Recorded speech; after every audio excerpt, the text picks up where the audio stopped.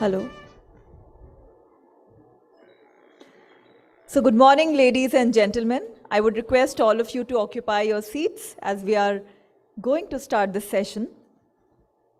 Exchange for Media Group welcomes you to the Pitch CMO Summit 2023 Delhi edition. I welcome all of you again. I am Kritika Krishna, your host for the day. You know, people ask me sometimes that why I do this when I did my engineering from the IIT. And my only response is that probably I discovered my calling into working into the intersection of education and wellness using the strengths of words and voice. I also currently work for a learning and development company called CreateNet Learning and Leadership and volunteer my time at the IIT Delhi Alumni Association and at Heartfulness. So get ready to embark on an extraordinary adventure at the Pitch CMO Summit, where we are reimagining purpose in a tech-enabled world and are about to unleash the imaginative minds in the marketing universe.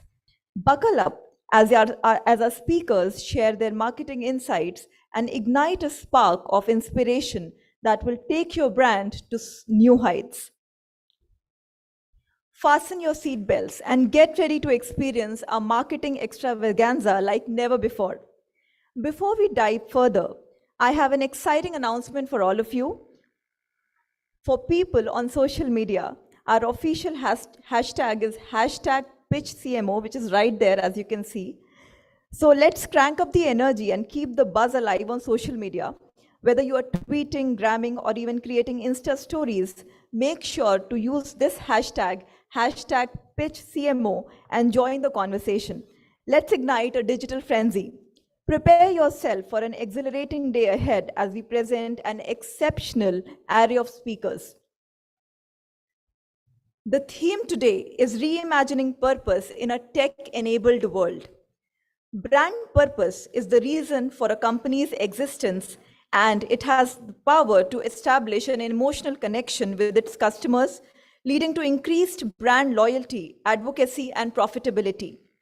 With the rapid advancement of technology, digitization has become essential for businesses to stay competitive in today's digital and seamlessly assimilate and blend their brand purpose with evolving technology.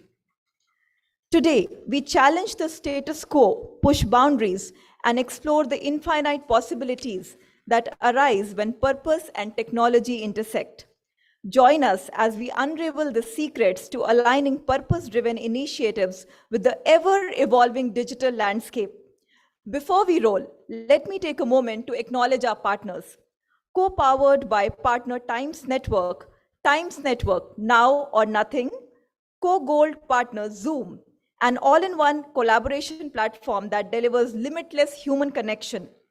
Co-gold partner WebEngage, simplifying retention for over 100 plus brands globally. Co-partner Teats, the platform that means business. Let's play the AVs. Exchange for Media, a name synonymous with the latest news about the advertising industry in India. The Exchange for Media Group, set up in 2000, has the most credible media platforms covering the entire advertising, media, and marketing domain with its highly acclaimed digital, print, and on-ground assets. The group's flagship news portal, exchangeformedia.com, reaches over 6 lakh subscribers who are the first to receive breaking news in the industry. The buzzing website not only covers the news but goes beyond the obvious to bring in a fresh point of view. Impact, the weekly news magazine from the group, is the most widely read business magazine in the advertising trade, with in-depth analysis and news-based features providing perspective to key happenings in the industry. The monthly Pitch magazine provides a ringside view of events unfolding in the marketing landscape, along with media and advertising. Another monthly magazine, Realty Plus, is a market leader in reportage on the real estate industry. Today, Exchange for Media is not only a leading publisher in the domain, but owns the IP of more than 50 events spread across Mumbai, Delhi and Bangalore, making it a powerhouse of information and knowledge sharing. Exchange for Media has curated and launched some of the most successful IPs across marketing, digital, TV, print, radio, mobile, OOH and PR. The Impact Person of the Year, Exchange for Media Conclave, Indian Digital Marketing Awards, Tech Munch, Pitch CMO Summit, India Marketing Awards, Primetime Awards, Indian Content Marketing Awards, Golden Mics, NBAR are some of the group's top-notch events, in addition to niche, bespoke events and roundtables curated especially for discerning clients. Exchange for Media events attract stalwarts as speakers, along with a loyal audience comprising of leaders, trendsetters and opinion makers. They are the perfect networking platform for the entire media and advertising industry. No wonder Exchange for Media Group publications and events have high credibility and reach and are the destination of choice for agency, brand and media professionals across the industry. Exchange for Media.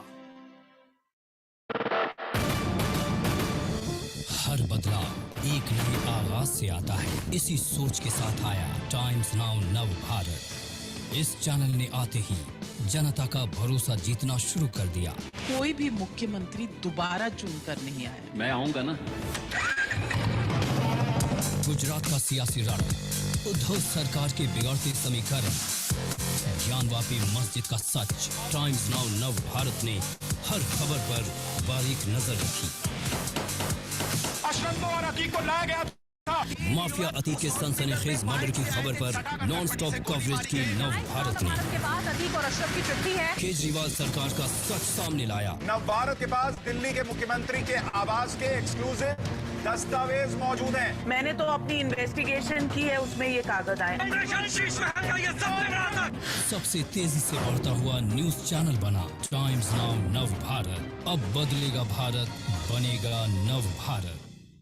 Virtual events can be great for growing your brand and building an audience, but figuring out all the different types of technology you need can be a real pain. With Zoom Events, you can simplify everything by combining the reliable video quality you love with features that take events to the next level. Create and manage virtual experiences all in one intuitive platform. Customized ticketing and intuitive registration make it easy for guests to join, participate, and network with other guests. Design your own branded event hub for maximum impact and visibility. Easily build out multi-track sessions and multi-day events. Event management in a seamless Zoom experience your attendees know and love, and that you can trust. Zoom Events. Simplified virtual experiences, real impact.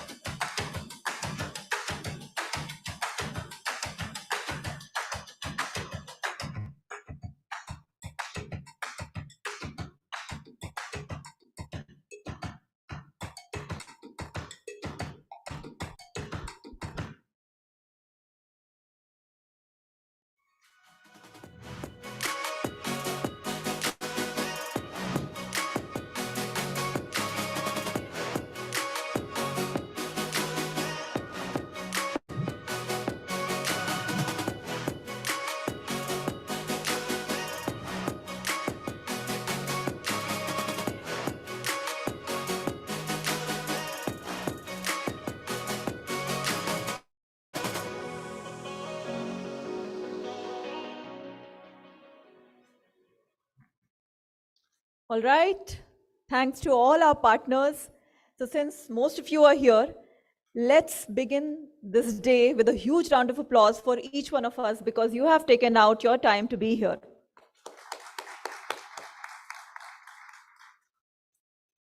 With marketing strategies as invigorating as a morning jog, Healthians is leading a health-conscious revolution.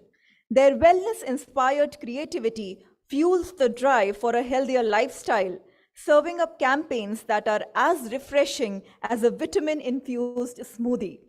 To dive into a world where health meets tech, as he shares his insights and unveils the secrets behind Healthian's phenomenal success, let's welcome on stage Mr. Deepak Sahani, co-founder and CEO Healthians. He'll bring in a blend of expertise in the digital healthcare segment and marketing prowess. Welcome, Mr. Sahani. The stage is all yours. Thank you. Yeah, am I audible? Good morning, everyone.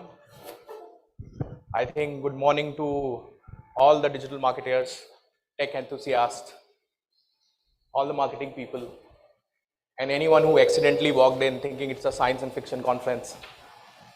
It is not. It's more about marketing.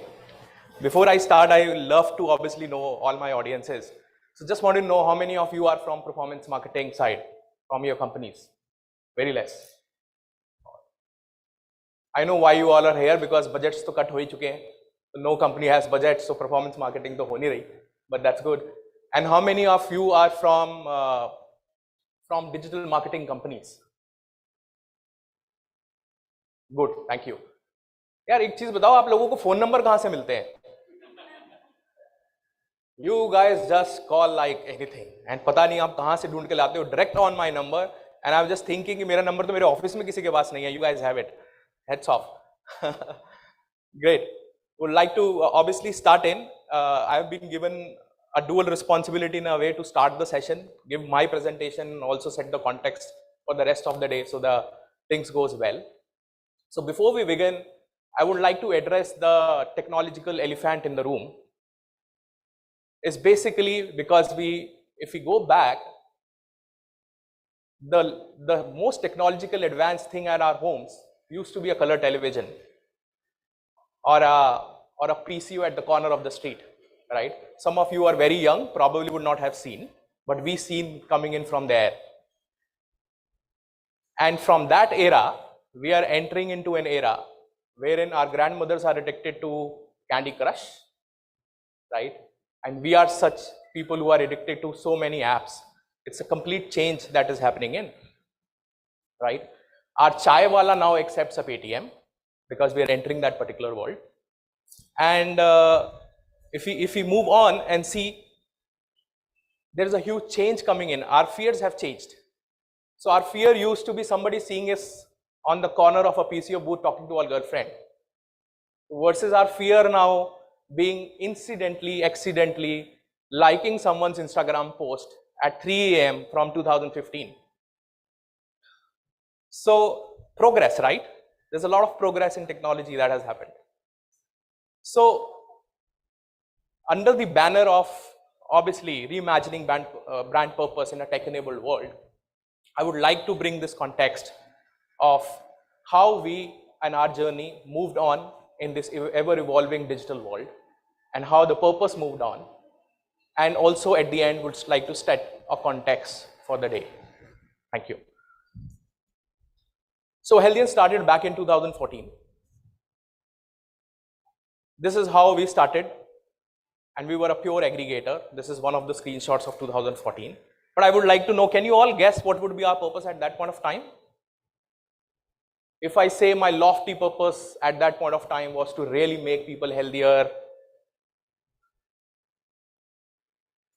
or add so many years to everyone's life, or do the best diagnostic company in India, no, it wasn't.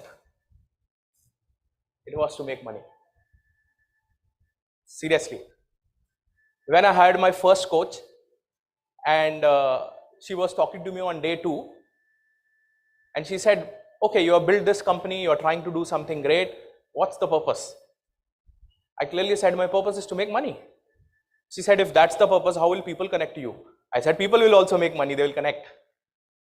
And that's how we started actually, because I didn't want to lie what my purpose is. And most of the people standing at my position today will tell their stories would be My parents went through a journey wherein I had to go to diagnostic labs again and again, sort this out.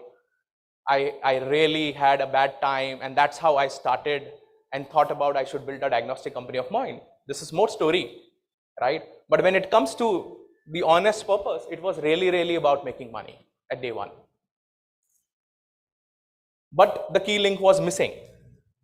So while we started making money as an aggregator model, we had people coming on onto our websites, ordering in, we got our percentage of revenue, and we were growing.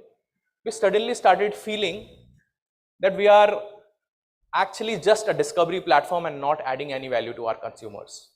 At the same time, we started looking at how's the consumer journey, and some feedbacks were not really good. The reason was very simple, that we were not controlling the whole stuff. We were not controlling every journey. We were just taking consumers, giving them a discovery and telling them, this is your voucher, go to any lab and get the test done. Service levels were surely not completely broken, but they were broken in form that the consumers were not happy about. So that made us think that we need to do something more. And when we started thinking about more, it came to us that the purpose was to make money, and that we are already making. Why do we want to change this model? And then we started realizing that actually our purpose was not to make money, because the money is already coming, but we are not satisfied with it. The purpose is something else, and the purpose evolved. In 2015, we realized that the whole entire diagnostic industry is quite expensive because there's a lot of middlemen, a lot of commission goes in. It's quite unreliable because you don't know the next door lab is giving you an accurate results or not. And it was very inconvenient too, because you need to go park your vehicle, stand in queue, spend some time, and then probably get the test done. And in aggregation, we were solving one thing, that the discovery is being there and we are making money, but ultimately we were not solving these problems. So this unsolved problem was leading to an ignorance, complete ignorance, so people not getting tested, and that was a concern area. We changed everything, got into an end-to-end diagnostic business very soon, and created something called affordable, convenient, and reliable service by an end-to-end diagnostic business. And the purpose evolved. And we started talking about that there are a lot of people who land into hospitals, but they don't want to land into hospitals. So what we can do about it is, because they were ignoring their health tests, and they were immediately landing into, because they didn't knew that what's going on. Somebody had a heart attack, somebody had something else and all. But by giving them screening, we will be actually able to save people from landing into hospitals. And the purpose evolved. And we started driving everything in terms of how can we save people from landing into hospitals. But the story did not end here, because it was an ever-evolving digital world. As we know, the things moved on, right? And like I say, today it is so evolving, the technology is so swiftly moving thanks to AI and ChatGPTs. We are entering into an era where tomorrow my refrigerator will know my habits of eating better than my wife. That's how it's moving. So then we started sensing that there's more to the preventive healthcare than just testing, right? Because just ending at testing is not helping them anything, because they had a result in their hand, they got alertive, but they're not doing anything about those results. There's something more to be done there. We started working on historical trends, because we wanted the doctors to treat patients not on the current trend, but also look at the past trends.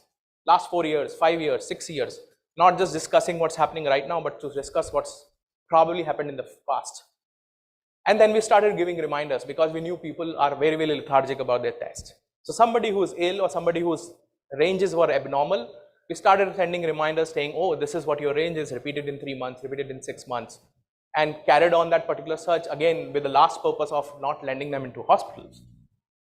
But we added a layer of continuous monitoring and early detection. We said that early detection is going to help you, the screening is going to help you to save you from being deceased, and also the continuous monitoring is required to remain healthy. Now, by adding these services, we said, okay, we save people from landing into hospitals, but why do we want to add these services? The purpose in this world again evolved. And we strengthened this purpose by saying that adding 10 healthy years to every Indian's life. So the purpose actually changed in stating that I saved you from landing into hospital, but I also want you to live more healthy. And an average age or mortality rates were going down. So average age moved in the last 2 decades from 64 to about 72. So we are living 8 years more on an average. But that 8 years or 10 years were unhealthy. So we wanted that 8 to 10 years should be healthy rather than unhealthy. And how can it be healthy is by obviously screening, monitoring, regularizing, checking. If you have a disease like a chronic disease like a diabetes, if you keep it monitoring it and keep improving on it, keep testing it, you would probably have a better lifestyle. Otherwise, the diabetes might end up into some kidney disease or any other disease. So the purpose further evolved. As we are moving along, like I said, there's a swift movement. It took 100 years from 1900 to 2000 to see a world changing. It took another 16 years only from 2000 to 2016 for the world to further change with all the social media and everything coming in. It took just 7 years from 2016 to now 2023 from another revolution of autonomous cars, cloud computing, all that AI chat GPTs that you're seeing. I think the world will change much more faster. So we also had to change. So we continuously kept on innovating. The first one in India to had something called a smart report. This report ensures that you don't go on Google after you get your report. You get everything in your report that it talks about. It talks about all the trends and analysis, but it also talks about an integration with a chat GPT which tells about, oh, this particular TLC count is high, this is high. This means this could be a possible diagnosis. So you don't have to go search on Google where a TLC high count can also tell you that it could be a cancer, right? And that's usually the case with everyone else. We built something in India which is basically a city specifics. So we realized that the people are not taking action, but we have the largest of the data. Today you go on an app, you find something like, if you are in Gurgaon, you will get some screen like this, which will say 73% people in Gurgaon in your age group have this disease. 28% people in Gurgaon in your age group has another disease. So these are like trends which are live trends, and this is coming on the huge big data. So the people realize that in their city or in their problem, what is the current issue, right? And so it is seasonal. It changes from city to city. It changes for weather. And if the current weather has a high COVID cases, you will find it on our app. So you would know what's happening around you in terms of the disease. And then further mapping symptoms with diseases. So symptoms with tests. So there are a lot of people who comes to us with the test. There are a lot of people who come to us with the symptoms. We map them both. So if you come to us and say that you have these symptoms, I can tell you what all tests the doctor is going to prescribe you. If you tell me that these are the tests I have, I will ask you symptoms so that I can map back and tell you. These are very few changes or upgrades that we have done over a time. Now coming to 2022, which is basically current and the future phase. The current phase, obviously, like I told you, the purpose was adding 10 healthy years to every Indian's life. But in this fast changing world, we have to further evolve our purpose. So healthcare is not about minimizing illness anymore, like I talked about. It's actually more about nurturing health. It's about improving life. It is also about holistic wellness. Now, people are not worried about not landing into hospitals. People are not worried about keeping away from illness. People want to get healthier every day. They are just all looking at, and most of us would also be adopting a lot of healthier habits, stating that I don't fear about landing into hospital because every report is fine. But still they are doing something to remain healthier every day. This is the new evolution that we've been watching. People are really moving towards holistic health. They want their mental health to be taken care of. They want supplements. They want multivitamin. They want gym. They want right exercises. They want to do run marathons. They want to do cycling for hours. And all that is moving in that direction. So this 10 healthy years to every Indian's life for us is now evolving in the future to making every day healthier. And you would probably see the journey started from obviously making money is now moved on to making people healthier over a time. It's by understanding what our consumer needs. It's by thinking again why we exist and why we started this. And that's how it has started moving in this direction. And as we all know, evolving brand purposes. So a lot of people say, how can you change the purpose? The purpose has to remain same, right? But we have some examples. So for some companies in the world, evolving purpose actually made a lot of sense.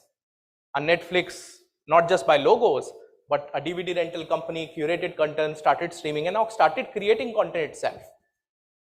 And we know how they are progressing. Versus an example of somebody like a BlackBerry or a Kodak, which never wanted to change what they thought as their purpose. We don't see them existing or not growing as far as the industry is growing.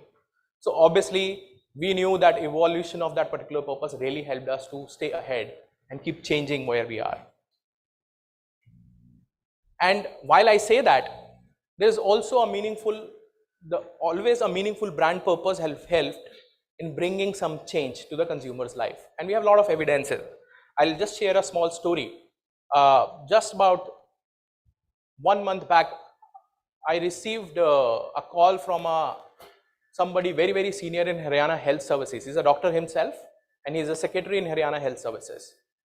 And he calls me and he tells me that I called up one of your guy to my home. I thought it might be a complaint because it's coming from Haryana Health Services. And the guy came to my home and said, sir, this is your age, this and this. Why don't you add some test? And we are actually getting popular about our flavors adding up so many tests for people, and some are not happy with it. And this guy actually told him that you are a 55-year-old and why don't you add some markers? And he added some cancer markers to his profile.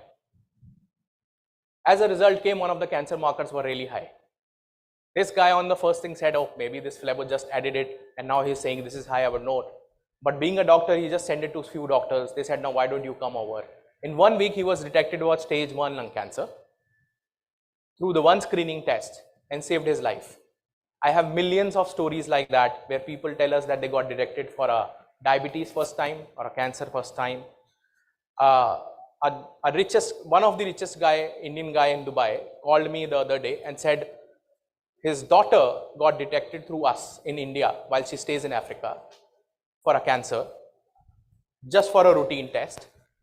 And now he wants to take this service everywhere in Africa because the life of his daughter changed and he has all the money to do that. So there is an immense number of stories on if you work on a particular purpose, it also has an evidence. It also has a result. So like I said, we are not just walking the walk, right? So there is an early detection that we have seen, which is basically helping people take control of their health. And at the end of the day, this is what the purpose stands today, which is making every day healthier. Now with that, like I said, I would like to provoke some thoughts on this purpose to set in the context of the evening also, and more in relation to how we think it. And we can be right, we can be wrong, but most of the people who are from marketing and other places here would relate to it. I'll share 2 stories. One of the brand that we all love or we all know, say a Swiggy or a Zomato, that's a one common brand. Swiggy, Zomato just don't transition or digitize the delivery service. They actually change the culture of the food in the country, right? It's their nuances of understanding our midnight craving for biryani and serving it us on the plate literally, right? They understood it well and they served it. Paytm, for that matter, realized the problem of giving a change to an auto rickshaw wala and changed it into an opportunity. Today, if you really look at them, they have actually changed the whole digital payment world for us. There is an immense stories that we talk about these brands, but when I talk about this, there's something common here. While it is completely technology, it's all technology out there, right? They have beautiful immersive interfaces. The apps work seemingly well, but at the end of the day, the back of it is human. And we all have been thinking, and a lot of people are now worried about their jobs going through an AI and all other stuff. I want to provoke this particular thought here. In a world where AI can predict trends and analyze big data, the sole purpose of the brand should still be human. And that's what probably we should all think about. Because you can bring creativity, you can bring a lot of stuff, but the purpose of the brand has to still remain human. We cannot hide behind flashy interfaces and complicated algorithms, because that's everybody can build it. But at the end of the day, what will make sense is in digital world is to probably have something which is more human. And with that, also, the whole theme that I think and I tell about my team, and there's a lot of discussion around these days, is to probably leverage digital. We all should leverage digital, but we should not forget the dil. So digital is important, but a human touch is also important. So while in the digital world, don't forget the dil. You have to build things for consumers. Because without human touch, technology is just the numbers. It's ones and zeros. If it is not a human touch, it is just ones and zeros. So to all the marketeers sitting here and all the people who are responsible for this marketing, I would like you all to take this as to a pledge that we should not remove the insan from an insane tech world while building our campaigns. That's the build. And we are in a world that we are not making the brands for tech-enabled world. We're actually making brands for the tech-enabled India. India that loves its tradition as much as it loves its trends. India that runs on chai, cricket, and code. Thank you, everyone.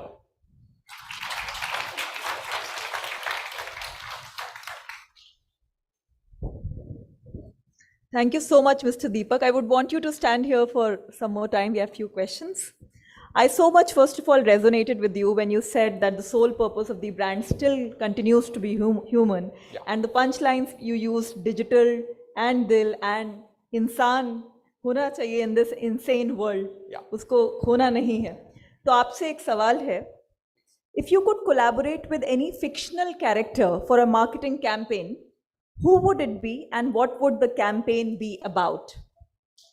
Sure. So I don't design much of my marketing campaigns, but I am always a thought invoker in the entire team. So yeah, so I think, again, I said I'm more connected to humans in a way. So for me, anything that appeals me or my consumers are more emotional, right? And until unless there is an emotion in any of the campaigns, I does not approve it, largely. And somebody was backdoor talking to me in terms of what is your biggest challenge these days and what are you working on. I said that probably in the journey of 2014 to 2020 has been more transactional, because when you are building, and everybody who's building a new startup, bringing more consumers is always on the top. And to bring that, you become more transactional. Everything is transactional. And finally, as being transactional, your differentiation, your moat goes away. Because everybody else is also becoming that transaction. Whatever you do as being transaction, you are not able to differentiate your brand being more emotional or connected to your consumer. So what we have been doing from the last 2-3 years is to bring that emotional element in everything that we do. Sure. Right? It's much beyond transaction. The purpose of the brand or anything that we are doing into our campaigns is not talking about come to us, buy this health test and it's done. It's talking about why you should be healthy, what you should do to do healthy, and just leave the illness and get into the wellness space, right? So that's all it talks about. So my campaigns are definitely going to be more about emotional, realistic, and this thing. So right now there is one new campaign that we launched called Ang Sang Charcha, right? So it's basically a cartoon characters of your liver, or heart, or anything else that talks about this thing. So the recent one that gets the most of the like is a French fries talking to a heart, right? And it's being telling, and it is using the dialogue of a movie and telling him कि मैं तुझे बर्बाद कर दूंगा. So क्या बात है? So it is all about that, but ultimately at the end of the day, the message is very emotional, that why you should take care of your heart. आप दिल से connect करते हैं लोगों से, and that's why the digital does not kind of come in the way of it. Ever eliminate. You never eliminate dil. Thank you. So there is one more question from Ankit out there. Deepak, thank you so much. It's great pleasure to have you on our platform. Digital में दिल है, दिल में छोले भटूरे हैं. कितनी बार खा सकते हैं हम लोग? और how do you talk about being healthy, fit? I myself is a great follower of fitness, but as a Delhi wala, as a Punjabi that you also are, दिल में छोले भटूरे हैं और बहुत कुछ है. उसका क्या करें? पेट में भी तो जाएंगे. हाँ, पेट में भी चाहिए. Sure. I think I'll just tell you. So I was the most unhealthiest person while I was building this up, right? But soon, few years back, I realized that this is not working out. And I'm personally taking a lot of coaching from world's best coaches in terms of holistic wellness, right? And I started realizing the wellness is between your mind and a gut, right? It's completely lying in here. It's an old tradition also, but the reality of this world is between this. Both needs to get balanced, right? So if you avoid everything, which is probably the most difficult diets, from a GM diet to this diet to yo-yo diet and what all sort of diet, it never works for anyone. You have to have your own customized diet plan that works for you. True. I cannot eliminate chole bhature from your plate if you like it, but I can balance it, right? And you need to know how to balance it. And anybody who's having just the diet or just the exercise, I can tell you it will not work. Most of my learning and now moving it is about the Leeds University of US did a campaign wherein they figured out 105 things that actually denotes to your health, and they collaborated this all together. And it also came across that it's your environment that you stay in. It's your mental wellness that you talk about. It's your thoughts also. And then it's diet and exercise, supplements and nutrition. Without all this coming together, you cannot actually improve your lifestyle. So it's now becoming holistic wellness, which probably needs you to focus on all these factors to become healthier. And it all starts from knowing your parameters first and then changing it up and getting motivated while it changes. So I won't say just leave a chola bhatura, for sure, Punjabis cannot. But then you can limit the number, right? And at the same time, just to replace that one plate of chola bhatura with something that you do is very, very important. This could be exercise, this could be other activities that you do, get into one sports, and then you can have it and you enjoy it and relish it because it doesn't affect your body. So very well put. Thank you so much, Thank Mr. you. Deepak Sahani. I would like you again to come to the Okay. stage. We would like to welcome Mr. Nikhil Suri, Sales Director, Tyres, to extend a token of appreciation to Mr. Sahani. Yes, you can please clap for him. So dear speaker, as a celebratory partner of the Pitch CMO Summit, Spotify Advertising wants to give you a big virtual high five along with something extra special from their Spotify Celebrates collection. This is their way of helping you remember this special moment and celebrating your marketing genius with music and fun. Celebrate the moment with Spotify Advertising. Who's from Spotify? Is there anyone from Spotify? No. Yet to come, yet to come. Thank you. Thank you so much. Our hashtag today is hashtag PitchCMO, as you can see right there.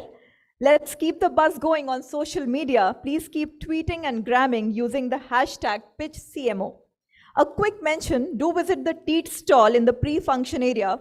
You can participate in the responsible advertising contest enabled by Teats to stand a chance to run an advertise with purpose campaign worth rupees 5 lakhs for your brand. So do not forget to mention the Teat stall. So now moving ahead, picture this. You are cruising along the road, basking in the glory of your sleek ride, and out of nowhere, you see a herd of cattle running to cross the road. You press your brake pads with your eyes closed in sheer dread, and suddenly you feel an otherworldly presence embracing your wheels. Yes, dear friends, it's your Apollo Tyres. But hold on tight, because Apollo Tyres is not your average tire manufacturer. Oh no, they are determined to make this world a better place, one tire at a time.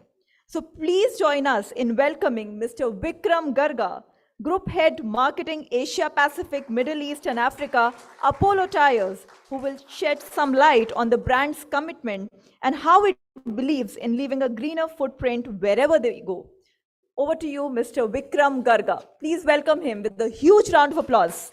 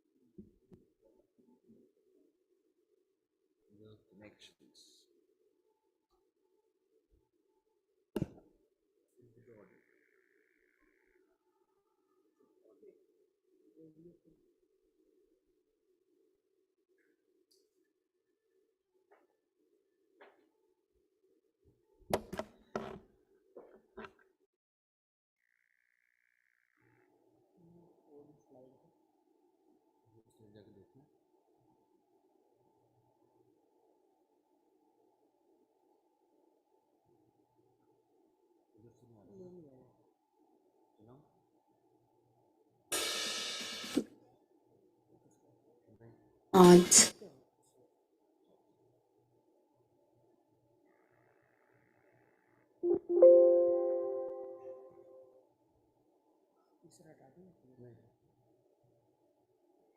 Morning, everyone. I think kudos to Deepak for a real Dil Se presentation, and I think fabulously setting the context for today. I think at this summit by E4M, I think it's really great to see that, you know, how a brand purpose can really be at the center of creating an idea which actually becomes, you know, consumers movement in terms of being more healthy and technology enabling it. So at some point of time I really felt that, you know, there is a wellness session happening here, because you could so much resonate with it, and you could really feel that the brand is really doing its best in terms of bringing technology, in terms of addressing the pain points. So once again, you know, can we give a big round of applause for Deepak for that brilliant session? Right, so from healthy bodies to healthy vehicles to healthy tires to healthy mobility to a healthier environment around us. You know, that's what I am here today on behalf of Apollo Tyres to talk to you about building a responsible and sustainable business. Someone mentioned or spoke to me a little while before that, what is sustainable business?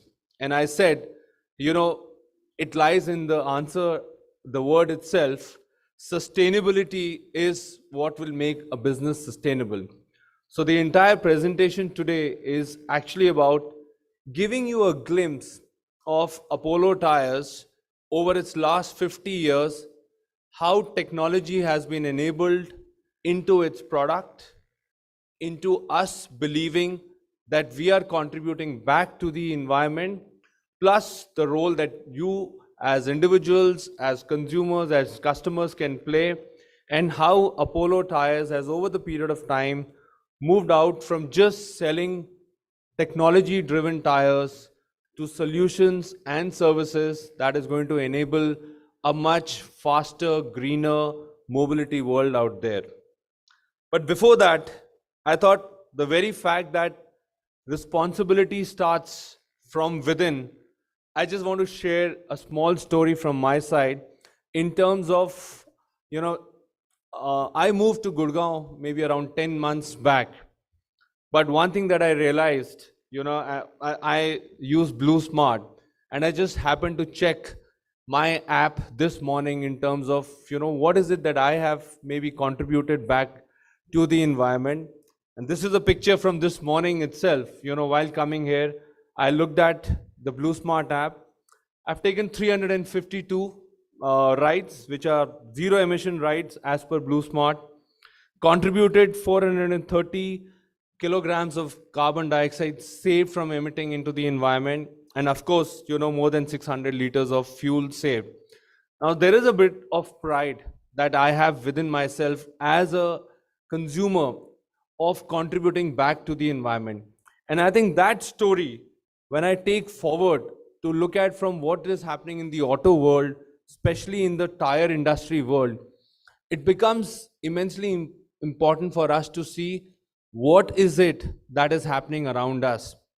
I am told that the largest tire dump yard can be seen from the sky. You know, so would you call it a seventh wonder or eighth wonder, or would you call something else that is, you know, waiting for us to solve as a society, as an industry? Zeroing it back into India, more than 33 crore vehicles on the road, almost 18 crores tires. Do we even know what happens to those tires once, you know, you're done with it and you replace with it? I think that's a thought I want to leave in your mind in terms of what we can do together to see that we can make a much better sustainable business going forward. Apollo Tyres has already taken on this mantle of becoming carbon neutral by 2050. Our Honorable Prime Minister has spoken about country being carbon zero by 2070, but Apollo Tyres is working very hard in terms of the circular economy, in terms of sustainable resourcing of raw materials, in terms of working with partners, in terms of ensuring that how our manufacturing, everything is more renewable in terms of energy, in terms of using the latest technology, whether it is IoT, whether it is machine learning, all of that will contribute towards making us carbon neutral by 2050. We already have actually developed tires on the farm tractor side as well as on the passenger vehicle side, which are 75% sustainable material built.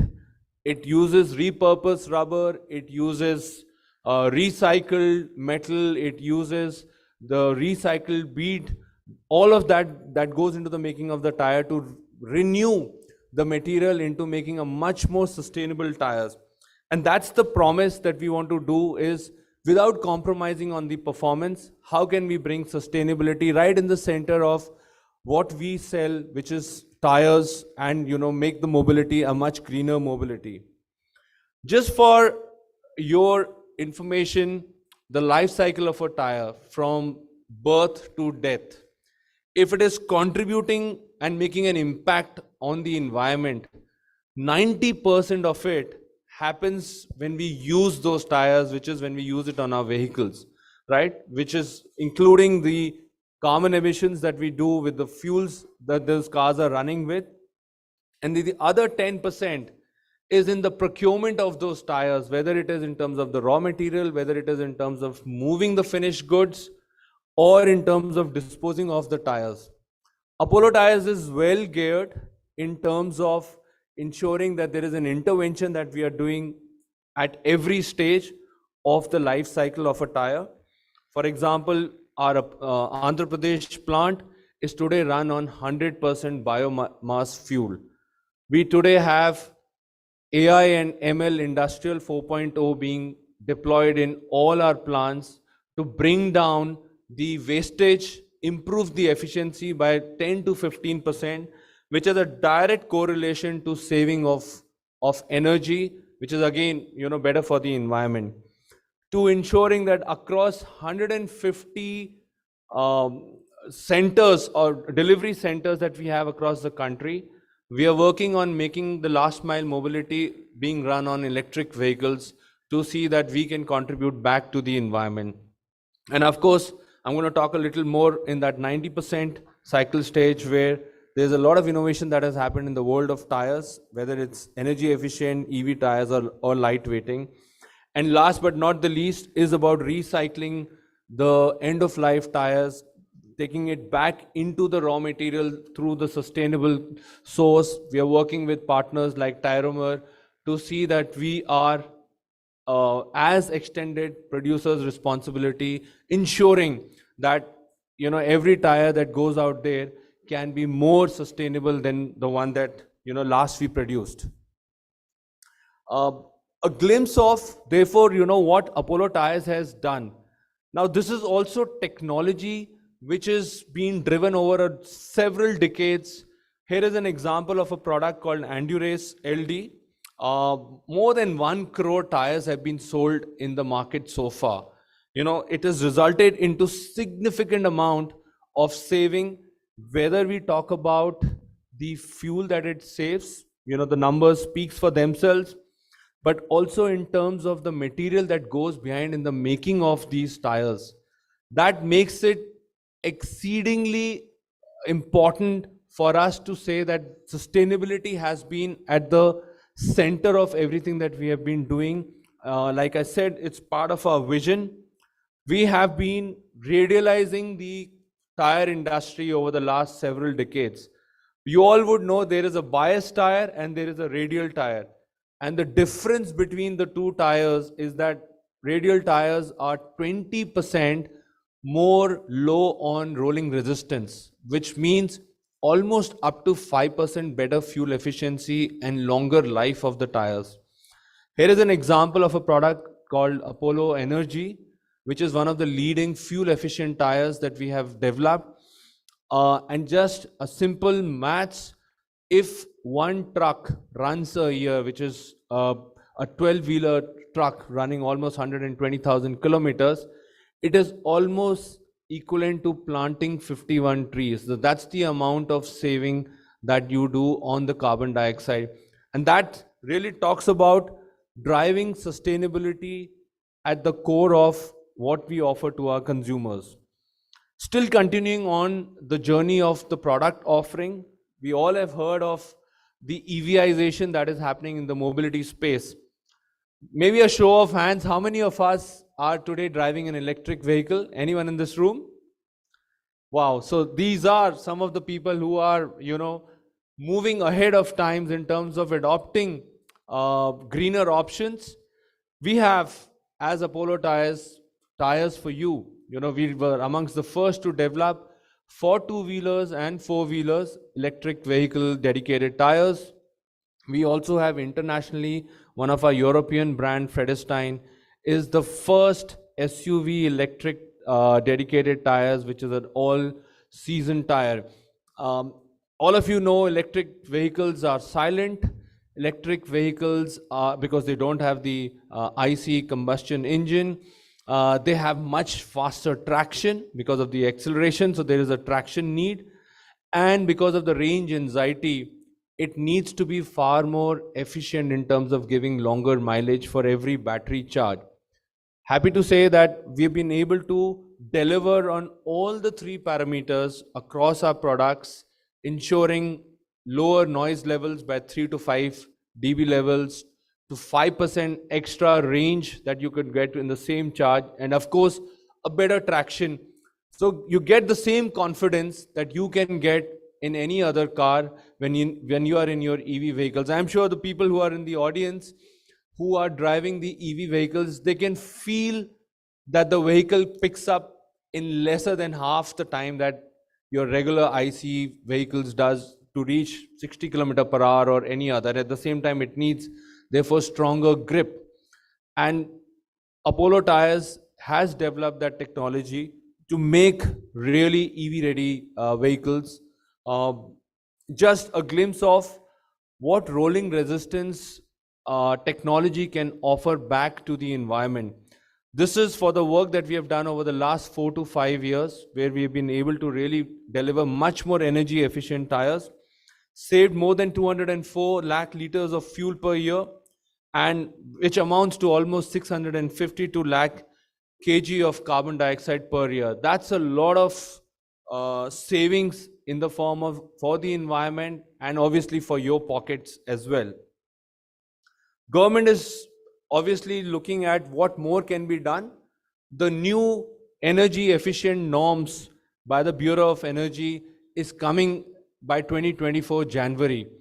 We all buy appliances. You buy refrigerators, you buy AC, and you're always looking for the star rating on them. Very soon, those star ratings are also going to be there on your tires, which is going to give the power in your hand to make and buy more energy efficient tires.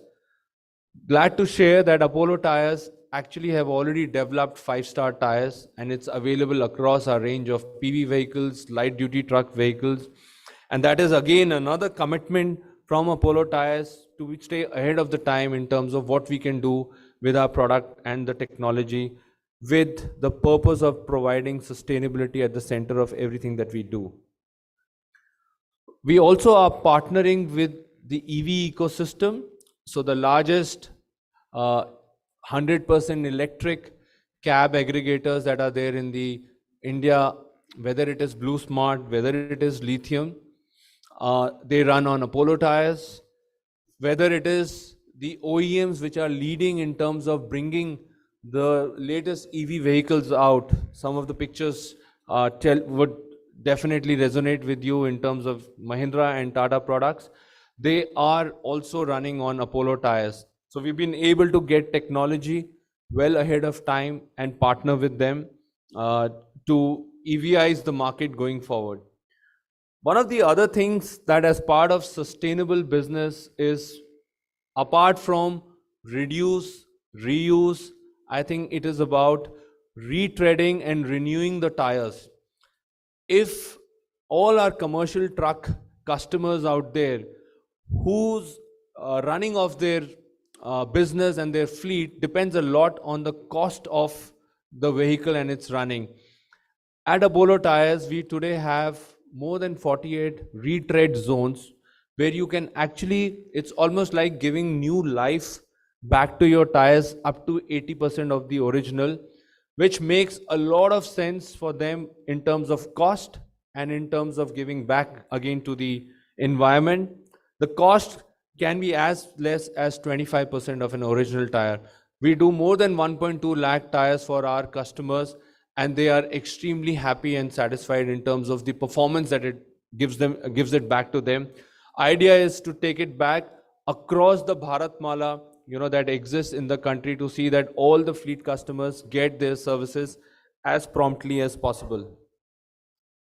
Having said that, in terms of what we are doing for our commercial truck customers and in terms of what we offer in the EV world, I also want to talk about the fact that all of us are today discovering products well early before even we buy them. At Apollo Tyres, we also have an e-commerce platform of buy online and fit offline, which is tailor-made for you to discover the right product, the right fitment of the tire, which is a very, very important thing, that you get the right tire fitted for your cars. As an organization, we ensure that there is algorithm, there is machine learning, which proposes you and suggests and recommends you the right tire at the right dealer, directs you, takes an appointment for your vehicle, at the same time triggers at the back end to the supply chain to ensure that the tire is available at the dealer, so that their experience is seamless from online to offline. With more than 3 million people coming on our platform on a monthly basis, we've got almost 50 to 60,000 consumers today engaging through this platform and buying their tires. And in this journey, they are being recommended the right tires, which often they may not get when they reach out in a regular environment, in an open market. So you are taking informed choices when you are actually joining Apollo Tyres early in this journey. I think one of the biggest innovation that we are seeing happening is digitization of the tire records that exist. We have launched a digital app called Evolve. It offers an end-to-end tire management services for our fleet customers. Imagine a large fleet customer with more than 100 trucks, which might be carrying your essential medicines to your loved durables that you would want at your home, or for that matter, the fresh vegetables that might be moving from the farms into the cities. Now, how do they ensure that they optimize these trucks so that they don't fail at the wrong time? Their uptime is always up. There is a lot of dependence on the performance of the tires.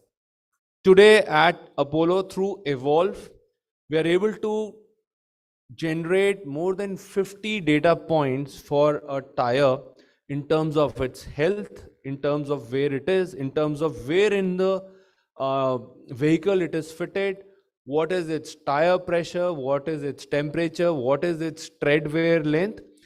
Everything to ensure that it gives predictive analysis to see that the life of the tire, when is right time for it to be switched, at the same time being extended, which has given almost 10 to 15% operational efficiencies to our fleet customers, and they are able to therefore keep the uptime of the trucks much higher, resulting into delivering for their customers in much faster and in lesser cost. This is an innovation where we have worked significantly with our knowledge partners, who have brought in the whole understanding of how can we use data analytics, how can we use performance in terms of understanding the machine learning, and hence offer that to our customers in a big way. Our ambition is to take it to all the large fleet customers in the country and then slowly take it to the smaller and the medium-sized fleet customers, and there's been a encouraging response on the same. Last but not the least, I also want to talk about the fact that Apollo Tyres is also repurposing tires for the new generation. Let me show you how. We dare to dream, overcome the odds, believe in ourselves, and hope to change the world. We don't need a reason to play, we just need opportunities to unleash our potential and achieve our goals. Every year, around 1 billion tires end their purpose and are discarded. And in the right hands, these tires can help save the environment to make the world a better place. So, we had an idea. We decided to use rubber from old tires to make crumbs to create sustainable football pitches, giving us access to sport while bringing people closer together. Together, we can go the distance, lay the grounds for a better future. Yes, that's our Tires to Turf journey. We have started it with almost 20 pitches that exist across 3 countries. We plan to take it to 100 pitches at least, apart from the playgrounds that we have invested wherever our plants are. And this has been a very, very exciting journey for us because it allows us to also make tires relevant and the brand relevant to the young consumers.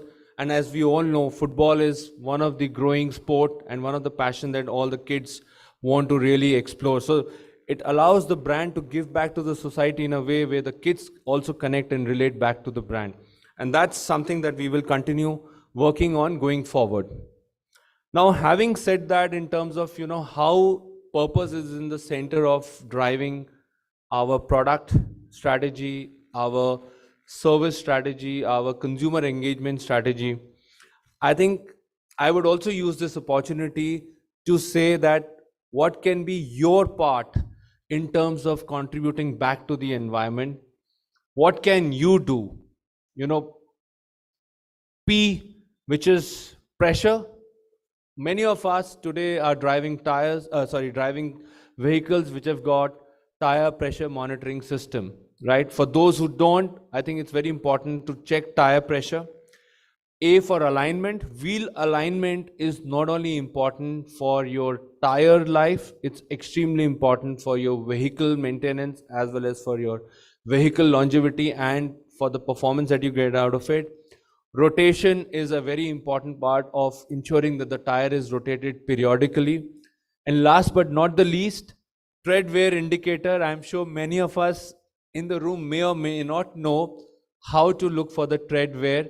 I will not bore you here on that. There is enough on the YouTube to see, but it's a very important piece for us to see that, while bald people can be in fashion, but bald tires can't be. So please watch out for that tread wear indicator on your vehicle. And if you do and play your part as suggested here, I can tell you that you can get 30 to 50% more life out of your vehicle's tire. And as a result, it not only contributes back to the environment, but it is also lighter on your pocket. So it really makes sense for you to see that tire, which is the most critical part between you and the road in terms of safety and performance, is also taken care, and you look at the health of the tire today with the same level that you would see any other performance that you want from your vehicle. And in the end, I just want to reinforce as to what all Apollo Tyres has been doing over the last several years and how we are ready for the future.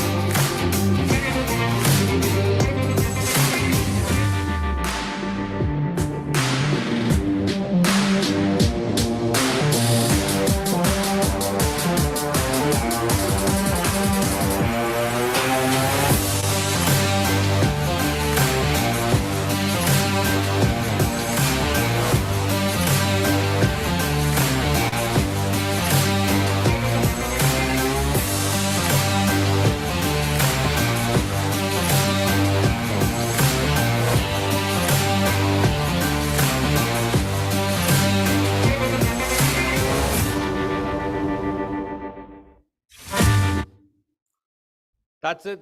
Thank you from my side, and let's together go green, go the distance.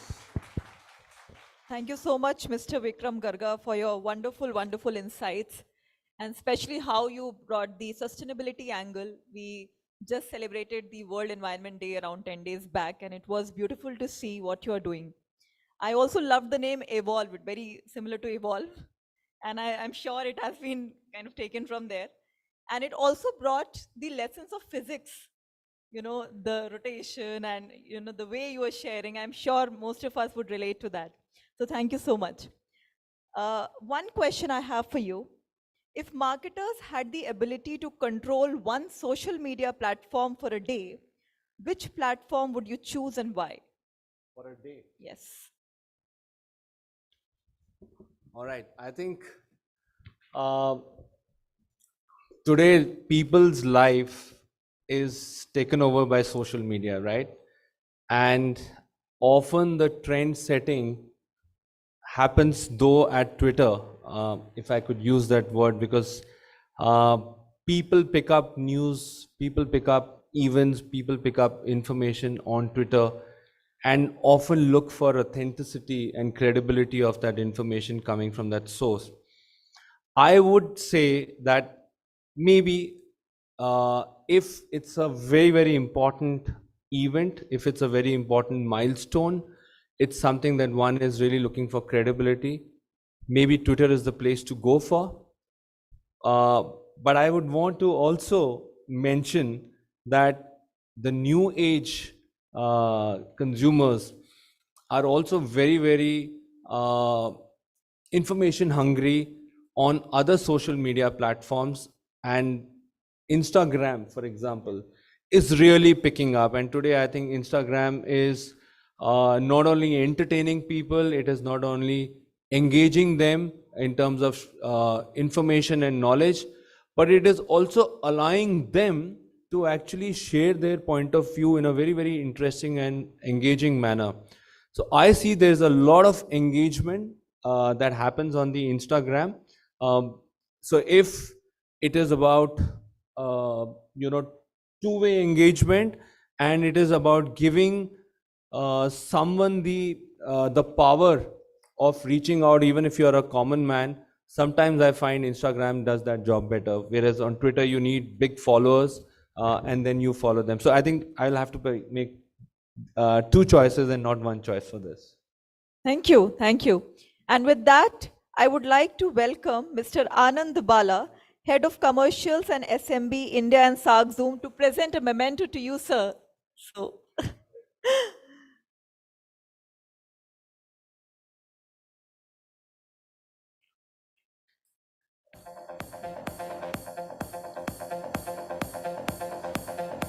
Please give them a huge round of applause, please.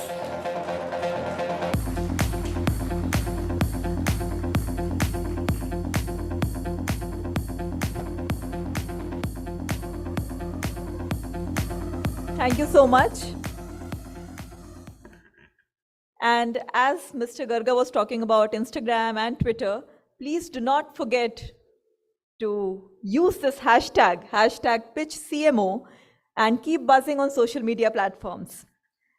So as we move ahead, I'm sure most of you here agree that one of our early e-commerce memories is scrolling through the pages of Snapdeal. The brand brought the hottest deals to our doorsteps faster than we could say add to cart. But the brand is not just about building transactional relationships with its customers. It has a mission at place, which is to create a value-driven marketplace for Bharat. Please welcome on stage Mr. Himanshu Chakravarti, Chief Executive Officer, Snapdeal, who will share more insights on this on a conversation with E4M's Principal Editor, Shantanu David. Please welcome them with a huge round of applause. So welcome, gentlemen. Shantanu, the time has come to pass the baton to you. Over to you.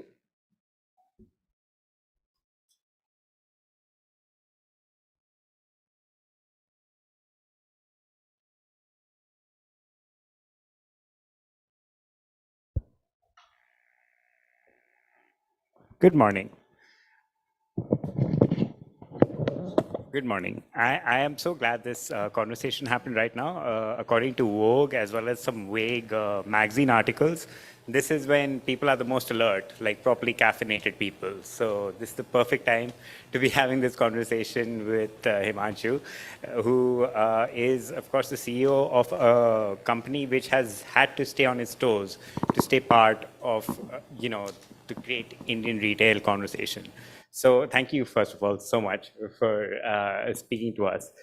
And, of course, there's been Snapdeal and there's been Snapdeal 2.0. So would you first like to talk about what that process has been like? Yeah, Shantanu, yeah, that's an interesting question. And before we start off, how many people here have shopped on Snapdeal in the last 1 year? Can you raise your hands? Yeah. Now that's interesting because you'll find probably 3-4 hands. Yeah. Now that's Snapdeal 2.0, and I'll describe that for you. Yeah. Essentially, Snapdeal, the first version was all about being a marketplace for everything, everywhere, all at once. So we were everywhere with every category, and the fuel there was in terms of I think the lady mentioned before that at one click you could get anything that you could think of. So we had stored everything, and of course it came to you at the cheapest possible price. So that was the earlier version of Snapdeal. What we are now creating, and I don't want to go into the history and bore you with what caused us to move into Snapdeal 2.0, but I'll just take you to 2.0. So Snapdeal 2.0 is about creating a value lifestyle destination for Bharat. And this is an interesting one because just a few statistics for everyone as to why this is interesting. So give or take, depending on what data source you are looking at, there are around 800 to 900 million people with internet access in India. There are give or take another approximately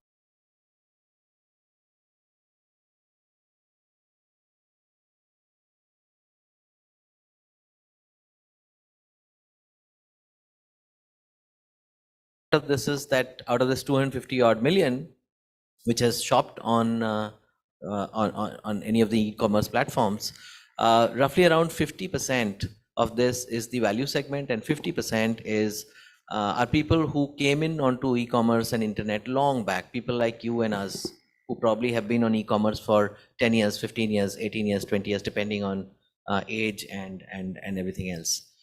The other 50% is the value segment. Large number of these have come in post the Geo revolution. Quite a lot of them have come in during the COVID phase. But the interesting part is not this half and half. The interesting part is that out of the 800 million, the next 200 million e-commerce shoppers will largely all come from the value segment. Yeah. And if you think about it, it'll be clear to you that the more well-to-do segments, whoever had to be on e-commerce is already on e-commerce. Yeah, only, it's the birth rate and people moving into adulthood. That's the percentage. It will not grow much.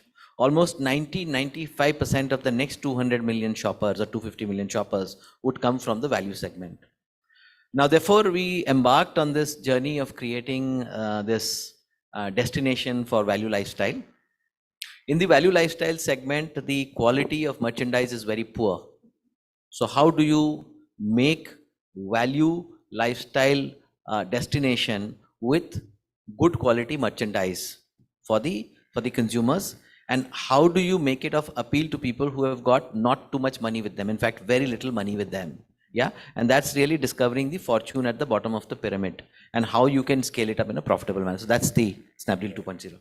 And, we discussed this, that, of course, everyone talks about Amazon right now, but the thing is, especially in a country like in India, Bharat is its own segment, and it perhaps far outweighs the India segment, the Snapdeal or, the Flipkart or the Amazon. And so could you describe the typical Snapdeal customer, what they're looking for and how you sort of know that they're looking for that and have them in mind? So very interesting. I think the thing is that whether you, since you named two of them, so Amazon and Flipkart, do they cater to the Bharat customers? Yes, they reach out to the Bharat customers. Do they service those pin codes? Yes, they do. But what's the difference? The difference is that the experiences on all the platforms are created for metro audiences. The experiences are created for people in this room. The experiences are not created for the Bharat customer. It is an inbuilt assumption that the aspiration of the Bharat customer is identical to the needs of the metro customers. And only the price range is different. This is the assumption. Absolutely. And this is actually not true. I'll give you illustrations of this, right? If you were to look at our audience is, one is very clear, one is in terms of, vernacular versus English, but that's okay. That is quite understandable. But the more important one is that lot of them are reasonably new to e-commerce shopping. They struggle to fill the address page. One quick statistic for you, on our platform, 70% of the purchases take place without anybody keying in a search term or filtering or using any of the filters. So 70% without using filter, without using search term. What does that mean? That essentially means that they're relying on the homepage feed, and they're relying on the tabs. So go men,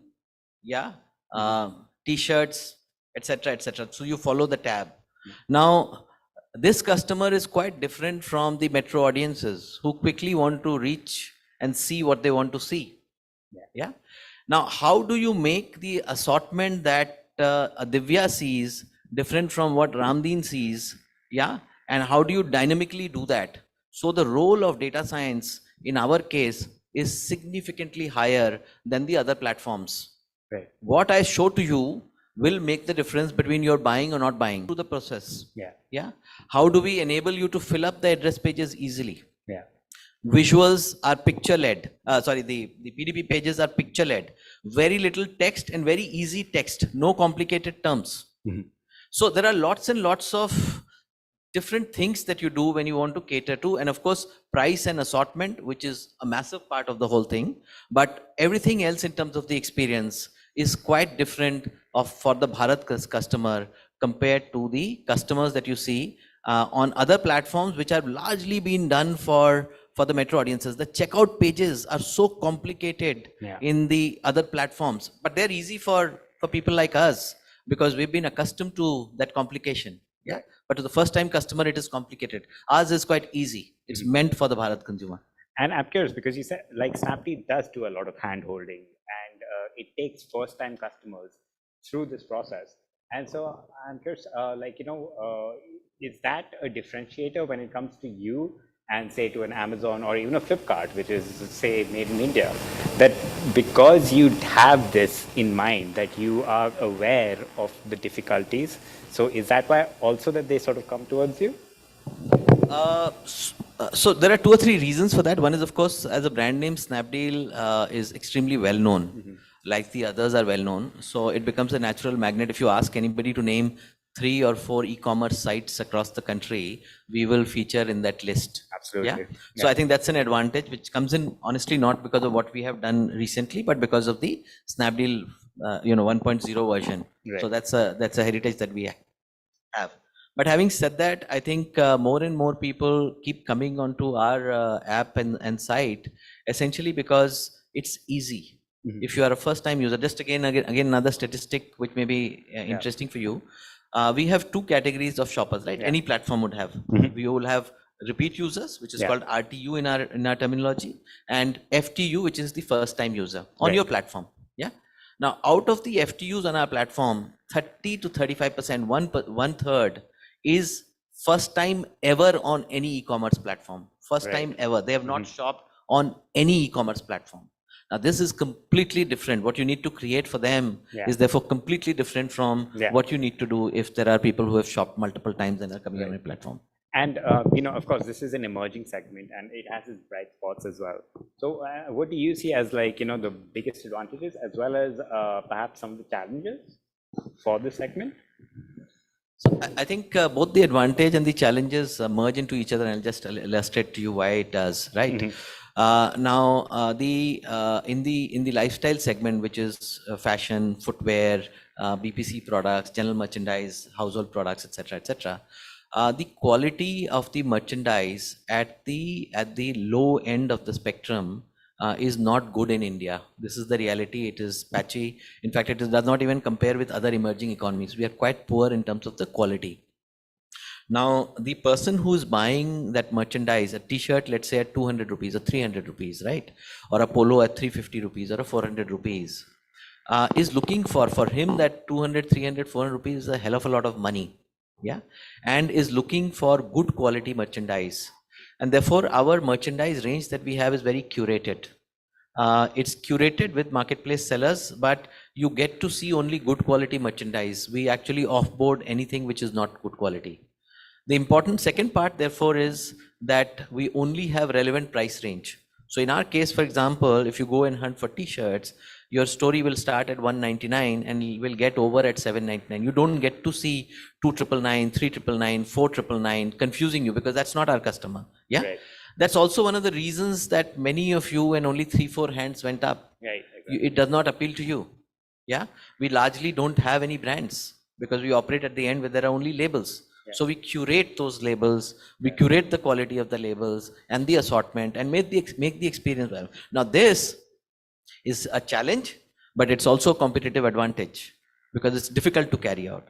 And the other one, which is very difficult to crack, is at 400 rupees average selling price, ASP as we call it, where you have mostly COD orders, cash on delivery orders, 85-90% are cash on delivery orders. Yeah. And therefore undelivered returns are high because it's not paid for. How do you make money while doing this?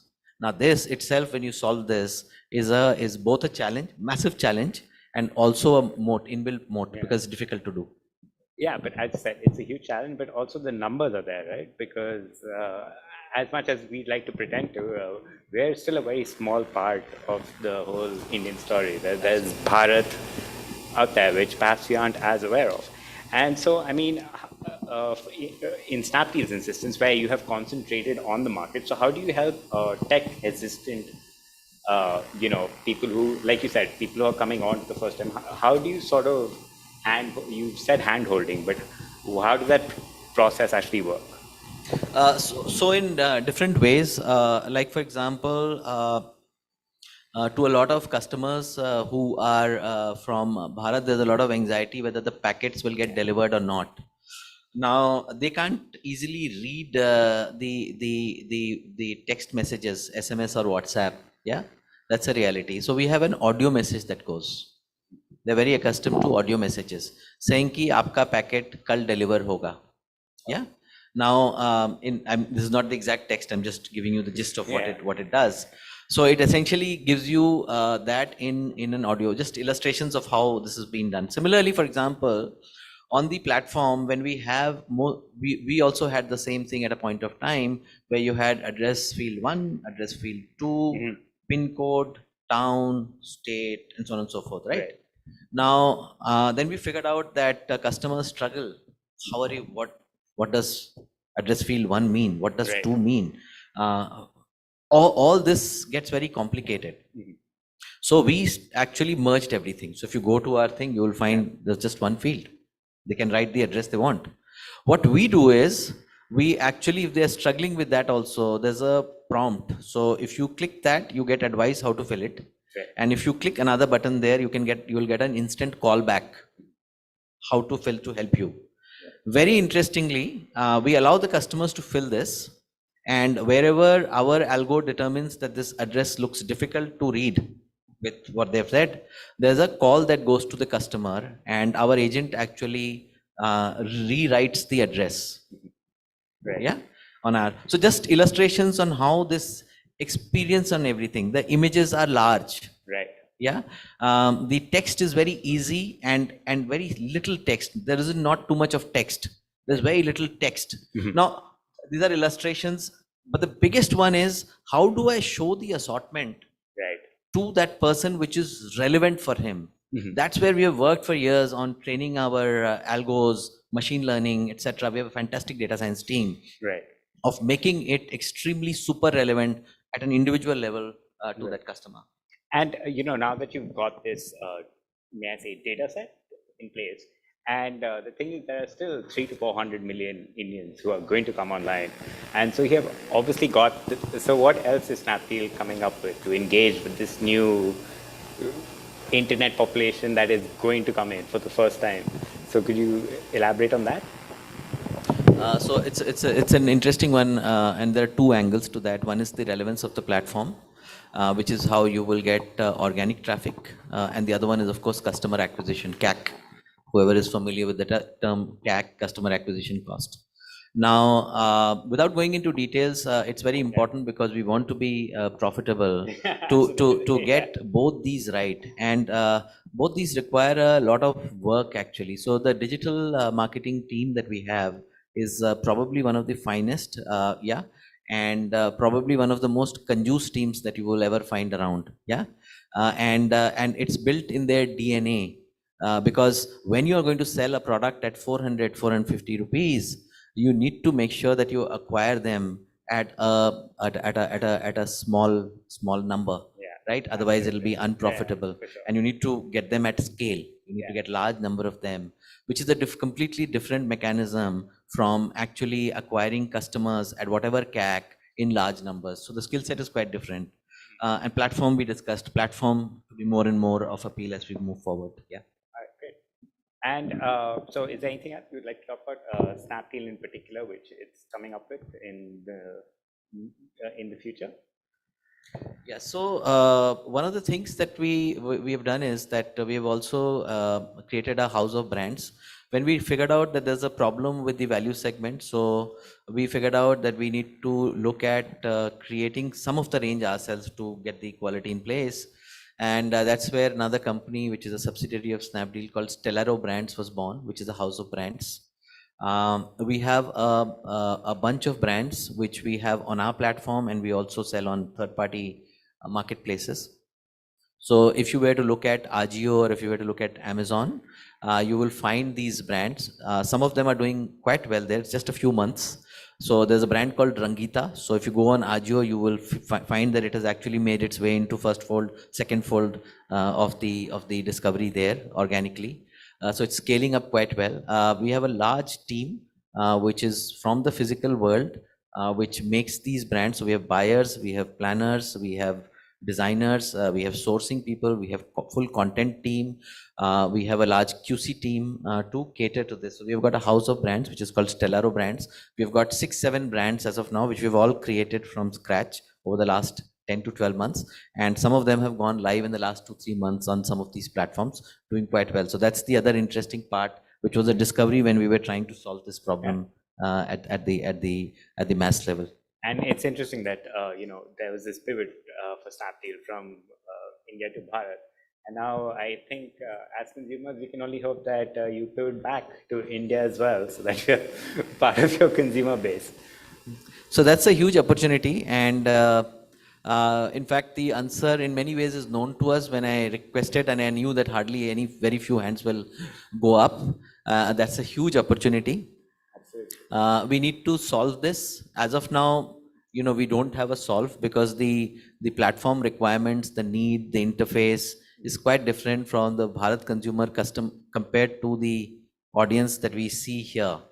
And therefore, while people say India and Bharat are the same, they are not the same.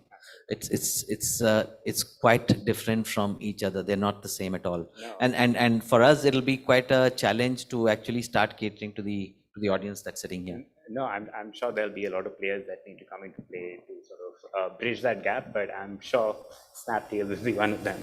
So thank you so much. Thank you, Shantanu. Pleasure talking to you. Yeah. Thank you.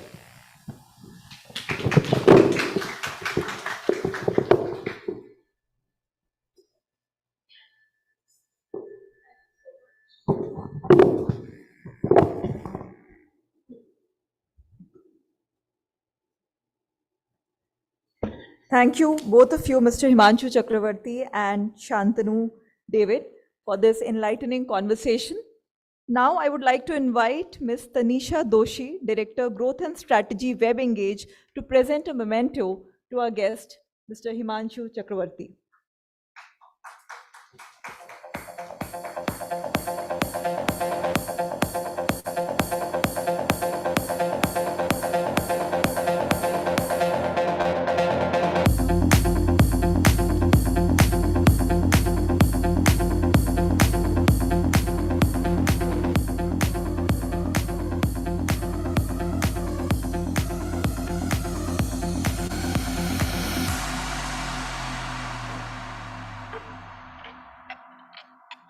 All right, if you like this conversation, can we again, share a huge round of applause for both of these?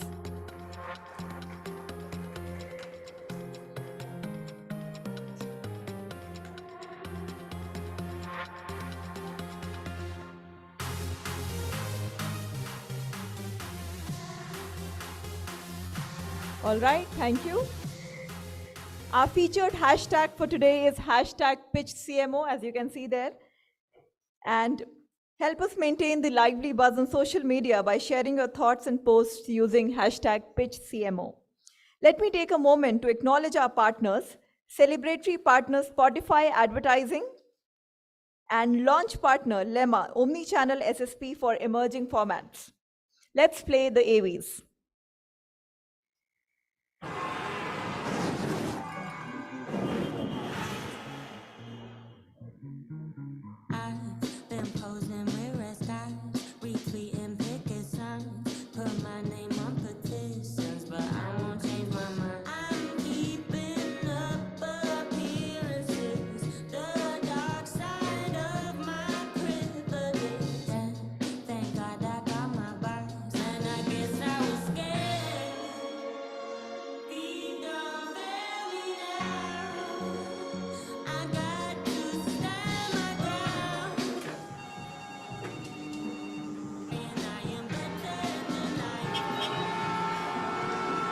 Mars had to be home to intelligent life.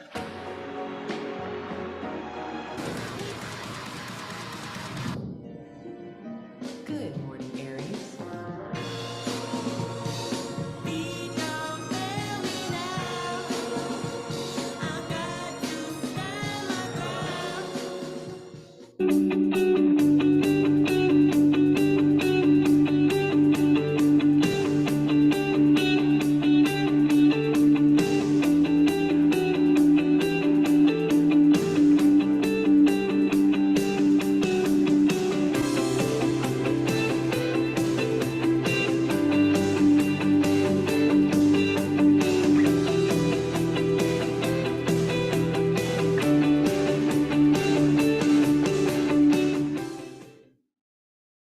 All right, let's move further. So zoom in, folks, because we are about to unravel the secrets of bringing your brand to life.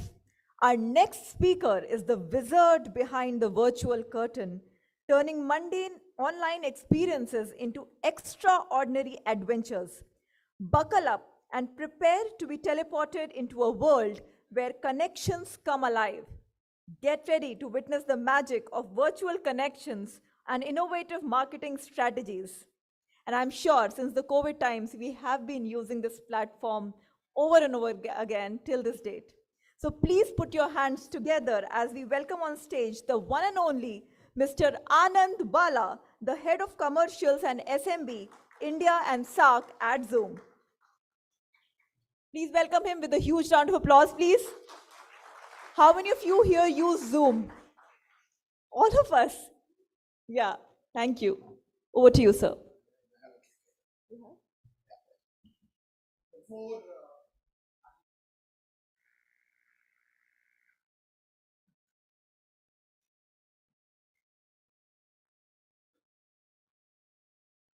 In real life. Check. Okay. My name is Anand Bala, and I work with Zoom. I've been with Zoom for close to 3 years now.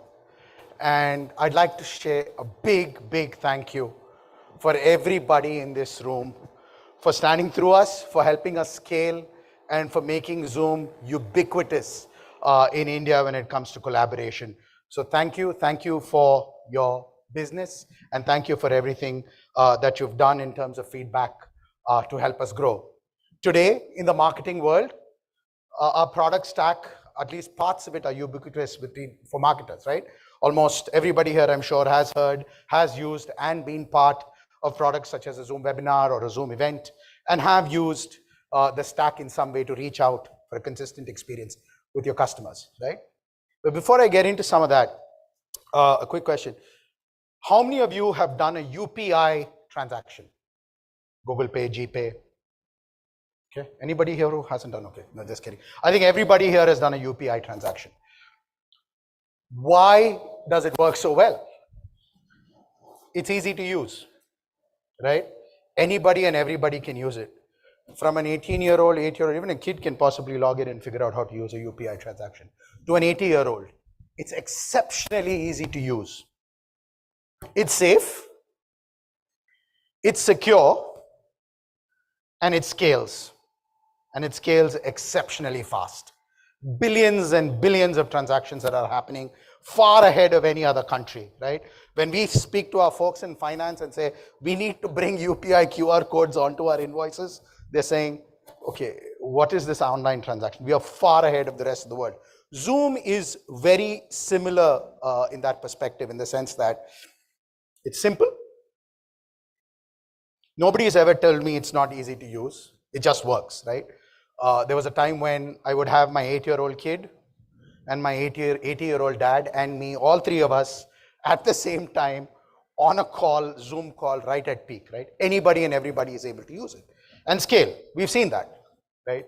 Where we had, at one stage, we had over, I think, 300 million users on the platform at any given moment or minute. And it worked. It wouldn't fail us, right?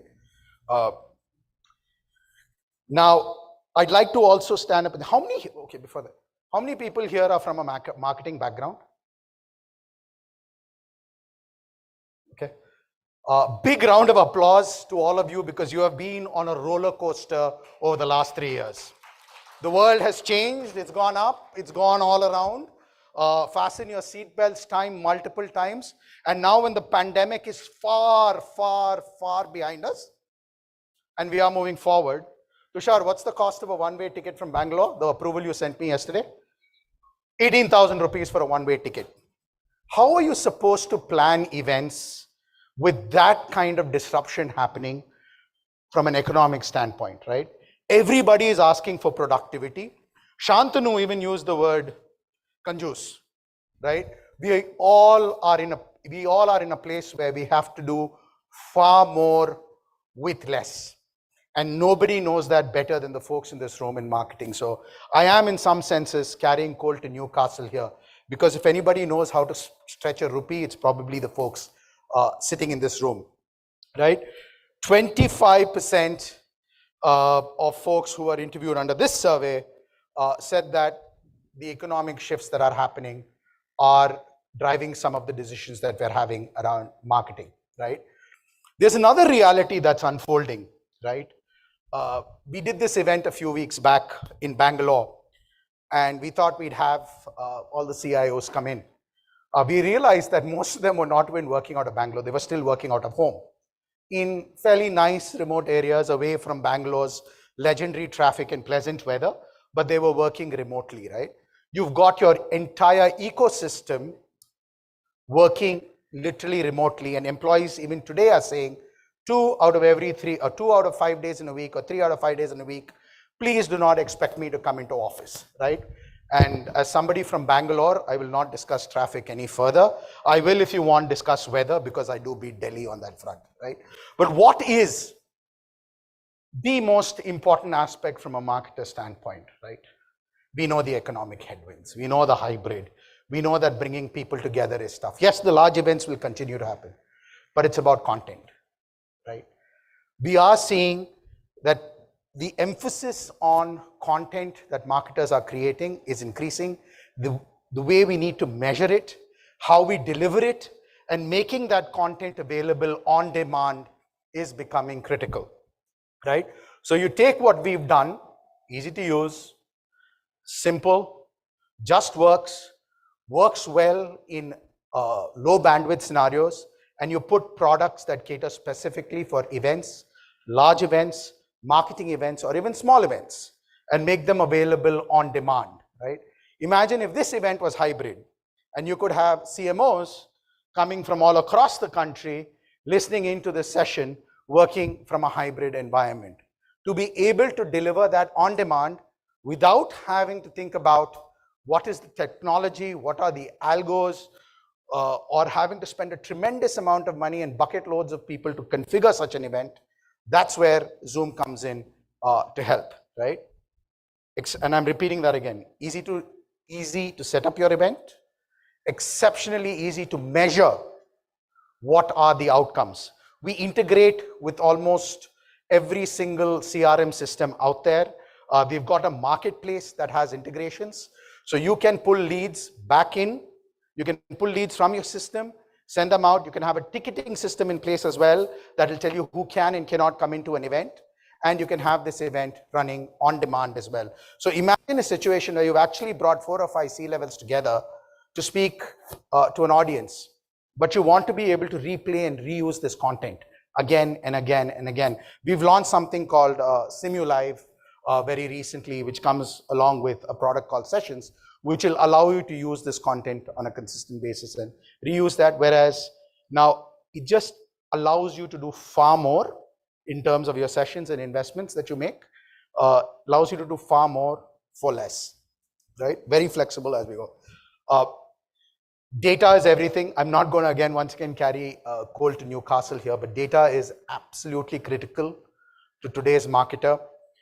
I know I keep asking Rima, who manages marketing for my team, this question every day. What's going to be your contribution to revenue this month, this quarter, and this year? H1, where are we going to end in terms of revenue contribution? To be able to find the analytics that will be able to tell you from the events that I've run in a hybrid mode, from the events that I've done purely in a virtual mode, this is the amount of leads that we've actually generated. And these are the amount of leads you would then go into your system and say leads that have been touched, right? And more importantly, bring your brand into this as well as you're building that through, right? The feedback that we have been getting from the market is a huge adoption that we are seeing around our webinar product. 2 products that we launched recently are the Sessions product and the Events product. What's the main difference between our traditional webinar, events, and sessions? Just gives you a tremendous amount of capability around production, right? Like we have a lounge here in the back where speakers who are coming on stage can be prepped, you can mic them up, and you can have a conversation in the lounge with other speakers before they come on stage. Giving that kind of capability pre-production and managing this kind of interaction that we're able to have in a live environment, including the networking that happens outside there, right? Those are functionality that we're bringing in. And then to be able to also extract data from that kind of networking. So imagine if you have 5 stalls, 5 booths, you've got displays that are running outside.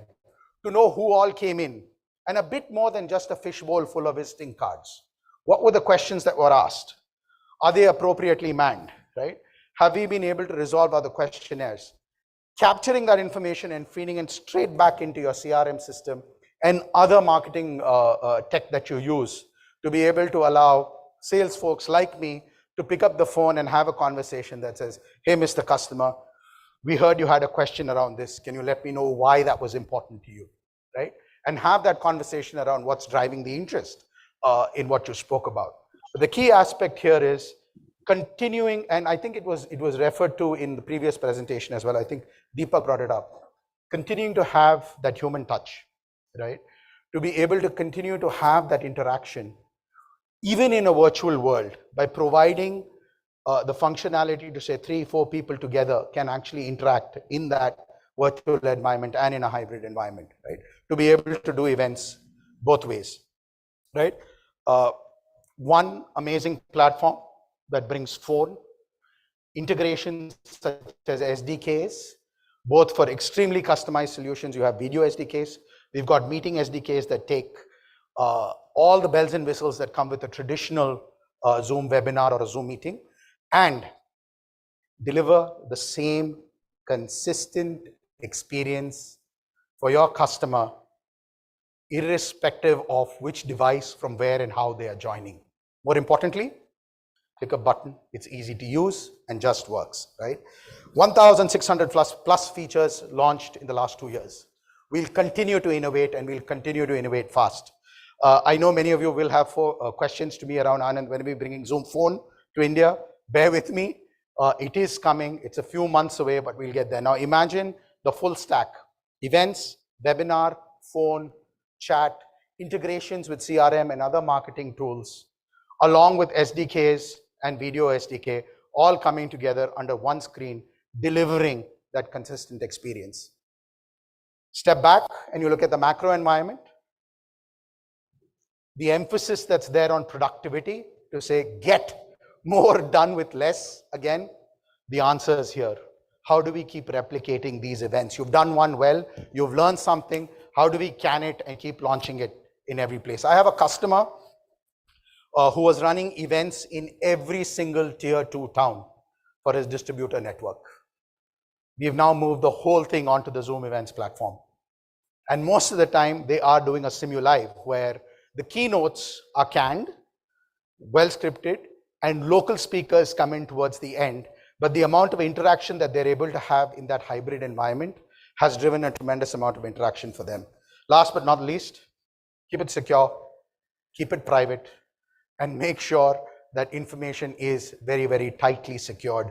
By the way, Zoom Events does come under the social media regulatory. So we are regulatory environment in India. So we are fully compliant there as well, where all chats that happen within that environment are closely monitored, and we are compliant with what the government has, right? All of us, anybody here who's used a Zoom webinar? I'm sure most of us would have logged in at some stage. Thank you. My team does a good job then. Okay.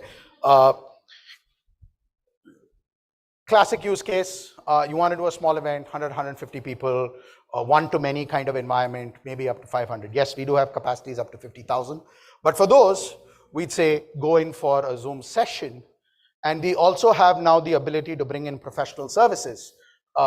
We've done an event in Thailand where we had 50,000 plus people live on screen. A lot of it was orchestrated by our professional services team as well, right? The key difference between a Zoom sessions and a Zoom webinar is the branding that we allow you to bring in and customize the branding that you would like to see on the home screen. You're not seeing too much of Zoom, Zoom, Zoom, Zoom, but you will be able to bring your own branding onto sessions, right? And the ability to ticket as well. Events, high scale, you want to have booths, customer facing, and you want to run multiple session tracks. You could have an event like this with 5 different tracks happening in a hybrid environment. You would go in for something like sessions there. I'm sorry, I'm going into a kind of like a product detail here, but at the end of the day, depending on your need and who your end customer is, the location and the scale and size of the event, we will be able to deliver a session for you, which you can manage yourself. And if you still say, Anand, I don't want to manage it myself, can you get guys to do it? We do have the professional services team to do it as well. I hope I've stayed on time with that. Thank you very much. And by the way, it's very nice to meet people and talk to people in person without having to do it behind a Zoom screen.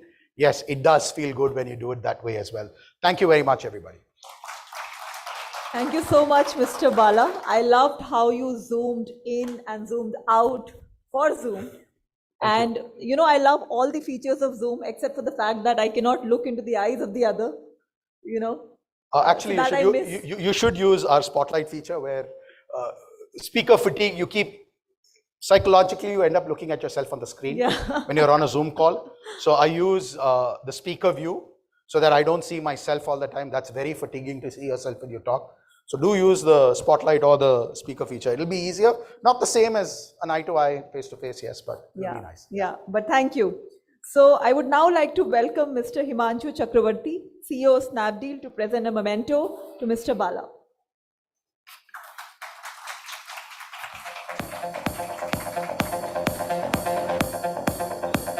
Thank you for fighting the good fight. Thank you.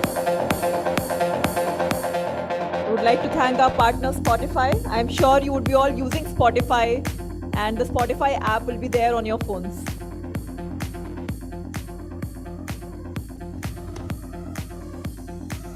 Thank you so much. Thank you.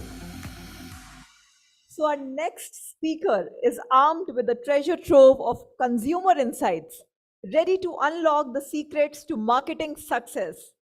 Get ready to dive into a world where data comes to life and every decision is guided by data-backed insights. Let's keep the spotlight, as Mr. Bala was mentioning about spotlight, so let's keep the spotlight shining as we welcome Mr. Soumya Mohanty, the Managing Director and Chief Client Officer, Insights Division at Kantar. Welcome, Ms. Mohanty.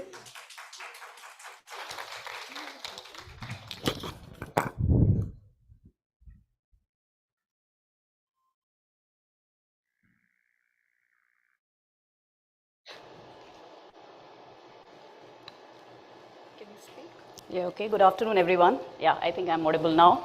So it's great that Anand actually asked the question, how many marketers are there in the room? And I think there were a lot of fans. So I guess most of the people in the room are marketers. I come from the other side, which is the world of consumer insights, which I think all of us marketers believe we get all the insights on our own when we are monitoring social media because we get our dashboards. When we are walking our dog, I guess, in the park because we talk to our neighbors. Or when we are doing market visits because we talk to a few retailers.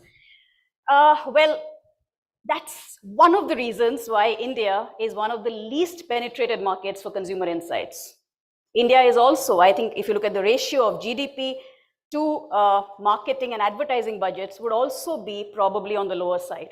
And the reason for that, in my view, is the kind of data-based decision-making that tends to grow advertising and marketing is something that we need to do a lot more of.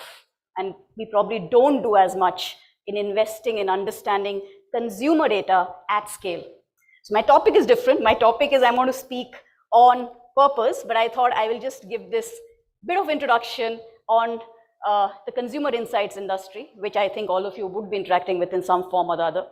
So today I'm going to speak on purpose and what purpose means in a world which has been disrupted or not disrupted, maybe just amplified by technology. So our world is obviously different today. We have had wars, we have had supply chain disruptions, we have had unprecedented level of inflation. Maybe to some extent India has remained a little insulated, but we are seeing recovery which is Bharat and urban India are moving at different pace. Volume recovery has still not happened. It's value on which most of the FMCG companies are still riding on. So there is a lot of uncertainty. And in that environment, in which the consumer is also facing a lot of ambiguity, can brands really stand by? So some data from a study we did on purpose to look at financials of brands that believe that they have a purpose versus those that don't clearly have a purpose. And what we found is purpose-driven companies tend to overperform on financial outcome metrics.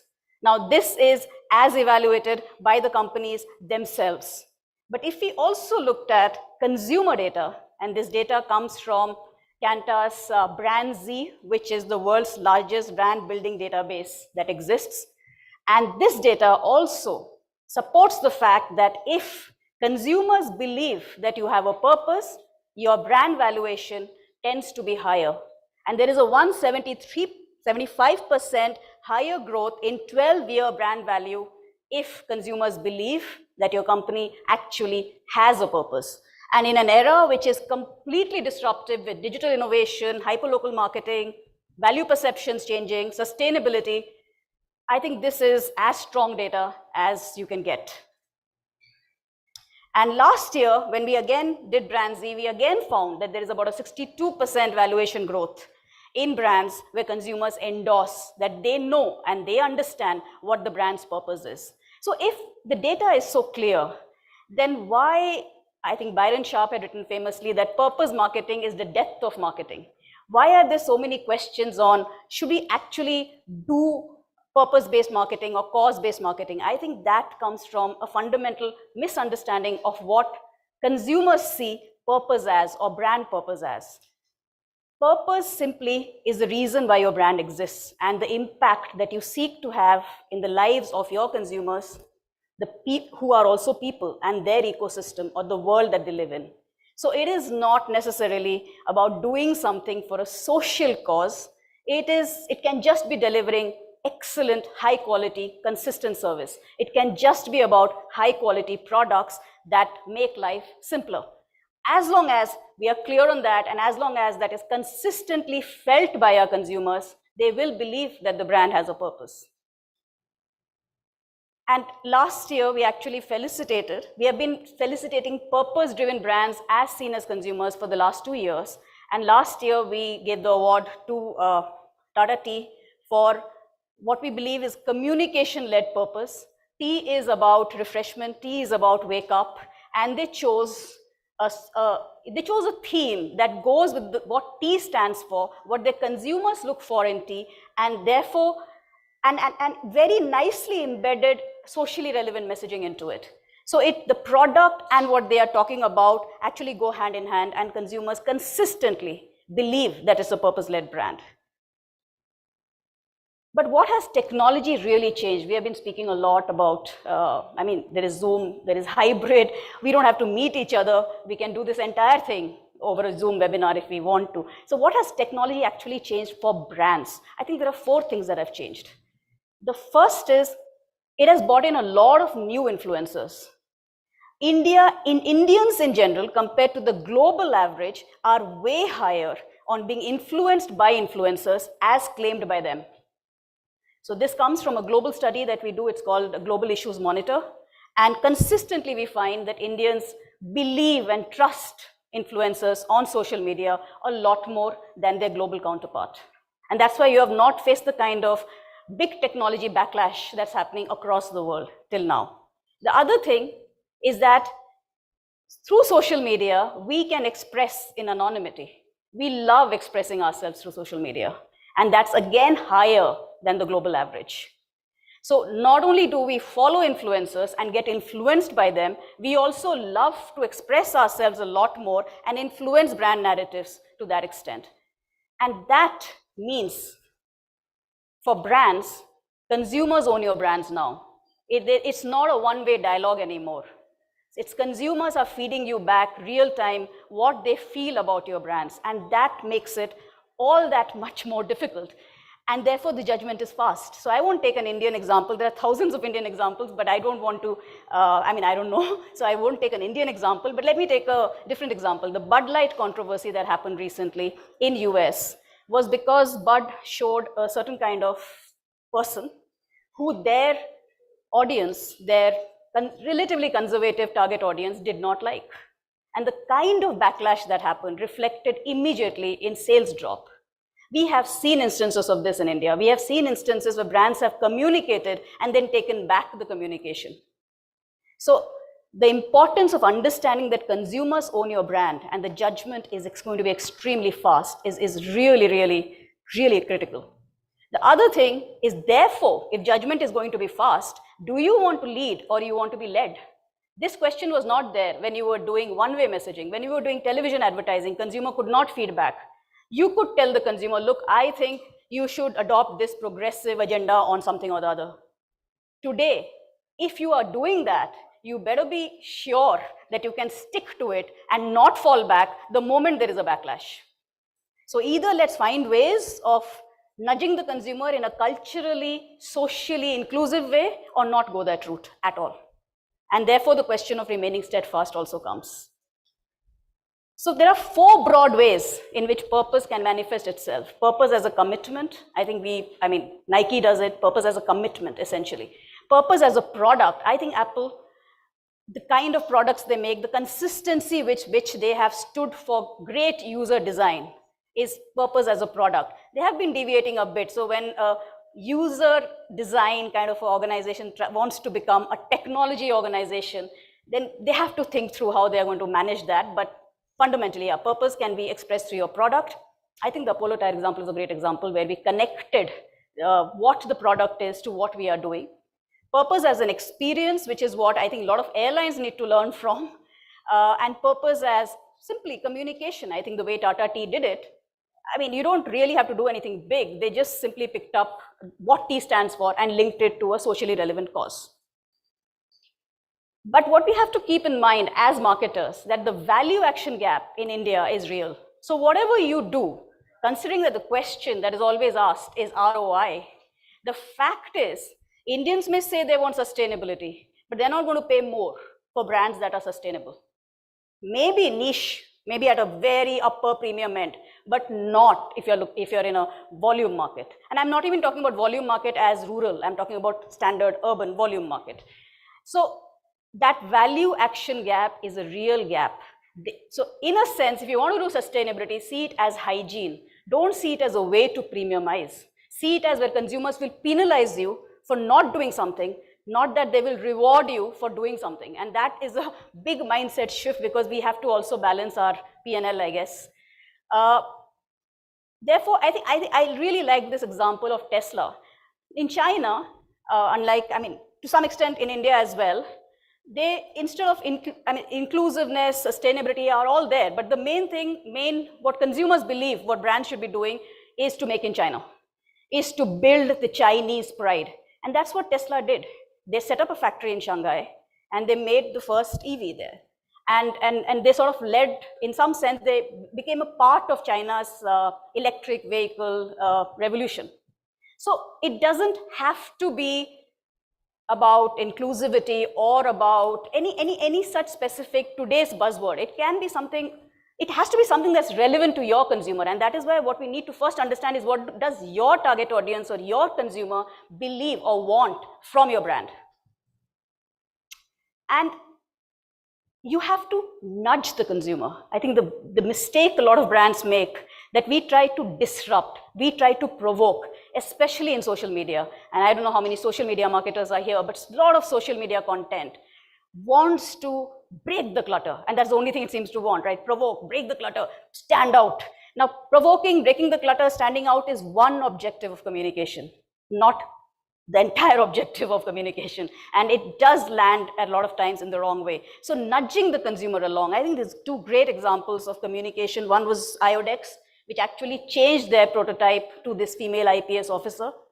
And the other one is, Unilever does a brilliant job of what we call unstereotyping. They do it through most of their communication. This is a great communication by Vim, where they have followed the same pattern of basically promoting gender neutral portrayals. You don't have to disrupt. You don't have to show something that Indians are not comfortable with as yet. You can nudge them along. And consumers do reward when brands do the right thing. So this is again data from the work we do on creative testing. And what we find is that if consumers see an ad as being progressive or gender neutral, there is a much higher impact on the brand equity and short-term sales likelihood, much more than many other countries. But finally, what is really, really important is to just remain consistent. When the consumer thinks about your brand, they should be very clear, what does the brand stand for? And what technology has done, what social media has done, is to actually, because we are reacting and responding, ended up at times make us forget that the basics of brand building haven't really changed. The basics of brand building are still the same.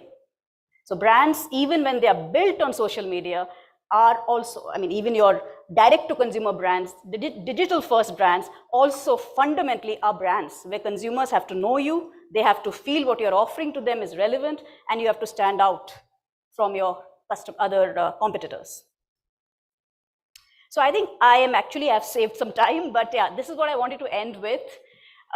These were the brands that we actually awarded in 2021 for very different reasons. And you will not be able to find a single theme. So the purpose for Amazon, the way consumers see it, is about the fact that they deliver fast and conveniently. I don't have problems when I order on Amazon. And for them, that's fine. That's Amazon's purpose.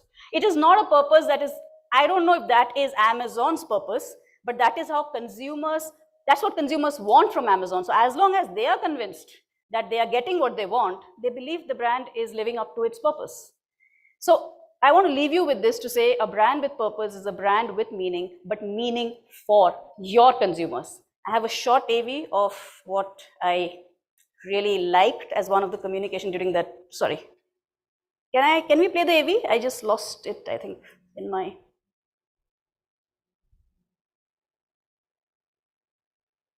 Can you just play the AV, please? I'm not getting it from my clicker. If people say your dreams are crazy, if they laugh at what you think you can do, good. Stay that way. Because what non-believers fail to understand is that calling a dream crazy is not an insult. It's a compliment. Don't try to be the fastest runner in your school or the fastest in the world. Be the fastest ever. Don't picture yourself wearing OBJ's jersey. Picture OBJ wearing yours. Don't settle for homecoming queen or linebacker. Do both. Lose 120 pounds and become an Ironman after beating a brain tumor. Don't believe you have to be like anybody to be somebody. If you're born a refugee, don't let it stop you from playing soccer for the national team at age 16. Don't become the best basketball player on the planet. Be bigger than basketball. Believe in something, even if it means sacrificing everything. When they talk about the greatest team in the history of the sport, make sure it's your team. I think I just wanted to leave with that believe in something if it means sacrificing everything. Now, for us to have the courage to take that path, we will have to not end up doing not take the route that Bud Light ended up or Ben & Jerry ended up, but a lot of the Indian brands end up with. If we have to take that route, we'll have to stand steadfast in that route. The trick is to balance that your consumer is not going to pay you more for this. You have to still have your balance sheets to manage. So what you define as your purpose has to be that tricky balance, and it's for you to figure that balance out. We can only provide insights around it. Thank you.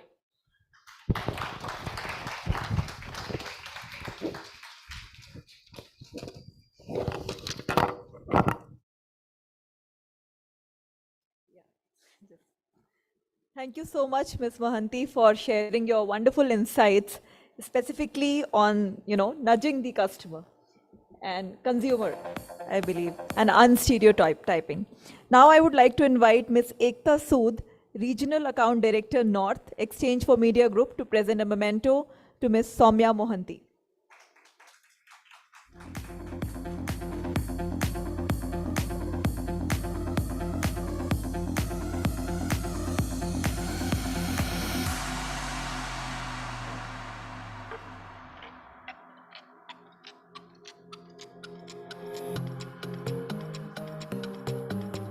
Thank you, both of you. And let me now take a moment to acknowledge our associate partner, Radio City, Rag Rag Mein Daude City 91.1 FM. Let's play the AV.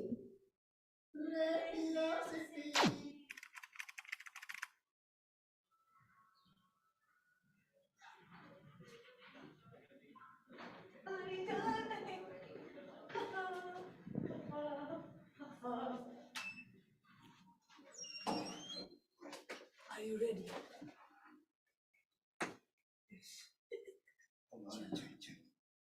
The second one, the third one. Third one, no? Radio City किरदम पे दिल के कदम जो वो music हम जाने तो उसकी जो सिंकोपेशन ऑफ इस शहर की है वाइब है जो इस शहर की उसको हम पहचाने दिल के रिदम पे दिल के कदम जो वो म्यूजिक हम जाने लेके रख लो बाद में बुलाऊंगा radio city thank you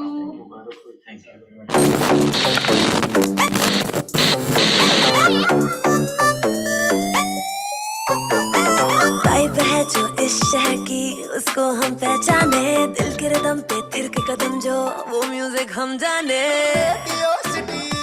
radio city अरे वाइब है जो इस शहर की उसको हम पहचाने दिल की रिदम पे थिर के कदम जो वो म्यूजिक हम जाने तेरे साथ on the go जैसे धड़कनों की grow ट्यूनिंग अपनी इतनी स्मूथ जैसे वेन्स में ब्लड रग में दौड़े सिटी, आरजेस है बड़े विट्टी, हर 24 घंटा बढ़ाते हम तेरे फन की validity. Radio city, radio city, radio city, radio city, रग रग में दौड़े city.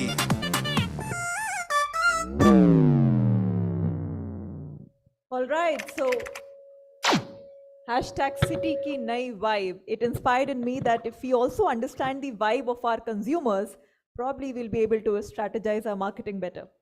So moving further to our first panel discussion on marketing in the era of technological disruption.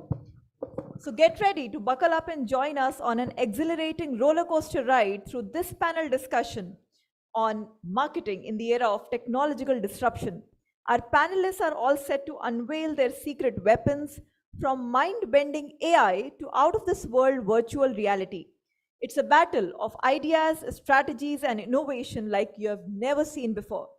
Please put your hands together as I welcome on stage our session chair, Avik Chattopadhyay, co-founder and partner, Experial, and our panel members. I would like to introduce our panel members also one by one. Ashish Tiwari, Chief Marketing Officer, Home Credit India. Please give them a huge round of applause, please. Charu Malhotra Bhatia, Vice President, Marketing, Hindware Limited. Please keep the applause running. Gaurav Mehta, Chief Marketing Officer, Noise. Let's create a noise for Gaurav. Mukesh Ghuraiya, Chief Marketing Officer, Modi Naturals. And Sachin Vashisht, Chief Marketing Officer, PaisaBazaar.com. All right, so you may please take your seats, and this stage is yours, all yours, Mr. Chattopadhyay.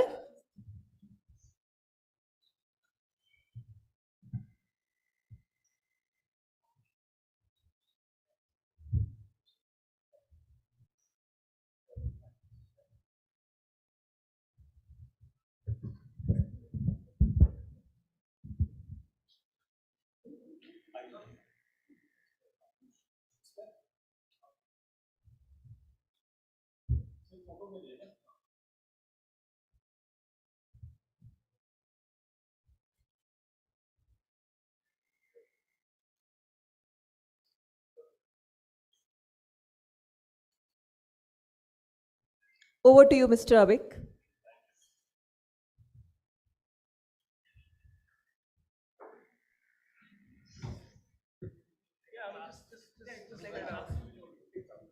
Let's make ourselves a bit more comfortable. Yeah, that's right. Well, thank you, everyone. Thank you for being here and for giving us this opportunity to discuss an interesting subject which says marketing in the era of technological disruption. Thank you to each one of you for being on this panel. Interesting, I would say, collection of people we have, okay, from the world of digital and the world of physical and digital, right? For some of us, our entire product and experience is on a screen. For some of us, a large part of our product and experience is actually in handling the product, using it, and possibly even going now, even today, going to a showroom and experiencing what we have to offer. So I'll start off with you, Ashish, right? And let's try to be as candid as we were trying to be in the room behind. Okay, because you sure about it? Yeah, absolutely, absolutely. Please go ahead, no holds barred, because that's actually what really makes a conversation interesting, right? As long as we don't use foul language, everything else is allowed. Okay, so Ashish, I'll start with you. Okay, when you hear something called technological disruption, how do you react to a term like this, especially in your workspace?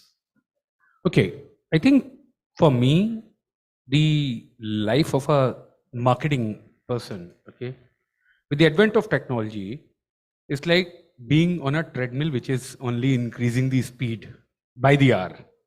Think about it, when I started my life, and I used to see my chief marketing officer at that point in time, some 23 years back, and I used to wonder, 3 campaigns in a year, couple of creatives. What a life. And interestingly, my life, if I want to sum it up, it sums up in 2 lines. I started my career by creating websites and then printing brochures, giving out people saying what a website is. Today also, I have website and I have brochure. Only difference is I create websites, create brochures and give out website address to tell people where to download a brochure. This line sums up the change in the marketing landscape. Today, just to put things into numerical perspective, which 23 years back, if somebody in marketing said that everything has to be measured, people would probably laugh at it. Today, if a marketing guy is not talking numbers, you would probably not be doing justice. If you look at it, a company which are turnover of about 10 CR, and I'm talking of very, very small company. Any guesses how many creatives the company would be making? A 10 CR. And if it's a phygital brand, which has digital and physical presence, on an average in a year, how many pieces of communication an organization creates? Any guesses? Any numbers from the audience? Any numbers? Oh, it's just a mathematical number. Say anything. Nothing is the wrong answer. Sorry? 4,000. Okay. Anybody else? 100K. Okay. Anybody else? On an average, a 10 CR company which with a presence of almost about 2 digital assets. And when I say digital assets, it means a Facebook page and a website can be 2 digital assets differently. It's not a social media, so as to say, which kind of gets gametted. They create more than 600 creatives a year. Differentiated creatives, so they have to have a meaningful conversation, which essentially means, do we know how many days in a year a marketer typically works, or any one of us work? Anybody? 365 is not an answer. Yeah. While in reality you might be, but I would refrain from being there. Those were the backroom conversations. But yeah, typically a person works for almost about 270 odd days on an average out of 365 days. Think about it, 270 days and 450 odd creatives, which means 2 creatives a day. And that is the differentiation which technology has brought. In a simplistic term, your marketing fundamentals are the same. Only thing is the depth of understanding of that marketing fundamentals to be able to create impact because of your channel of communication, channel of connect, channel of engagement have gone multifold. Yeah? The consumer journey, so as to say, which used to be earlier, say, simply linear journey, has become more cubical today. You don't know whether a consumer is first going to experience, then going to explore, then going to engage, and then going to convert. And third most important thing which it has done, it has truly made Word a global village. Year 2013, working with Vodafone, we launched a data pack, 5 rupees data pack, typically. And these were the days for those of you who are young, having hairs, not gray. Yeah. You would think, what am I talking about? Those were the days when 5 rupees used to get 5 MB data. Yeah. In those 5 MB data, we figured out in a very remote village of an India, there were heavy consumption of that data. Landed up there, figured out they were using something called as U2. You know what is U2? Yeah, it's not a US band, it means YouTube for them. And there was these kids who have figured out a connect to figure out Formula 1 racing. One of the kids picked up and he kind of given it out to everybody. The reason of this example is that today information is ubiquitous as long as somebody has a device which has become very, very cheap, and data connectivity, thanks to our big man in the country. Data is almost for pennies today. And because of that, information is available, communication channels are available. In that sense, I think for a marketer, it's about being present, being rational, being able to be individual, because of you need to connect to an individual.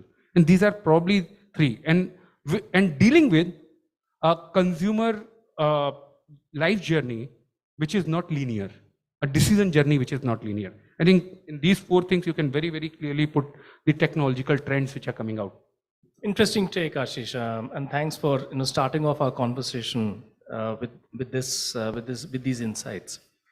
Because when I hear a term like technological disruption, the very word disruption can have negative connotations.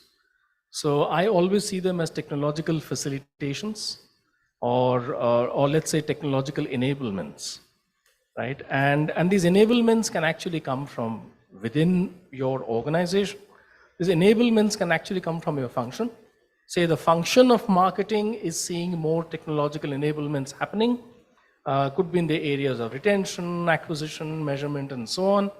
Or they could actually be factors coming in completely from outside. Okay, so I mean, for example, I come from the automobile industry, and for me, currently the biggest enablement stroke disruption is electrification. Now, because of now this is a disruption that's happened from outside to me as a legacy brand. Okay, so if I'm a Maruti or a Mahindra or a Tata, I'm a legacy brand in this country. I'm known actually for certain benefits that I provide in a certain technology. So for me as a marketer, okay, my role, therefore, when everybody around me is talking about electric vehicles and hydrogen vehicles and so on and so forth, what kind of a role do I play in that? And that's where I guess the role of the marketer in the skill set becomes important.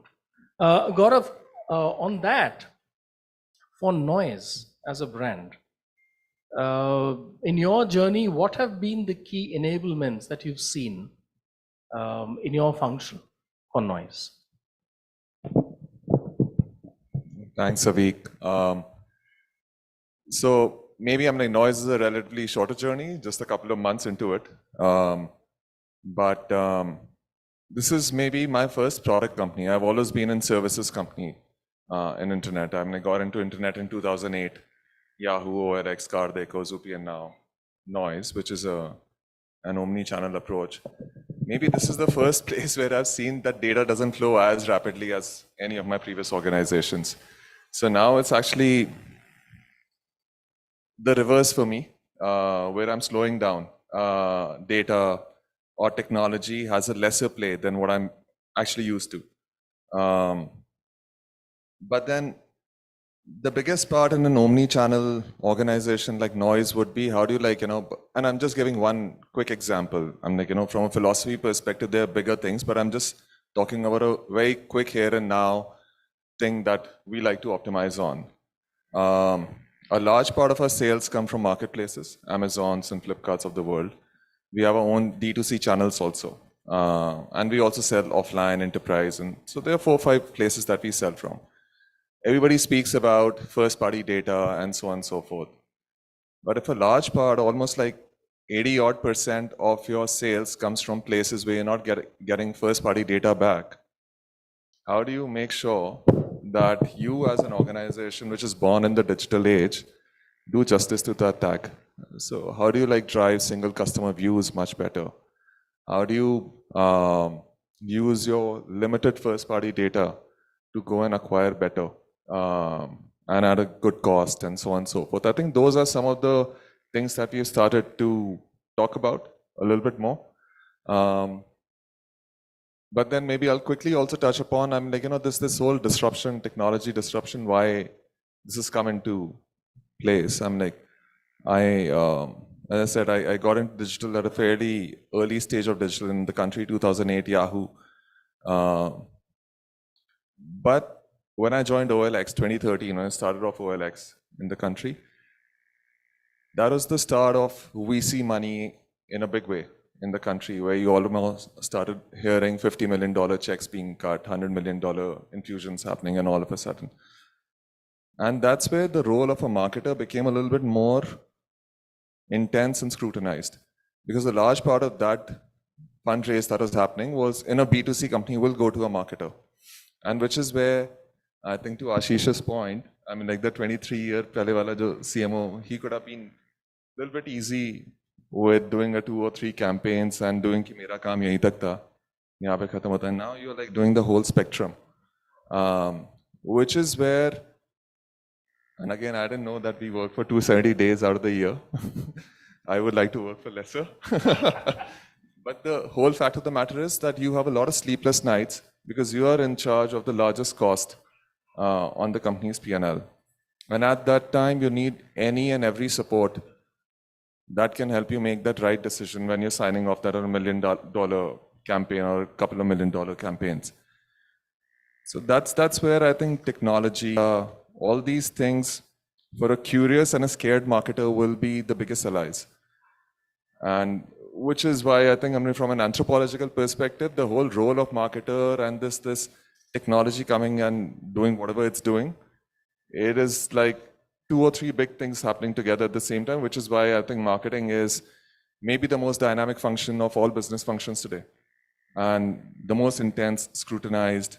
And I'll just sign off by saying, I mean, why intense and scrutinized? Like typically, I was reading like a Fortune 500 or 100. An average CEO tenure is 7.5 years. CMO is 3 or 4 years. And I think,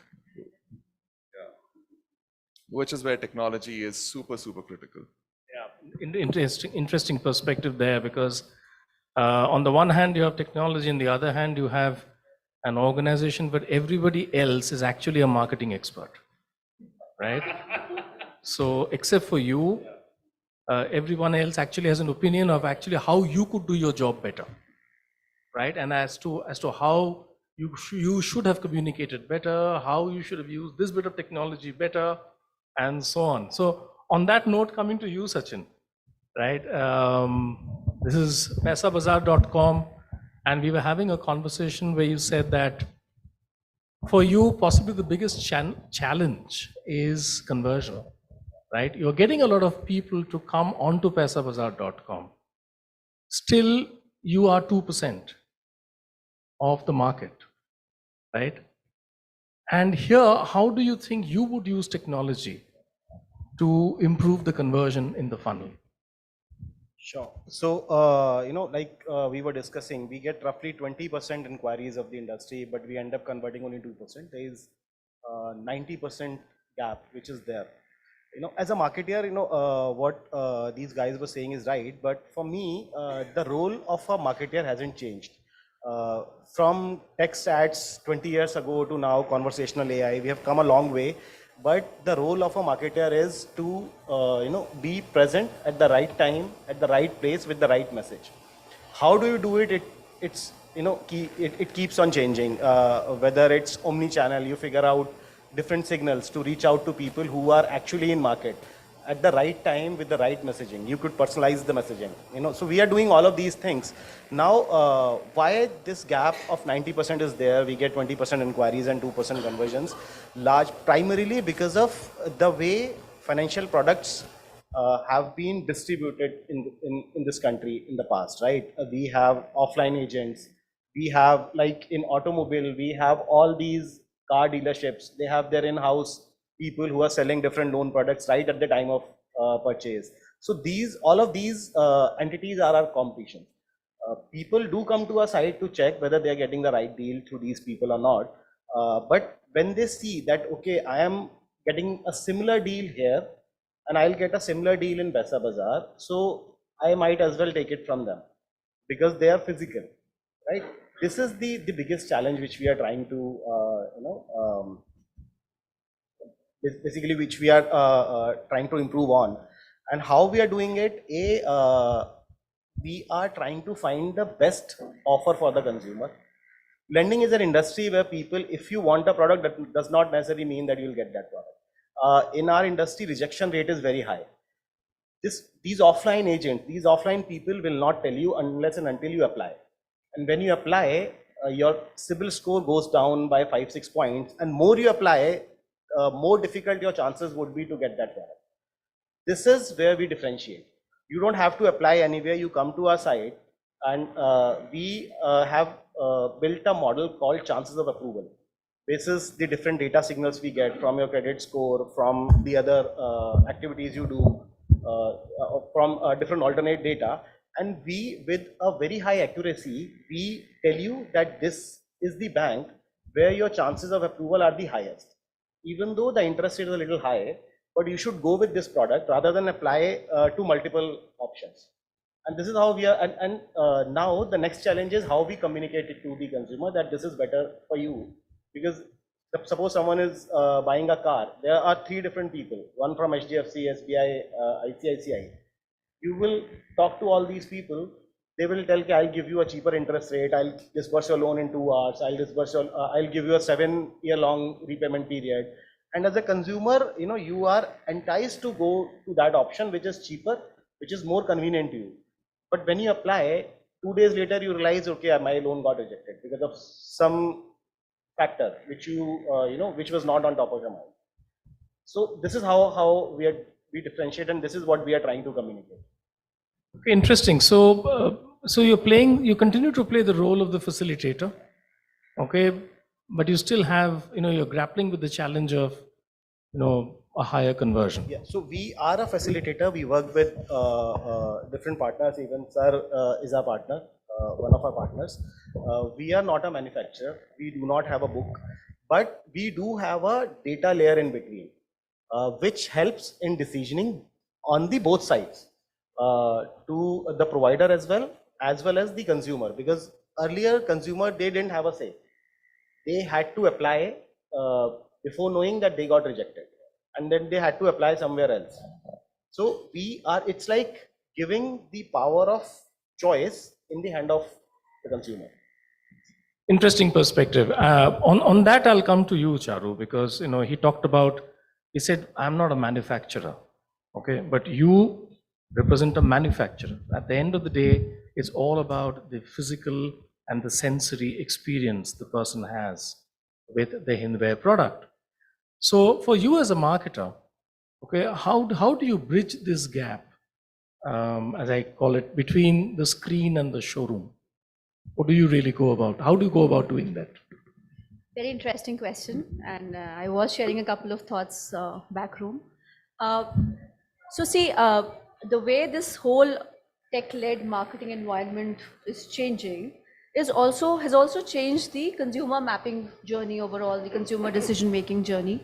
And today, as marketers, there is a lot of these tech-led, data-led interventions that are required at relevant places. I wouldn't say that we do a digital overload, but these are required, to kind of, try and communicate with the consumer at the right places. I represent a company which primarily, it's a legacy brand, primarily a brick and mortar industry, manufacturing-led industry, is still today as well. The same existence is there as well today. But the way you approach the consumer, the way you now communicate with the consumer has undergone a transformation. So Hindware, with the legacy brand that it is, has undergone an immense transformation over the last couple of years. Right from the initial stages of communication, the first level of awareness, where you want to communicate to the consumer via AI tools, chatbots. There's a lot more integration happening on voice as well as visual. You try and make ads and content so that you're optimizing them wherever the consumer is present. To then you move forward, and then the consumers. So see, the homes have acquired a new meaning altogether post-COVID. Bathrooms have acquired a new meaning. Today, consumers are very, very closely involved in the kind of purchase that they want to make for their homes. And interestingly, while it's a brick and mortar industry where at the end he wants to go and feel the product at the showroom, he still wants to make his choices online. He's still 90% of the consumers today are searching online for bathroom products before they actually go and purchase it from the store. Not just that, they are also wanting to have a visualizer. They're wanting to have immersive experience of the product, both we're using VR, we're using AR tools to kind of provide them with that immersive experience where they're able to see the bathroom themes and the kind of products that they want. Not just that, also how those products will look into their bathroom spaces. We were also working on a chat GPT visualizer, which is again a very innovative thing, where basis the user questions, they'll be able to see their own bathrooms and product recommendations. So it's a journey, it's an entire journey where you have to handle the consumer right through the conversion funnel. And that's when probably he will walk into a store to make his final purchase. And 99% of those stores today also are offline, whereas we've started seeing some traction coming from e-commerce stores as well. So that's how we're trying to kind of bridge the gap between the first search which starts happening online to when he physically walks into a store.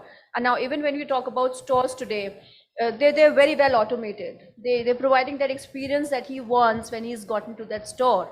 So another example here where we have these QR code based stickers on all products. So if he chooses a particular tile or he chooses a particular bathroom, he can just scan it and see how the product will look in his bathroom or in a particular ambience that he wishes to see it in. So again, those stores, that first moment of truth for the consumer again is very rich on experience and engagement. So that's how we're trying to kind of bridge it. Interesting, yeah. And as we were discussing, this is also quite similar to, again, I go back to the automobile industry where a large part of the consumer's journey is being digitized.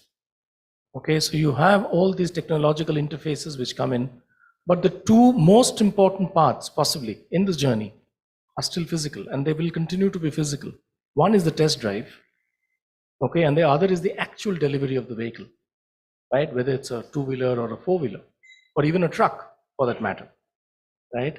And so, I was talking to a couple of friends in Microsoft who've worked on this beautiful this HoloLens-based experience for Volvo, where the idea is that currently what happens is you are constrained by the fact that you need to look at a physical vehicle to decide whether you really want to go further with it or not.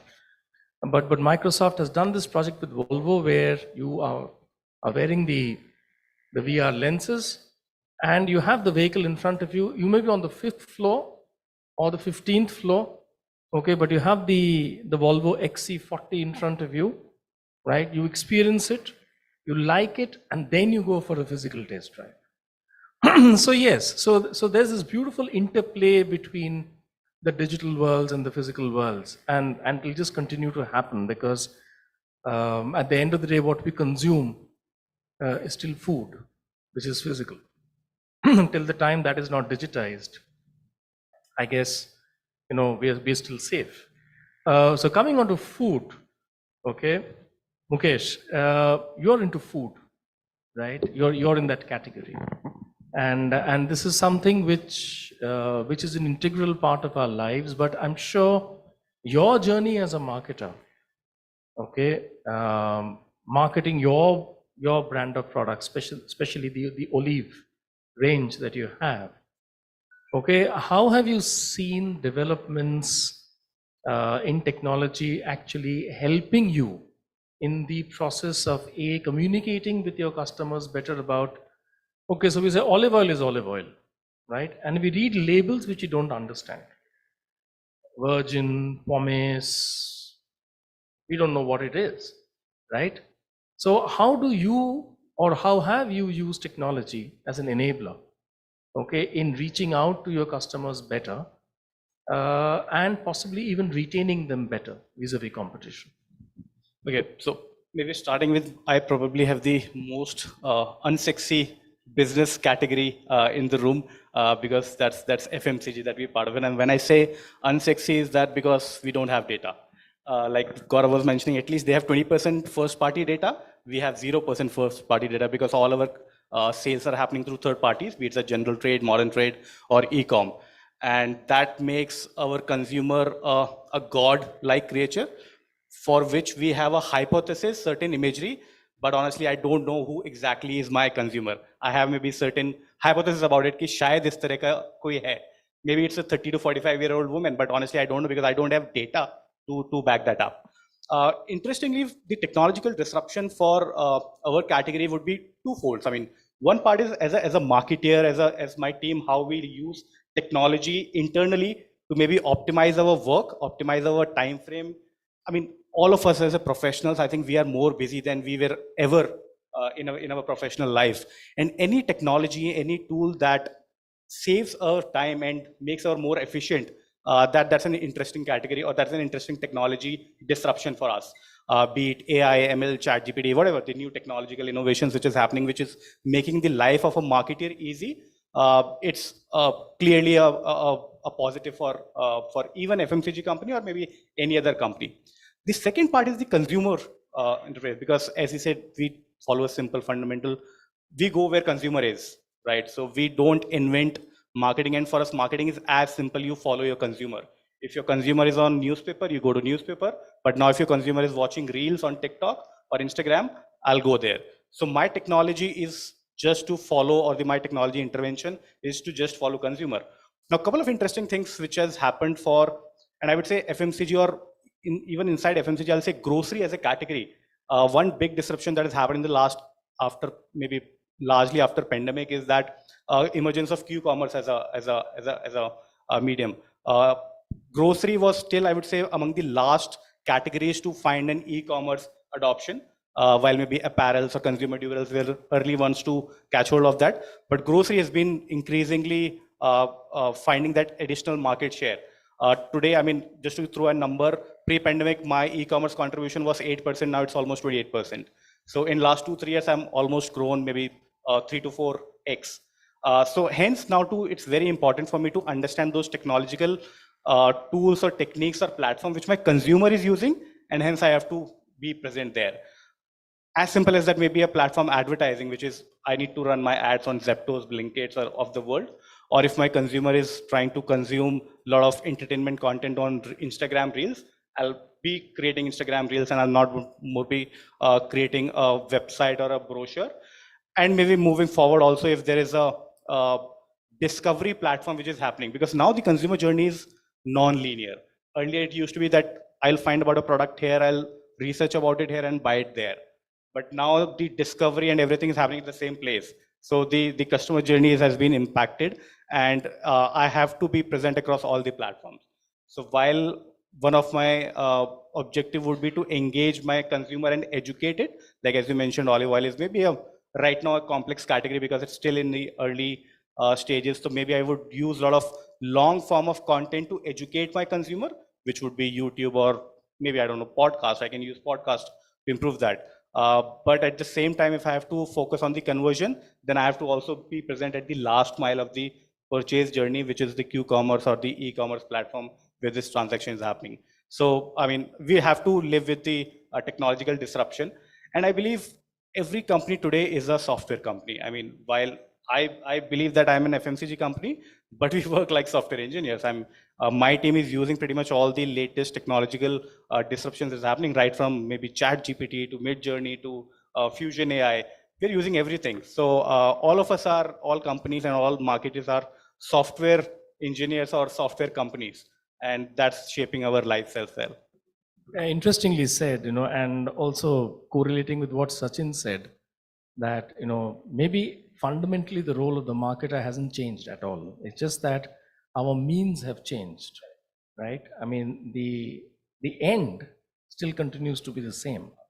As Nietzsche had said so many years back that, if you're sure of the why, you can live with almost any how. These changes happen every 2-3 years and will continue to happen. Absolutely. Like I think all of us in the room. So talking about change, I'll come to you, Ashish, because we were having this interesting conversation, and you may use the same words which you used in the back room. Okay, it's about measurement, right?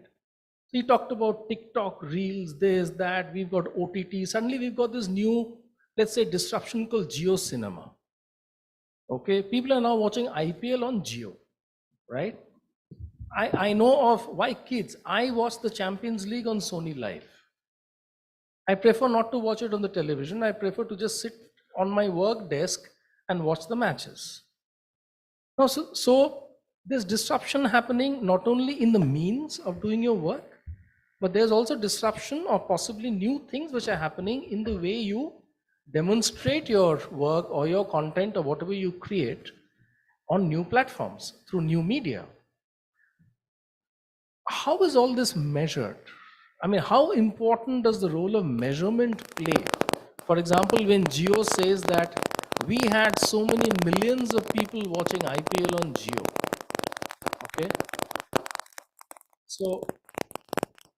So how would you take those numbers? Or the OTT platforms?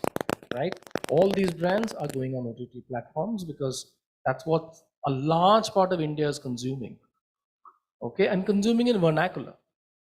So where lies the veracity of the numbers and where lies the importance of measurement? I think one thing before even I start, disclaimer, views are my own, not of my employer. Belongs to financial industry, disclaimer are important. Second, learning. You shouldn't have backroom conversations. Having said that, I think the entire, one of the things which all of us have been, anybody who has been even used the word digital is being told that digital is used because of it is cheap, it is measured. Measurement is the holy grail to entire thing. And I think at times when just because of something can be measured, we start measuring. Today we are living in an era of having more data than having crucial information. The word, one of the biggest change in marketers' life is becoming that we have transformed from having the crucial information to having a lot of data. Anybody you ask, everybody is running behind data. Data is new oil, XYZ, ABC. We just forget that just because of I can measure it, should I measure it? Number one. Number two, I think some of these platforms and the technology are having this catch-up game. So for example, OTT. I mean, it's like TV, which used to have whatever TAM, BARC, whatever you want. OTT have their own measurements. You have a third-party tools. But interestingly, I have experimented putting something on OTT using 3 different tools. And the best part is I have never had even one number coming out, which is anywhere close to 5% or 10% variation range. Okay. Now, so like we said at the back room, and the reason why he's pushing me again and again back room. So I said, trust in God, everything else is digital. So yeah, so I think that's where as a marketer, you need to have alternate data sources or alternate information sources. And I was very curious to say this line, probably almost pushing when we were saying what has changed in marketers' life. Okay. And I shied away from saying it, but because of you are pushing me for backroom conversations, I think I have applied to be change my designation from CMO to CIO. Any guesses what CIO stands here? Information? Intelligence? Anybody else? Investigation? Anybody else? Innovation? Anybody else? Insights? Anybody else? All of you are geniuses. My I stands for Chief Inefficiency Officer. The reason is, I mean, think about it. 5 movements of truth in a consumer journey. Any marketer, tell me one thing. If a consumer complains, who's supposed to close the complaint? Somebody in operations. Am I right? He goes online, he or she goes online and writes, you don't deserve it. Who gets impacted? Your MD goes on stage and says that you have a right to be forgotten, but don't come back to me for any products. Yeah. Who is impacted? Operations? Sales? It's marketer. Because of your NPS is going to go down, your consideration is going to go down. And I think as marketers, we keep grappling with inefficiency. And this measurement has become a part of that, managing the efficiency. The better marketer you are is defined by how good can you manage these inefficiencies. The holy grail of measurement and data, what is being told to people time and again as a rhetoric, is at least right now is not coming true. I don't know about tomorrow. You have chat GPT, you can tomorrow have a data GPT, something measurement GPT, God only knows. Okay. Till the time that happens, I think come back to basic fundamentals. You always have to have a hypothesis, and going back to my marketing classes, you have to have a hypothesis null and alternate hypothesis. Similarly, you have to have a data source A, have a data source B with that. Digital is about bringing in efficiency of spends. It's not about being cheap. The moment you start thinking from a lens of, oh, somebody does not like, or my tummy is growling. You mentioned food at a wrong time, man. Both of you. Yeah. this noise was sponsored by Modi Natural. So, I mean, as long as you can keep your fundamentals straight about keeping a focus on efficiency of spends, because of you can only control those input parameters. The movement, as long as your efficiency of spends is coming out, you can have these vanity metrics.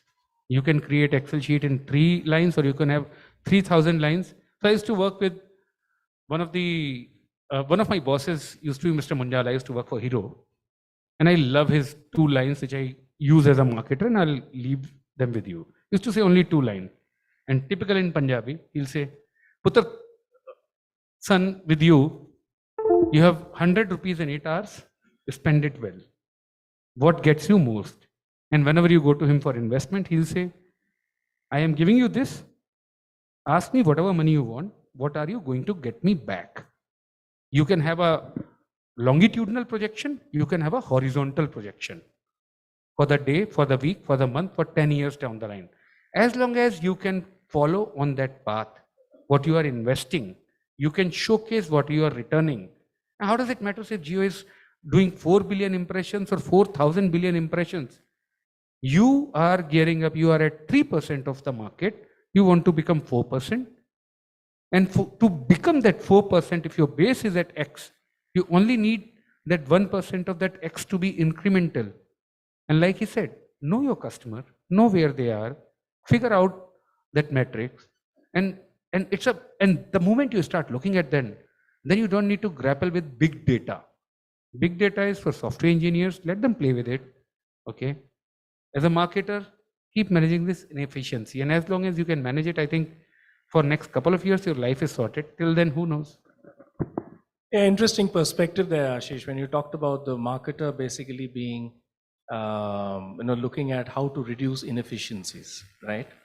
And maybe traditionally we've been doing that. We don't know. Maybe it's integral to our jobs. We really don't know. So Gaurav, because you've been, at least in our group, and maybe even in the hall, you've been the earliest adopter of the digital world, okay? Have you seen in your own journey since 2008, have you seen your own skill sets changing, enhancing, or you completely unlearning what you learned something earlier and learning something absolutely afresh? I think the fundamentals. Hello.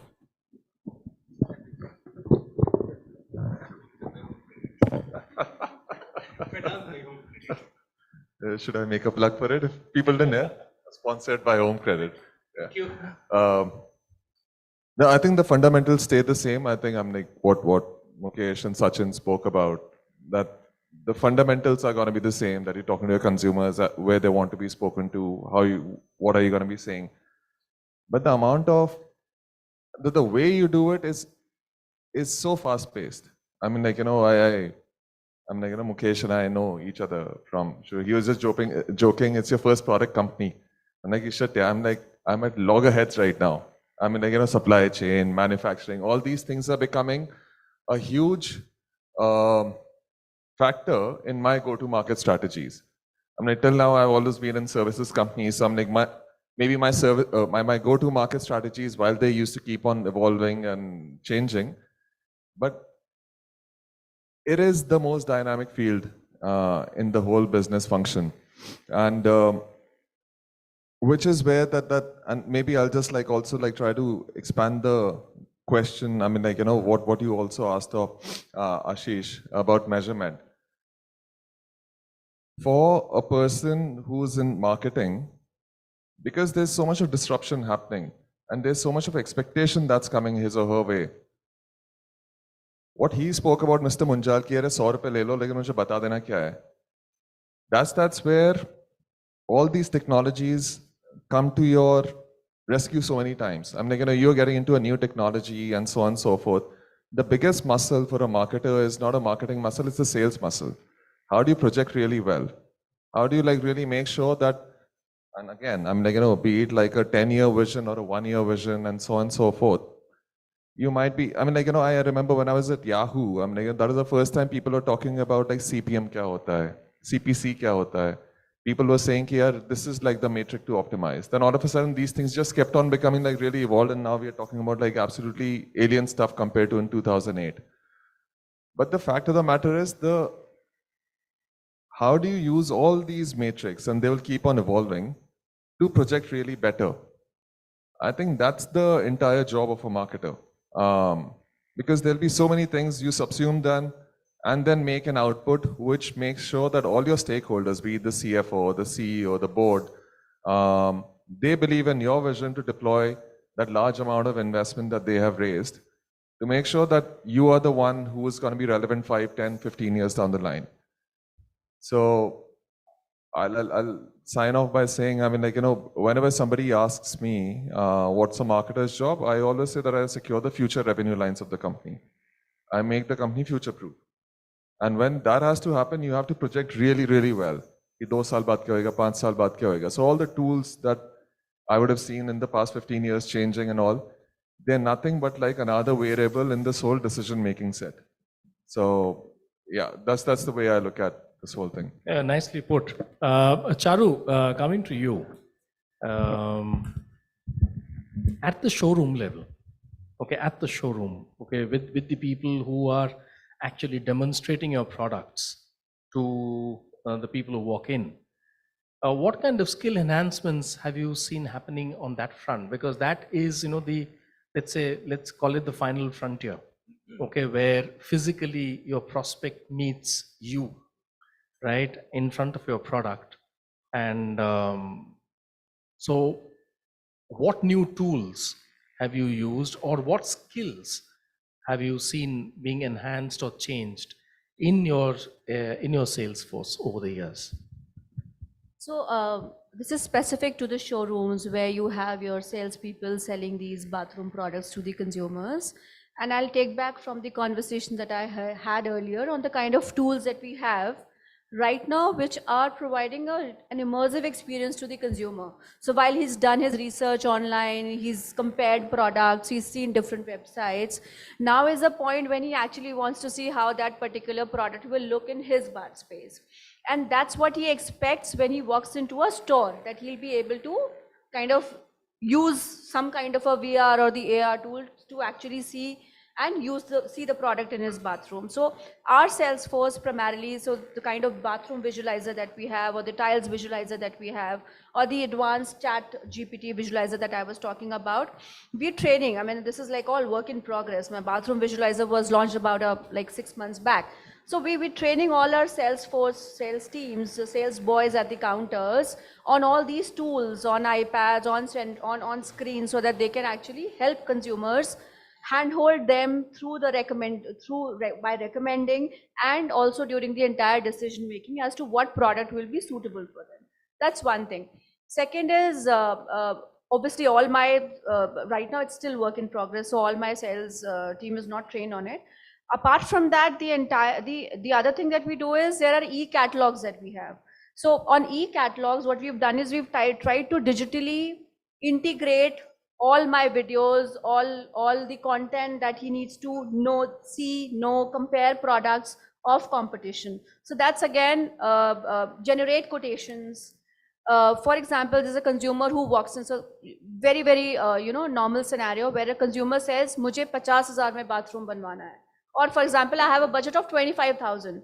So my salesperson has to be adept in using that e-catalog, which has specific bathroom solutions and bathroom packages, which will put together various products in a particular ambience to give the consumer the exact solution that, okay, this bathroom is what will be worth 25,000, and he should be able to show him at least 3-4 options in similar product recommendations and put together a bathroom in a particular ambience. A couple of these kind of skill sets. Interesting. I'll come to you now, Mukesh. Along with technology, along with enablers, along with things that just keep making your life better, everything has the other edge. The other edge is it can actually become a tool which can actually be quite disturbing to your cause. For example, there was this case of when someone actually made a deep fake video about a very popular brand, BIP. Okay, and if the brand would not have intervened in time, okay, things could have actually got really, really ugly. Now that is the reality of today's technological world, where you can use the same tools, okay, to either create an enabler or create a Leviathan or a Frankenstein. What's your take on this? And I'm sorry, our time's up. The screen says that, so I'll just give you a minute and a half on the Yeah, same. I'll try to keep it short. So clearly, with the adoption of any technology comes with its own demerits. And maybe the hottest technology right now on the cards is, say, for example, ChatGPT or generative AI. The biggest challenge for any marketer or any organization is about misinterpretation and misrepresentation. Because whatever data that has been fed for those large language models to work on, that's a black box. We don't know what data has gone behind that. So a lot of times the information that they throw back to us may not be factually correct. And we have seen that maybe the technology is still in a very nascent stage. The kind of outputs they're giving is actually factually wrong. So clearly, even in the age of maybe artificial intelligence, let's say, that's where the human intelligence still will remain the core mode for any organization. Those outputs still has to be validated. Those outputs still have to be calibrated. Talking about the misuse of it, I think human brain or human intelligence will adapt or evolve as per the technology flourish. Like we remember maybe 5 years back, if I would seen an image which was photoshopped, I might have would have got confused, but now I know, okay, this is for Photoshop. So I think that our cognitive brain will develop over a period of time when a fake video or those kind of things will be created using artificial or generative AI. Maybe human brain will start finding that maybe this is not real, or sometimes yes, brand will have to come out, or maybe an organization or anyone will have to come out and say that maybe this image was created artificially using artificial intelligence, or this was created using a human brain. But that's the learning curve, and that's the, I mean, you have to live with that. There is no escaping from that, but one has to live with it and accept it. Yeah, so it's basically the enhancement of the role of the marketer. Okay, now not only to look at what you are producing, but also to always have a tab on what your competition is doing to damage your brand. Earlier it used to happen only at the store. Now it's happening in this wide digital world. Sachin, last words from you, which is, say 2 or 3 key messages you would like to share with the entire gathering here on the subject of the role of the marketer vis-a-vis technology as an enabler, technology as a disruptor. Yeah. So, I would say as a marketer, just keep this in mind that your role hasn't changed. It has just evolved a bit because the means have changed, like you rightly said. The core is still there to build a brand in the minds of your consumer. Try to own at least a single word in the brain space, so that your brand can be identified with that word. Now there are a lot of technologies, and most of the time I've seen this when I talk to different people. Sometimes there is a fad also. Someone is using a technology which is very relevant to their business. Others would try to figure out how can I take that technology and fit that in my business model. There is no need to do that.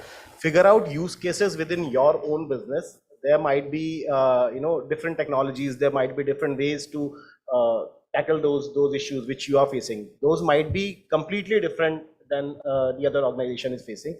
One such fad is omni-channel. People are just trying to get in, trying to get one tool or another. You would find one company or another pitching you these tools on each events, without realizing that while an omni-channel platform is critical nowadays, but without having the right infrastructure beneath that tool, which is the right data layer, right data objects, that tool is useless. You will end up paying a lot to these organizations, and then 1 year later you will say that nothing has happened because your data was not in the right shape. So first work on the fundamentals before jumping onto these technologies, because it's there. Yeah, very interesting last words from the group, from the panel discussion here, which is to put it in street lingo, आपको कोई ना कोई कुछ ना कुछ चेपने आएगा. ठीक है, लेकिन अगर आपका वजूद आपका बुलंद हो, so you will realize that technology basically is a means. Just like for our grandparents, okay, for them radio was a new technology, okay, or possibly even the newspaper was new technology, okay. When we were kids, television was new technology, right? Absolutely. I mean, something like the Walkman was new. Okay, then when the first iPad or the iPod came, it was new. So these are all new technological things, but they are just the means, they are not the end. The end is what the marketer really actually nurtures. I wouldn't say control, because you're controlled by the customer, but the end is what you really nurture. And as all of them said, you know, you've just got to go ahead and live your own life, be true to yourself, and everything is a breeze. Thank you very much. Thank you for being so patient with us. Thank you. Thank each one of you. Ashish, Charu, sorry, Gaurav, Mukesh, and Sachin. Thank you to each one of you for your inputs, for your insights, and yeah, we had a good time. Thanks. Thank you all the panelists and our session chair, Mr. Avik. You synthesized it really well. And I got reminded of the, essay you made to write in school, is technology a boon or a bane? So I would like to welcome Rajneesh Virmani, CIO Advisor Zoom, to give the memento to all the panelists. Please give them a huge round of applause.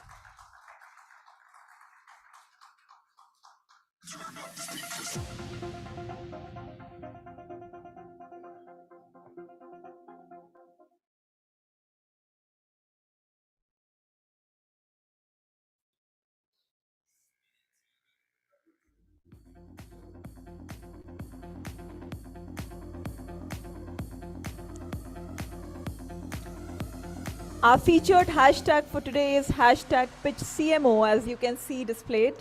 Help us maintain the lively buzz on social media by sharing your thoughts and posts using the hashtag PitchCMO.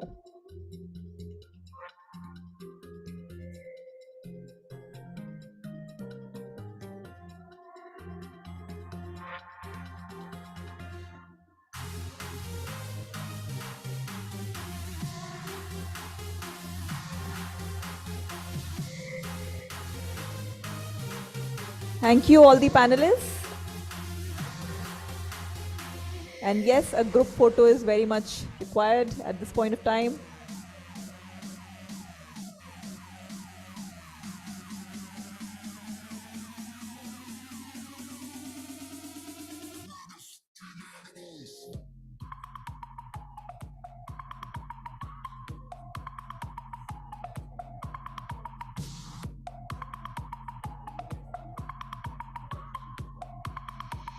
Would request the speakers for some video bites. The team will escort you. So ladies and gentlemen, as we take a break for the scrumptious networking lunch, brace yourself for what's to come. We have a lineup of fascinating sessions waiting for you in the post-lunch agenda. So recharge, refuel, and get ready to dive into an afternoon filled with captivating discussions and exciting insights. But before I release you, allow me to express our heartfelt gratitude to our esteemed partners. Radio City changes the vibe of the city by unveiling new station sound with a star-studded launch in Dubai. The newly launched jingle of Radio City, a modern version of Rag Rag Mein Daude City, hashtag City Ki New Vibe, has been designed to give the radio station a young, lively, and fun-filled vibe that will strike a perfect chord with the audience across 39 markets. With amazing energy, contemporary sound, and an undeniable fun factor, the jingle promises to create an engaging and buoyant atmosphere.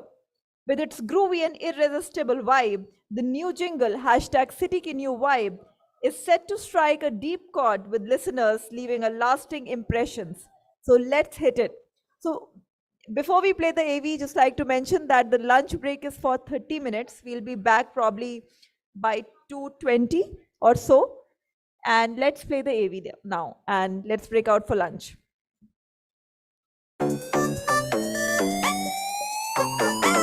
Vibe है जो इस शहर की उसको हम पहचाने दिल की रिदम पे थिरके कदम जो वो म्यूजिक हम जाने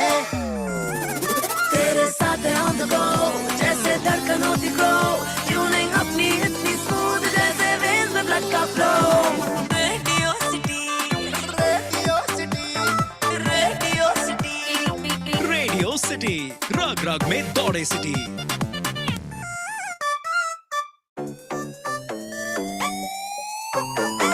वाइब है जो इस शहर की उसको हम पहचाने, दिल की रिदम पे थिर के कदम जो वो म्यूजिक हम जाने. तेरे साथ है on the go, जैसे धड़कन होती grow, tuning अपनी इतनी smooth जैसे veins में blood का flow. Radio City, Radio City, Radio City, radio city, रग रग में दौड़े सिटी.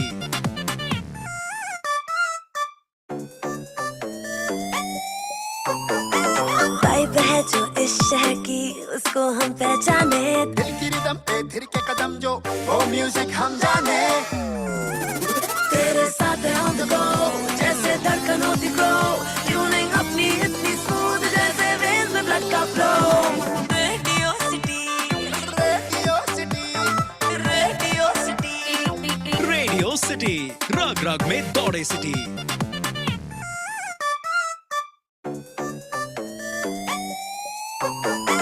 वाइब है जो इस शहर की उसको हम पहचाने, दिल की रिदम पे थिर के कदम जो वो म्यूजिक हम जाने. तेरे साथ है on the go, जैसे धड़कन होती grow, tuning अपनी इतनी smooth जैसे veins में blood का flow. Radio City, Radio City, Radio City, radio city, रग रग में दौड़े सिटी.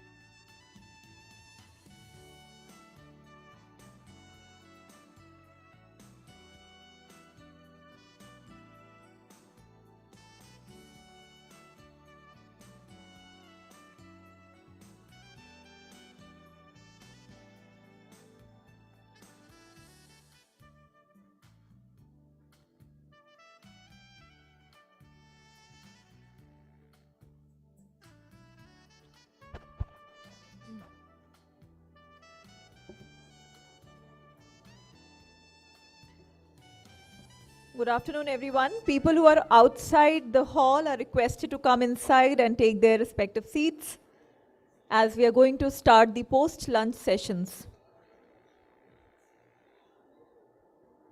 जो लोग हॉल के बाहर हैं उनसे निवेदन है कि वो हॉल के अंदर कृपया आ जाएं।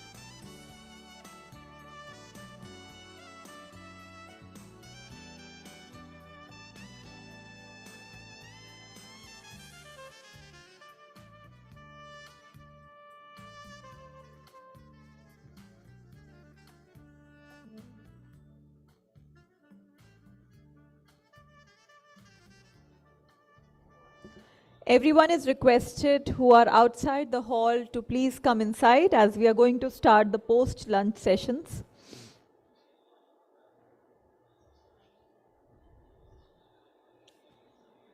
If you know any of your friends or colleagues outside, you can call them.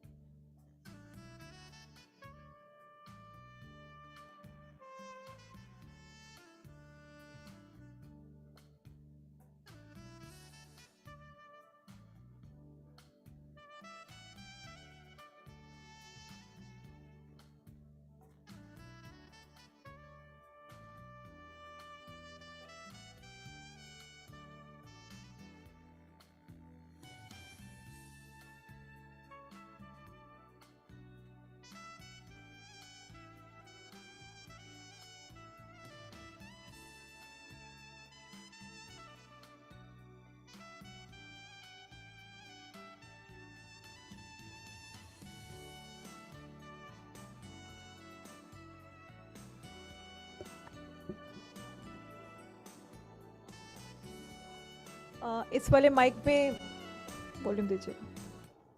Hello. Hello. So good afternoon, everyone. So after a good lunch, how many of you liked the lunch today, by the way? बस इतने कम लोग. Okay, half, आधा. How many of you like the desserts here? Okay, great.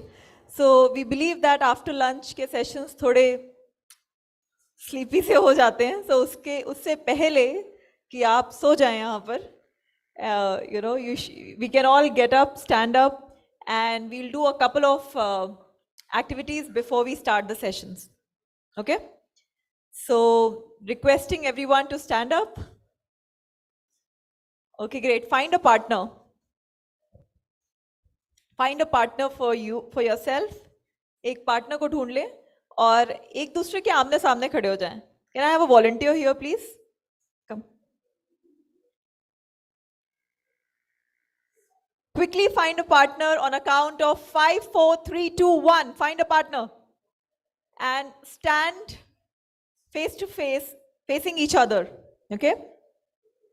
So now, please listen to the instructions carefully. Those of you who are sitting, why are you sitting? You're not getting a partner? Look, there's the partner there.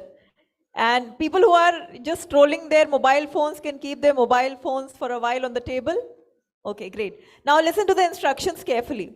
You have to observe each other from top of their head to tip of their toes, okay? And observe every part of their being. What they are wearing, what they are holding, is there a cap, is there a tag? You have to observe each and, sorry? No, I'll just tell. I'll just tell what you have to do, okay? So just look. Of course, you won't be able to see the inner aspect of that person, but at least the external, yes, you can see. So observe each and every aspect, and I'm giving you 10 seconds for it. So your time starts now. Observe. 10, 9, 8, 7, 6, 5, 4, 3, 2, and 1. Stop. Now turn to each other's back, okay? Turn to each other's back and listen to me very carefully what you have to do. It's very, very important. You have to change one part of your getup, okay? You have to change one part of your getup very, very quickly and make it hard for the other person to get, find it out. आपको अपने हुलिये का जो भी आपने carry कर रखा है उसका एक पार्ट शिफ्ट करना है, चेंज करना है कुछ इस तरह से कि आपका पार्टनर उसे पहचान ना पाए या फिर उसको मुश्किल हो वो पहचानने में. ठीक है? Quickly change it. You have to turn to each other's back, by the way. Okay? Quickly. 5, 4, 3, 2, 1. All right. Now turn again to each other and you have to tell each other what they changed about themselves. आपको बताना है उन्हें कि उन्होंने क्या एक चीज change करी. Quickly share करिए. हमने आपको कुछ नहीं किया. It's fine. Did you share? Everybody figured out? How many of you were able to figure out? Please raise your hands. How many of you were not able to figure out? Okay, so your partner made it tough for you, I believe. Yeah? Great, great. So, all right, क्यों किया हमने ये? Why did we do this? Sorry? I have your attention. What else? Why did we do this? Sorry? Sorry? Observation skills, very important point. Awareness, observation, being in the moment, being here right now, not anywhere else. Let's do one more activity. Ready? How many of you are ready? Huh?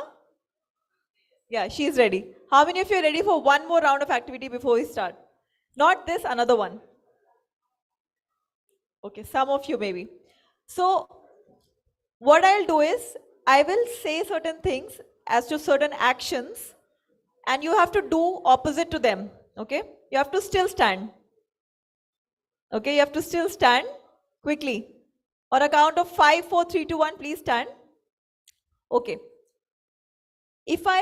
So you have to do opposite to what I say. Clear? Okay. Step forward, step forward, step backward, step left, step right, step right, step right, step forward, step backward, step right, step forward, forward, back, left, left, right, left, left. Do a circle now.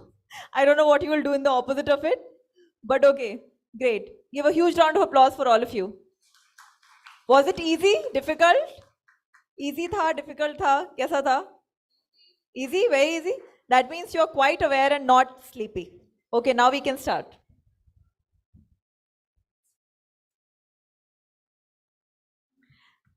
Please take your chairs. And you may try a different table with a new friend, new colleague, a possibility to form newer connections than being in a comfort zone. Yes.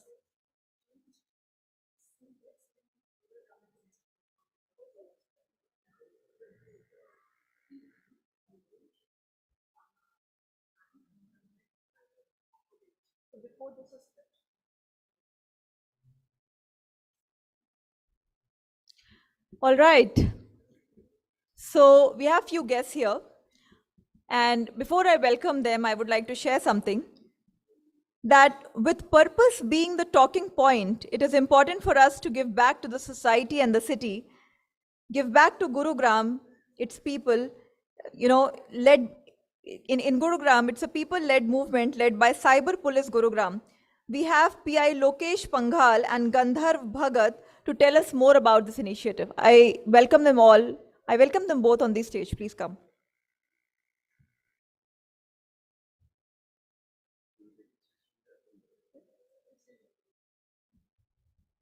And here's a mic.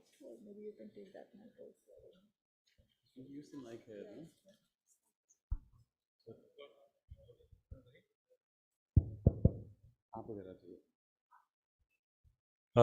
Hello, everyone. So while we're all gathered here to talk about purpose-driven marketing, I believe it's important to understand how all of us here connect with each other. While being part of the city that we live in, there are enough challenges that we see around us.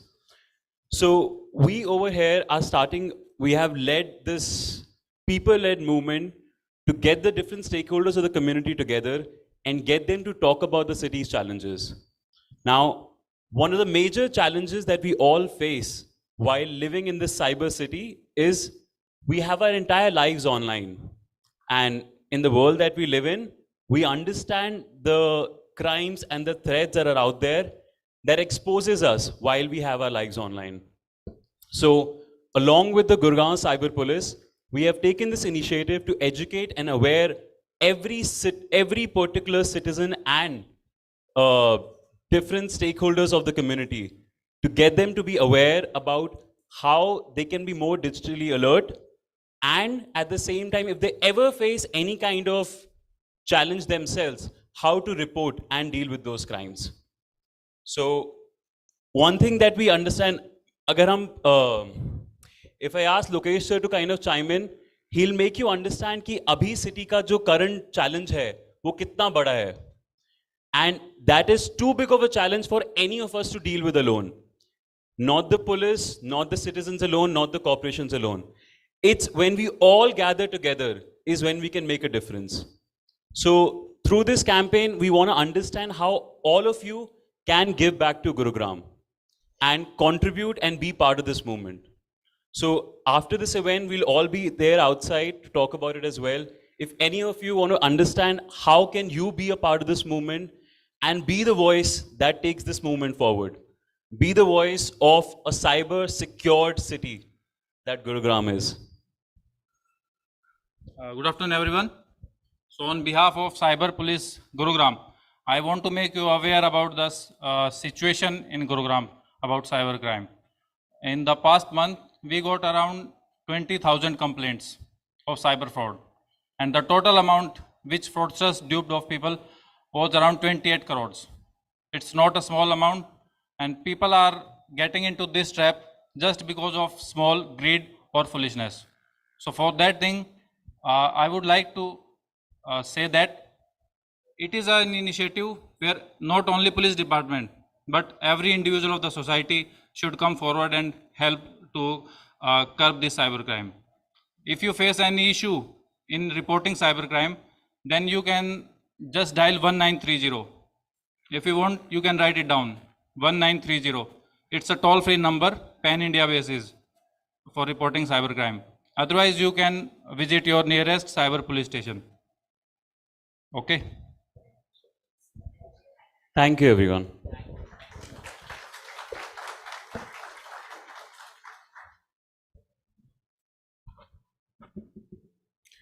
Thank you, Mr. Lokesh and Mr. Gandhar. All right, so we move ahead, but before we proceed, let me take a moment to acknowledge our partners. Co-powered by Partner Times Network Now or Nothing. Co-Gold partner Zoom, an all-in-one collaboration platform that delivers limitless human connection. Co-Gold partner Web Engage, simplifying retention for over 800 plus brands globally. Let's play the AV of the Times Network.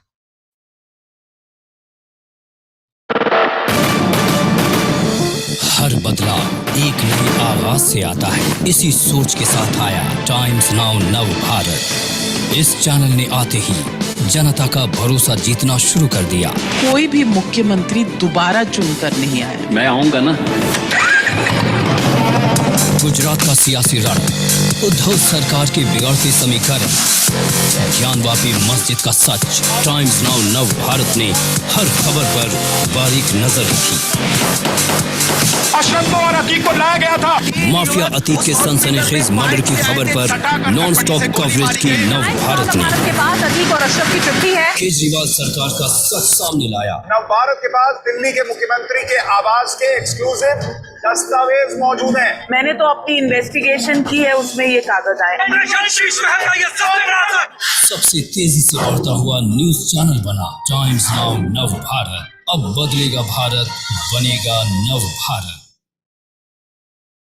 All right, so ladies and gentlemen, get ready to unlock the secrets of purpose-driven marketing as we delve into a captivating panel discussion on leveraging customer data and personalization strategies.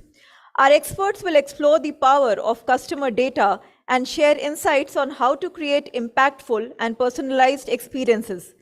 Get ready to uncover the keys to purpose-driven marketing success.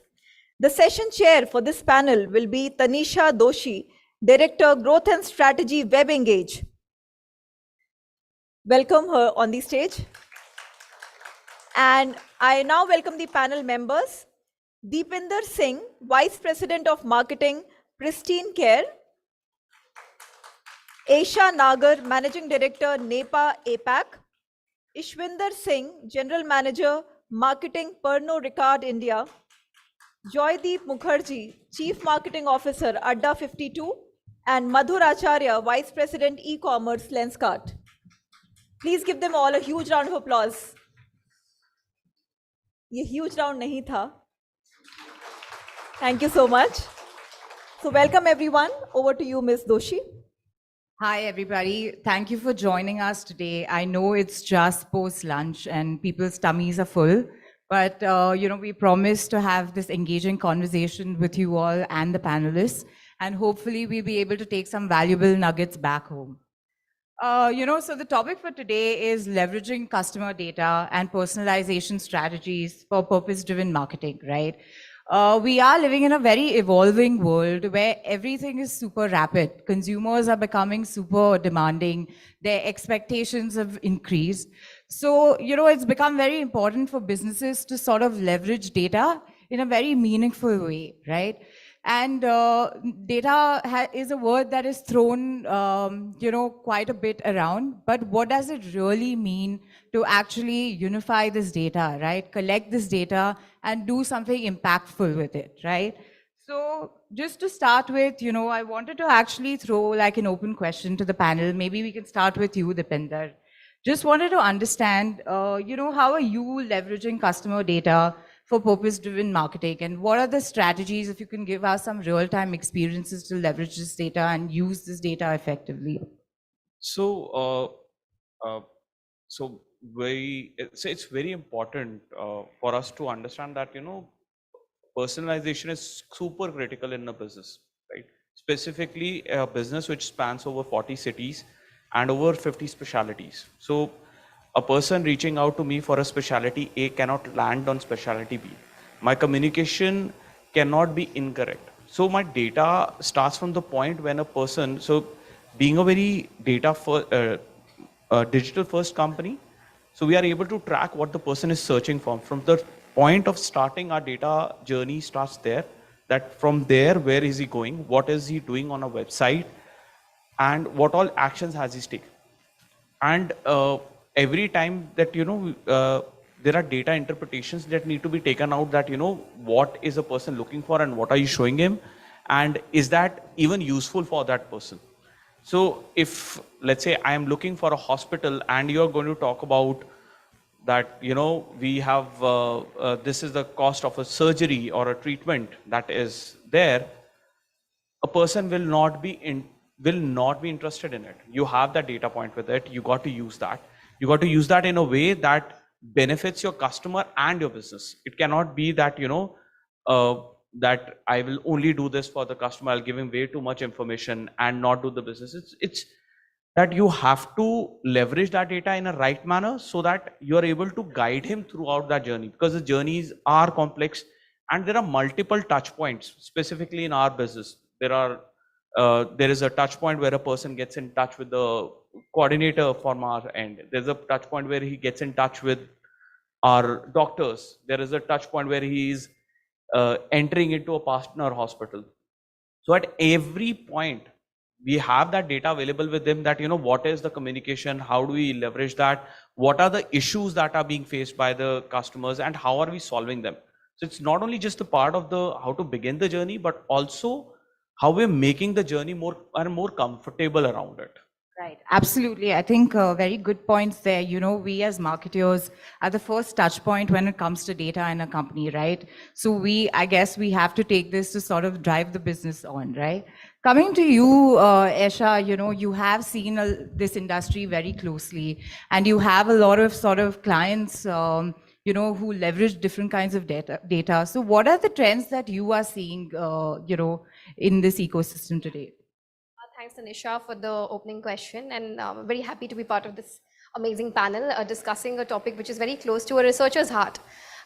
So at NEPA, we are of course a research firm, a consumer science firm. So this topic, the theme is as much of an opportunity in the ecosystem, is also a confusing place to be in, specifically being a data firm. Because the words purpose and personalization have brought in reverse trends in research. To quote some examples, we are seeing that personalization, the rule of personalization says that treat people not like data number, but like a human identity. Now it's easier said, but then done. We're seeing that as much as quantitative data, a lot of big segmentation and a lot of quantitative work that has been the pulse of research industry. I have been seeing a comeback for a lot of exploratory and qualitative understanding a whole lot more, which is understanding humans, understanding and being part of those group conversations, being very close to the pulse of the consumer, because data is honestly now everywhere and there are multiple sources. Absolutely. The other thing that I'm also seeing, at least from an agency point of view, is that the collaboration between the clients and agencies is like much stronger, because it's about going beyond data. It's about looking at gut plus combined with data and seeing that, okay, a particular, quote unquote, a number could be a 57% of people did so and so, but what beyond? What is the psyche? What does neuroscience say? What are the other facets of data and methodologies really tying up? So I think personalization and purpose has brought all of that upfront in consumer science and research as an industry. Okay, thanks so much for that, Isha. Ishvandar, over to you. You're in a very, very interesting industry. I'm sure everybody sitting here is quite interested in the industry that you are a part of. So when it comes to you and your industry, how are you leveraging the data, right? I'm sure there are certain, aspects to the data that may be, that may have like sort of a thin line, but how are you leveraging this data? It'll be good to know. Yeah, so what I will do is I will take away from exactly where Isha stopped, and it's a very, very important piece. look, we do have certain data points which are regulated, so we don't look at that data. But if we are You're audible? Thank you. Is this better? Oh, great. Thanks a lot. I think it's important to call out that certain parts of the data points are regulated in industry, but I think what's important is the conversation which Isha was talking about, and I'll talk about it as a marketeer. There's a very important fundamental piece here, which is that there is a lot of data which is out there. Okay, if you're creating, and there's tons of raw data, if not rightly looked at, if not rightly segmented, and if the right insights are not derived, it will lead to a stage where you look at the scale of data and it could paralyze you. And we've seen that happen in a lot of projects, okay, where you have so much data and you say, okay, how do I make sense out of this? But the nuances in the data, which start telling you, okay, this is a potential area, which comes out of quantitative. And then when you put a qualitative lens around it, okay, and go deeper into finding the insight is where the magic happens. And that's where the difference really comes, okay, because frankly, it's not just I who have that data today. The systems, the processes, the tools across organizations would be pretty similar. We all have access to, okay, all of it. We all would have prime tracks. We all would have very similar tools out there. But how do you find that consumer insight which gives you a unique differentiated space is what you need to move ahead of data. So data married with human intuition is where the differentiation comes for successful companies. If you just look at data in isolation, I mean, I was just joking with Dipinder a little bit before that. If I say it's 30 degrees, is it good or it's bad? You don't know.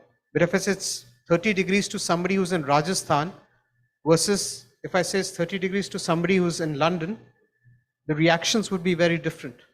So setting that context and putting that qualitative lens is extremely important. You know, Ishwinder, that's a very interesting point that you made there. And I'd definitely like to touch upon, you know, where do you find the right balance between human intuition and data, right? Because with great data comes great responsibility also. So I'd really love to touch upon that. But before that, Joydeep, you know, over to you. I'd love to know how you leverage data at ADA 52.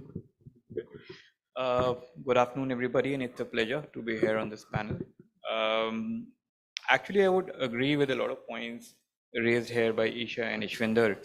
The data plays a very, very important role, but till the time you apply the layer of qualitative insights on it, there's precious little you can do with data. And I actually have the privilege of coming from organizations where you have really a lot of data which comes in very quickly and you can act on it, right? Now, how does data help you? Data helps you with making, you know, a communication to consumers extremely contextual and immediate, right? Because, you know, with the kind of systems we have, I am able to talk to a customer about something which the customer is probably involved in right now. For example, you know, a player is playing a hand on our system, right? And we know, you know, the distribution of different kind of players on the table, and maybe this player is a new one, and he plays a hand which is very, very off, right? Now, we as an organization consider it as our responsibility to make sure that every player has a certain kind of experience on our platform, right? So then it becomes our prerogative to also prompt this customer and this player and tell them, you know, this is where you could have played differently, and this is where probably you could have had a different experience or outcome from this game, right? So data becomes very important when we are talking of immediate contextual communication or a response to a consumer. It becomes very, very key. Having said that, there are higher order things which come out only from qualitative insights that you pick up from consumers when you talk to them, right? So marrying both these things together is where magic happens, and data standalone would probably not work. Absolutely, some great points there. Thank you, Joydeep, for that. Madhur, coming to you, I think with Lenskart, there is definitely like an omni-channel play, right? When we talk about data in your context, there's a lot of offline data and online data that is available to Lenskart to play with, right? So from that context, how are you leveraging it at Lenskart? Thank you for the question. See, you have spoken about the word omni. When it's omni, there's no difference of using offline data to specific to offline or online to a specific online. I will very much align to what Yashwindra sir have said, that you have a lot of data coming out from all the channels you have been working, from a sales standpoint and from the marketing standpoint. If you don't know what to do about it, it's going to be wastage. And we as a marketer, we just don't talk about the analytical part of collecting data. I think we all will agree to in the boardrooms, the problem we have to face is the limitation of budgets we have and how do we going to use it. So data we have, like everywhere we have data, like, basically social media is providing you a lot of engagement data. In that also, there are a lot of breakups. Your marketplaces are providing you different sort of channels. In Lenskart, we have another service called HTO, where we go to the customer home and get a lot of information and collect that, and it's a free eye checkup. So you can call and we collect the data. Now, what am I supposed to do with it? We have to understand what is the cohorts we are targeting, how much, and what is the right time to do that, and how much ROAS, which is the final ultimatum of it, I'm getting out of it. Maybe I have a very aligned and very planned strategy on social, but the money I'm going to invest in that, same money can be invested in performance and I'll get better ROIs. So the communication play here a very important role. So I'm a fan of communication and content because I get data very easily. I'm being leading into the marketplace, let's say. Amazon Pi provides me everything and anything I can ask for. But then how to utilize it in the same universe of Amazon, because it's very different. You first pay them about having been listed on the commission basis, then you have to fight with the competitive brands to get overbid, and I'm sure many of us have been facing this.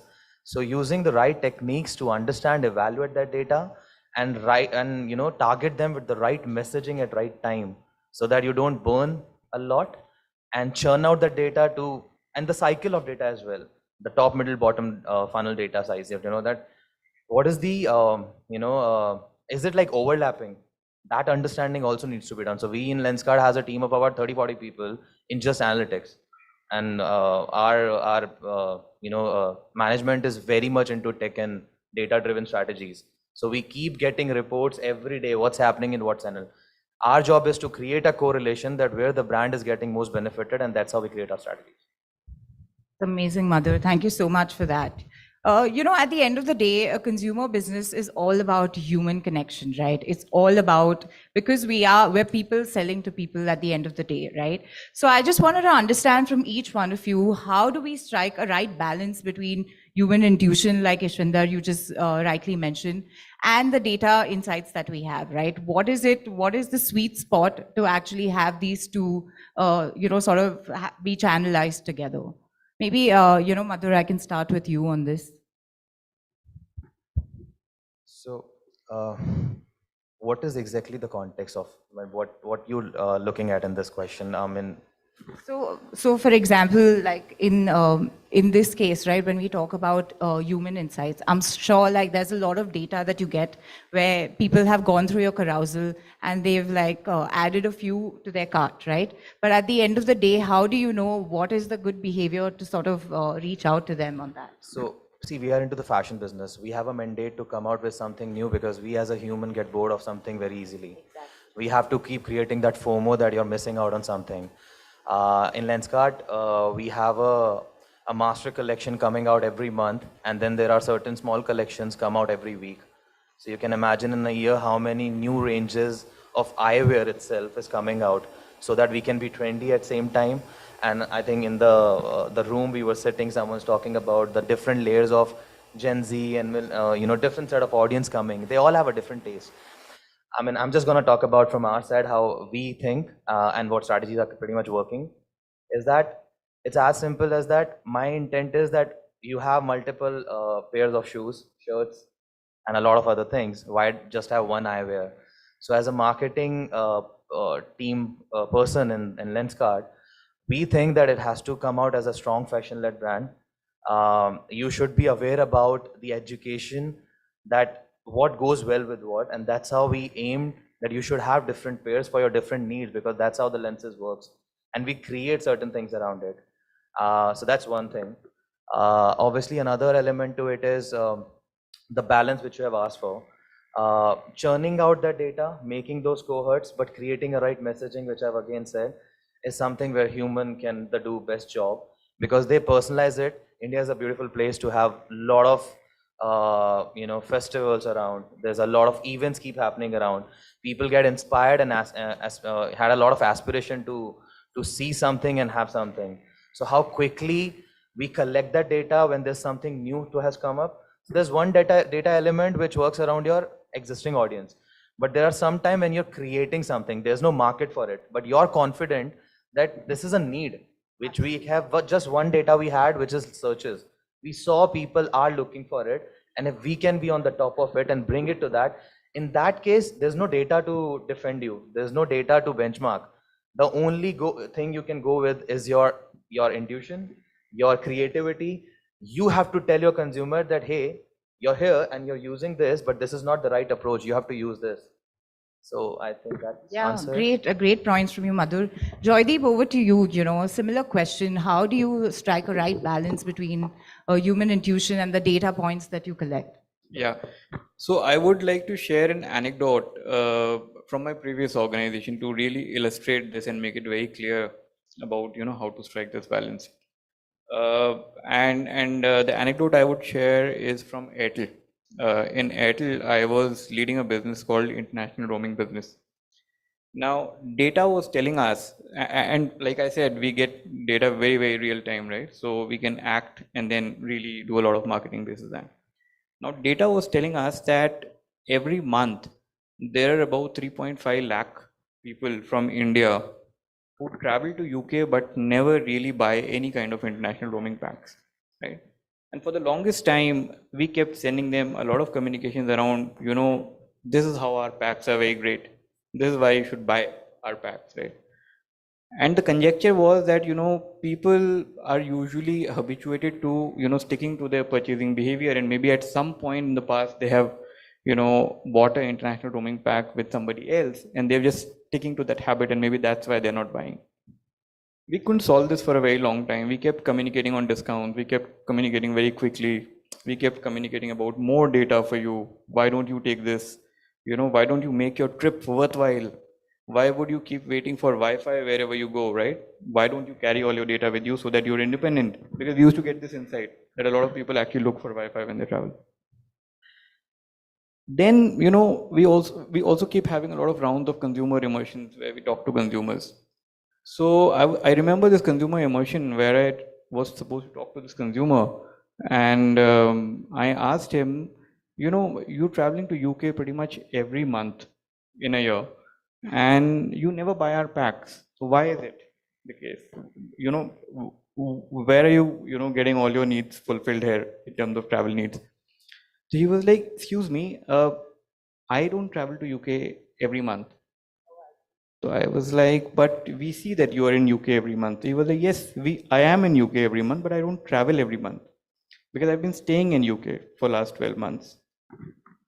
Now, the reason why we thought this consumer travels to UK every month is because this consumer switches on his phone once every month. He connects to UK network and we see, oh, this guy is in UK now. We don't know that this guy was always in UK. He was just putting his phone on to check OTPs. Right? Now, so this is where data can mislead you, right? The reality is something else. And when we spoke to many such consumers, we realized the real requirement they had was not that of a lot of data heavy pack for travelers. The real need was a pack which can really help give them a lot of, cheap calling to India so that they can keep in touch with family back at home. It was not really so much about traveling, exploring, so the whole context changed. Right, so this is how human interaction and intuition layer gets added on top of data, and it becomes very powerful because we created like a 200 odd crores worth of business just out of this insight in a year's time. right? So this is an example which I thought I should share. Great. Ishwinder, over to you. Do you have any real-time experiences to share like Joydeep has in your industry? Again, I'll go back to my old job. course. I'll follow exactly what Joydeep started. I guess it's a very interesting project which we had started at a certain point of time, and we said, and this tells you how, okay, so you have different bosses, you have different styles of working, and there was a point in time when one of my bosses was very clear, let's focus hardcore on data, and we'll go with what data says. So absolutely fine, let's do it. And we got into the development and a creation of a brand. And every time we would get a consumer research, you would say, you know what, I get what the consumer is saying, but are we really pushing the envelope enough?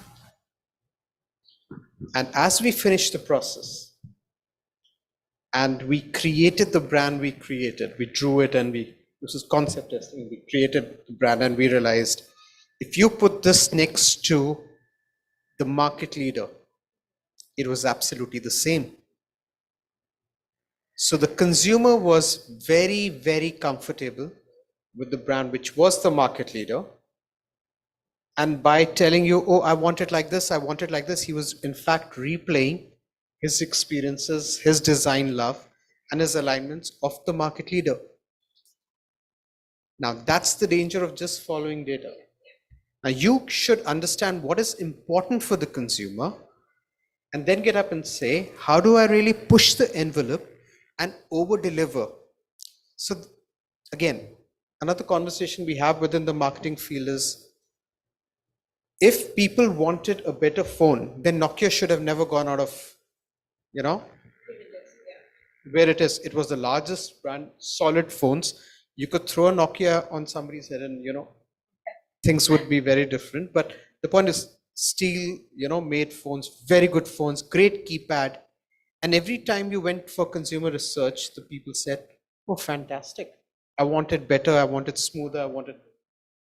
But true disruption happens when you just don't look at data, you understand what is the unstated consumer need, and on top of that, give them a breakthrough disruptive product. So not just one, I've given two examples, I guess. I think that was absolutely interesting and insightful. Isha, you end up working with a lot of brands, and I'm sure, this kind of comes to your foray all the time, right? So what would you say what would you like tell your brands, when it comes to like sort of having a balance between human intuition and the data that they would like to collect? Yeah, I think I would speak for the bad guy, the consumer research a reference that has been given multiple times from the pattern. I think there's this beautiful word called lagom. It's from the Swedish language, and it actually means not too much, not too more, not too much and not too less. It's like just adequate. And I think the balance that we're talking about specifically with data comes in when you don't go for more, specifically when you go for the right sources. So it's not just the number of channels where you're collecting the data from, it's how you are collecting it, why you are collecting it. Like if you don't want to go on the digital bandwagon of online panels, don't collect online data, do offline. If purpose is remotely not even close to the mission statement for the brand, don't try and fit in purpose in it. So it's a lot to do with doing more with less. And when we are working with a lot of needs when it comes to building communication, which is more purpose-led, we have detailed conversations with how the internal stakeholders align on that purpose. Because often we are looking for answers where we really get confused with the outputs from multiple sources of data, which generally doesn't lead to anything. The second piece that I would advise is that for a lot of brands today, looking at communities rather than bigger target groups is very important. Which is, for example, if I take Joydeep, your example, looking at a much larger demographic versus a small community of gamers, the latter is obviously better because you'll get more insights on trends as compared to a very big piece or a universe of samples that you're going to go a big quantitative survey in ads. A very good example, and of course there are a lot of bad examples to state as well where purpose has gone wrong or personalization has really stretched too far, but a good one is I'm sure the visual designers or graphic designers and a lot of people who love marketing have heard of Pantone, the color grading system, which has been running forever and makes for very good Instagram content these days. One would imagine how do they bring in purpose? Now it's just a color grading system, but they have something called as color of the year. That color of the year is related to generally either sustainability or something very relevant in the ecosystem. And one would feel that this is a thought very far-stretched, but it works. So often it's also about the third eye of the consumer, like Ishwinder stated. One is the data which is on the surface. Second is what you really get out of it. How can you be creative with it? And often that's the answer lies in common sense, in just the gut. But data, of course, you need to support it, validate it. But starting right and starting less is something that I would say is what we recommend to a lot of our client partners. Thank you. Dipinder, in your case, consumers are essentially patients, right? So today, when you talk about human intuition, I think that aspect you really need to bring about when it comes to consumers who are patients, right? So what would you say? How do you strike a balance between human intuition and the data insights that you receive? See, the problem in our case is that when it's a patient, your data will not tell you what is the person going through at that time. It's super critical to talk to patients all the time. So we have an internal policy that the marketing team has to keep talking to patients, keep listening to what the patients are talking about, because your data will always tell you that this is working, this is not. But the reason behind something working and something not working cannot be disclosed by data, right? You have to go and have that human interaction.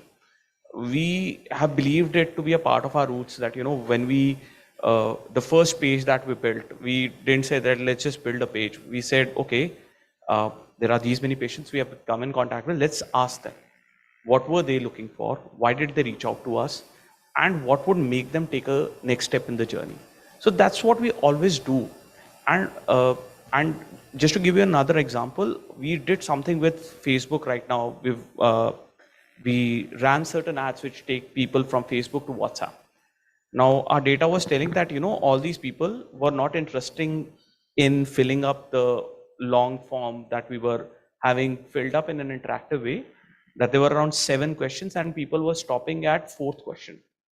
And we said, something is wrong. It cannot be that no one is interested and they're just coming answering 4 questions and not answering the rest of 3 questions. So we said, let's just try calling these guys up. So data was telling that these guys are not interested. So we called them up, and turned out that people said that I gave you my name, I gave you my phone number, I told you what disease I'm suffering from, I told you which city I'm from. What else do you want? There were 3 extra questions which you just put in, and if we just went with the data, we would thought these guys are not interested. And certainly these guys were the ones who were most interested in reaching out. They said, we've given you the information, just reach out to us. So your intuition and that human touch element is super critical, and data is just a validation that what you thought and what you have talked about and what you were trying to create, is that right or wrong? But, I just had a question here. When you're solving for scale, right, at that point, it's not necessary all the interactions that you have with your consumers could be on a human level, right? So then in that case, how do you solve for that scale problem?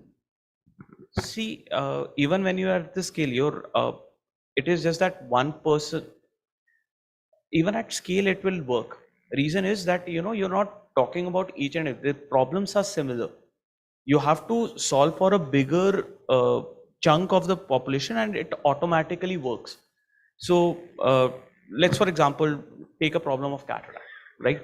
Why does a person get a surgery done, right? Why would someone reach out? So we did in-depth interviews with patients, and what we found out was, it is not that is just suddenly they decided that I want to get a surgery done. They said, I was watching TV and I couldn't watch it anymore. It was becoming too blurry for me. So at scale, this has helped me in defining my communication. I know what I need to communicate to you, right? If I go on and say, get a cataract surgery done at scale, won't work. I have to go and touch those touch points, and those can only come from these human interactions. and they tell you that, how you're going to scale. So I believe that, it's the right thing when you're talking to your patients, they tell you that, what is it that is making you come to know what is making them click and what is making them tip. Isha, I had a question for you, and this is a billion-dollar question. What do you think are the best practices to use data in a very ethical and transparent manner, And I'm sure you've seen this in your experience with working with different brands across, different industries. So what would you say are the best practices in this case? I think this, of course, is a work in progress, but I think it involves a lot of individual responsibilities across stakeholders. From a data provider lens, I would say that it is absolutely important to check source of data. Like when I say source, like check where is the package from, where is the respondent from, are they fake respondents? Also authenticity and just the privacy is like very important here. We've had situations where these things really go for a toss, but when you really go deeper into understanding sources, I think that's where it's curved to the best. Joydeep, any thoughts on this, using data in a very ethical and transparent manner? How do you ensure, and what are the best practices to do that? See, as long as data is being used in a form where you're not using any personally identifiable information, plus you are using data to make the consumer's experience richer, right? Because see, the consumer is out there looking for a service, looking for something that you can fulfill, right? If you are able to use data to identify when is the right time and what is it that they're looking for, and you are able to provide it to them, it's a service you're doing to the consumers. I think the boundary lies where, you start over communicating basis things which are not coming out from a consumer initiated activity, right? So for example, I know some set of consumers are so for example, when you try to push a product very hard, and you are using, because consumers, how you can reach them, right? And you over push, you basically weaken the linkage that the consumers have with you as a brand, right? So it's actually an onus on the marketing team, on the organization, of how you communicate to consumers, how frequently do you communicate to them, when do you communicate, and how contextually are you reaching out to them. So this, if done right, really helps in building a trusted relationship between the organization and the consumers, and really helps brands scale from there. So that's very crucial. Madhur, any thoughts from you on this? So I had two thoughts. One, you have mentioned the right time and the right message. So I think one detail out which I felt that can be good for this is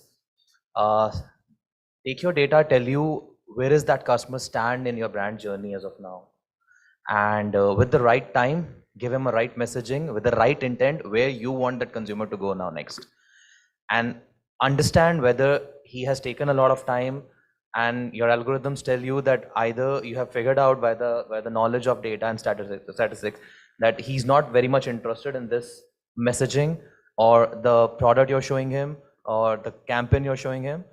Either you go and give him something new, something fresh, or stop and wait for a certain duration where he definitely starts searching for you again, and then the next messaging come out. Don't overlap and spend your money by again going to the first level of awareness because he's already aware.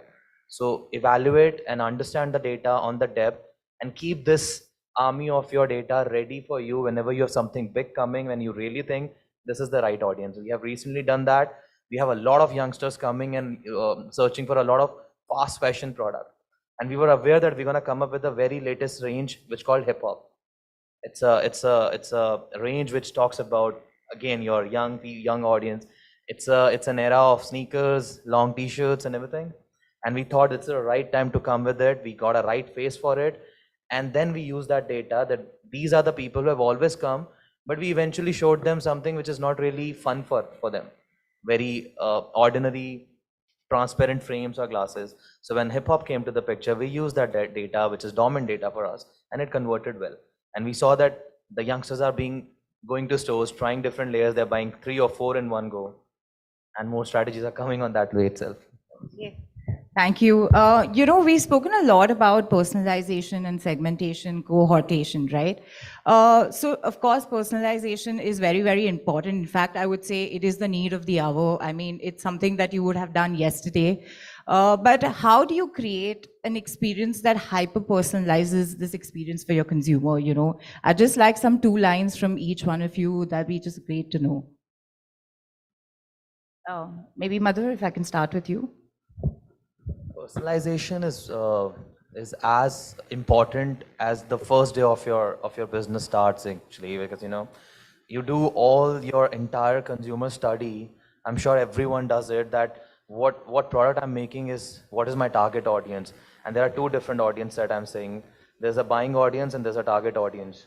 So for that element, creating that personalization and keep improvising it with your journey, with your knowledge, keep getting more categories to your brand is something which I feel is a very important task.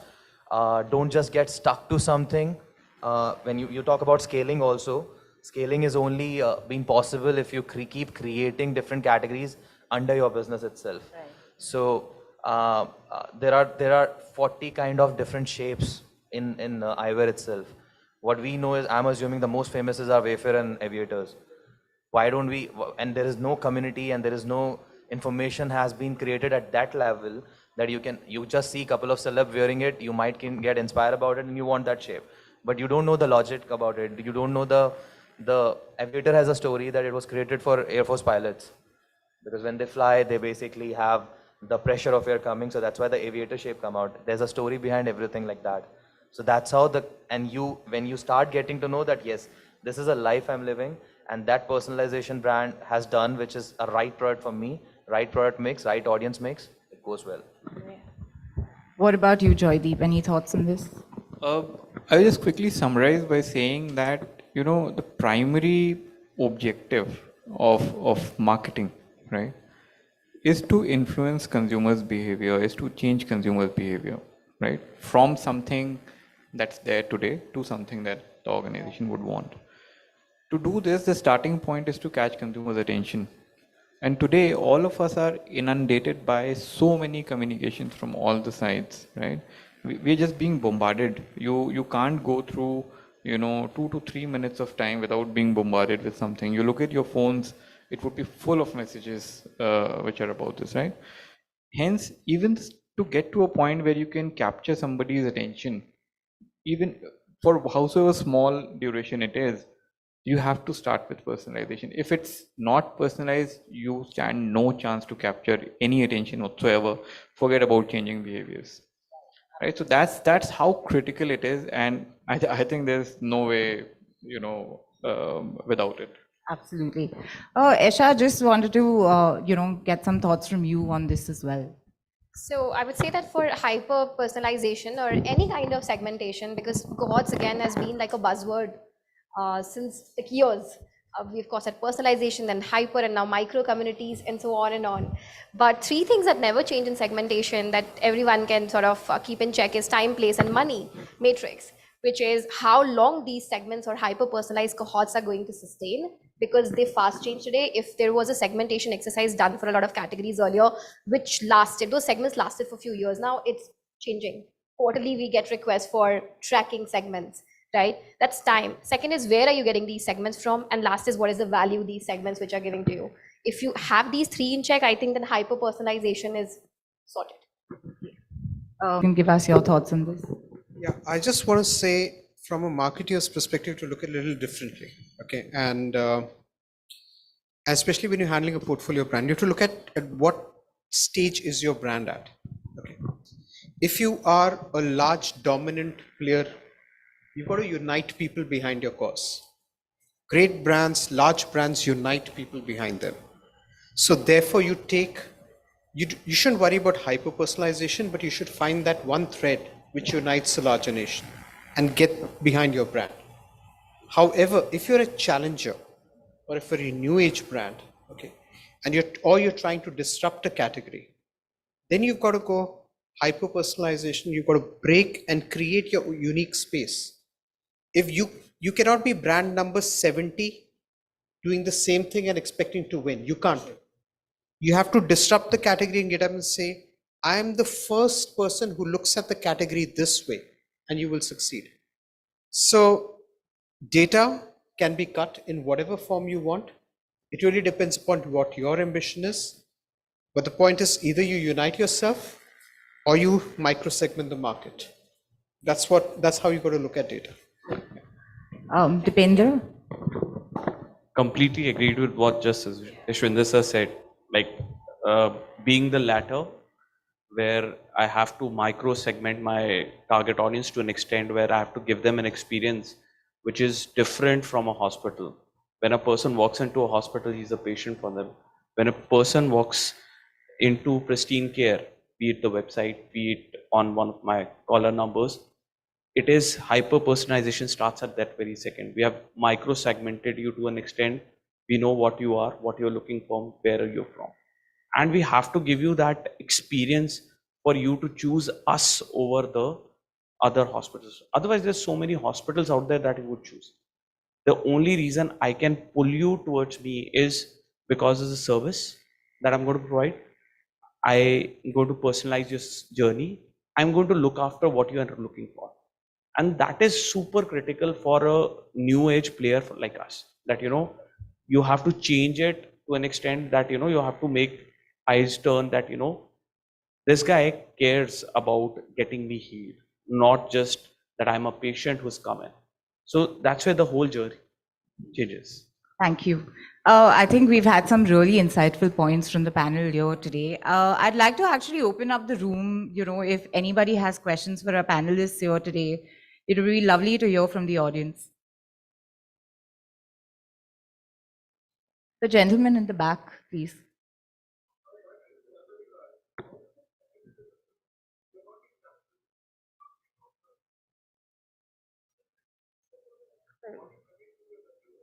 Sorry, we'll just pass on the mic to you, if you can just give us a second.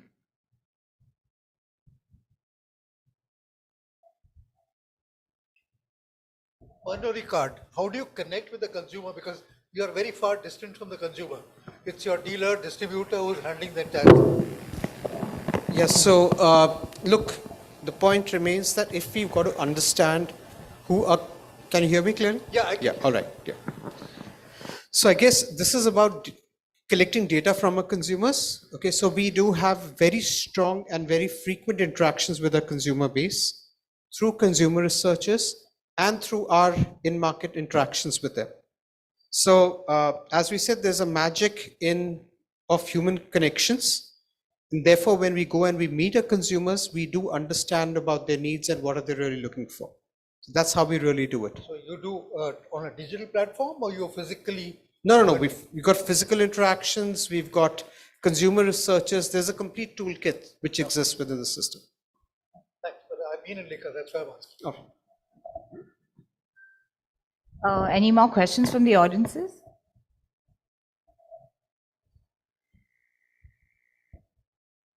Okay, if there are no further questions, I'd just like to wrap up this session. Thank you so much, everybody. I think I know it's been after lunch, but I think we've taken some valuable nuggets from this today.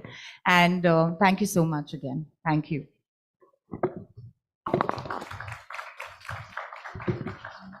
Thank you to all the panelists. I would request all of you to please stay back on the stage to receive memento. Thank you. I would now like to invite Mr. Rahul Singh, Director, Business Development, the Trade Desk, to please felicitate our panelists with the memento.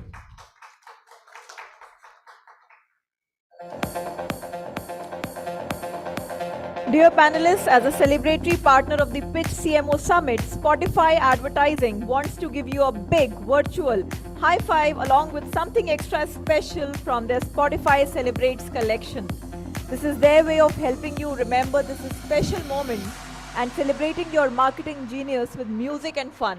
Celebrate the moment with Spotify Advertising.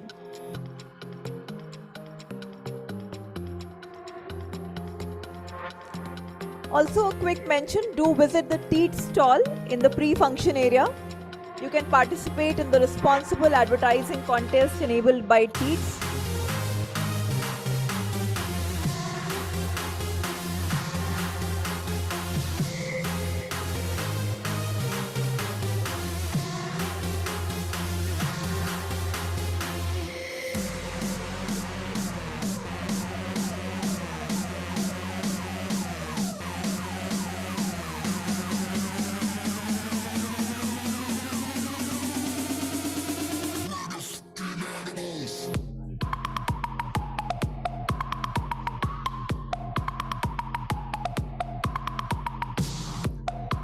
Our featured hashtag for today is hashtag PitchCMO, as you can see, which is displayed here.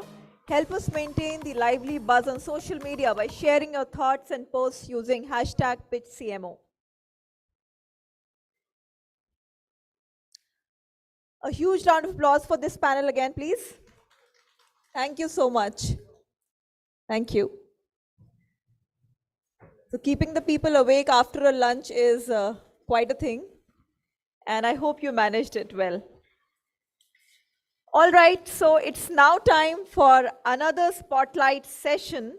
Get ready to dive into the vast digital realm as we explore the untapped potential and endless possibilities that the open internet presents. Our speaker up next possesses deep industry insights and strategic vision and will unravel the secrets to unlocking success in this ever-evolving landscape. So please welcome Mr. Rahul Singh. He's already here on the stage, who is the Director, Business Development, the Trade Desk. And I welcome you, Dr. Rahul, Mr. Rahul, for the session ahead. Please welcome him with a huge round of applause, please. Hi, guys. Good afternoon. Can you hear me good? Is it audible? Yes. Okay, so I'm the session after lunch, right? So I'll try and keep it interesting. But we heard about a lot of importance about data. Let's kind of now, and the interesting thing that I took from the panel and the great brands that they represent is, I didn't know that Lenskart had, visits at home to check your eyes. So after the amount of content that I've consumed over the weekend, I'll probably book a, eye slot, eye checkup. Pernod Ricard's, one of the favorite brands is Shivas, fix a drink. And hopefully I don't call Dipender for booking an appointment at Pristine Care, right? But that's just on a lighter note. Let me kind of dig down into the presentation today, and I'm here to kind of talk about the opportunity in the open internet and what Trade Desk can help marketers do, right? Switch on to this. Is it audible?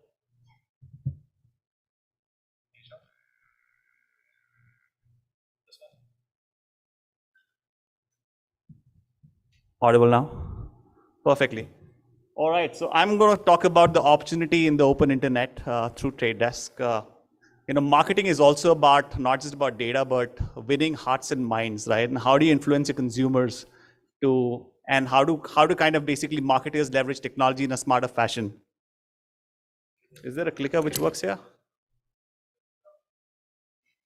Cool. Perfectly. So I have a quick agenda planned for you. I will introduce you what Trade Desk does, what is the opportunity in the open internet, and basically give you 3 strategies, which is working model for advertisers to leverage right now. Starting off, right, what does Trade Desk stand for? And we are basically an ad tech platform, and we help marketers, agencies, and brands buy ads in the most smart fashion, right? Most of our buyers are either brands or agencies. Just to kind of give you a little background in terms of what we are all about. We got founded in 2009. We got offices in 29 countries. We are about 3,000 employees. We went public in 2016. And luckily, we're growing very, very fast in India as well. We already have 2 offices in India, one in Gurgaon, the other one in Bangalore, thanks to all the amazing support that we're getting from brands and agencies across. Now, just to kind of give you a time chart of how we started, right? We've been profitable since 2013. Our first $1 million month, which is basically the revenue media dollars being spent through the platform, was in 2013. And fast forward to date, in 2022, we had our first $2 billion spent in the quarter, right? Now let's talk about tapping into the open internet and how does Trade Desk solve for marketing needs for advertisers, right? Now, broadly, if you see, there are 2 kinds of methods where people are spending their media dollars, right? On one hand, there are these walled gardens like Facebook. You have your YouTube and Google ecosystem. And on the other side, which is what we solve for, is the open internet, right? But let's first understand, what does open internet stand for, right? What do we solve for? Now, while you have these walled gardens where you have to, while people are consuming content on Facebook, Instagram, Reels, and YouTube and whatnot, there's a whole lot of content being consumed in the open internet, right? And there are various channels.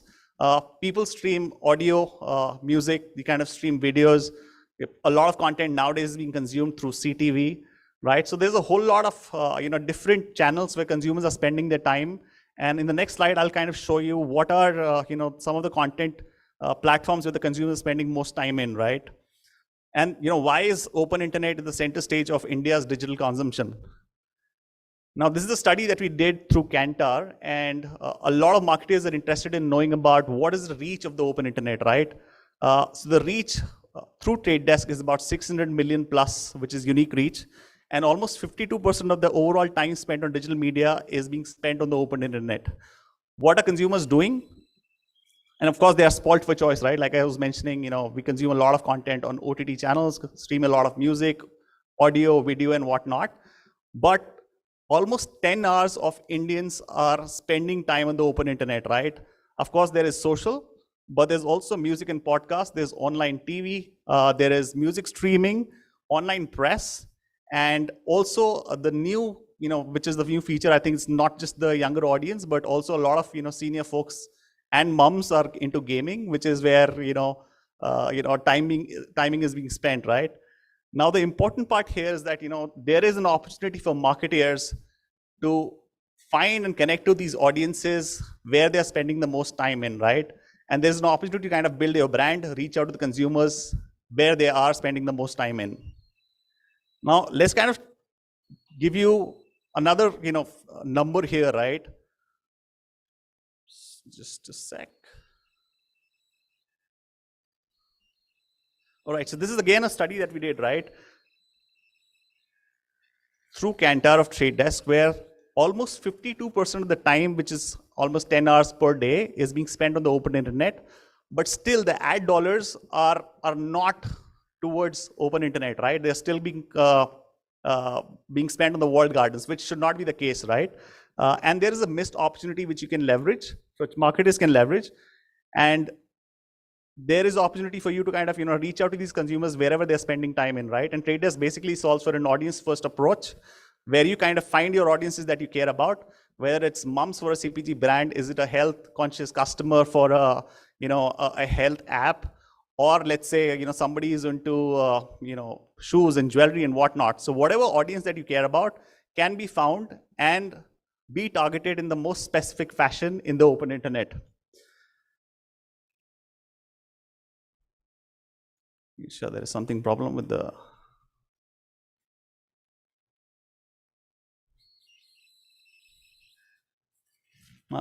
Okay.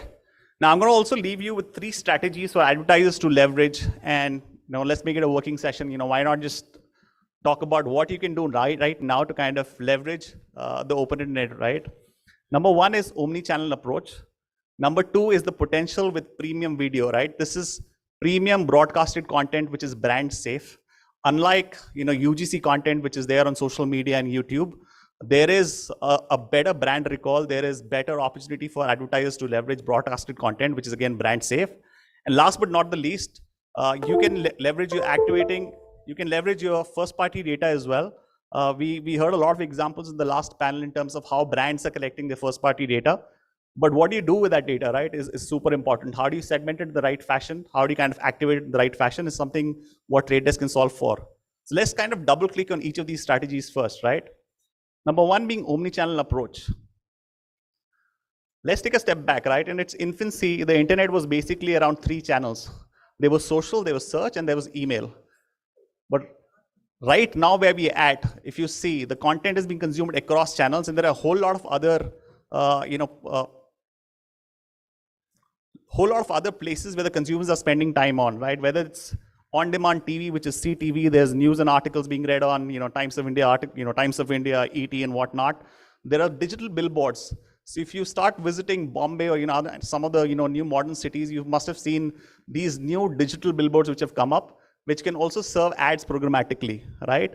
There are lifestyle blogs which people read quite often, and they kind of also stream music online and watch video online, right? So the world has really moved on from social and search, and also moved to some of these new content, consumption destinations, right? Which again gives the opportunity for advertisers to leverage and exploit.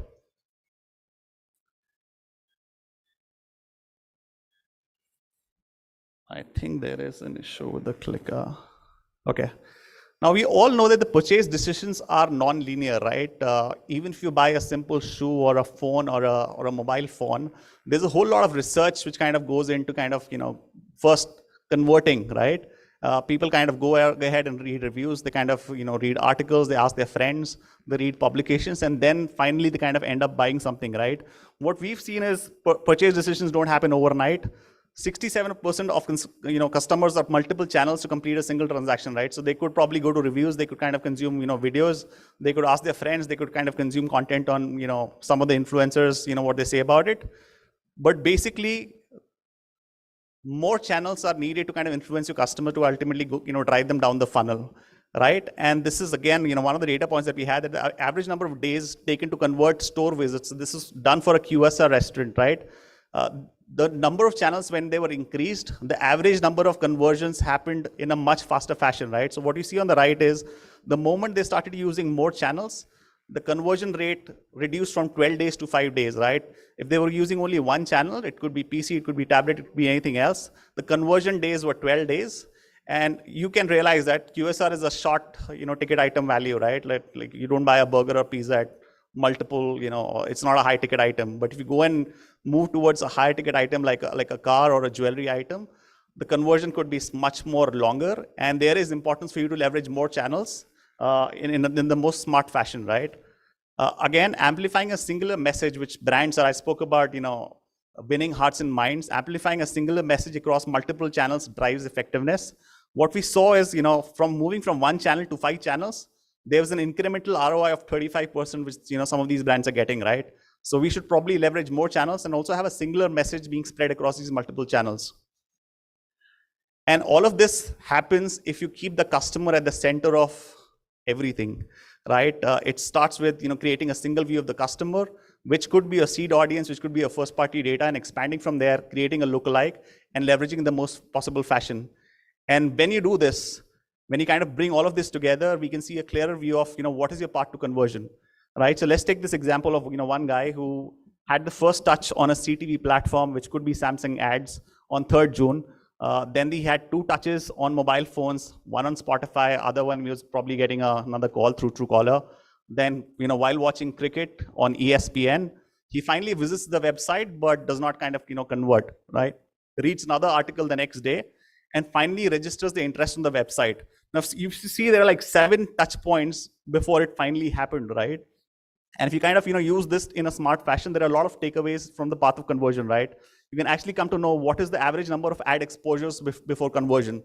You can actually FCAP your creators, whether you should probably have 3 creators being shown to a particular person versus 5. Why not? This is the data which can help you do that. Average number of days, which is kind of taking from converting a user from a first ad being reflected to finally converting. And then channel effectiveness as well, right? Whether OTTs are working better for you, whether Spotify or audio streaming is working better for you, or you should probably double down on CTV, right? All of this data, when it's available to you, you can use it in a much more smarter fashion. Now, unlocking the potential of premium video is another great thing, which is the second strategy I would like to kind of propose here. While YouTube is there, almost only 40% of the content that YouTube produces is premium in nature, right? Whereas if you compare it to OTTs are broadcasted premium content, which is brand safe. A lot of production, time and money goes behind producing that content. And what we saw is that, whenever you kind of, showcase an ad on an OTT or a CTV channel, there is a better, brand recall, because it's broadcasted content. People are much more in the mindset of consuming, brand messages as compared to UGC content, which is probably done in a scrolling fashion, right? And Indians are also more trusting and receptive to ads associated with premium content, which is again broadcasted, premium quality content compared to UGC, right? You don't want your ad to be seen when somebody's kind of, running cat videos, right? You don't want to kind of, have something funny going on there. Instead of, showing ad where the user has the, mindset of consuming that particular content, you have the better user attention. It could be done in a pre-roll, non-skippable way, which again kind of gives you the message, in the fuller form, right? And connected TV is again big, right? This is a trend that we've seen across the globe. this is a large TV, which is, the trend of cord cutters, the new kid on the block. India has almost a potential of 30 million households which are using connected TV. It's about to grow to 50 million by 2025. So while the scale is increasing, a lot of advertisers are interested in knowing about how can we leverage this new kid on the block as well, right? And in the US and some of the more advanced markets, connected TV is actually overtaken linear already, right? And there could be a possibility where you can run ads programmatically, which is let the machine do the learning and talking for you while deciding how should you run your media and where on connected TV, right? There is a 37% households who are only cord cutters, right? They don't have linear TV access at all, right? Because they chose to kind of go with the internet TV way, right? So CTV is more targeted, it's more measurable and more interactive. Now, it brings you the beauty of all the linear TV advantages in a much more data-driven fashion, right? And there is a proprietary technology that Trade Desk has, which is called Core Identity Alliance, which can help you identify reach at a household level, also at an individual level, and also at a device level, right? Individual users have multiple devices, but can you, as an advertiser, do you want to have an objective of reaching a particular household once? Or do you also have, an objective of reaching all the individuals in that household is something that we can help you solve for. Last but not the least, this is the third strategy I want to leave you with, which is activating and enriching your first-party data. I don't know what's the value of first-party data, for marketers. It's all about not just having the data, but activating in the right fashion, right? But also activating with a partner which can do it in a privacy-safe fashion and helps you leverage it in a more personalized way while taking care of all your privacy and consent protocols, right? Now, building is the first-party data collection is again, that's the brand's responsibility. You can kind of give freebies. You can kind of run contests and offers where you can collect for first-party data. But enriching is a whole another game, right? First, you have to have a way to kind of onboard your first-party data. You can either do it through your CRM, data collected via pixels. These are basically soft codes inserted on your website. So any action which is happening on your website gets collected and can be activated. And of course, the media dollars that you're running, there's a lot of campaign data which gets generated alongside with it, right? So can you leverage all of this data and retarget and continuously engage your consumers in a much more smarter fashion, right? These could be people who have already engaged with your ads, right? Which means they are some way influenced with what is the brand message that you're sending. Is there a way for you to kind of target people who have seen, let's say, 50% of your ad in a video format, right? There is a way to kind of do that. You can also create lookalike models. Now, if you already have a data of people who are already your consumers, who have shown interest and loyalty towards your brand, you can find, let's say, 10 times other consumers who are of similar behavioral nature and leverage that to kind of increase your top funnel and your bottom funnel as well. That's pretty much it. I think if you want to kind of know more about Trade Desk, happy to kind of talk more about it. But we believe that the opportunity for advertisers and agencies and brands is in the open internet, where all your consumers spending increasingly more time across channels, whether it's CTV, OTTs, gaming, podcasts, and whatnot.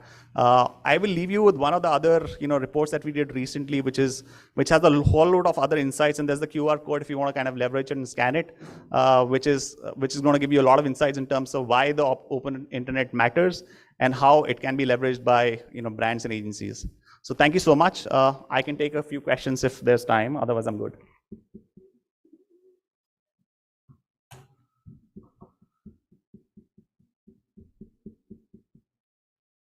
All right, thank you so much for your time.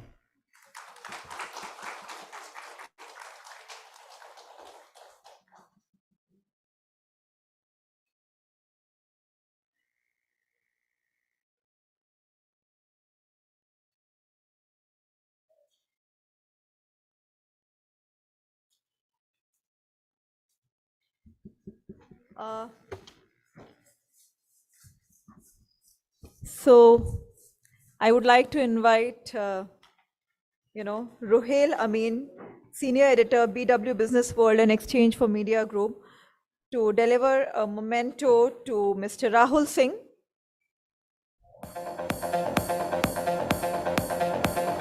We can have a round of applause, please. Come on.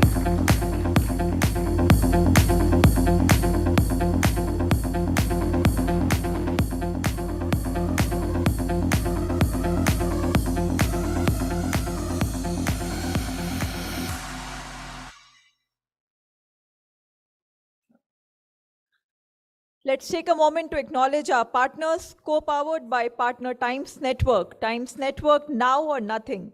Co-Gold partner Zoom, an all-in-one collaboration platform that delivers limitless human connection. Co-Gold partner WebEngage, simplifying retention for over 800 plus brands globally. Co-partner Teats, the platform that means business. All right, so we are here for the last panel discussion for today. Okay, but before that, let's play the AVs. Throughout our 75-year history, we have been pioneers in understanding people and adopting new technologies to help us do that. The first to use facial recognition in advertising testing. The first to use people meters to measure TV audiences. The first to migrate to online interviewing.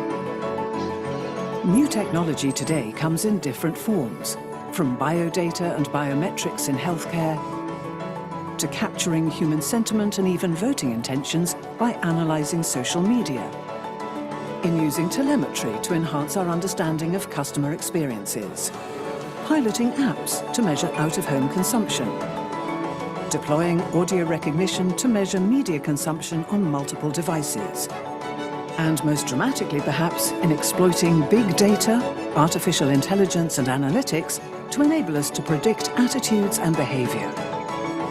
But ours is a business where we use technology and data in pursuit of a goal, to inspire our clients, our people and society to create and flourish in an extraordinary world. And in doing so, some things won't change. Asking the right questions, listening hard, understanding better than anyone else the way people live, think, feel, vote, shop, watch and post. The desire to understand human needs and motivations has been around for centuries and will continue to define our purpose in the years to come.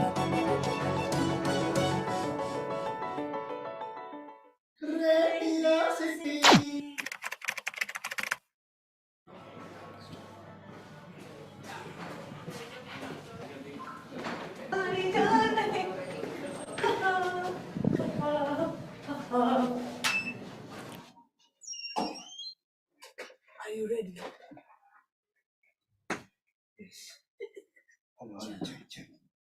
The second, the third one. Third one, no?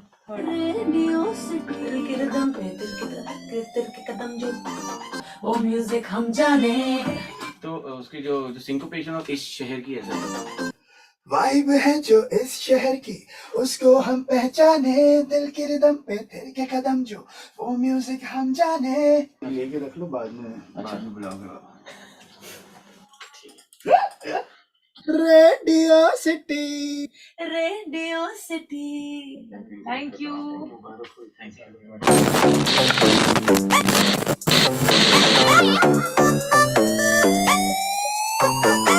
Vibe है जो इस शहर की उसको हम पहचाने दिल के रिदम पे थिर के कदम जो वो म्यूजिक हम जाने रेडियो सिटी अरे वाइब है जो इस शहर की उसको हम पहचाने दिल की रिदम पे थिर के कदम जो वो म्यूजिक हम जाने तेरे साथ है on the go जैसे धड़कनों की ग्रो ट्यूनिंग अपनी इतनी स्मूथ जैसे वेन्स में ब्लड का फ्लो रग रग में दौड़े सिट्टे आरजेस है बड़े विट्टे अरे 24 घंटा बढ़ाते हम तेरे फन की validity radio city radio city radio city radio city रग रग में दौड़े सिटी रग रग में दौड़े radio city 91.1 FM.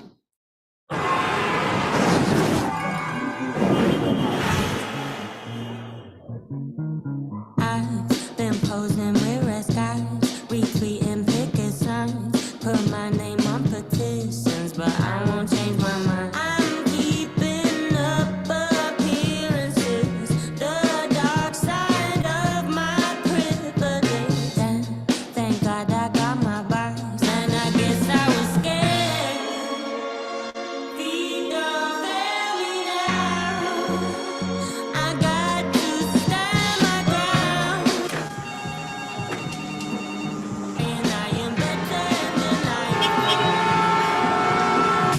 cars had to be home to intelligent life.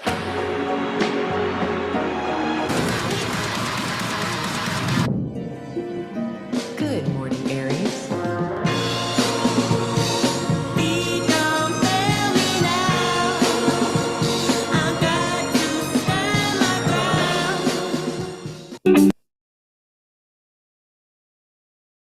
Will be our last panel discussion for today, and then we have another spotlight session. So it's time to shift gears and delve into the realm of customer experience strategies in a tech-enabled world. Our esteemed panelists have gathered here today to unravel the secrets of delivering exceptional experiences that will leave your customers craving more.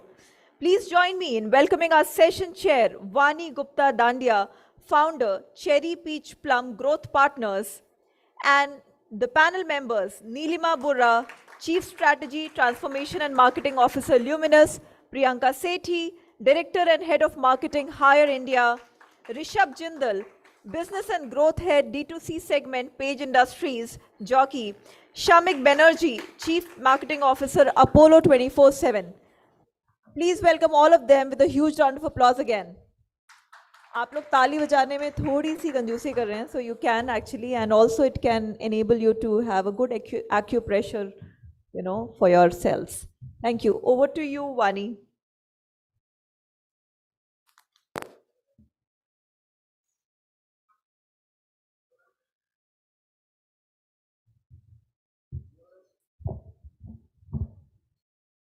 Hi.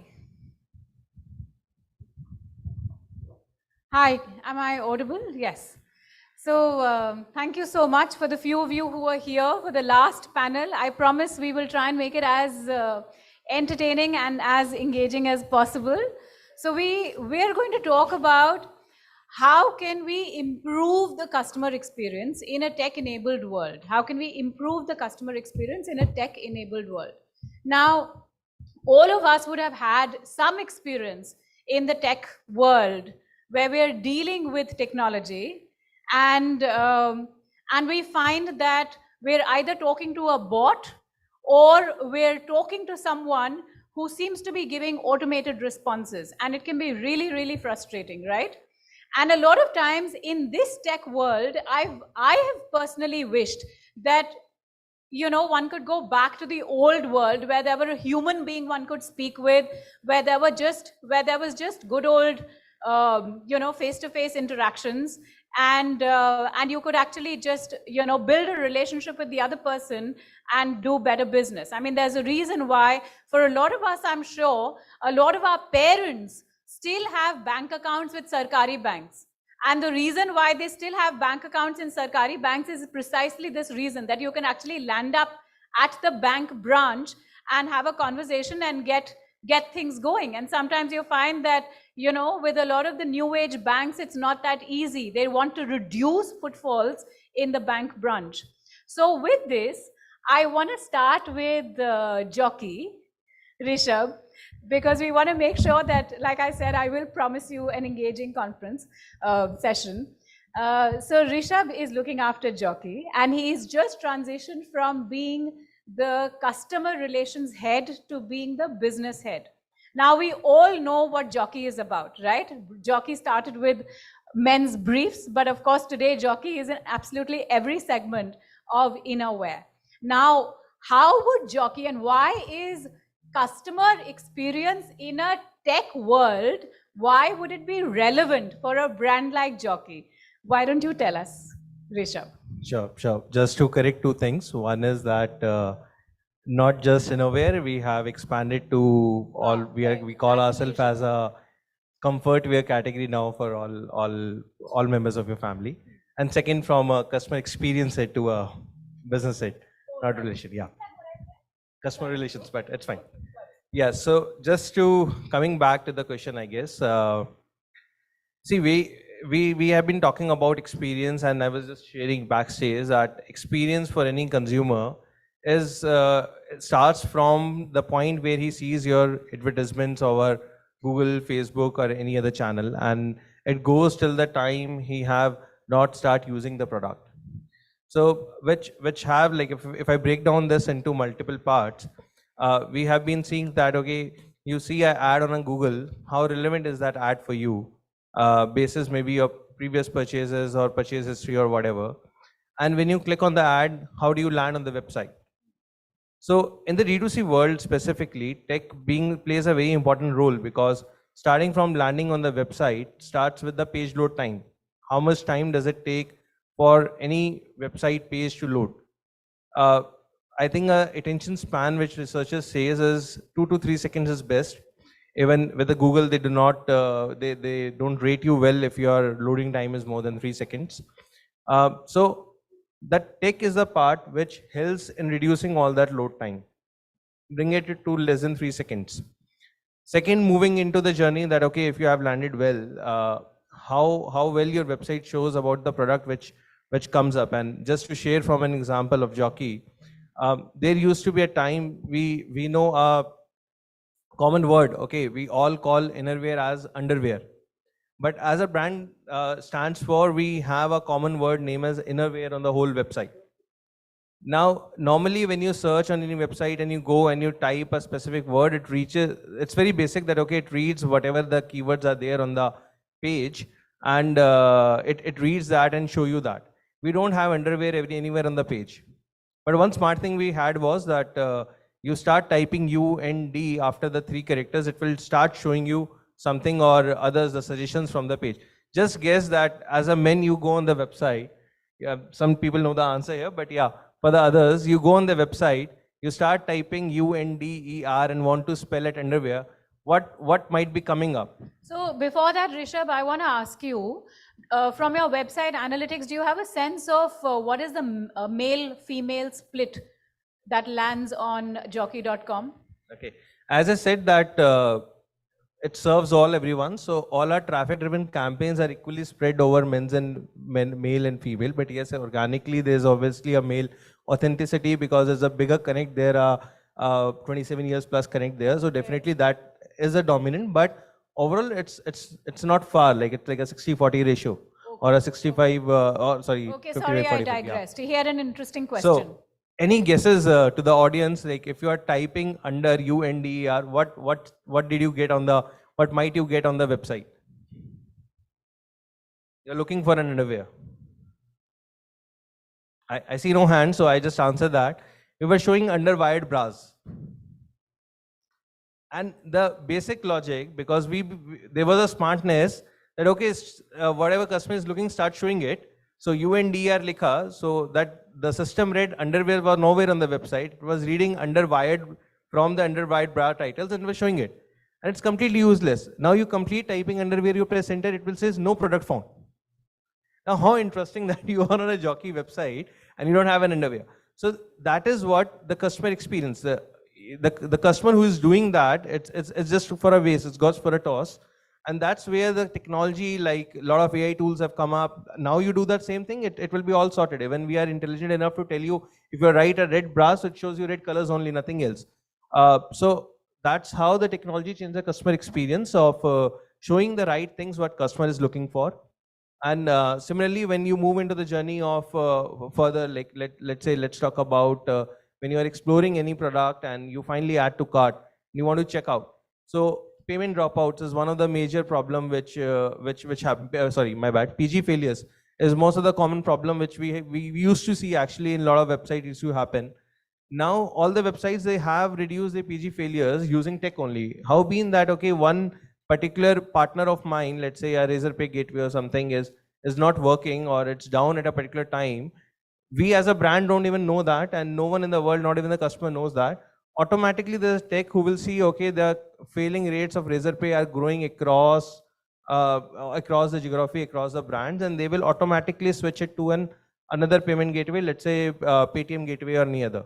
So because of the increase of technology in the space, overall end-to-end customer experience, which even the customer itself don't know, is increasing and making a base expectation for that customer. So yeah, that's all to start with. Fabulous. Thank you so much for that, Rishabh. Nilima, would you like to take on anything? So Nilima is with Luminous. And firstly, it would be interesting to understand what part of your business would would be D2C. And D2C apart, how does technology help improve customer experience? Thank you, Vani. Firstly, let me also let everyone know. So, Luminous is a Schneider Group company. Schneider is a B2B company, while Luminous is 100% B2C company. So, majority of the business is to the consumers, and this sells inverters, batteries, and solar. So now solar as a category and battery inverter, while people know it could be something which is just lying as a dumb unit, but with the technology, with the way consumer segments, everything has changed over the period of time.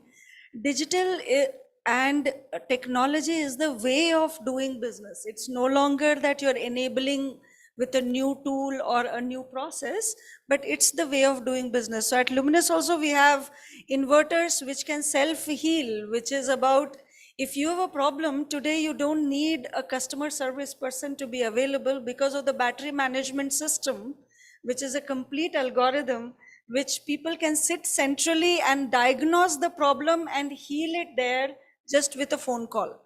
So now these are some things which is possible only because of technology. You can heal a battery with a phone call? An inverter with a phone call, a battery with a phone call. Now that's where the battery management system is. We do have a product called Loom Connect, which we call it for solar. So when you install a solar panel on your roof, ideally you as a consumer should know how much electricity did I produce, which can charge the complete room, number of appliances at home. So this app actually enables you to say how much is the consumption, how much is the usage of it, what appliances is consuming more and what appliances is consuming less electricity. If the weather is cloudy, how much do you need to conserve? So now these are some things which is possible because of technology in a category like this. The third thing which I also feel as a company we have done fabulously well is digitizing the channel partners. Now, this is something which I, having worked in different industries and different companies, I still feel this is one of the best in the industry. It's beyond Salesforce, what Salesforce used to do for channel. This is a partner app where there is more than 1 lakh partners onto this app. This app is mapped to the power backup system of power cut, which is happening in the country across. It is mapped to the pin code and districts at Tehsil and Talukas level. So when there is a power cut which is beyond, there are districts which has got 10 hours power cut, there are districts where there is 4 hours power cut. So this actually pushes the product within that ecosystem. It's a closed group ecosystem, that which is the product which is far more favorable for you to sell in that area. And the logistics and supply chain pushes those products on priority from the inventory management point of view, so that there is no gap in that. Now, this is something which I say is fab when it comes to technology. So these are some few examples. There are many more. Like, for example, if you go today to Amazon and you want to buy an inverter, the knowledge is very less. Which one should you buy? If you have 4 ACs, if you have 20 lights, if you have 5 fans, if you have 1 big refrigerator, how much of consumption? And so which one should I buy? So here is the complete load calculator which is available, which makes you actually, which recommends and enables you to buy which one do you want to buy, right? And which one should you look at? And then comes the comparison with multiple brands, right? So these are some things which you can do just to enhance the customer experience, immaterial of what your category is. Ideally, when the category comes home, you don't want to fiddle around. There is service partner available to service, install, do every demo which is required for it. But how is the experience to buy that product? How much digitized? And not just consumers, we forget the partners, we forget the channel, we forget the dealer, which is recommending more in the multi-brand outlet. So these are the ways which I feel is how... These are beautiful examples, Nilima. Tell me, in these examples that you've talked about, and you just spoke about how a lot of it is to do with what you do prior, right? A lot of it is about knowing what the customer wants and then making that available for the customer. So tell me a little about, since you're the marketing head, tell me, what role does consumer insights play over here? Like, you would have done a lot of work to understand what are the kind of questions that people actually ask at the store. Like, how, I mean, you know, when you say we've got a load calculator. Similarly, for the other things that you talked about, like this bit about, oh, it's a cloudy day today, and so how much do I need to conserve? Talk to us a little about what do you do to gather consumer insights to be able to present what kind of solutions the company might need to present to the board. So I think advantage of the tech company is when you install or when you service a product, you get that data to actually analyze it better. Consumer have to feed a lot of information to say what is the trouble which they're facing in the usage pattern. This year during IPL, we were doing a campaign, Ab Cricket Mein No Par Cut. Now it's very easy to say Ab Cricket Mein No Par Cut, but then there are, while we are saying we are becoming energy surplus nation, but there is still a lot of, the quality of power cut which is there is still not equal across all districts of this country. So this is a time when we were going through all the data of what people are talking about, where are the higher power cuts and what are they thinking about when it comes to inverter. One data insight was wherever there is higher power cuts, they need a different solution, and where there are lower power cuts, you need a different solution. So low kVA to mid kVA to high kVA, actually we did the complete digital programmatic campaign with that. The markets where there was higher power cuts, the market there was higher consumption because of more number of appliances. We had mapped with that, and those are the places where it was showing up as high capacity inverters. And the markets where was otherwise, because of programmatic, now you can very well do all these things very easily, very insight driven, different creative, different films, different videos and different messaging, landing to saying why we can say Ab Cricket Mein No Par Cut. So this is just one example as to how you can use the insight. The second best use of the insight is the new products and the innovation. I think the new technology innovations which is going to come, many we can't discuss today, but all of them are built from how the brand is listening to what is happening to your product at home. So we do have from lead acid to lithium to nickel to sodium to multiple alternate chemistries. Which chemistry is suitable to what kind of consumer need is something which will come basis the listening. And what happens to the form, what happens to the digital panel, what happens to the control, what happens to the home which is already automated. How will you connect to a connected home versus a not connected home? So those are some things which comes from all what you listen through consumer and data and insights. So from healing batteries, let's come to healing human beings. So we've got with us Shamik from Apollo, and Shamik is sitting with a lot of data because a lot of people are ordering medicines online, and a lot of people are now becoming more comfortable with the idea of consulting with a doctor online. I think COVID has made us a lot more comfortable consulting with a doctor online. Tell us, Shamik, with all of that data that you have with you, how do you use that data to make the customer experience more pleasant? Thank you. You know, for a business like us, which is Apollo 24/7, where we had the advantage of a 40-year-old best brand in the country in terms of healthcare, we could spend all our time, right, in our team, all our time just to figure out what we will do with this data, right? So what is most important is that it is not an add-on to our daily business. So Apollo 24/7 is built with the focus that we will create something where the distance between the consumer or the patient here and the healthcare provider is zero.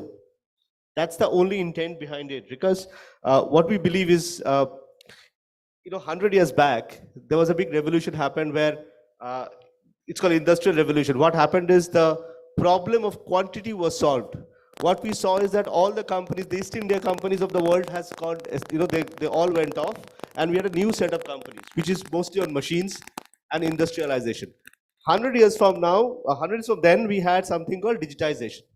What we saw, all those companies which used to make so big is gone, because every time this paradigm shifts, what happens is the economy changes to a classical economics, where supply creates its own demand. If you create a supply, you will have a new market, right? So if you see all the companies which we have in this world at this point in time, the big ones are all set up in the last 10 years, 15 years. Where was Google 25 years back, right? Where was Facebook? Where was all of us, right? To give an example, Apollo as a company, I think Dr. Reddy visualized this long back. He was a visionary. Way back in 2005, he set up a company called Health Highway. Basically, the concept is all medical reports I'll put on internet, and globally doctors can see and consult people when they're chronically ill. This is between, so it's called Health Highway. It was in 2004, but that time we used to get to internet through landlines, right? You remember those days? I think it's way before time. Right. In 2009, he again tried once more. He created something called HAP, which is Health App. Again, he wanted to bring all the hospitals, all the medicines, everything at one place. Again, way before time, and I think he did not have the good developers to create.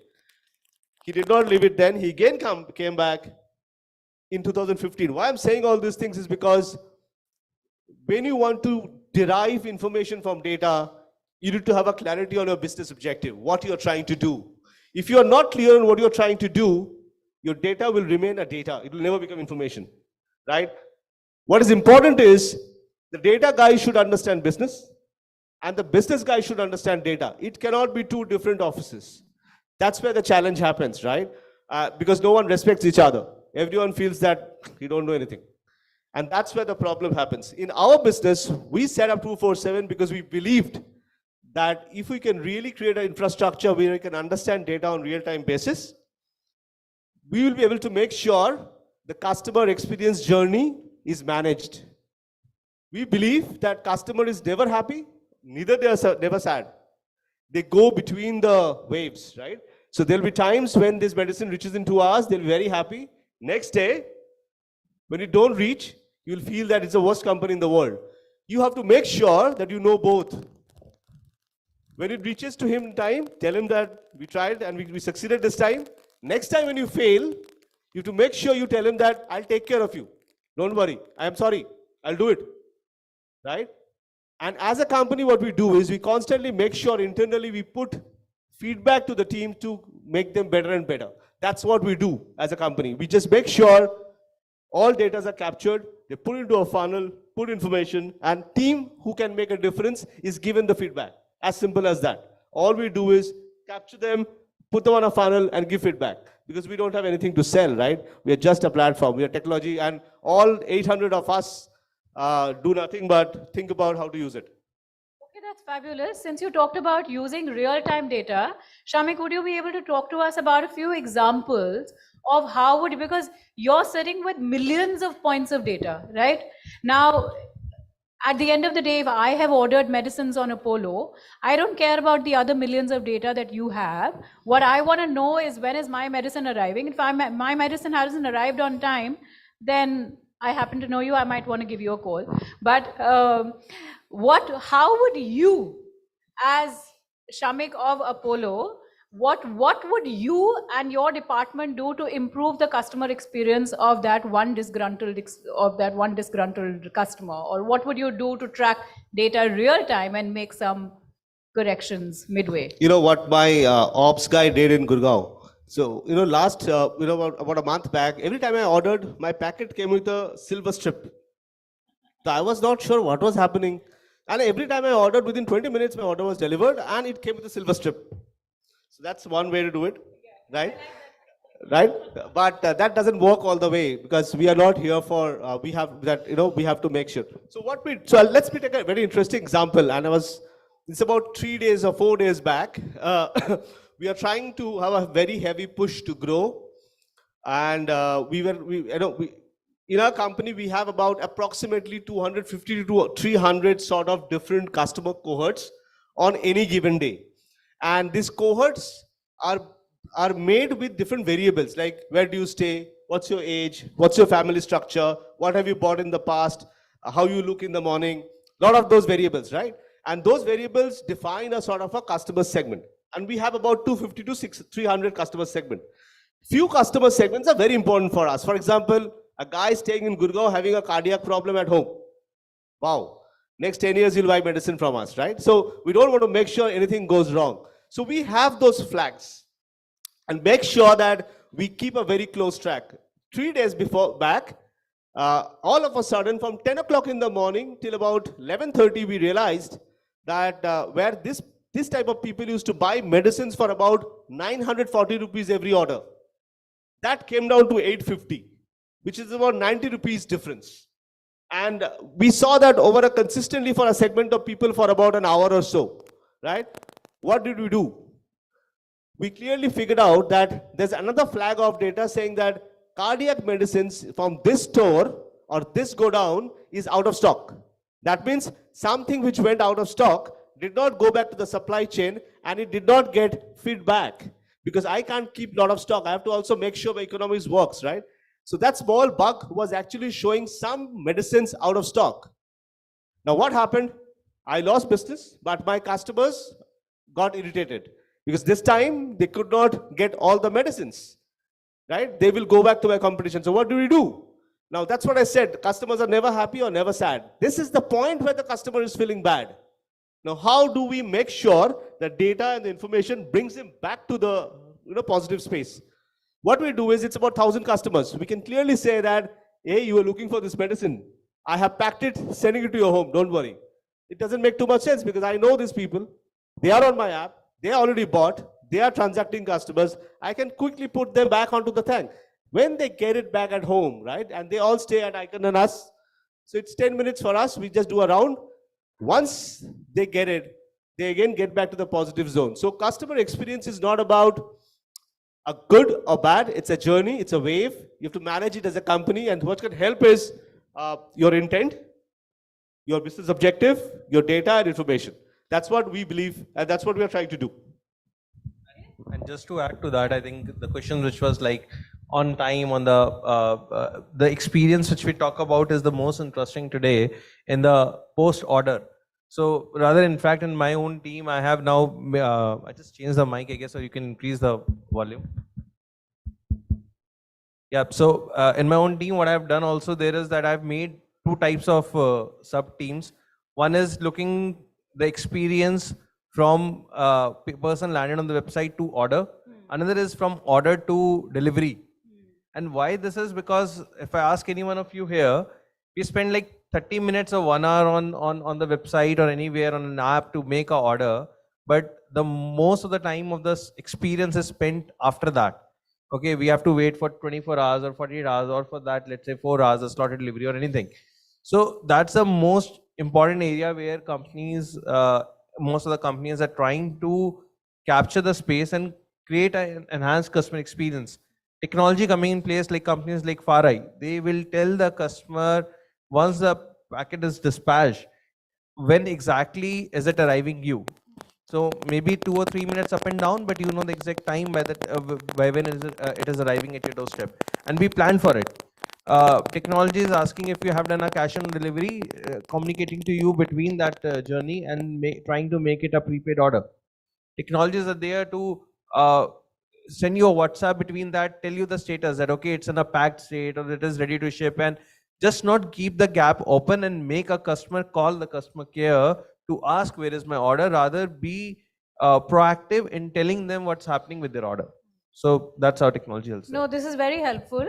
But taking on from what you just spoke about, Rishabh, I think this one is also a little bit of a double-edged sword, in the sense that as a customer, you also don't want to be bombarded with notifications where you're accustomed to ordering online. You don't want to constantly know, oh, now your package has reached such and such point, and now your package is on the way, and now it has reached this point, and oh, you'll get your package tomorrow. Sometimes I find that it's also an overdose of notifications, you know, and so it's a balance between, you know, sort of over informing the customer And this is a time where a lot of us are used to, thanks to Amazon, a lot of us are used to ordering a lot of stuff online.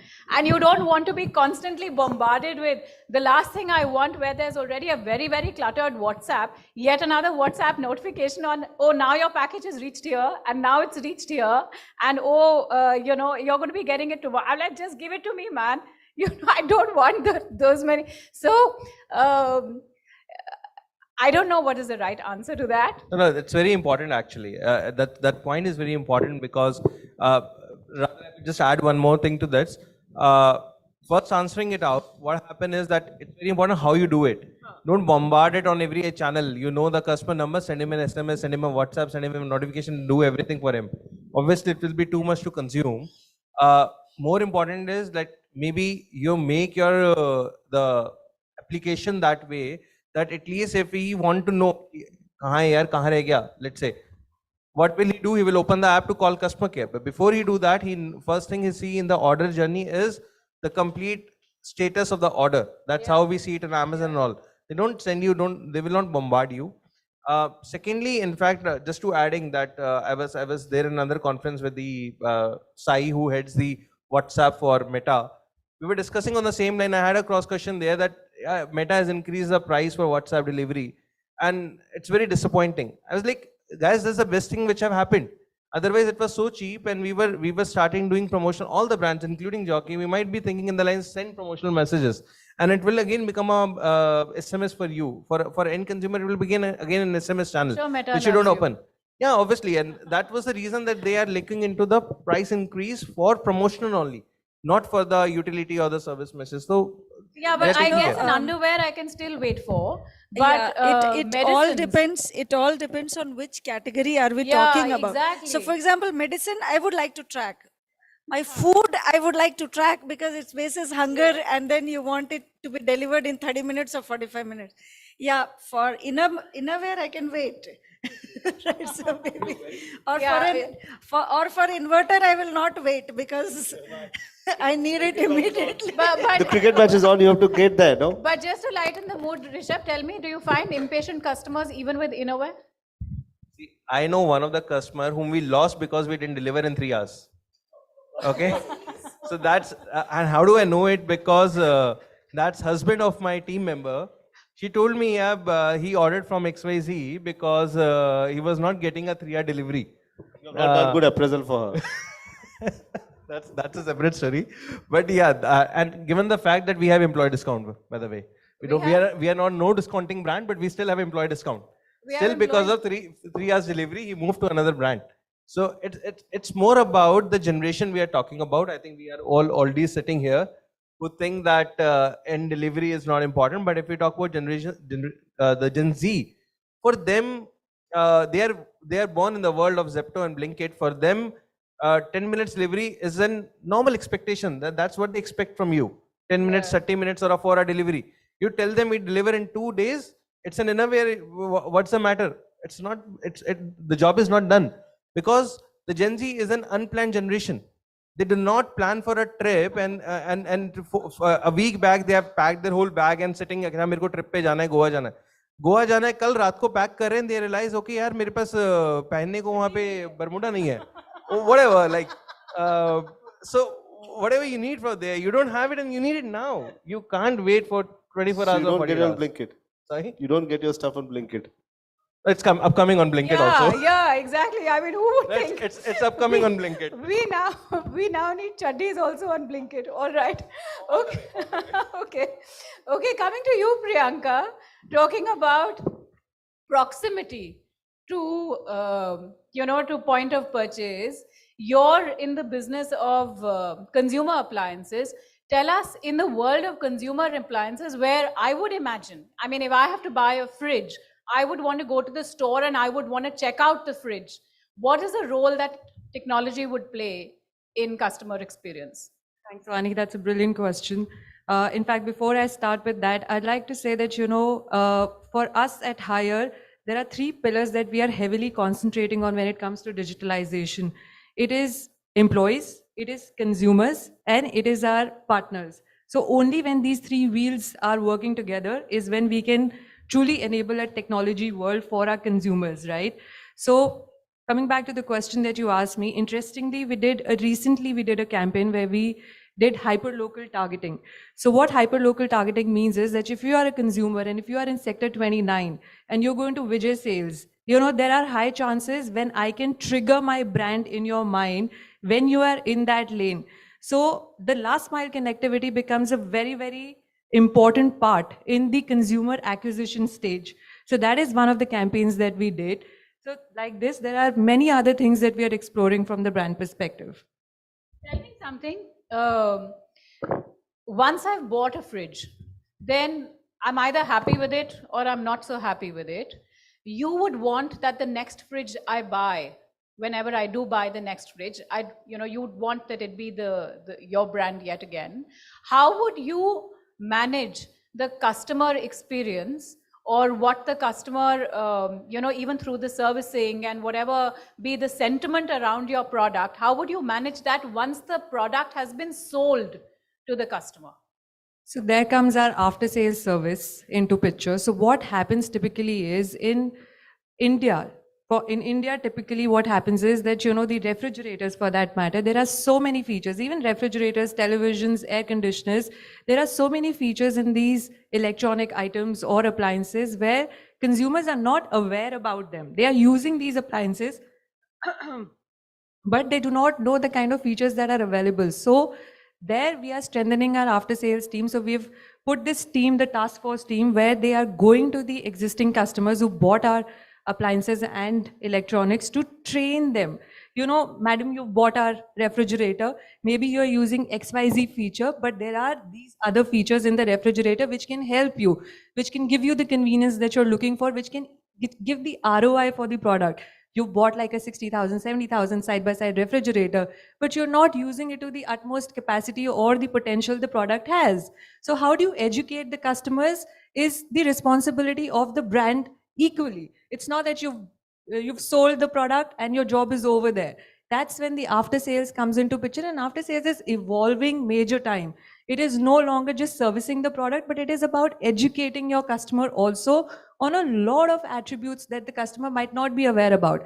That's when there is a connection that you build with the customer. That, hey, a service guy came to me. It's not that he only did the service, but he brought something to the surface for me, which I was not expecting. So that's when customer delight comes into picture. That's when the brand empathy also comes into picture. And that's when the brand elevates with the customer service. Very well spoken. Tell me something, Priyanka. In all of the data that you might track, and this might be data from offline channels, is there a way of you also tracking what percentage of your sales come from repeat customers? Absolutely, we do. But for appliances, yes. I mean, one would imagine for appliances, because these are very, very high value products, your repeats would matter to you a lot more than, let's say, a 5 rupee packet of chips. Absolutely, it does. In fact, a recent report of Bain says that, 5% customer retention is equivalent to a 25% to 95% growth in your business. So we are heavily focusing on that. In fact, to your point, Vani, what we are heavily doing, yes, we are focusing on that, but what we are heavily doing is understanding the Indian consumer and the needs, which is on the basis of usage of a certain product, which is again the data that is being provided to us. So clear example is bottom mount refrigerator, which was an alien concept in India market. Haier was the company to introduce that concept to India market. It's the world leading brand in bottom mounted refrigerators and India's leading brand as well. So what we understood was that a lot of time the freezer section is not being used. So bending can be reduced if you place the freezer downwards. So bottom mount refrigerator is a clear-cut example of understanding the consumer. So like I say that Haier believes in customer-inspired innovations. So customer-inspired innovations is basis the usage, the patterns, the behavior, the expectation of the consumer from a certain product. So this is what we have done. The other example is the air conditioners with the self-clean technology. Haier is the only brand that has that self-clean technology. So we are heavily reliant on the service people to come and clean our air conditioner at the time of summers, right? Every year we do this practice. But with Haier air conditioners, at just a press of your remote, you can switch on the self-clean mode, and in 21 minutes, the entire unit gets cleaned without any spill of water in the room, nothing of that sort. It's an internal inbuilt system. How have we arrived, at this technology? Is by understanding the pain point of the consumer. It's a hassle. Calling the service guy, sometimes the service guy does not come. Madam, 2 din mein aunga, 3 din mein aunga. Aega to then the service is not very satisfactory, and then the whole lot of tamjam which you see in the house is another hassle to deal with. So if you have an appliance like that, which is that smart and can deal with your pain points in that smart and efficient way, what else the consumer wants? So data is helping us become better, is helping us serve our consumers better. We have 5 minutes left. Is there anyone from the audience who would like to ask a question to any of the panelists? Just to check if you're all listening. Anyone?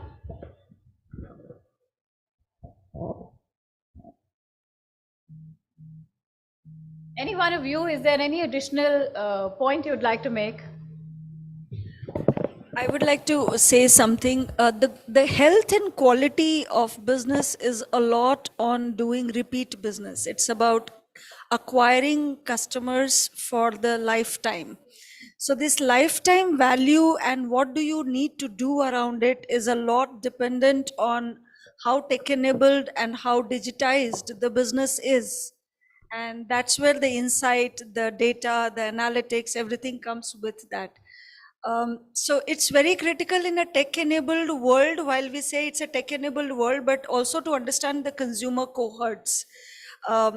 A digital native consumer versus, say, my parents who are not digital natives, but they have a certain different need from the customer experience.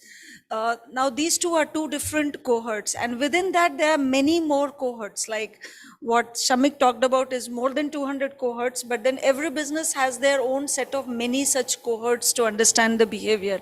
I think the key which we didn't touch upon today is the hyper personalization and digitization, which we talked about. So digitization is one, but personalization, making it relevant, and then innovation. Without that, the journey is not complete. So digitization to personalization and then to innovation, and then in between is data driven. So these four is the matrix which I would say is very, very critical when it comes to a tech-enabled world for having a real customer experience journey.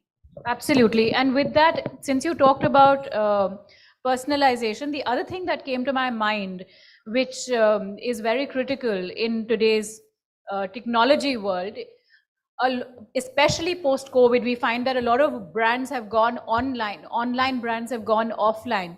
One of the things that we forget about in the context of consumer experience is that in today's world, it is incumbent on the brand to make sure that the customer experience is exactly consistent both in the online world and the offline world. If I've experienced, if I have a certain impression, if I have certain expectations of the brand in the offline world, then I would expect exactly the same online and vice versa. And the other important point that you touched upon, and actually all of the panelists spoke about, was the importance of deriving insights and how those insights convert into real actionables, whether it's in the form of innovation or it's in the form of figuring out that even if I'm typing kacha, like you said, on Jockey, I'm still able to see Jockey Innerwear, which doesn't use words that are vernacular or doesn't use even the word underwear on their website.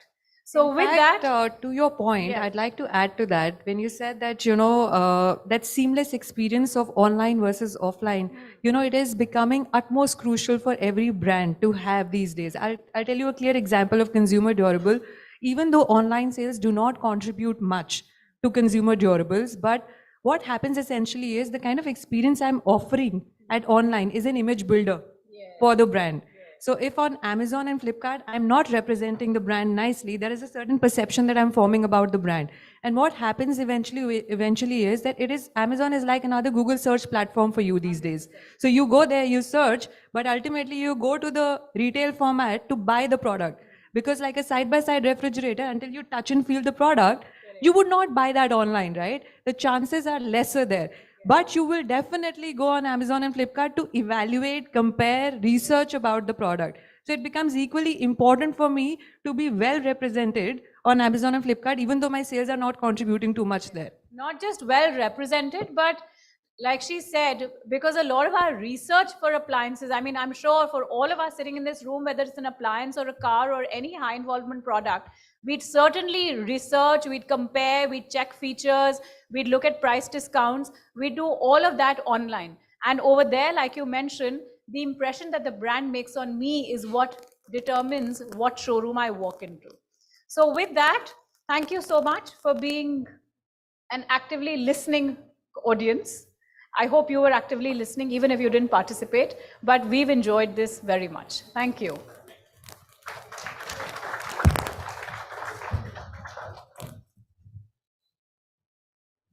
Thank you all the panelists for such an enlightening session. Would request you to stay on the stage as I invite Mr. Gaurav Nagar, Vice President and National Sales Head, Times Network, to felicitate the panelists with a memento. Yes, please, you all can clap. Guys, show some energy. I'm sure that, yes, very good. Give some acupressure to your hands and make yourself feel healthy.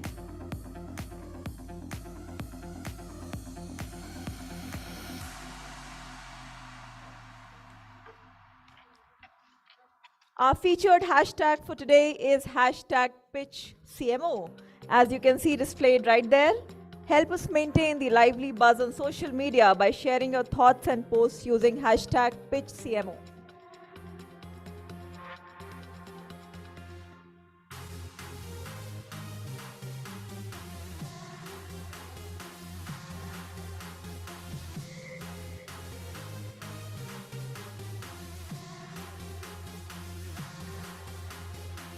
How many of you are thinking what's inside the gifts?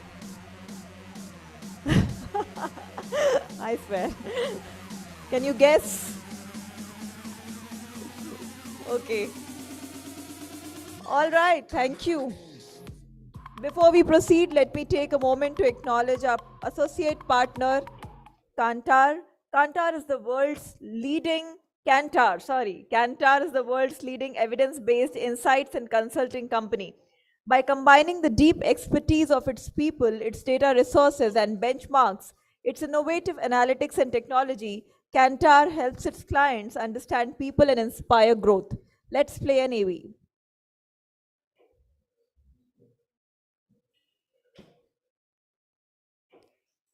Let's play an AV of Kantar.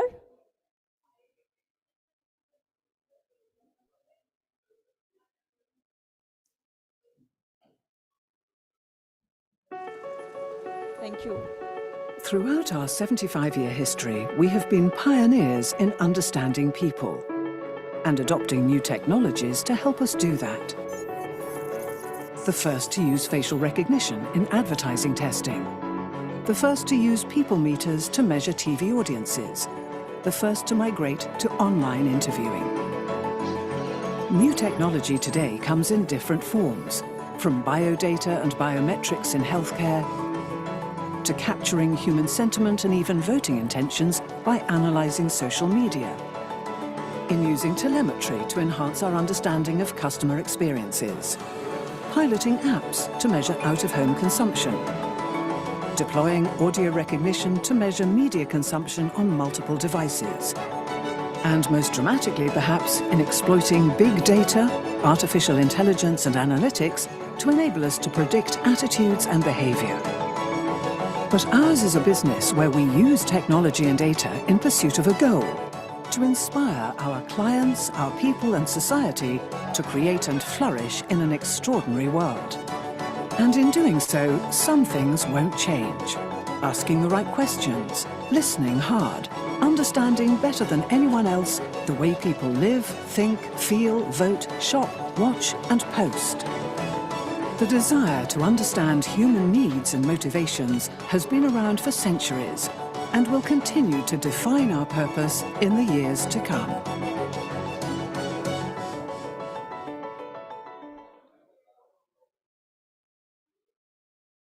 All right, thank you. So we are at the end of today's session before we begin with the awards. And this is the last spotlight session for the day. Imagine a world where innovation meets excellence, where each brand shines in its own unique way. DS Group is the driving force behind a range of iconic names that have become synonymous with quality and distinction. From the refreshing sips of Catch beverages to the fragrant notes of Catch spices, from the premium Rajnigandha Pan Masala to the tangy pop of Pulse, the brand encompasses the multitude of sectors, each one a masterpiece in its own right. But hold on tight, because DS Group isn't just about delivering exceptional products. They believe in the power of cultural marketing, infusing campaigns with the spirit of our diverse nation. Please welcome on stage Mr. Rajiv Jain, Vice President Corporate Marketing, DS Group.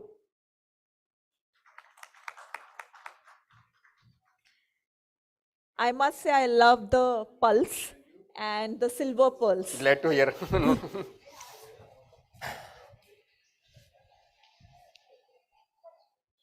Should I wait for the people or can I start? Good afternoon. I know it's 5 o'clock and it's a very difficult time for the presentation, but still let me try how it can be more engaging, more interesting for you. Maybe people can come in the front, if at all, I don't know. See, the topic for today's presentation is cultural marketing for building successful brands. It's something which is very basic. Marketing is all about consumers, and consumer behavior is shaped up because of culture, in fact. But at times, the companies, they study the culture and develop the consumer insight and brand proposition, and sometimes they miss also. So here today in my today's presentation, I will take you through what is our understanding of culture and how we have used culture to build our brands. The famous C.K. Prahalad once mentioned, while it's true that multinationals will change emerging markets forever, the reverse is also true. And that we have seen very often, that sometimes the companies launch the product assuming with certain assumptions, hypotheses, and at times the brand gets success, at times not. That's all because of that sometimes we don't study the consumer properly, and due to which the brands can be failure also, it can be success also. Before starting my presentation, I will like to take you through one case study video. This is a famous case study from Cannes on Coca-Cola. Audio please.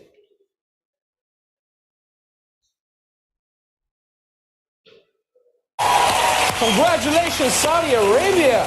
I think this is a victory for us. While the world congratulated Saudi Arabia, half of Saudi Arabia criticized the decision. Because of this backlash, most brands in the country didn't celebrate this landmark change, with only a few brands sharing simple social posts. And while Pepsi, the market leader in Saudi Arabia with 80% of the market share, chose to remain silent and safe, Coca-Cola, the challenger brand that has supported women empowerment in 64 countries over the years, didn't shy away like the rest, despite owning only 20% of the market. Shukran ya Baba.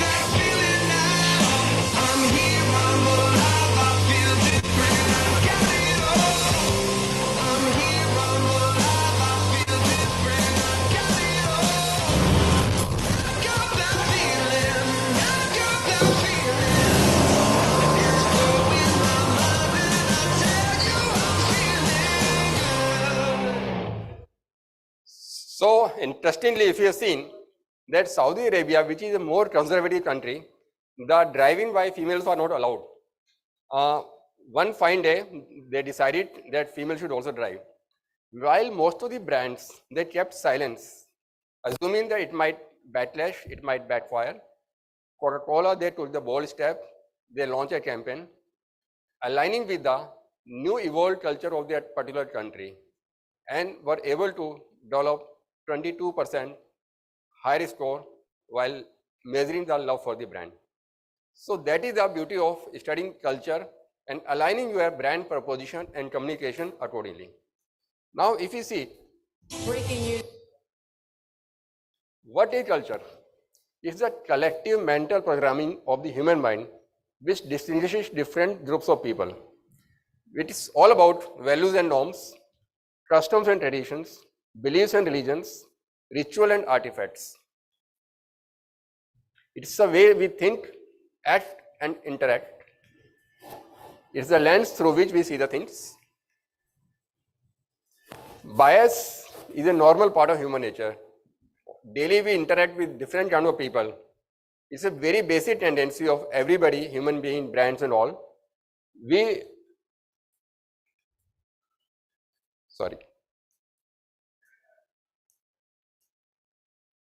tend to favor people who are similar to ourselves.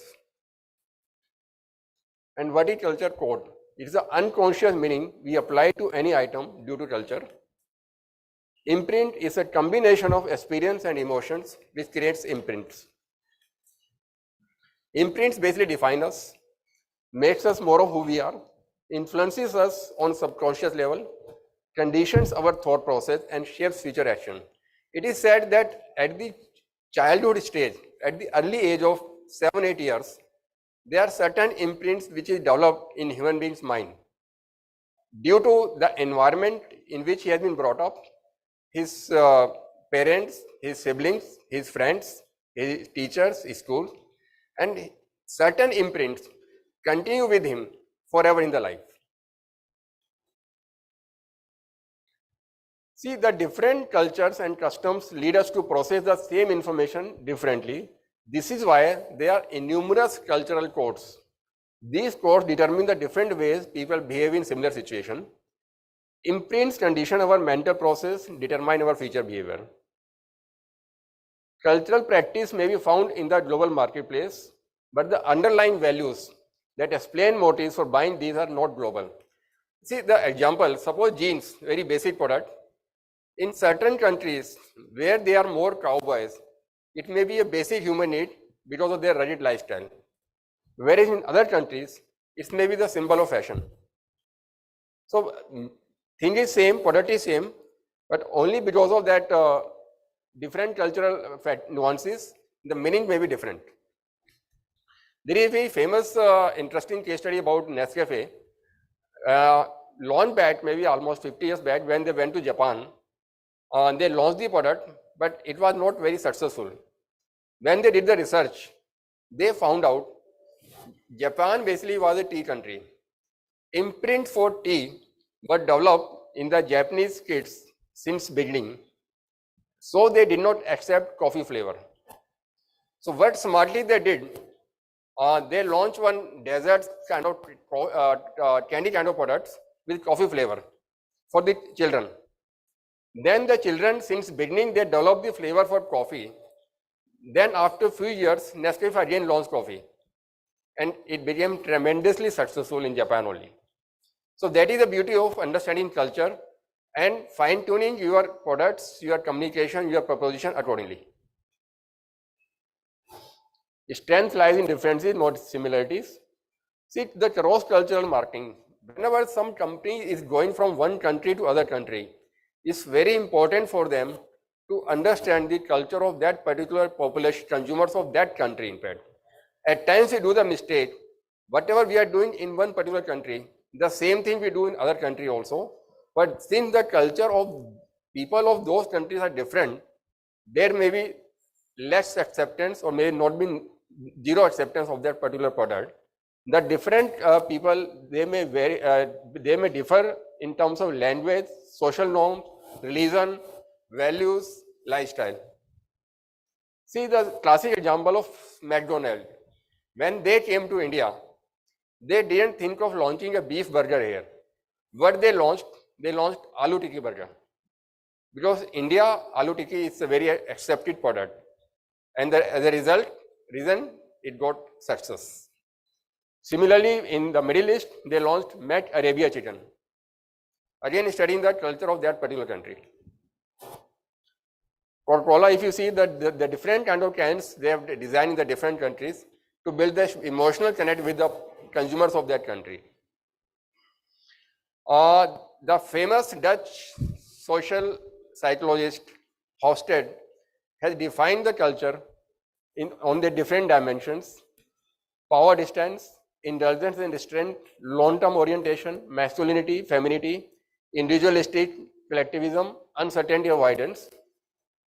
The different culture dimensions, they have been mapped for the different countries.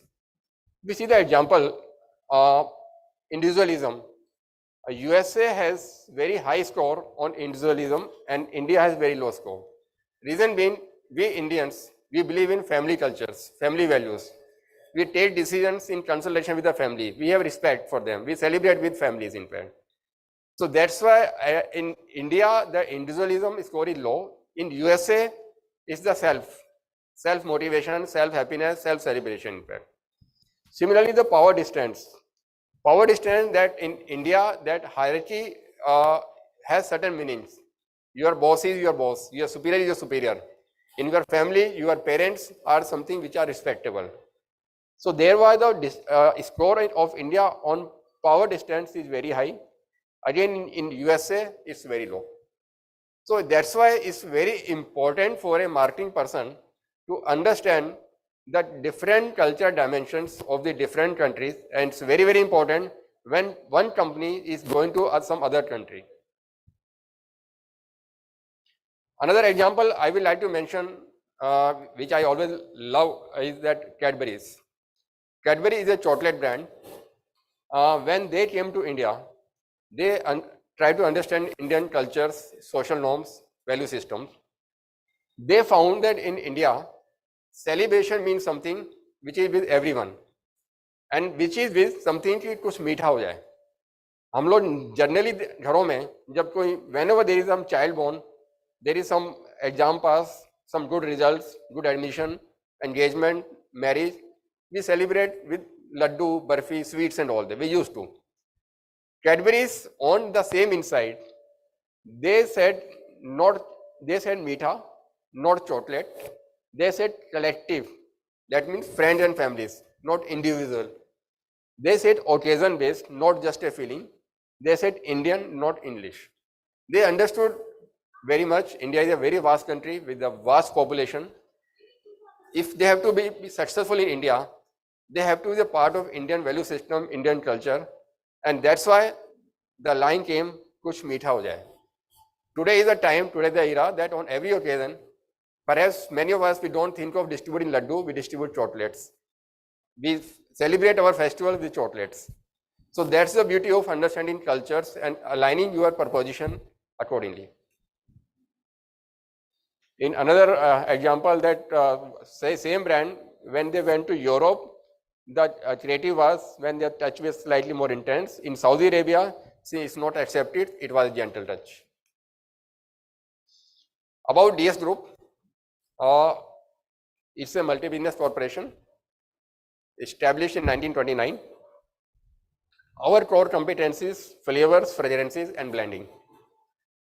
Understanding of Indian consumer taste palettes and quality and innovation are the two important pillars.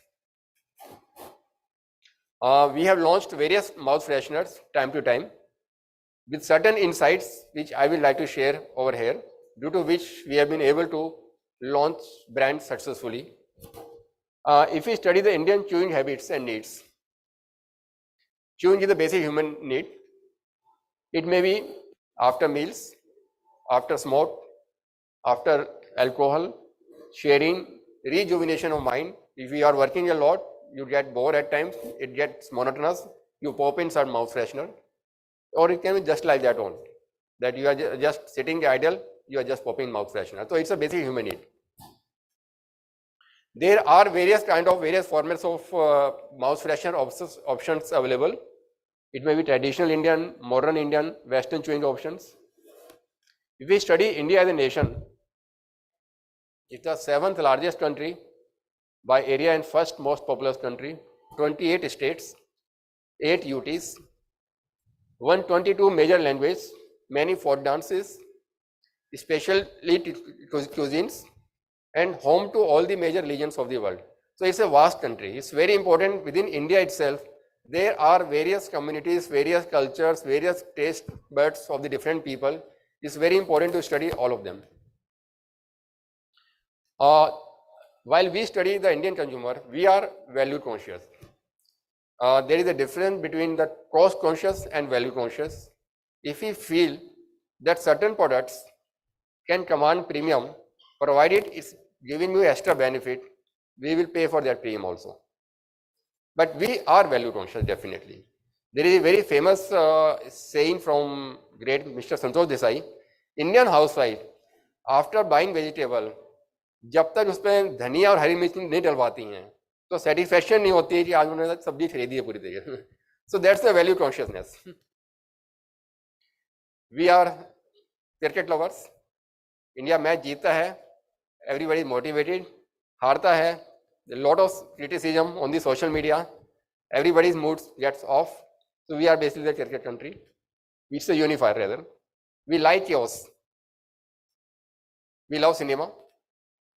We enjoy liveliness and togetherness. Any celebration, until unless they know proper music, dance and all, we don't enjoy that. We love multiplicity in taste. There are certain countries, there is a singular taste. In India, in a typical Indian thali, you will find dal, sabji, papad, chutney, raita, chapati, everything in fact. So we like multiplicity. We love tangy taste. We have the nostalgia for Indian flavors, whether it's aam, lychee, lemon. Indianness is perceived as cool and happening. Unlike in the past, now India is slightly more on the front foot. Anything from India, we have the pride for that.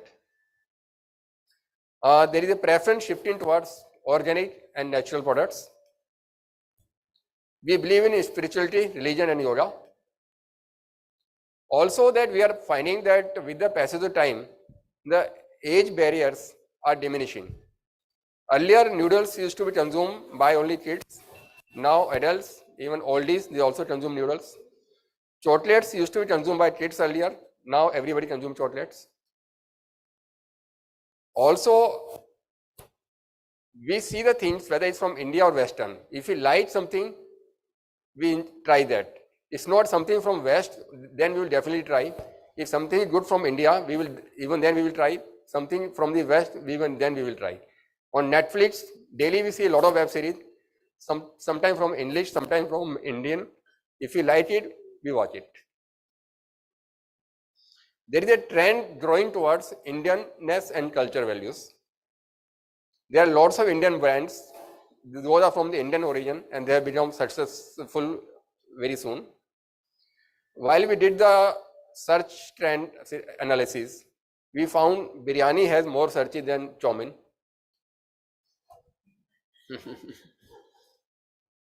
We studied MTV youth study. Indian youth, in few 2-3 slides, you will find the Indian youth and it will be surprising revelations. 81% of the youth feels India is going to progress a lot in the next 5 to 8 years. What does that mean? There is a great pride for Indianness these days. 63% of the Indian youth, they want to live with their families. 60% they feel that I'm closer to my parents than my friends. 60% they feel that my parents are like my best friend. 68% it's important that my parents are proud of who I am and who I am before. Similarly, if you see on the right hand slide, trend from 2019 to 2021, family is the #1 reason for my happiness. That means Indian youth believe in the family values. In the age group 15 to 20, only 18% feel that I'm an atheist.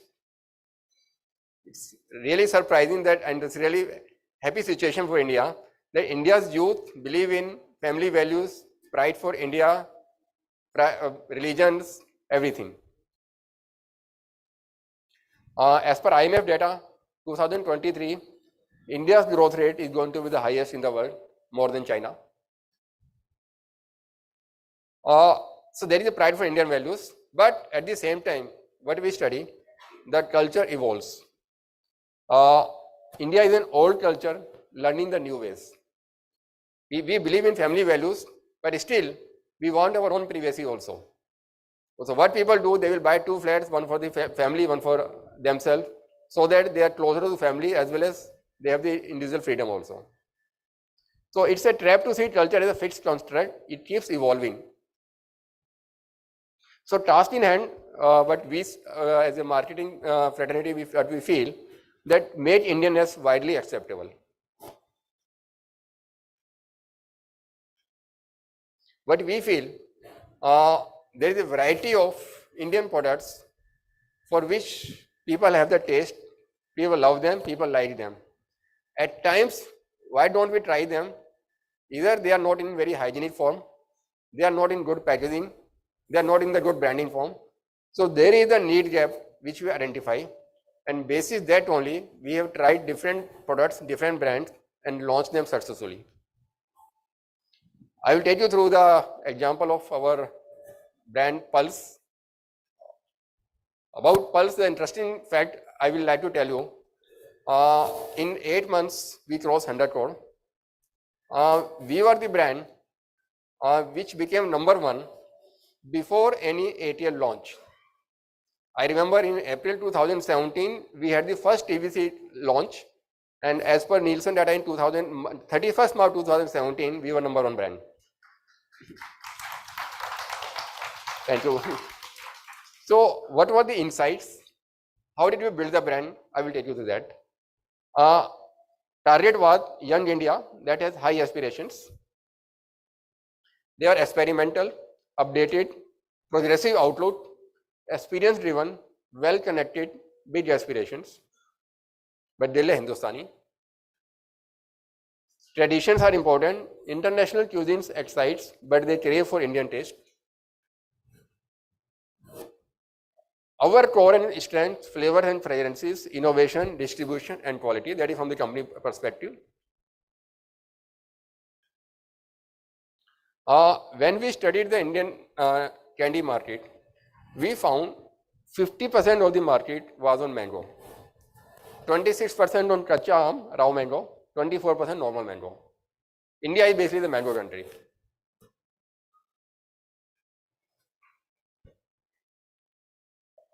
We also studied that consumer loyalty in the industry was very low. There was a monotony of experience. Consumption skewed towards kids, cluttered competition, and 50 paisa price point. So from all the 3 C's perspective, from consumer side, there was a likeliness for multiplicity in taste, which we studied as a part of Indian cultures. Nostalgia for Indian taste and flavors. People enjoy raw mango with spices. From company side, we knew Indian taste buds. We had expertise in flavors and fragrances, strong distribution. Category side, category leads with mango flavor, limited options to chew for youth and adults in HPC segment, and need for innovation. These things are very clear in our mind because already there were so many players in the market when we thought of launching Pulse Candy. We thought that if we don't launch an innovative product, something which is clutter breaking, something which is different, we won't be able to get success. So that thing was very clear in our mind. So when we went to the boardroom and we saw that in India, maximum people, they are consuming mango flavor. Then we studied mango जो flavor जो पसंद है, how mango is eaten in the country. So we analyze again that कच्चा आम जो है मसाला डाल के ही खाया जाता है. That is the basic nostalgia for Indian consumers in fact. Whatever I have taken you through so far in the previous slide, that all lead us to this learning about the Indian consumers, And that led us to further developing the Pulse as a product. जब हमने ये realise किया कि differentiating product launch करना है, innovative product होना चाहिए, Indian consumer mango flavour पसंद करता है, मैंगो फ्लेवर पसंद करता है तो मसाला डाल के पसंद करता है वो. So all those things led us to develop the product which was Pulse. And we have brought various different norms in this industry while we launched this brand. Maximum consumption of the candy so far had been on the kids segment. But Pulse, kids contribute minimum in our overall segmentation. Maximum sale come from the adults. So why candy should be only for kids? Adults can also enjoy that. It was differentiated, as I mentioned. Also, we like slightly lingering taste. If we consume something, we want that it should last a bit longer. When we added masala, after initial flavor, there was a tangy blast, which consumer enjoyed. Another thing, when we launched candy, 86% of the industry was at 50 paisa. When we developed the product, and product was good, when we did the complete costing, ROI analysis, everything, we were clear we cannot launch it at 50 paisa by any means. It was a very difficult decision for us that while so many big players, they are already at 50 paisa, why somebody will buy at 1 rupee, our brand, which was, we were relatively newer entrant. Again, if I go back to our previous study of the consumer, consumers are value conscious, not the cost conscious. We took the risk and launched at 1 rupee. And the product became success overnight. As I mentioned little ago, in 8 months, we crossed 100 crore barrier. Without any TV campaign, we became #1. Then what all we did, when we didn't go for TV, no newspaper, no television, no radio, there were a lot of social media engagement and BTL activation. Can someone switch on video? I will show you one UGC content.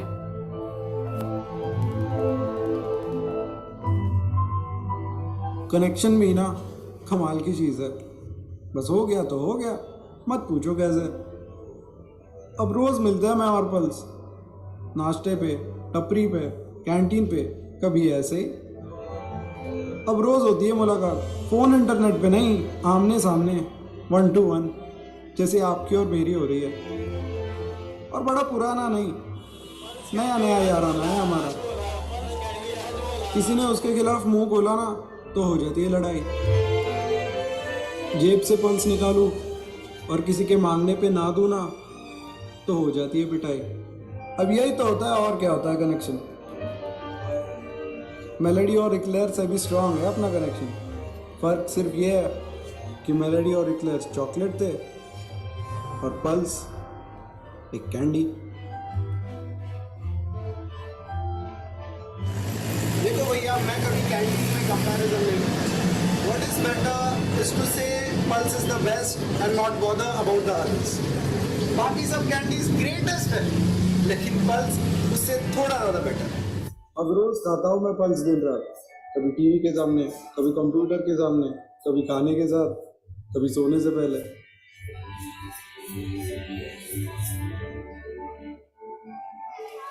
I wanted to be remembered as someone who gave our customers what they want. लोगों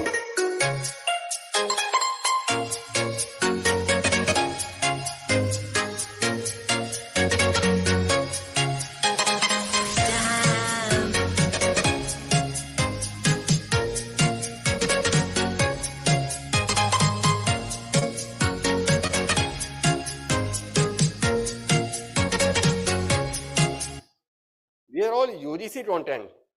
Without any influence from our side, consumers, our fans, they have sent themselves. They have developed this video and they have sent themselves. There were so many discussion on the social media about the product, about the brand. And definitely from our own side also, we did few influencer activity to amplify the communication, the messaging which was being discussed about Pulse on the social media to further fuel it. So there were various kind of like influencer activity we did. Just play it.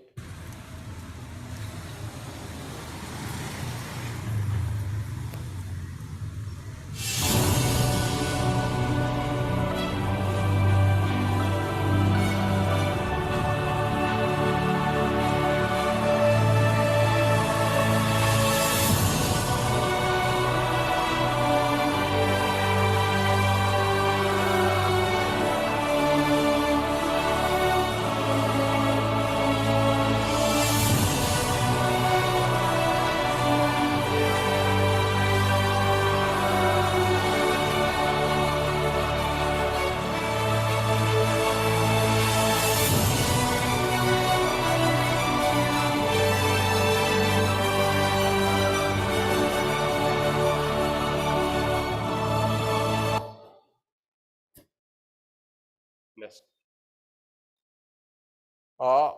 Interestingly, few celebrities, they posted on their social media handles on their own about Pulse Candy without any push or request or any commercial association from our side.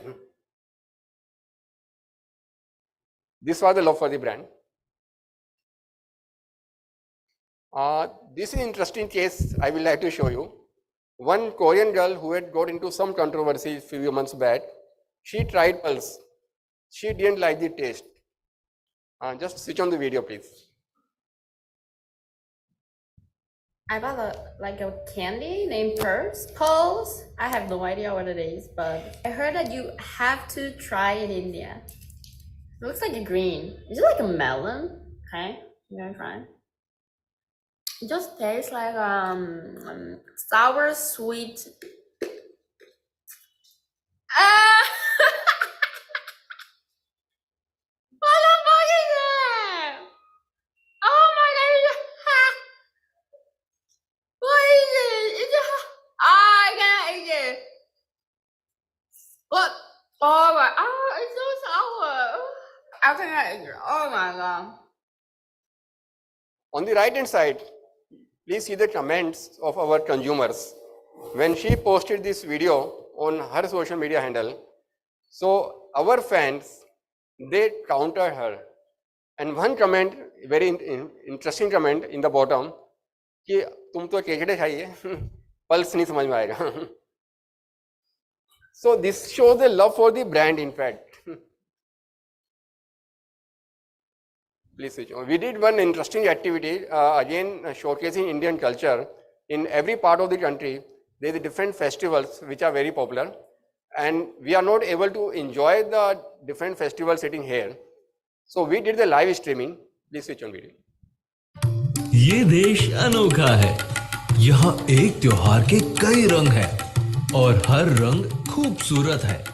अगर दिल्ली में रामलीला है तो गुजरात में नवरात्रा है, बंगाल में पूजो है तो मैसूर में दशहरा है और पूरा हिंदुस्तान एक ही उत्साह से दशहरा के कई रूपों को मनाता है, पर अलग अलग रहकर।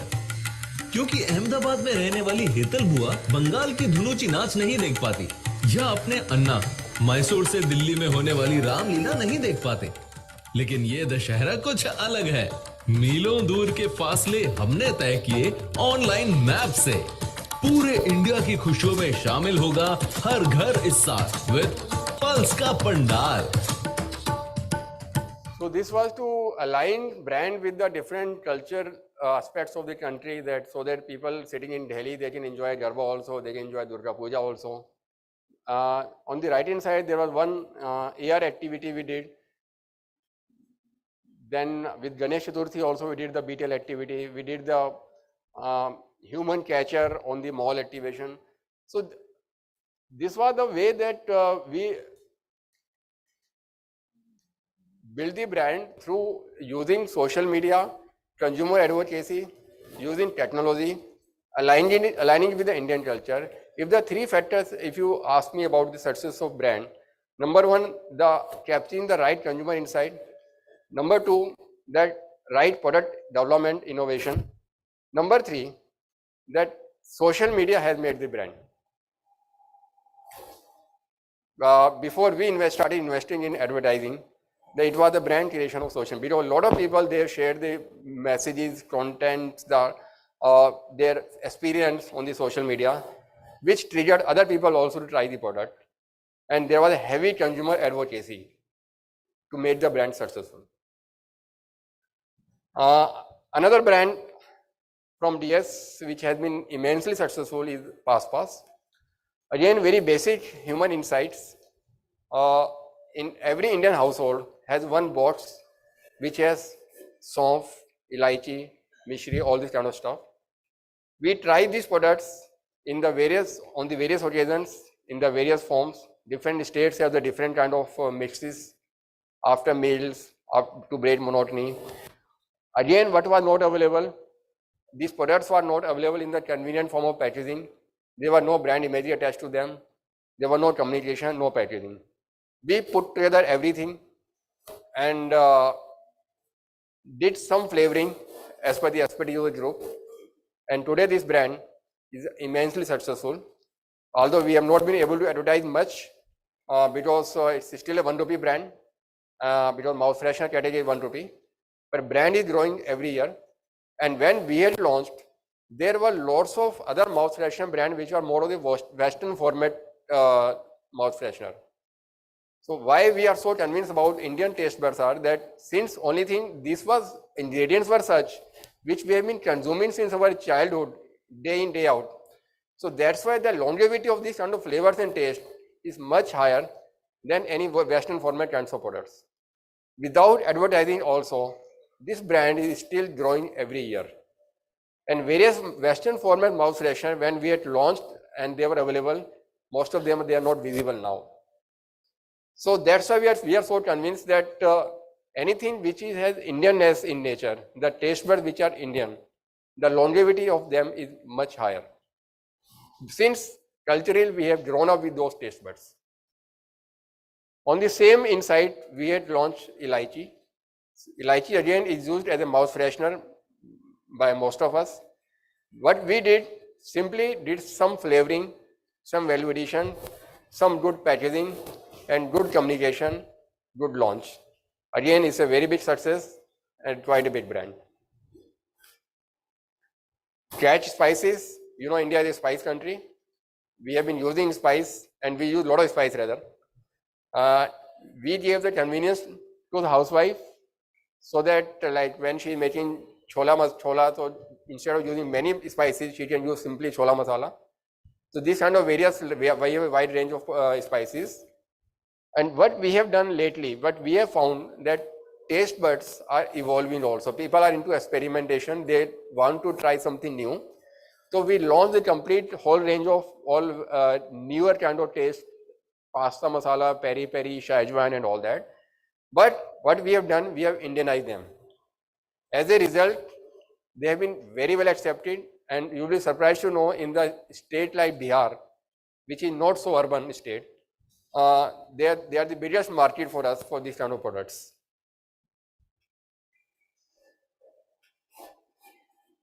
So we have done various kind of cultural nuances, adaptation in the product, proposition, communication. Summing up my oral presentation, that study of culture of target audience is extremely important. Bias is in human nature. Unconscious meaning we apply to any item due to culture is called cultural code. Combination of experience and emotion creates imprint. Our different cultures and customs lead us to process the same information differently. Culture keeps evolving. Companies may do blunders if don't study consumers' cultural context, particularly while they go cross-border.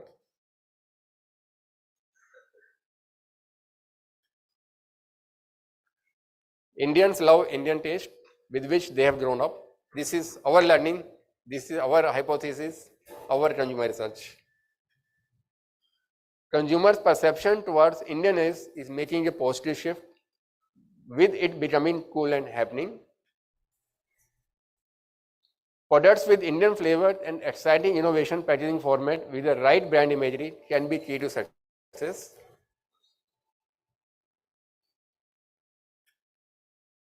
Lastly,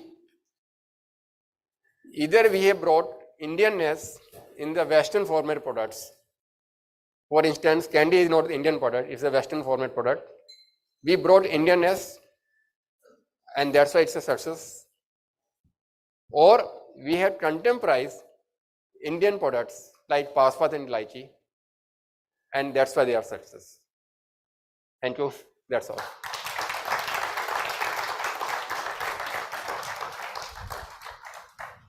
I would request Mr. Rajiv Jain to please be on the stage.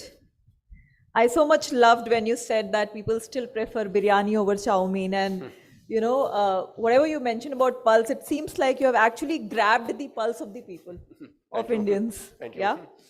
So I would like to invite Ms. Priyanka Bhadoria, Associate Director, Events and Marketing, Exchange for Media Group, to present a memento to Mr. Rajiv Jain. Please give a huge round of applause.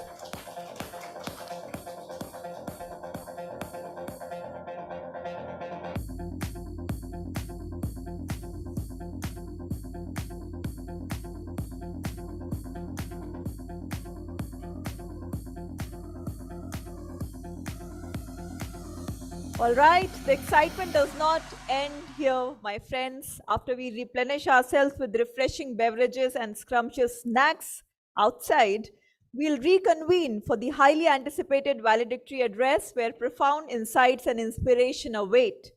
But that's not all. We have another surprise in store for you later on.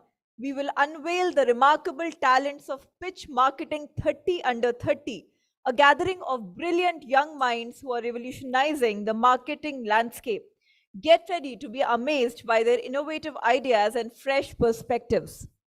Radio City changes the vibe of the city by unveiling new station sound with a star-studded launch in Dubai.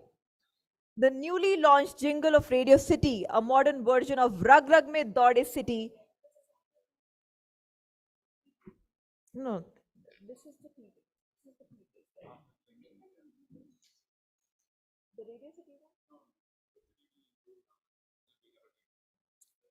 Okay, I thought. All right, so we can play the jingle of Radio City, and this is the tea break till 6:15, and after that we reassemble here.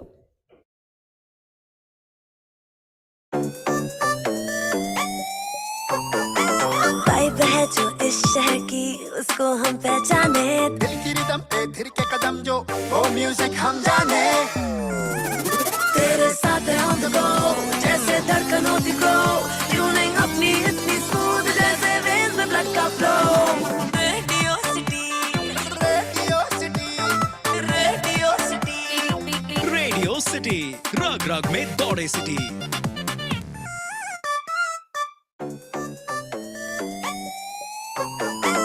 Vibe है जो इस शहर की उसको हम पहचाने दिल की रिदम पे थिर के कदम जो वो म्यूजिक हम जाने तेरे साथ है on the go जैसे धड़कन होती ग्रो ट्यूनिंग अपनी इतनी स्मूथ जैसे वेन्स में ब्लड का flow radio city radio city radio city radio city रग रग में दौड़े सिटी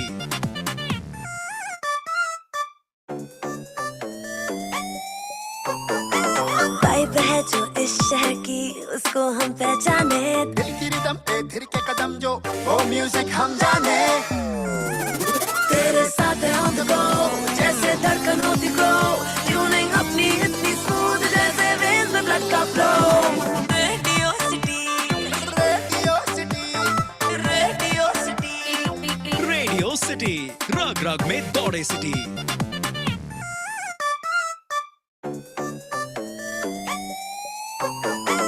वाइब है जो इस शहर की उसको हम पहचाने दिल की रिदम पे थिर के कदम जो वो म्यूजिक हम जाने तेरे साथ है on the go जैसे धड़कन होती ग्रो ट्यूनिंग अपनी इतनी स्मूथ जैसे वेन्स में ब्लड का flow radio city radio city radio city radio city रग रग में दौड़े city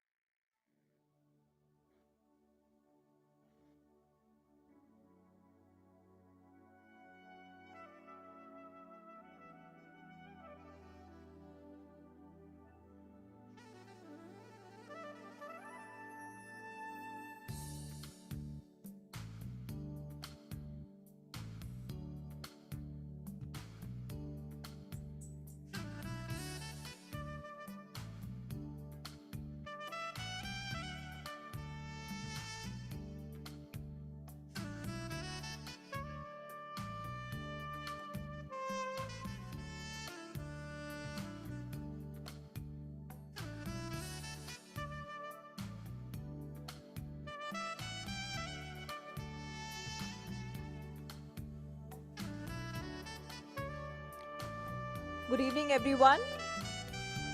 We'll be starting the Pitch Marketing 30 Under 30 Awards in a while. Please take your seats, please settle down. And if your friends are outside, you can call them inside the hall. Requesting also to occupy the front chairs probably.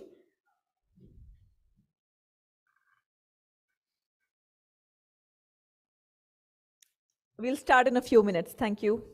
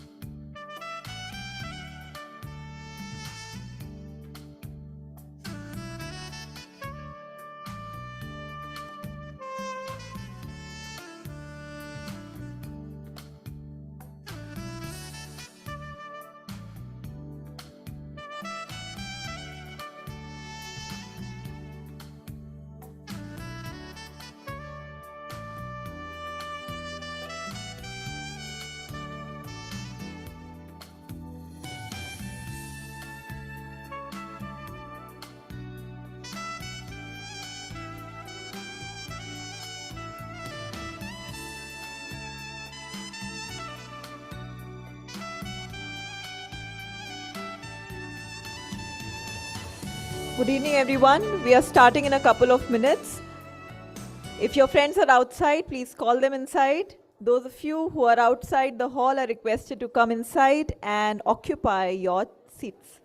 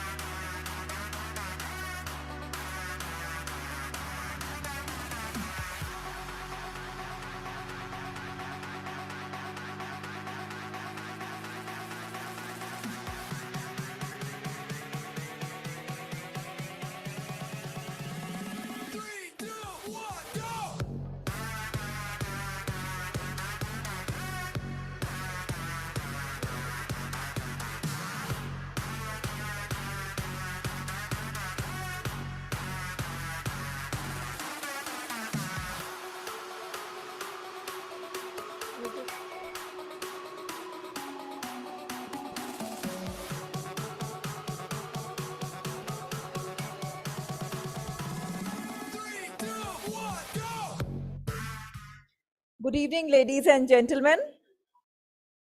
Good evening, ladies and gentlemen. Don't let the fear of losing be greater than the excitement of winning.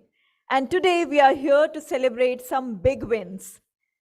Welcome to the third edition of the Pitch Marketing 30 Under 30 Awards. I am Kritika Krishna, your host for the evening. We are here today to recognize top marketers aged 30 and under who have picked from a huge and promising pool of marketers and have rightfully earned a pride of place on this coveted list. These are the leaders of today and are going to be the future of the marketing industry tomorrow. Before we kickstart this carnival, I would like to inform you that our hashtag today is hashtag pitch30under30, as you can see right there. Let's get our social media buzzing, keep tweeting, keep gramming about the event, and do not forget to use the hashtag pitch30under30. So now I would like to invite on stage Dr. Anurag Batra, Chairman and Editor-in-Chief, Exchange for Media Group and BW Business World, to address all our winners and fantastic audience present here.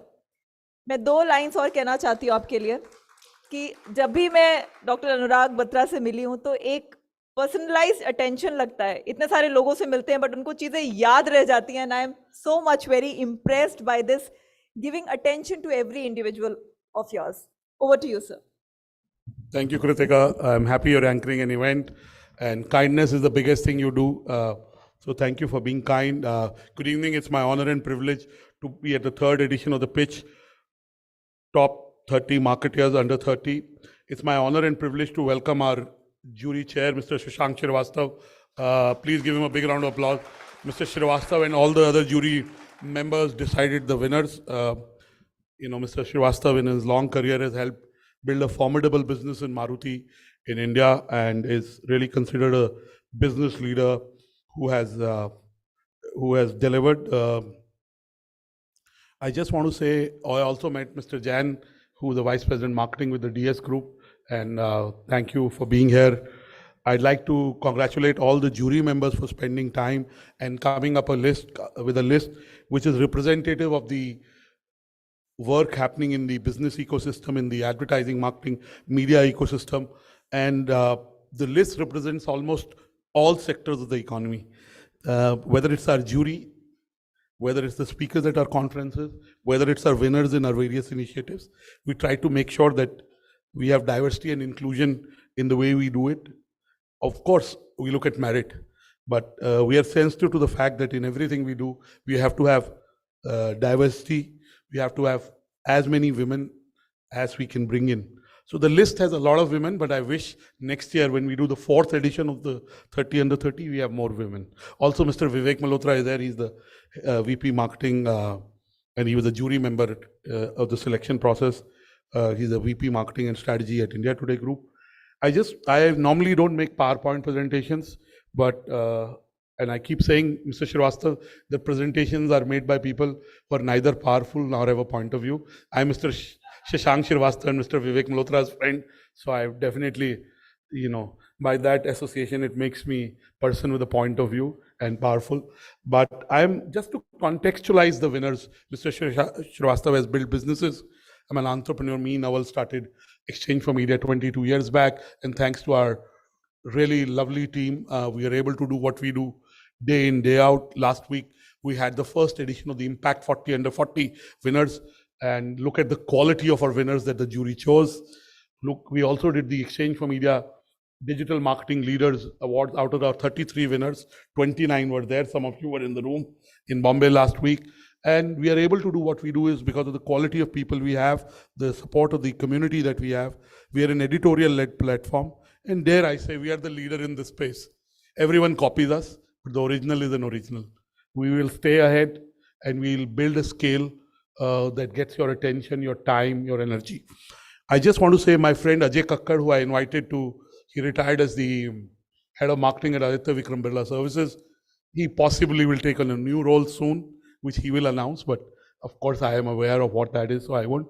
I requested him to talk to the 40 Under 40 winners about marketing. So I borrowed from his presentation that he made there, and I thought to contextualize all of you who are the winners, I would make this. Of course, I've seen the list, I've seen the categories represented, the companies represented, the sectors represented, your backgrounds, and all of you truly deserve to be in it. And Mr. Srirastav, Mr. Malhotra, and all the other jury members have decided the list.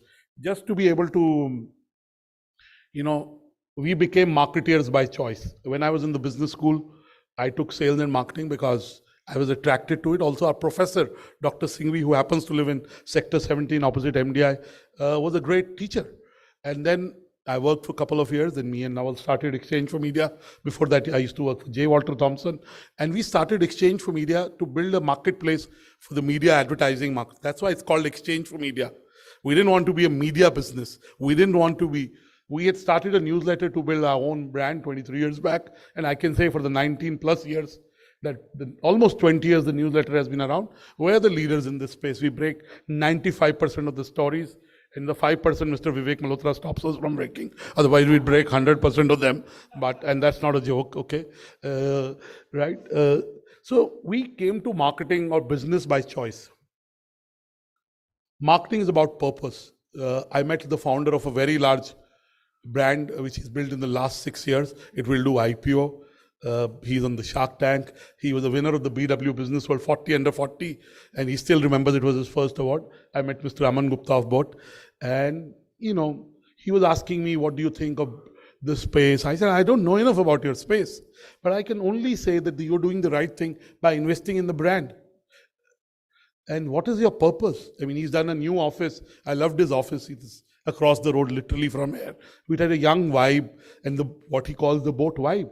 And I asked him, what is your purpose? Marketing is about purpose. What is the purpose of the brand? Some of the D2C brands are also represented in the room.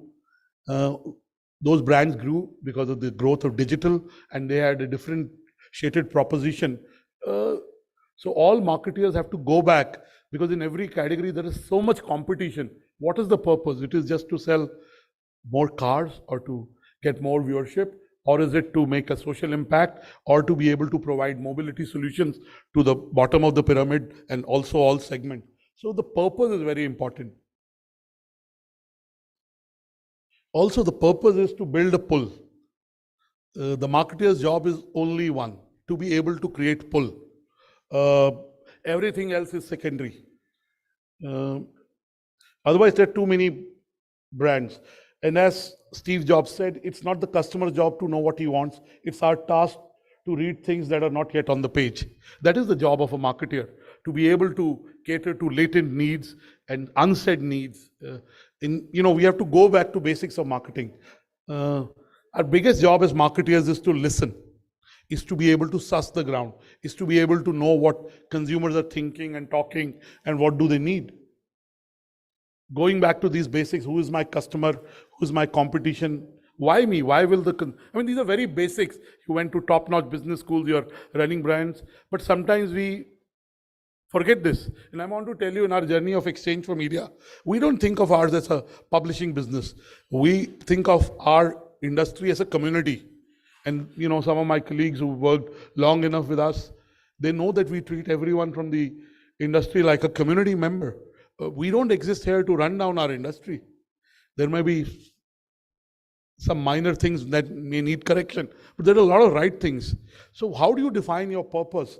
Who reads us? We started as a narrow media planning buying site. 22 plus years back, the media planner has a much more say. Today, the client has a much more say. I can say that. Nazia, who writes a weekly column now, Vivek, wrote that in a column last week. You must read it, called Nazianomics. She's your favorite, you're her favorite, so you must read that. Who is my customer? Who's my competition? Why me? We don't compete with anyone in our business. They all copy us. We have our own benchmarks. So all these questions we ask ourselves, and I'm sure you do. As marketeers, as CMOs, as part of marketing teams, we are judged on brand awareness, brand affinity, and brand consideration. That's what matters. Again, I'll go back to the listening part. Our biggest job is to be able to listen. But sometimes we listen to wrong people. We listen to bosses. Bosses may not know enough. We listen to board members. We listen to investors. We listen to the wrong people. We have to listen to our consumers, right? And again, there are temptations as a CMO who is handling brands, who have media budgets, who have attention from every media player.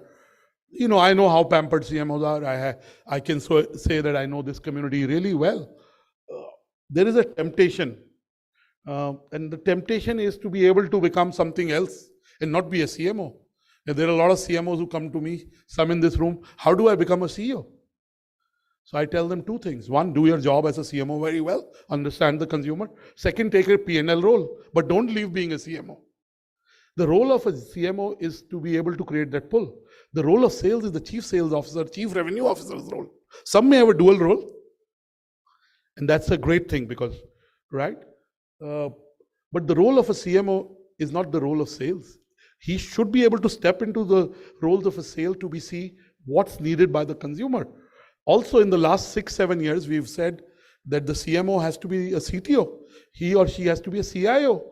He or she has to be a CFO. They have to, no, the role of a CMO is of being a CMO. Right? So there is an identity crisis because we want the CMO to be everything. You cannot be everything to everyone. You have to be true to your role. And I must say that 10 years back, the average tenure of a CMO was 60 months. That's 5 years. Guess what was the average tenure of a CMO 3 years back? 36 months. The average tenure of a CMO now is 33 months. So the continuity matters in decisions and leadership. That's the point. So you have to take even more sharper decisions. Is the CMO equal to the CTO? No. You're not the CTO. You have to do the CMO. Of course, you have to understand everything works in conjunction. So you have to appreciate, is the CMO the chief digital officer? No. You shouldn't be the chief digital officer. CMO, are you the CFO? Yes, budgets are important. Budgeting is important. But the CFO's role is a CFO. You got to do your narrow role while appreciating, assimilating everything else. This is a beautiful word. It came into lexicon 10 years back. Shashankji, it's called performance marketing. Your role is not performance marketing. Of course, the sales impact will be there. It's not about, when brands are built, you can feel it. Of course, there are, qualitative, quantitative tools, data, analytics, all that is available. But the performance marketing is very, very short-lived. You may have a tactical objective, but marketers, CMOs, the ones selected by Shashankji, Vivekji, are not, your role is to be able to build brands that command a premium, that get a pull. Of course, you have to understand the product. If you're in cars, you have to understand mileage, you have to understand resale value, all that. That goes with that understanding of the product. But you're not in the business of performance marketing. Is marketing equal to sales? No. Marketing will eventually lead to sales. It should. It should create that pull. But you're not a sales, you're not the chief sales officer of the company. You have to be able to create enabling conditions for sales to happen. The other dilemmas my friends in marketing face are, should they lead? Should they partner? Should they follow? And I would say, you have to do all three at some stages. You have to partner with your CEO because he or she has a strategic vision, the board. You have to lead a lot of times in consumer insights, in taking bold decisions, in taking creative decisions that will make a difference to the brand. And sometimes you have to follow. But your biggest role is to lead in your function. You have to, because you're the CMO, or the CMO -1 or the CMO -2, and hopefully the 30 winners that we have chosen through the process that the jury has chosen will go on to become CMOs. And of course, every CMO wants to be a CEO someday. Why not? If you understand the consumer and you can create that pull, why not? I would say, in parting, stay the course. Only thing that matters is purpose, purpose, purpose. When we look at E4M, impact, pitch, Samachar for media, where Vivek doesn't advertise, it's a good site, Vivek. Pitch, we are about the community of marketing, advertising, media, and communication. And we used to be media planning, marketeers, but in the last 12, 15 years, we believe that the CMOs are the center of what we do. That's why in anything we do, we deliver more CMOs than anyone. We engage with when it's stories, interviews. We're an editorial product at the end of the day. The event is also an editorial product for us. The process is an editorial. Whether you spend 8 hours doing it or 2 hours, but the custodian, we are custodians of the process. I have no say in who wins, who doesn't win. Shashankji, you will hear me out. No for or against in anything we do. Mr. Malhotra is very fond of an event called the Exchange for Media News Broadcaster Award of the Year, which is in the 15th year, which is in July. And we have no say in the process, the jury has. And it's not a perfect jury. No jury is perfect, right? It's like, there are friends of mine who applied. I want to share this story since there are lots of other media companies and I love all media companies. They should grow, even that compete with us. Life is about abundance. Life is not, the whole ecosystem has to do well. That's what I was telling you, Mr. Jain. I really believe in it. If the ecosystem doesn't do well, we will, as a leader, not do that well. But some sell awards. We don't sell our awards. We do a lot of things for commercial things. I know I won't take brands that copy us totally. 80% of the people who work here, there have gone from our company, which is okay. That's okay. We have enough leadership pipeline for the next 10 years, right? They copy us. There's nothing original about them.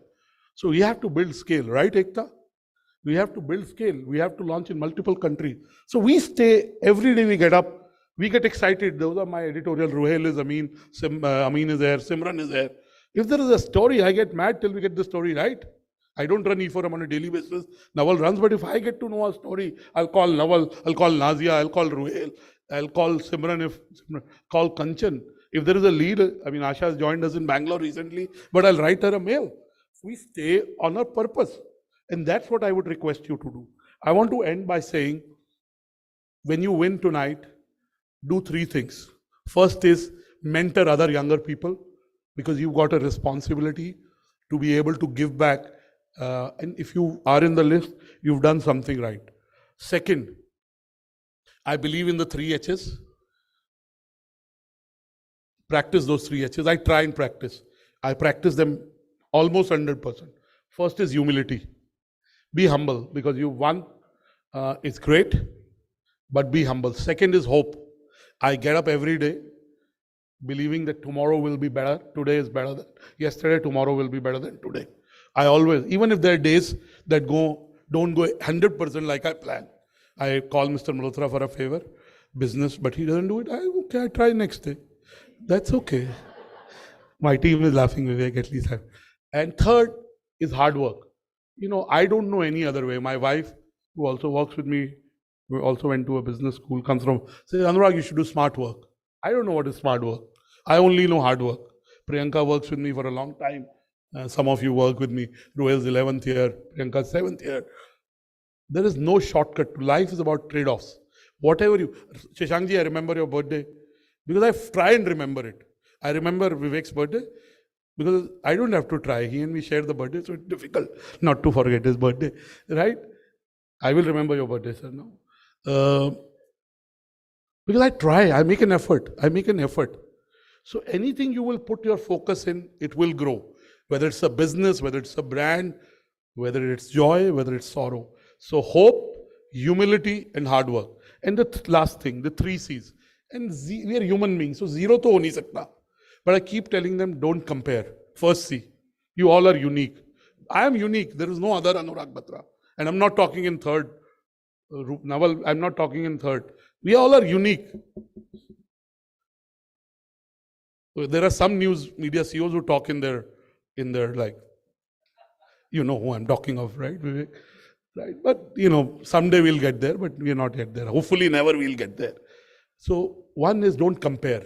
Second is don't criticize. Sometimes people are experts on me without even knowing who I am, what I am. They criticize me. And I was asking one of my senior colleagues, she's Aparna Sengupta, director sales, saying, why do people have so much interest in me? She explained to me who I am. Because I have never thought about myself like that. And they criticize me and I'm okay. That, it doesn't, because I know myself. But as a rule, I can't say I've got to zero, but I don't criticize people. I don't know enough about them. I don't know what circumstances they're doing what they're doing. What are the constraints they have? So don't compare. You're unique. Whatever you achieve today is part of your destiny. I'm a Hindu, I believe in Prarabdha. It's preordained. So there's no jealousy, there's no other ways to get where you just keep doing your work and keep praying to God. There's a huge power in praying. Praying is energy, forget the religious. It's science, it's energy, right? And last is complain. We are blessed. After COVID, if we are alive, our business is back to pre-COVID numbers. We should be grateful. We have great colleagues, we should be grateful. You have great bosses, you should be grateful, right? We should not be complaining. We don't have enough to complain. We shouldn't be. We are alive. My parents are alive. My kids are doing well. I'm doing okay. I have so don't complain.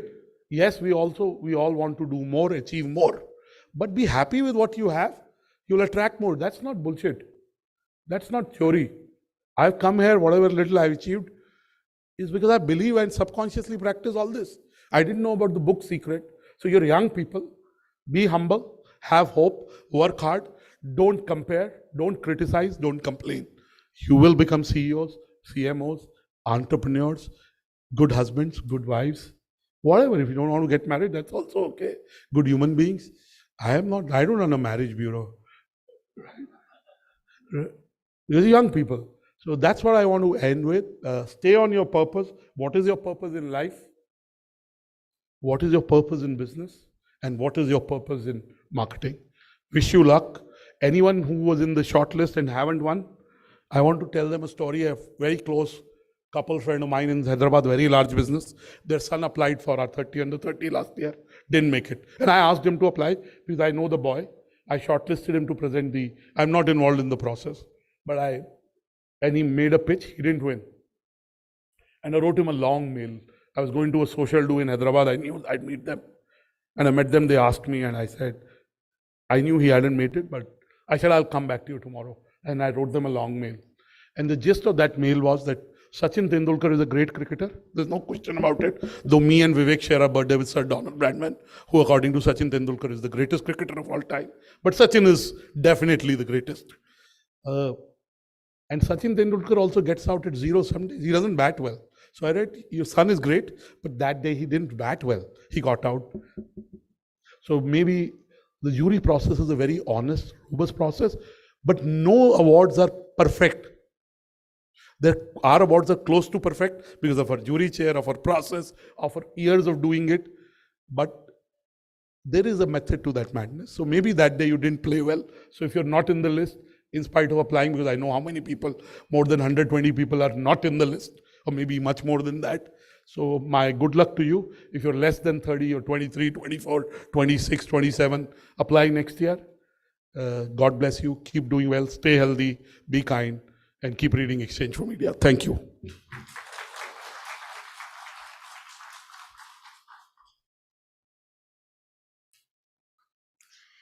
Thank you, Dr. Anurag Batra. I so much resonate when you mention about the 3 H's and the 3 C's. And, I can't agree more when you said that, you remember people's birthdays because you did remember mine too.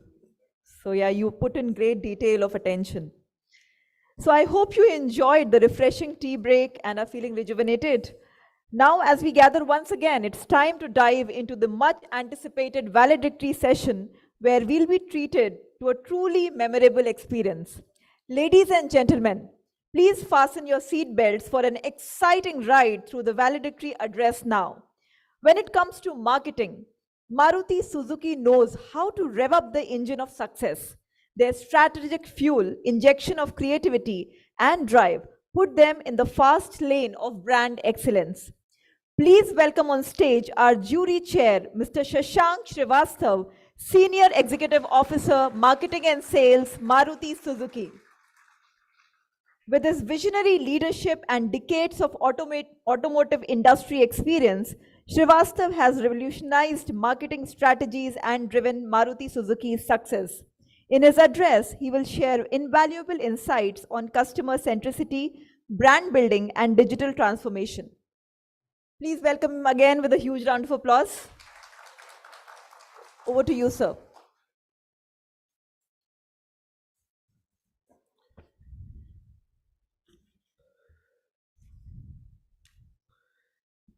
Khulusi तारुफ कराने के लिए शुक्रिया आपका. Thank you for that introduction.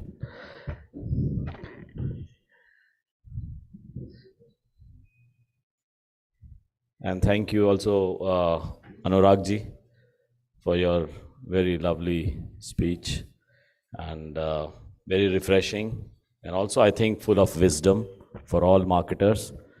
I was listening very intently, and I thought you had the right messages across to this young audience. Of course, you share your birthday with Donald Breadman and also Mr. Malhotra. This is good news. But I must tell you, if you don't know, you also share your birthday with Tom Ford, Lyndon Johnson, and also our local great Khalil. Yeah. So it's, ladies and gentlemen, and also the esteemed members of the Pitch CMO Summit, it is with immense honor and also with humility that I stand here today as the jury chair of the esteemed Pitch 30 Under 30 Award. And I'm grateful to the Pitch team for entrusting me with this responsibility. As we gather here today, I cannot help but be inspired by the work of all the participants and the immense potential that they possess. And it's truly a reflection of our changing nation, a new India that is today young, bubbling, with energy, innovation, and a lot of ideas. I also cannot help but marvel at the wonderful age of technology that we live in. And it's truly a time brimming with potential and opportunities for both customers and businesses alike. To begin with, let's consider the exponential growth that we have experienced in recent years due to digital transformation. And I think everybody here, in some way or the other, is connected with digital transformation. These transformations have impacted every industry, every sector of our economy. The way businesses operate, communicate, deliver value has been completely upended by these new digital technologies. This digital revolution that has granted us limitless potential for innovation within marketing and beyond. The traditional boundaries that were once dictated by organization structures or established processes no longer hold relevancy. They can at times even hinder innovation in a rapidly evolving technological landscape. Instead, what is needed is a flexible mindset that can adapt and change along with the ever-evolving tide of innovation. Jeff Bezos said, and I quote, "The only sustainable advantage that you can have over others is agility." That's it. And one of the most significant ways digital transformation has accelerated innovation is marketing is through the emergence of powerful research tools that enable vast amounts of data to be processed quickly and efficiently. Today's marketing professionals have a wealth of information at their fingertips, which allows them to make more informed decisions than ever before. And in this sense, a former Google CEO, Eric Schmidt, he remarked, "We don't need better algorithms, we need more data." So how can we foster that innovative thinking among our own teams? How can we leverage the incredible power of technology for generating growth within our organization? And the answer lies in creating a supportive culture that promotes and champions inter-organization innovation. And to achieve this, there are several key success factors to consider, and I like to put them before you. First, I think it's crucial to empower employees by granting them the freedom to experiment and make mistakes. And this sentiment actually encapsulates that famous words of Thomas Edison, who said, "I have not failed, but I have discovered 10,000 ways that don't work."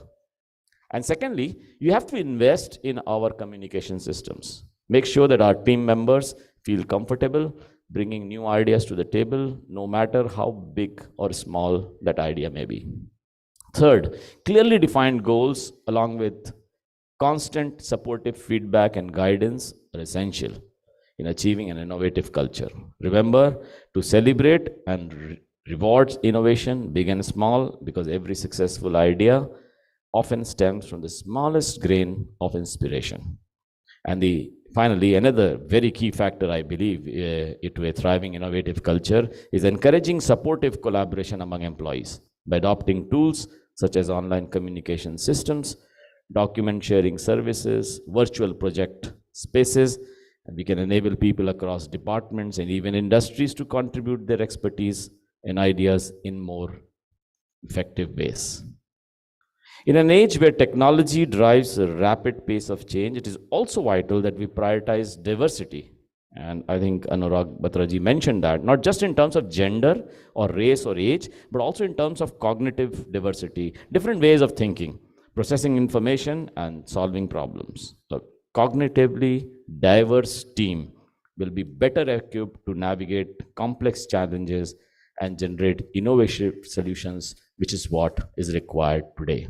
Lastly, let us look at some of the advantages that technology has for innovation in marketing sphere. First, technology has empowered businesses by expanding market sizes exponentially, reducing entry barriers for new peer players with information that is available at a click of a button, and social media democratizing communication. People from every corner of the globe can access markets previously considered out of reach. This new accessibility creates an opportunity to cater to diverse consumer preferences and demands. And nowadays, everything on internet allows companies to build lucrative businesses without investing heavily in traditional brick and mortar infrastructure.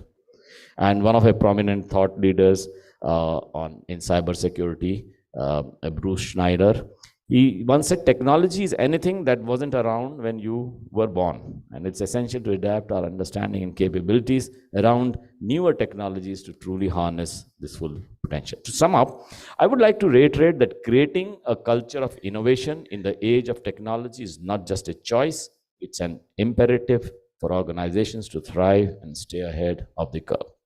Let us seize the opportunities offered by digital transformation, take calculated risks, explore new frontiers in our pursuit for innovative solutions.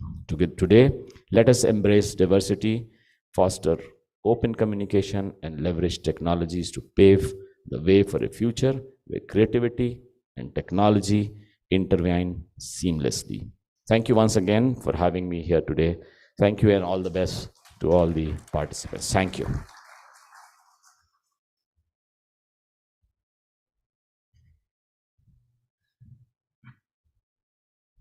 Thank you, Mr. Shashank Srivastava. That was really insightful. And I would now like to invite on stage both of you again for a fireside chat, Mr. Vivek Malhotra, Group CMO and COO, Consumer Revenue, India Today Group, and Mr. Shashank Srivastava. Please welcome them with a huge round of applause for a fireside chat.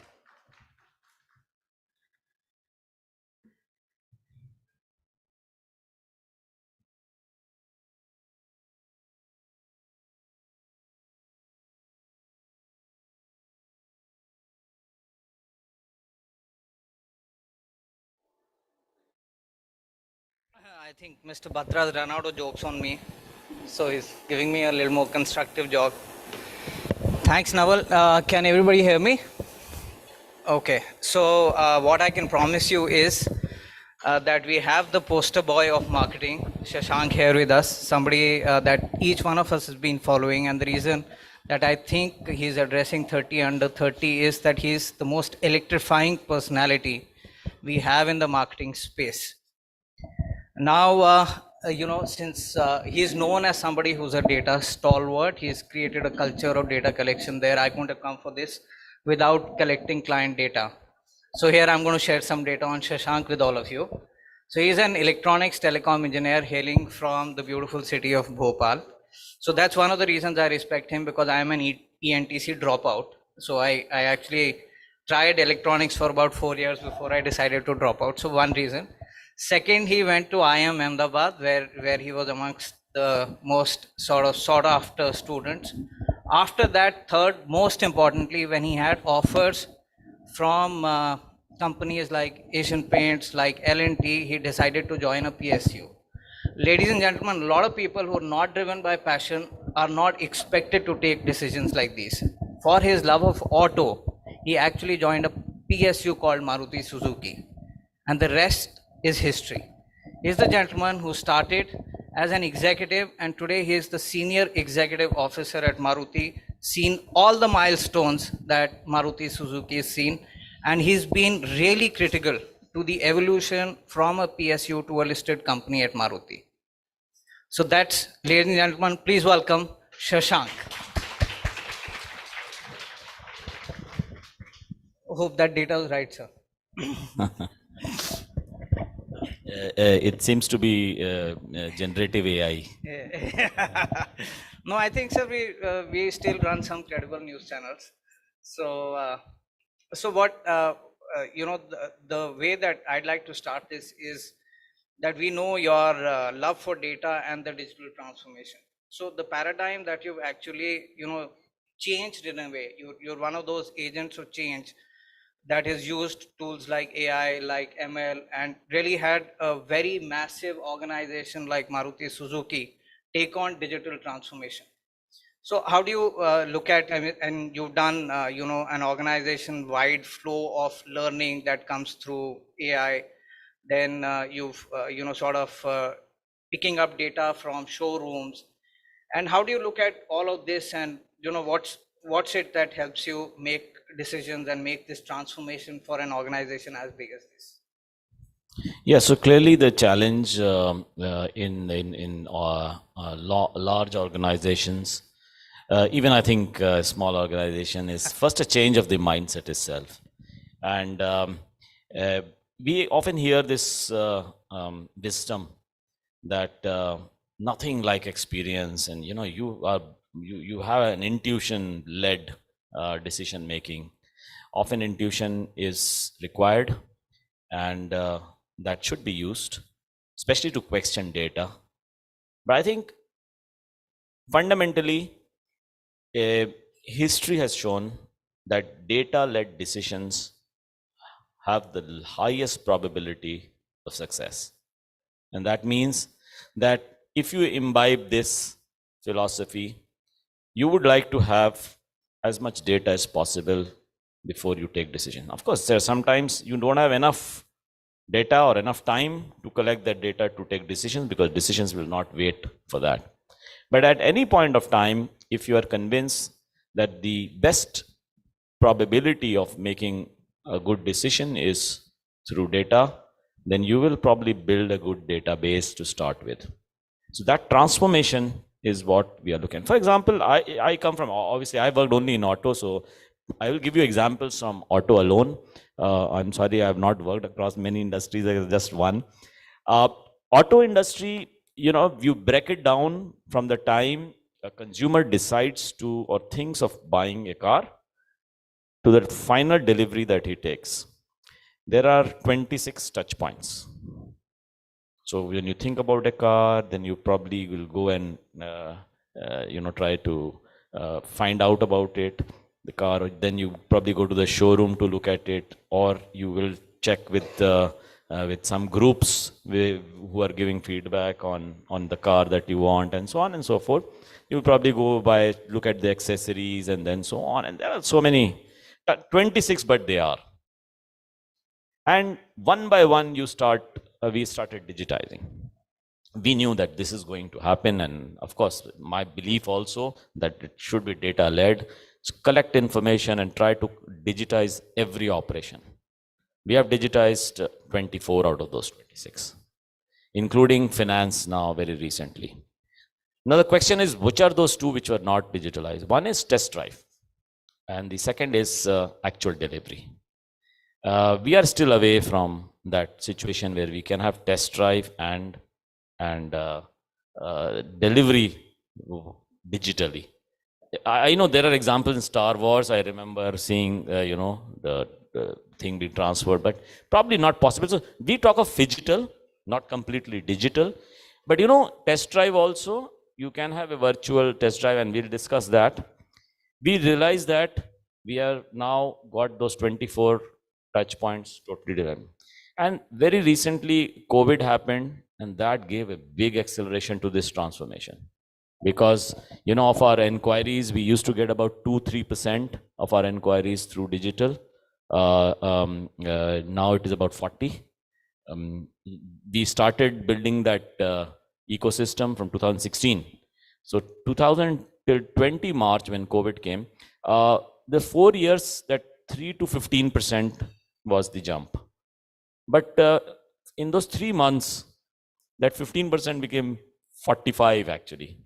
So that journey of 3% to 15% took 4 years, but it took 3 months for that journey from 15 to 45. It's still hovering around that. So that transformation is huge. Today, 98% of consumers look at things digitally before they even walk into the showroom to buy. Some people pre-decide. So digital is very important. We have invested obviously in CDPs, in building a single view of customer and also single view of vehicle itself. So we track vehicles, not just customers. So I may be a used car owner, I may have bought a vehicle from somebody, then I'm tracking that guy, and of course I have data on myself, but I also have to have tracking the vehicle also in its journey. So we have built that ecosystem, both transactional data as well as interactional data. And we have many, of course, use cases which we are now utilizing so that we can have a competitive edge in the market. That's an incredible journey. Because what I can say is that till about, say, pre-COVID, you know, there were companies in the auto space that were perhaps competing on engineering. And, you know, over this time and with marketers like you, I think all of these first movers who moved on to this really big decisive win is the win of customer experience. I think that's really what is the decisive edge, and one of those really big, bold moves that have been made by any company, and they can always only come if the gentleman who's the head of marketing is very sure of what he's doing, and that really is the Nexaverse. So while people were talking about the metaverse and looking at, you know, what should be done, what should not be done, you sort of sensed that the world was changing. The customer was getting more demanding. The customer wanted more features. He had choice. He was okay with digital transactions, and the fact that, you know, from 3% to 40% is your digital lead generation. You were one of those really bold movers who moved into this space, and really, I mean, very few examples, but this one that we can really call as disruption, not just for auto, but for the entire ecosystem. Now, what went behind all of this? What were the early signs that you were seeing this as successful? And you know, one of the data points I'd like to give you all is that within 3 months of the Nexaverse, I think about 20 to 30% of conversions actually happened from the Nexaverse. So that's one of the biggest achievements any marketer at that scale would have seen. So tell us a little bit more about that experience. Yeah, so that technology was available. Of course, much of what we all do today in marketing through digital means is because technology enables you to do that. So you have to realize which technology can help you in which way. And one of the challenges which we have, you know, we have 17 models in our portfolio, 10 in Arena, 7 in Nexa. So one of the big challenges is obviously geographical reach. Maruti Suzuki is known for really good geographical reach. We have about 3,800 showrooms across. And we have also, by the way, 9,000 digital showrooms. So, but because you can now access showrooms from anywhere in the world. But physical also is important in that phygital world that we live in auto. So one thing is, how do you display 17 vehicles? You display Swift and you display Brezza, and somebody says, I want to see the Vitara. So how do you do that? Also, there are geographically, as you know, as countries progressing, people in smaller cities also want to buy cars, even villages. One interesting data point is that, of course, you will know this, we have about 650,000 villages in our country. Now, Maruti Suzuki has sold at least one car in 410,000 villages. So people say that's great achievement. But I sometimes wonder why people in those 200, 250,000 or 240,000 other villages haven't bought a single car so far. So obviously one of the things which holds them back is they have no experience. So this came as a technology which could actually give you a very good feel of the actual showroom and transforms you in a different world. You have an Oculus, even without the Oculus on a website also. So we started with Nexaverse with the Grand Vitara launch and then spread it to Arenaverse. We also had the Expoverse, which we are using for our auto expos. So we have more than 100,000 sessions so far. It's great, and we are wanting to triple it now from those 1,100 outlets, which already has.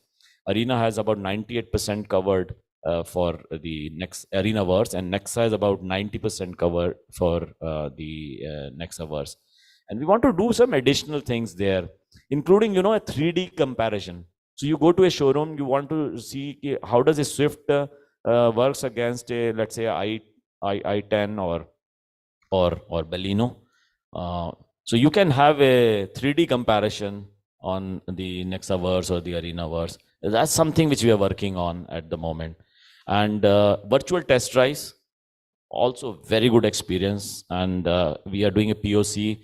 Conversion rates are fantastic. Hopefully that's going to get very big, and technology is behind it, of course. 100,000. Well, that's a huge number. That's big reach. So now talking of test drives, I think I'll take you through a small virtual tour into what we call the Shashank-verse. So basically, peek into Shashank's life, what really excites him. So is it your own digital avatar? Is it your dynamic pricing? Is it your 1,500 AI, VR enabled showrooms? Is it the future that is more hybrid in a sense? What is it that really excites you? Is it data? Is it algos? You're a man of perfection. So it'll be interesting to know what excites you the most. What excites me the most, I can't mention, but but I will, of course, technology anyway is really exciting, and the pace at which it is changing, and you have to keep up with it. If you have to do your work properly, or you are so that pace of change excites me, and it's getting more exciting by the day. The pace is very, it's rapidly changing, and you have new technologies. In auto, for example, you would have heard a case which is connected cars, autonomous cars, shared mobility, and electric vehicles. So we are working on all four, and we would definitely, you will see huge amount, and even as you are working on these things, new technology tools keep coming, So like I was very excited when we had this 3D printing, which, reduces the design time. Generally speaking, for automobiles, about 40-45 months is the time when you design the car and you bring it into the market. But now you can do it very fast. You have those 3D twins, and you have digital printing, so component design, etc. So not just design, but also quality, supply chain. Fantastic. I mean, I am very excited every day to see what new things are happening, and I think every day I find, and that is what I find most exciting in this field. So is there a personal passion on comics and movies and pop culture? I saw your brand being very, very visible at the Comic-Con. So is this an effort to target the Gen Z? Is this a personal sort of affinity? Is that a group that automakers are now chasing, and are they very different from the consumers you've seen earlier? Yes, absolutely. If you see Gen Z and millennials, they are now about 83-84% of the total sales in the industry. Gen Z, which is officially like 1996 born or later, They are a large chunk, in our case, about 28% of our total sale. Of course, if you see 1996, still the thing, there is a till 2010. So the range is 13 years till 27. Of 13-year-old person don't buy cars, but they would. And we find that if you have to appeal to these are the future consumers and even current consumers in some of age bracket, then you have to appeal to them and do things to build that brand salience. And therefore you have to you mentioned Comic-Con, like their mean age of the people who participate, they are 20, they are 21. That's the mean age.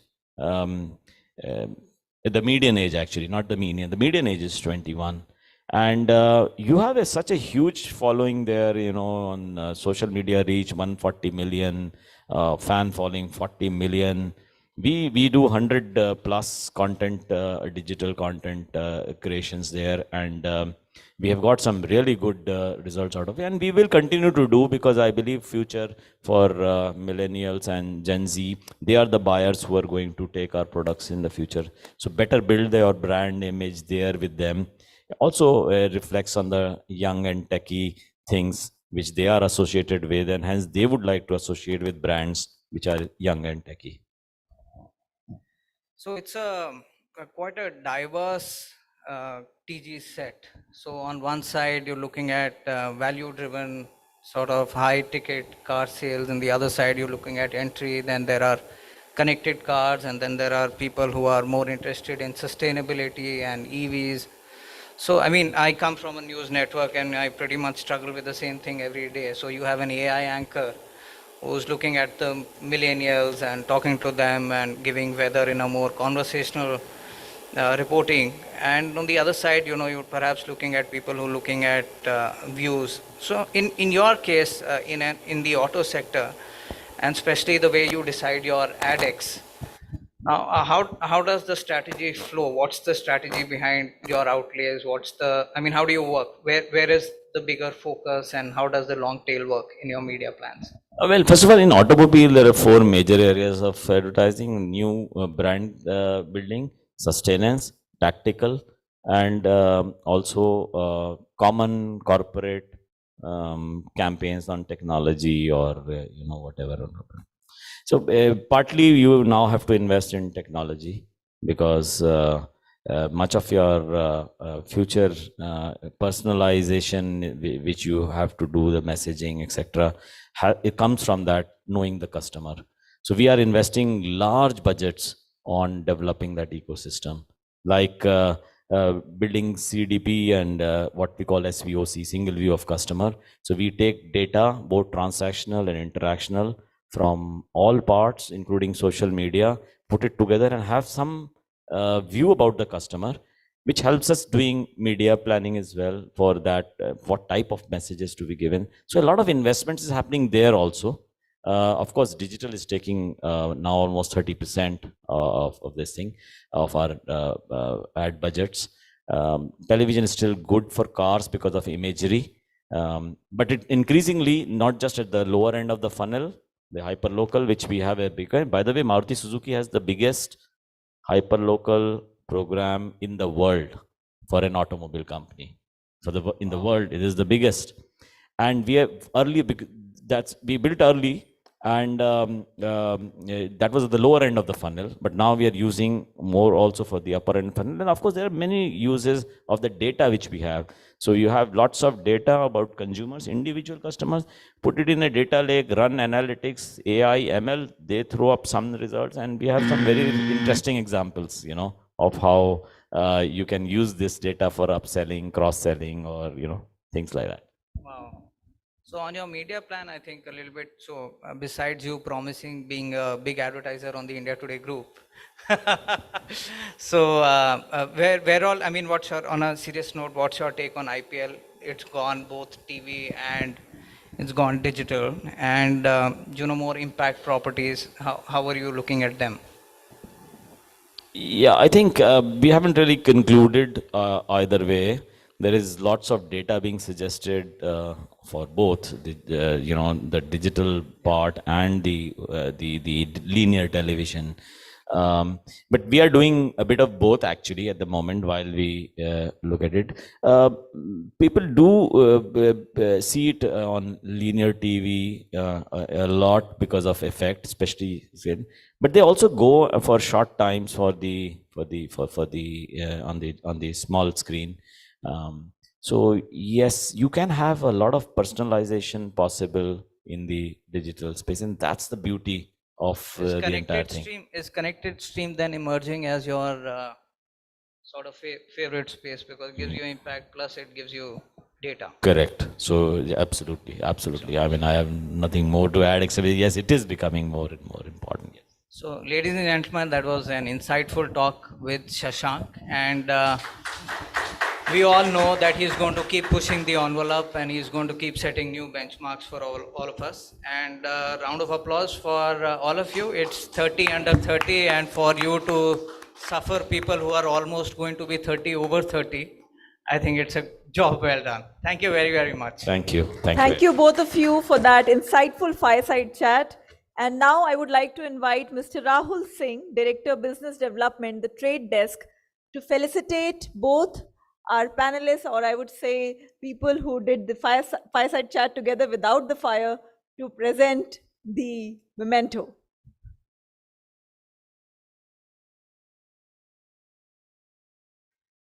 Rahul ji बहुत आराम से आ रहे हैं, धीरे धीरे, waiting for them.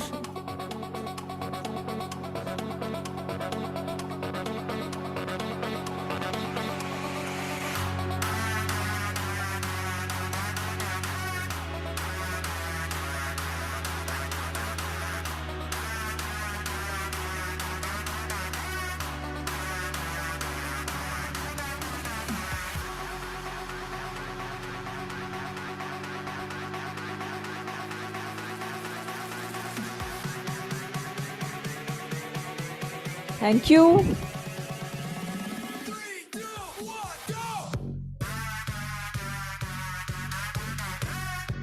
Photo अच्छी आनी चाहिए, राइट? कुछ भी हो जाए फोटो अच्छी आनी चाहिए. Yes, thank you. Shashank ji, हम अभी आपको जाने दे रहे हैं, लेकिन वापस से बुलाएंगे थोड़ी देर में. ये स्टेज आपको इतनी जल्दी नहीं जाने देगा. So ladies and gentlemen, you are at the 3rd edition of the Pitch Marketing 30 under 30 Awards. Today we are celebrating the most talented individuals under the age of 30 in the Indian marketing industry. Keep the applause coming because the party is only getting started. Let's quickly dive into a presentation that will set the stage for the big celebration of winners tonight. Let's play the AV Pitch 30 under 30 introduction.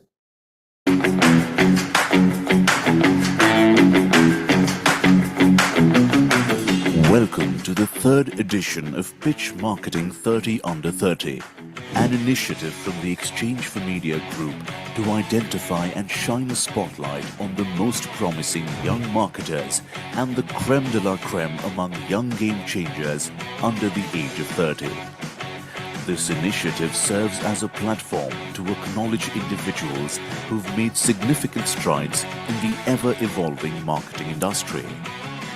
The coveted Pitch Marketing 30 under 30 is meticulously curated to showcase the brightest and most talented young marketing professionals who've made noteworthy contributions through their body of work, are budding leaders of tomorrow, and are poised to become the industry's future luminaries.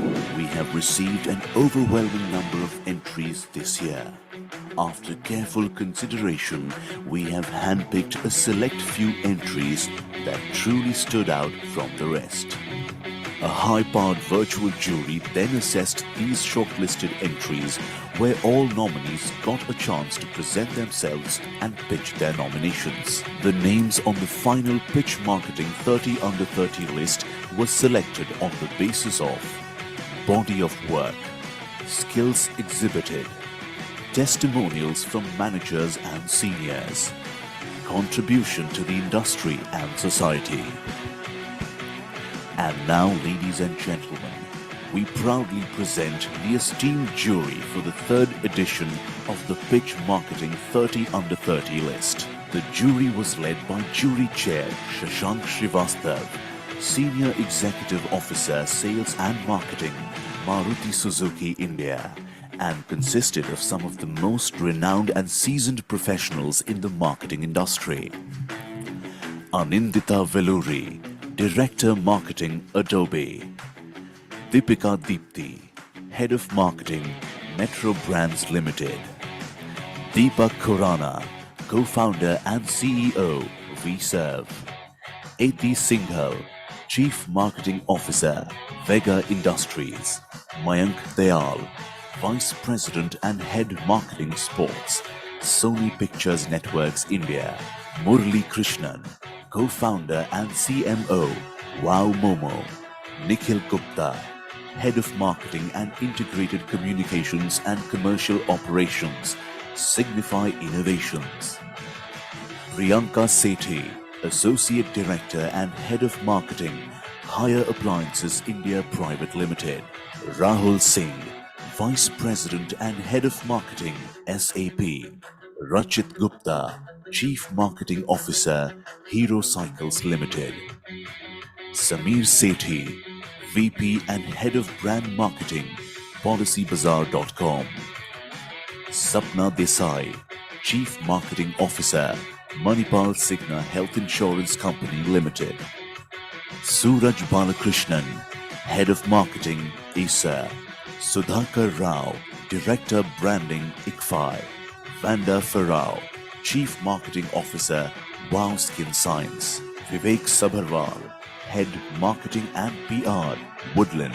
It's been a great experience, I would say. It's also a very learning experience for me. Although I am the chairman of the jury, but I think the great quality of the entries that we saw, and these youngsters have got some brilliant ideas, very innovative ones. So it's also in that sense a learning experience to me as well. And I must thank E4M because they have created this really good platform, the Pitch 30 Under 30, which really recognizes fresh talent and young talent. And these are the guys and the girls who will become the CMOs in the future. So I think it's a great initiative, and I've enjoyed thoroughly being on the jury. I think it's a very rich base of entries. It only makes your job difficult as a jury because you want to select all of these people and you want to make them a part of the list. But it can only be a list of 30 people. I think it was extremely exciting. More than the participants, I think the jurors got to learn a lot of exciting new things that these young marketers are doing. And it's been an incredible learning experience for us. What's more interesting for me and inspiring for me is some of the other unknown brands or unknown areas that you typically haven't heard of people talking about have come to the forefront, and that's really inspiring. So it's been a truly honorable journey. It's been a privilege to be entrusted with such a responsibility, and I've enjoyed every minute of it. Being a jury member, one thing I would like to call out is the fellow jury members really put in a fairly authentic process of understanding the nominations and doing their best in terms of identifying the talent. So I think for me, a good process means that we are going to have a reasonably good outcome. A special thanks to all our jury members for the time and effort they've put in curating the list. Pitch Marketing 30 Under 30 and the jury board congratulates all the winners. And now, it's the moment that we have all been waiting for. Presenting the much-awaited class of 2023 of the Pitch Marketing 30 Under 30. Wow. Yes, you can actually give a huge round of applause for this. It appears like the jury had a great time debating, discussing, and evaluating the candidates before selecting on a few of you in this room tonight. So the moment you have been, waiting, anxiously awaiting what has finally arrived. Tweet about tonight using the hashtag Pitch30Under30, which is right there, to keep the excitement going. Before we call upon the first winner, let me tell you that we would love for you to briefly express your thoughts on making it to this coveted list and also have your brightest smiles on for the group picture of the class of 2023.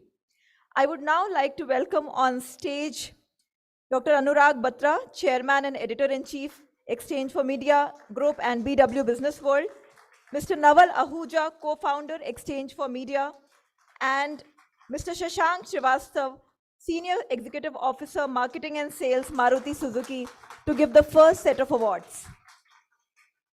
Let's get the excitement meter up as we are now celebrating our first winner of the Pitch Marketing 30 Under 30. You know, on your tables, there have been some hooters and whistles which have been kept. You can use them to cheer the winners on the stage. Please welcome on stage our winner, Abhishek Kumar, Head of Marketing, CEO's Office, 4700 BC.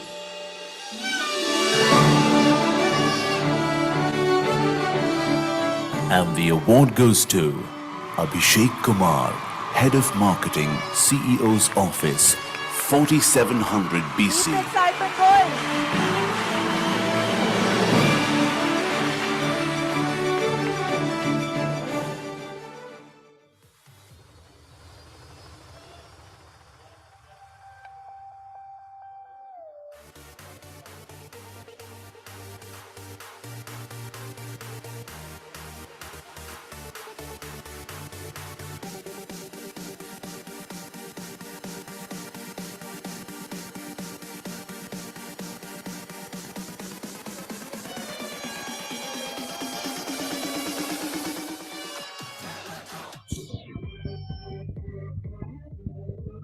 Hello, yeah.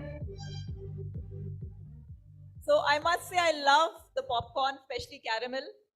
Would you like to say a few words? Firstly, I'm not doing this without my team. Guys, run, come in here, fast. Honestly, I mean, something I was telling to the organizers here, I think all of us in the list of 30 people, we are half the men or women without this team. In my case, it's a lot about the team, genuinely. I was a 22-year-old kid when I joined this company. I was the first marketing hire in this company. We were a single-digit number company back then. And we built this team from scratch. It's been a 3-year journey. We were working out of a go-down office, by the way, back in the day. And so firstly, congratulations, all of you guys. Thank you for joining this journey with me. Honestly, I don't know how we have been able to hire you guys. You left behind cushioning jobs. It's literally everyone's first job, except Ritika. And it all happened because they believed in a vision. I think we all knew that we wanted to tell a new narrative in marketing, something which was bold, unsaid. And we stood by it. I was not faffing back then. And one of the best things is we built an in-house agency. We script our own narratives. We shoot our own films. We package our own extravaganzas, all the packagings you see. And it's all because of them. Please don't poach them, by the way. They are the best people I have. And I always have the mic somehow, guys. I want to give it to a couple of you guys, put you on the spot. I want to start with Ravisha, because you speak the least. And I want you to say something. Come on, please.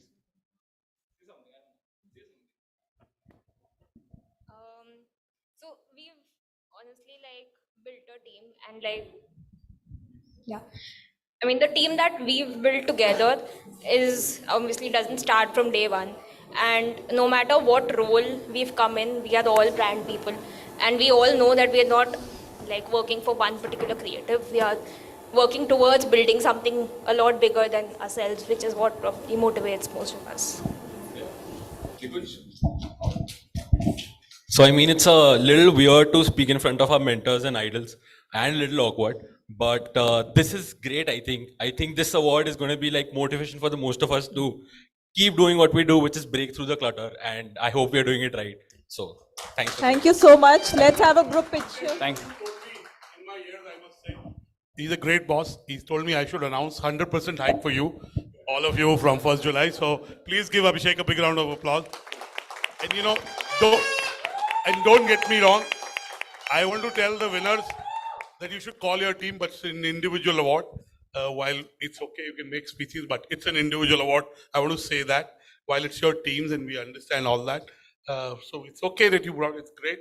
And I hope you all apply, but it's an individual award. I want to say that. I went to say that to my colleague and tell her to tell it to the MC, but I'd say it directly because there is a flow, and if apart from the winners, everyone speaks, I think the hotel may not serve us dinner, and we do want to give you drinks and dinner. So give Abhishek and his team a big round of applause. Thank you so much. Samesh and me were in Bombay on Monday. We ordered a caramel popcorn, big one, we ate that. So he's told me that he'll send a box to all the winners. Okay? Whoa. E for M team. Yay. Nice. ये तो कोई बात नहीं है. और शशांक जी ने भी बोला कारों के लिए वो बाद में, but अभी पॉपकॉर्न पे ही रहेंगे. Yes. Great. Caramel for me. All the best. All right. Thank you so much. And our next winner is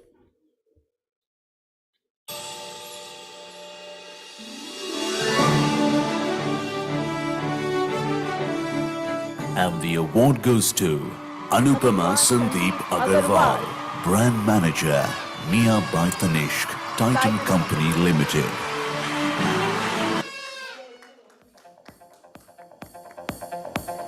Keep the applause running.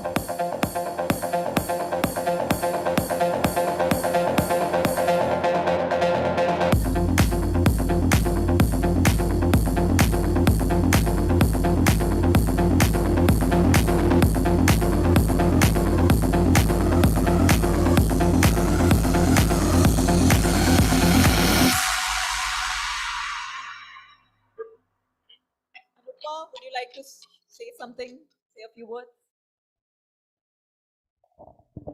Thank you so much for this prestigious award. I would like to thank the jury for recognizing me for this work.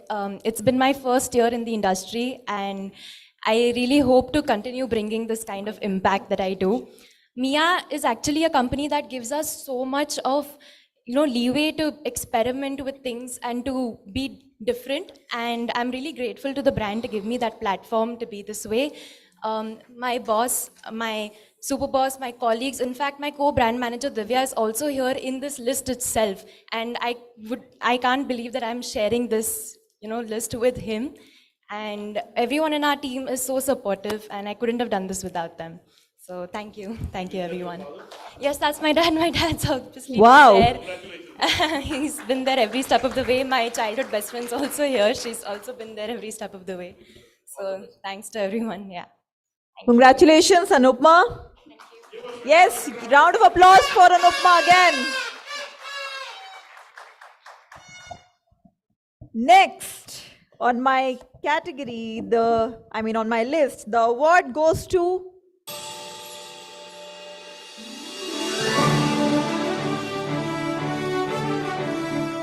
And the award goes to Anushri Ghosh, Brand Manager, ITC Limited, Foods Business Division.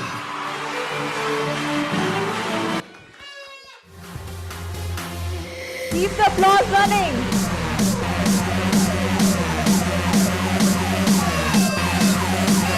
You're doing good.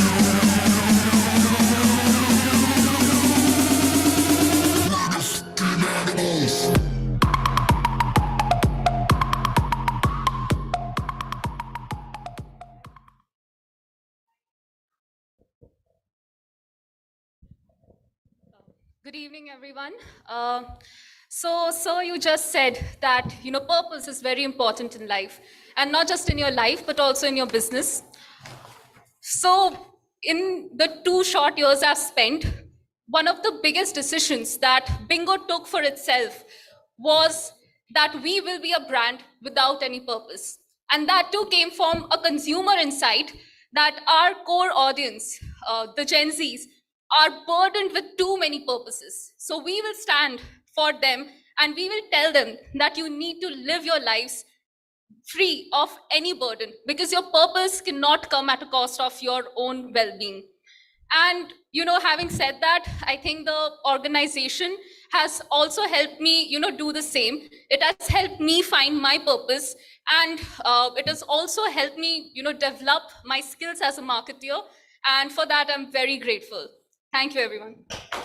Congratulations, Anushri. A big round of applause again for Anushri Ghosh.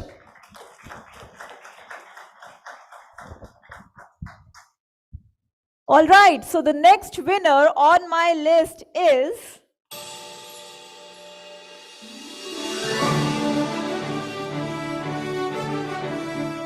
And the award goes to Divya Patel, Brand Manager, Mia by Tanishq, Titan Company Limited. keep the applause running.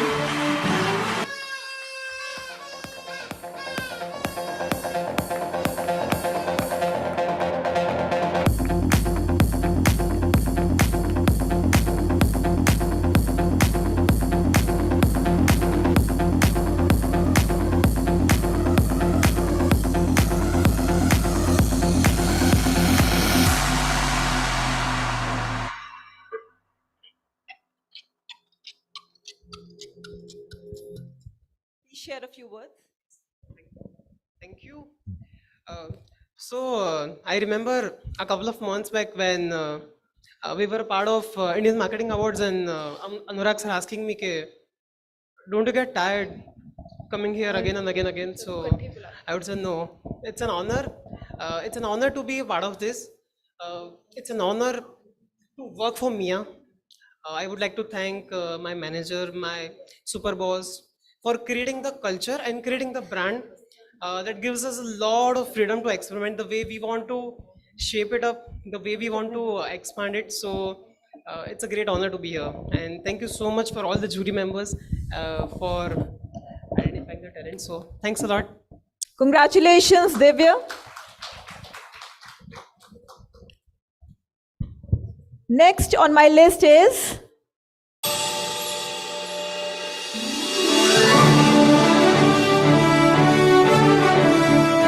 And the award goes to Edha Singh, Marketing Manager, MG Motor.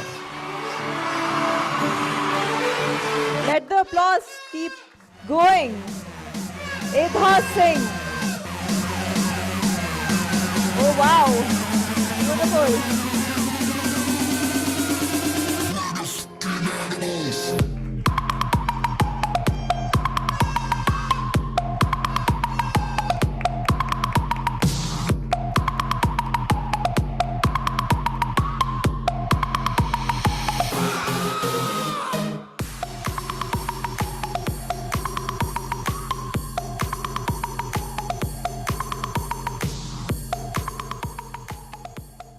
Edha, so nice to see you with your daughter. Yes. Yes.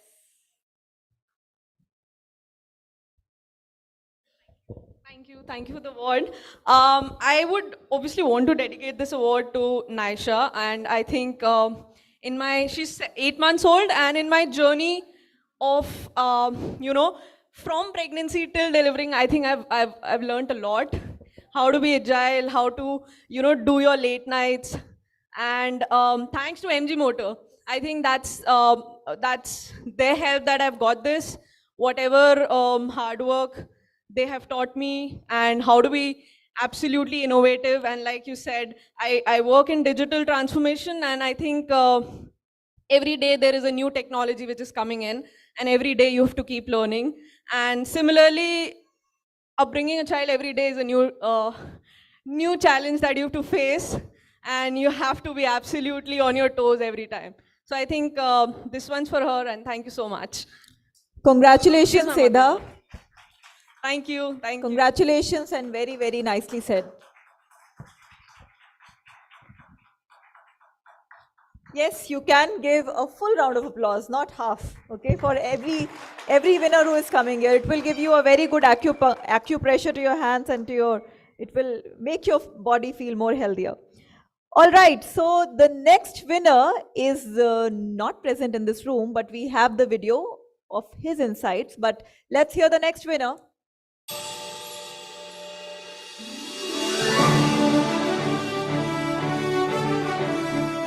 And the award goes to Gaurav Dayanand Kotian, Digital Marketing Manager, HDFC Securities Limited.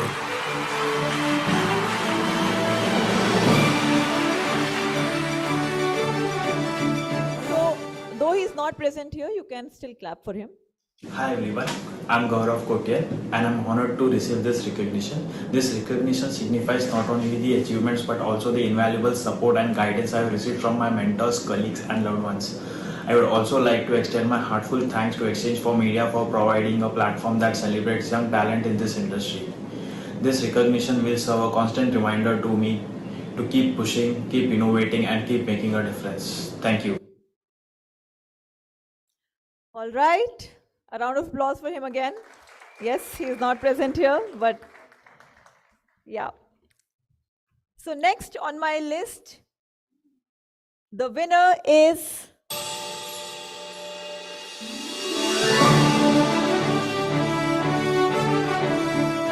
And the award goes to Indrashish Majumdar, Brand Manager, Flipkart.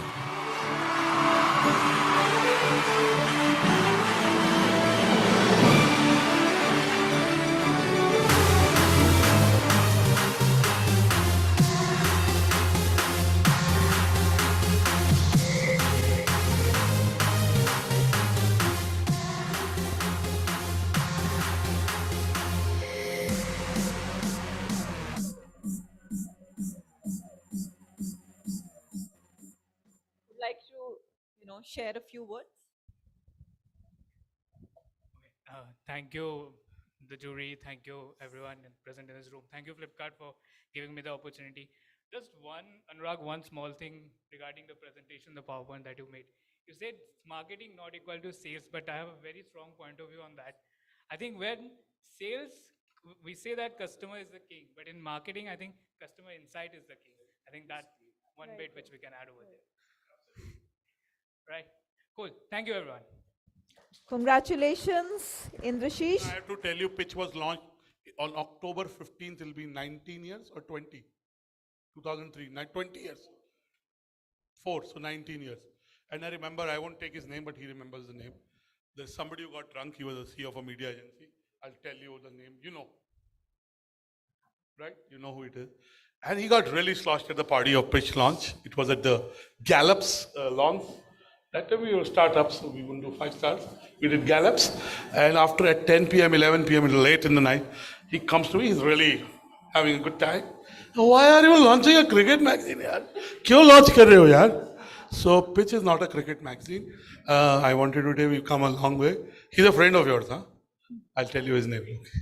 And I just want to say that, yeah, people like me, Shashank, Naval, we need reverse mentoring. We need to learn things that we don't know. Because we definitely are wired differently. We think differently. We all, so I think we can all get mentored from you. The only bit I would add in my next presentation is reverse mentoring. I think we can learn from people like you because you do think differently than us. And I think that's a skill set that can be added. Please give him a big round of applause. Yes. And nobody can steal your trophy. Your photo is on it. So it's safe. Congratulations, Indrashish. Thank you, Mr. Shashank Srivastava. We'll finally let you relax on the seat. And now I would like to invite Mr. Rajiv Jain, Vice President, Corporate Marketing, DS Group. Please welcome him with a huge round of applause. And we actually continue with the award giving ceremony. Next on my list of winners is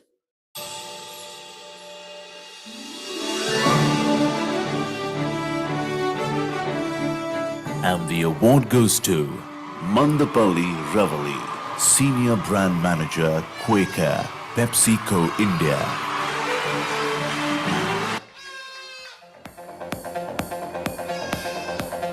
Keep the applause running.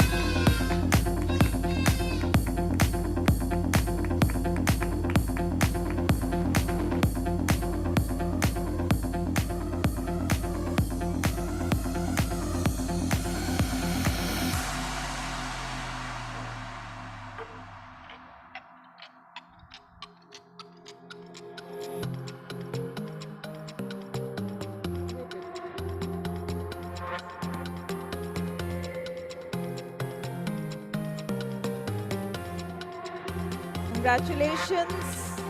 Congratulations, and please give her a round of applause. Yes. request you to share a few words. First of all, I would like to thank E4M and the respected jury, and I'm really grateful for this opportunity. And also a big thanks to PepsiCo for allowing us to explore marketing at such a young age. All the brands of PepsiCo are here, Lay's, Kurkure, Doritos. I think that's a testimony of the company. So, thank you. Congratulations and thank you for sharing.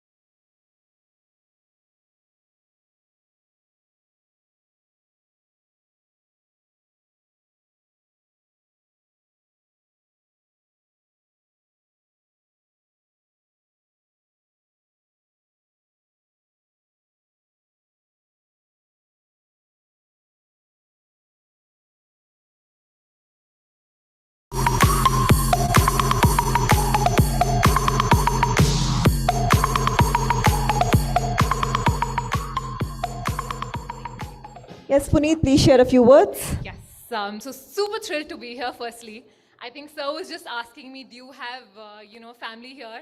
Unfortunately, my family couldn't make it, but I have some friends who are literally as dear as my family here. Although they're here for the free dinner, of course. But yeah, they're here. At least that's a good thing. So I think three things that I definitely want to say, three values that I hold very dear to me, that have helped me be here today are, gratitude, passion, and persistence. And a lot of gratitude today for sure in the room, and I definitely do not want to stay behind in thanking, I think, everyone who's helped me get where I am. Goes without saying, of course, my family is a big pillar of support. But these crazy friends who are here today, of course, definitely they've been there all throughout, and super thankful for them. And, like she mentioned, of course, my company, it is indispensable for everyone else, but definitely it is a very big part of who I am as well.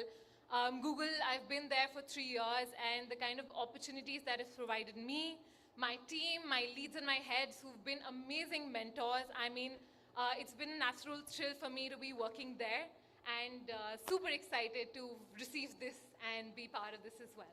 Congratulations, Puneet, and very, very well said. All right. So the next person on the list represents the company which is spreading millions, billions of smiles, giving thousands of choices in foods and beverages. The next person is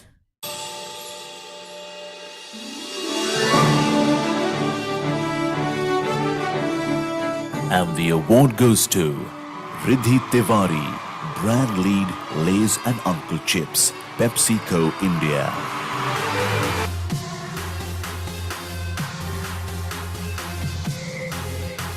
Let's hear it out for Riddhi Tiwari.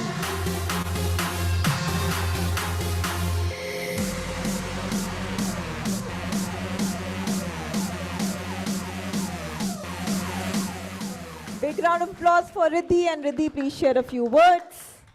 Hi, good evening, everyone. I think first of all, thanks to E4M for giving us this platform. Privileged to be a part of the 30 under 30 list. Thank you, jury, for considering me worthy enough to make it to this list. And sir, you rightly said there's no alternative to hard work. There is no shortcuts to hard work. But I think a lot of times we discount the fact of the people who are behind our success. And I am a firm believer in, you cannot succeed in life without the support of right people.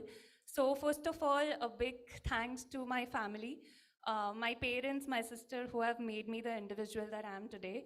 A big thanks to PepsiCo for believing in me and constantly giving me opportunities to, extend myself and explore myself.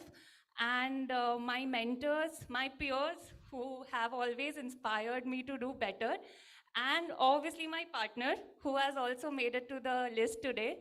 So yeah, a big thanks to all of them. Congratulations, Riddhi. I just want to say that I was thinking I should have said, one, the age of achievement is getting younger. Naval was 26, I was 28 and a half when we started Exchange for Media. Wanted to build a marketplace. I think you guys are very wise. I mean, we had no clue. We just took a plunge and, we got lucky. But I always say growth is an opportunity, is a function of opportunity, not necessarily talent. And a lot of people give you, I remember I went to meet a friend of mine because a big industrialist wanted to give me money to start the company. Then the startup ecosystem wasn't. So I went to a lawyer friend of mine and said, he said, I want an SHA. At that time, I didn't know what SHA is. Now I know, of course. It's called the shareholders agreement. And I went to a lawyer friend and he asked me, I met him for breakfast at the Taj. He asked me, so how much money do you need? I said, I need 70 lakhs. So he said, come home. He's a very close friend of mine. And I went to his home and he asked me 3 questions. Amit and Naval both were with me. And he said, done. He shook hands. It was a Saturday evening. He gave us the money on Monday. He opened a champagne bottle on Saturday evening. So that person who gave me opportunity and gave me the first 70 lakh rupee check to start Exchange for Media. It was his 51st birthday on 7 June. I went to his home. I never forget that. I told him that I always tell him that I am wherever I am because you believed in me. Because I went to get an SHA from him. He wrote me a 70 lakh check. So I think the people who bet on you, give you money, in our case, entrepreneurs, our team members who work with us, some of us joined us when we were like literally 10 people, 20 people, 30 people, we had 200 people. Our stakeholders, I mean, Vivek is his company is a big believer, he's a big believer. You know, Avinash used to be at your company, and Rajesh Sheshadri, and Sakit Saurabh Jha, and Sorbo. So they were our first advertisers, Raj Nayak, our second advertiser. Actually, our first advertiser were Discovery. So, you know, people matter, and if we keep those people in our life, just the fact that we are grateful to them will make us happy and also bring more, because those people also grow. And if you contribute to their lives, they'll contribute back. It's a law of energy. There's nothing, it's not about, if you're good to people, they'll be good to you. There's nothing, you don't have to go to a business school to learn that. So thank you for bringing that. And please give Ms. Tiwari a big round of applause. And we make sure there are no fights in the family. Huh? Last week on Friday, we had two senior executives. They work together. MNC company, very big. One is the APAC head. He just got promoted, went to Singapore. The other has become. So the India head's wife won. But in the evening, his boss's wife also won. We made sure there was no, you know, rancor and fight. So we're very good at it. But jokes apart, we wouldn't even know if you're partners, you know, the jury members won't. So if you won, it is purely the fact that you showed up, you know. So all the best. Very, very well said, Dr. Batra, and congratulations, Riddhi, again. Now, before we move ahead, I would just like to remind all of you to please stay back for the group picture of the class of 2023, followed by drinks and dinner. So please stay back in the hall. All right, and the next winner on the list is...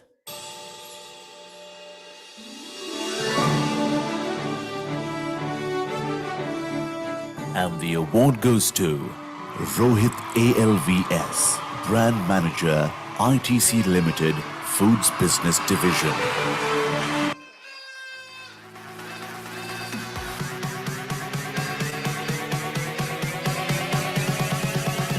Please keep the applause going for Rohit.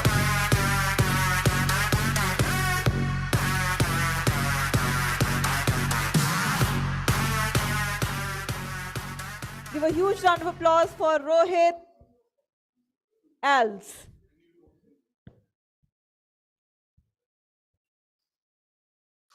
Yes, now yes. Rohit, we would want you to share a few words. The mic is there. To be very honest, I'm still in shock. So I just wanted confirmation that, you know, this is in my hand. This is yours. But jokes apart, thank you. That really helps. But jokes apart, I strongly believe that who we are today is a culmination of the journey and the experiences that we take. And the most important aspect of that are the people and the attitude that we hold in them. And my journey to speak has been very experimental. I had 1 year in data analytics, machine learning, 2 years in sales and marketing, and 2 years in sales, 1 year in marketing, split between 2 categories and 2 brands. So still in the nascent category. But this gives me that confidence that, you know, I can still experiment, and the people, my parents who have always been there, my colleagues from ITC, from Sanfeast who have always been there, they will always be there, and I can continue to experiment and continue to grow and, you know, continue to have honors like this. Thank you so much. Congratulations, Rohit. I would now like to thank Mr. Vivek Malhotra and Mr. Sameer Sethi.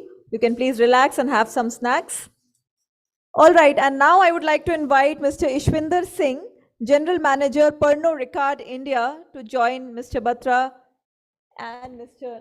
Naval, he's not there, on stage. Please give him a huge round of applause, please. Mr. Ishwinder Singh. Okay, so the next winner on the list is...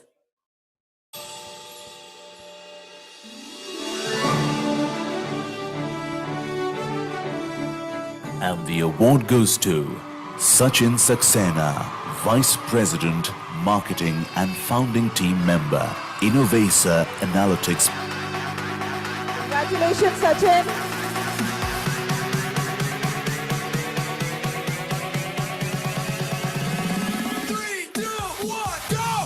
Keep the applause running for Sachin.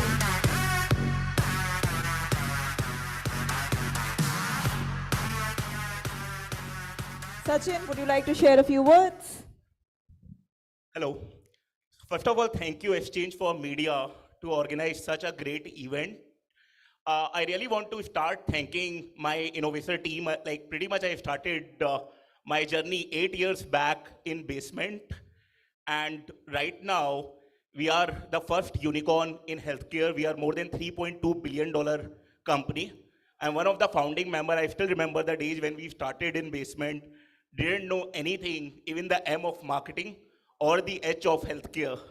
And we built out the company from Noida, from India, the world's largest healthcare IT company ever in the world. It's going on. Why?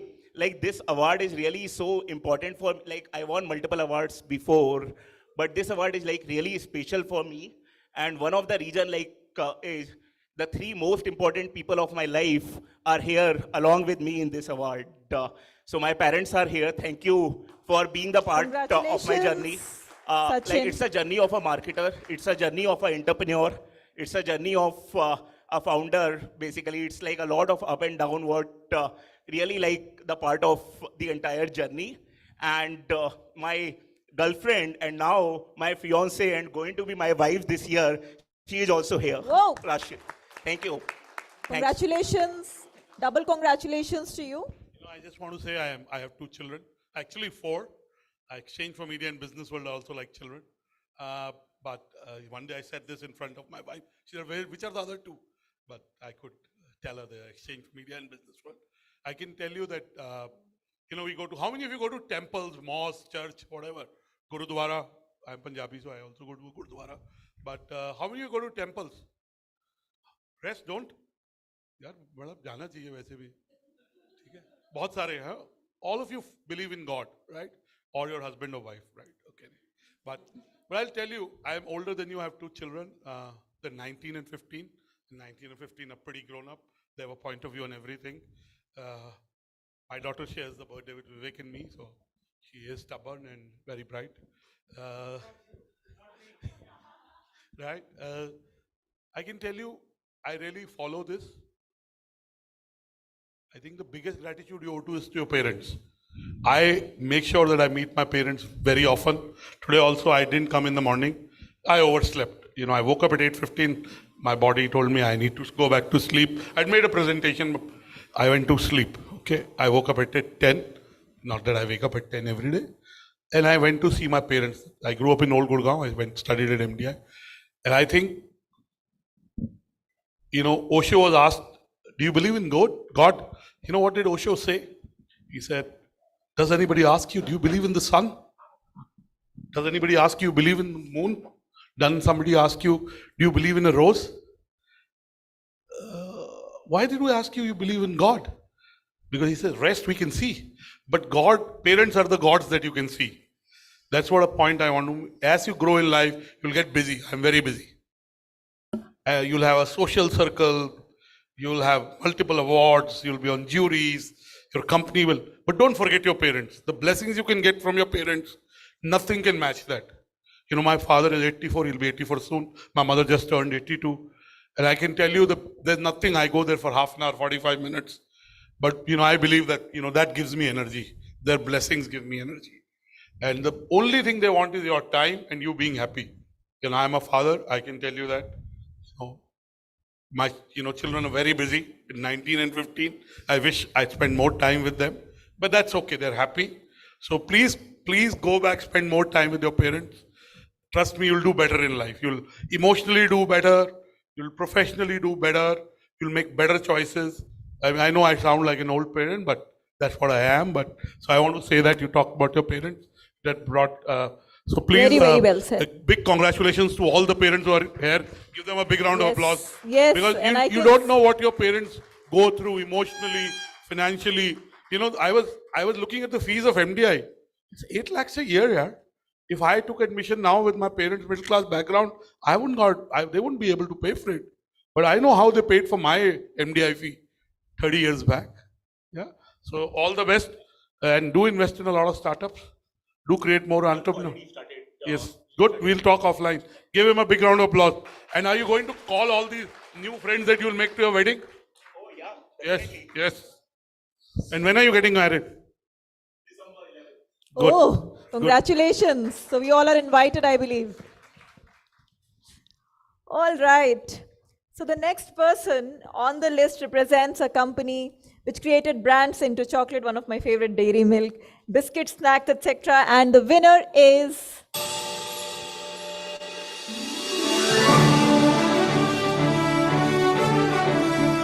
And the award goes to Sagar Malik, Brand Manager, Mondelez India Foods Private Limited.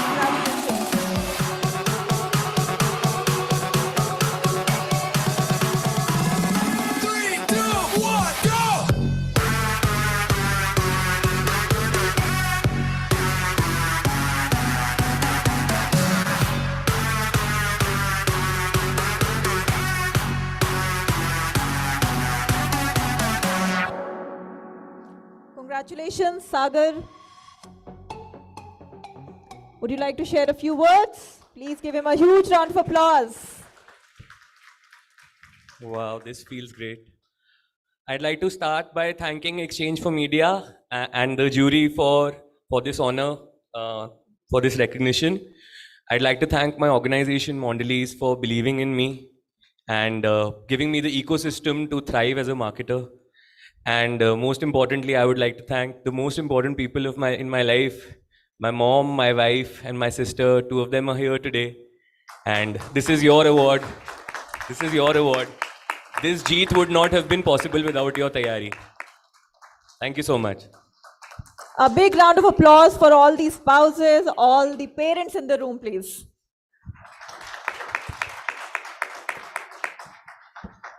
Congratulations, Sagar. Once again, the next winner on the list is...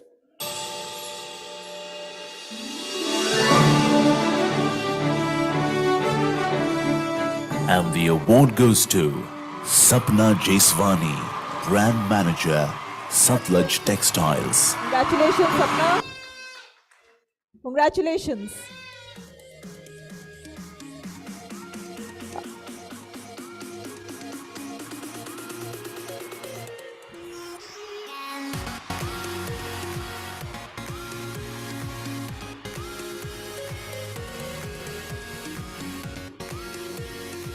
A huge round of applause for Ms. Sapna Jeswani.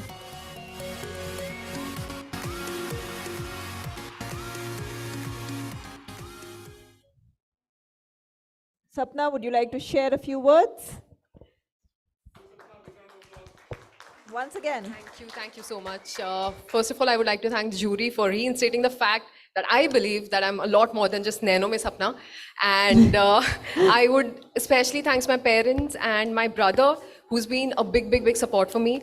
I would thank a person who's a critic and my biggest supporter, my biggest cheerleader, who's called me the best every time I feel that I'm down or I'm not good enough. All my friends. And my mentor, Smita Joshi, who's believed me in this, who's believed me with this brand, with Nestera, and the CEO of Satlaj Textiles, Mr. Deep Singh Chatrat. Without a good management, without an agile management, I don't think marketing is easy. So big thanks to him and my entire team at Nestera and Satlaj. You guys are amazing. You guys are fabulous. Thank you so much, everyone. Thank you. Congratulations, Sapna. All right, and the next award goes to...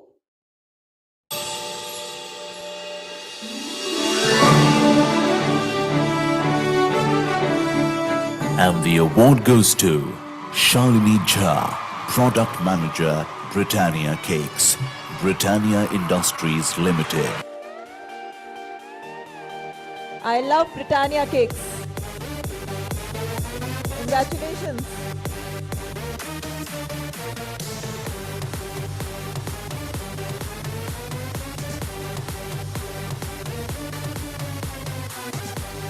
A huge round of applause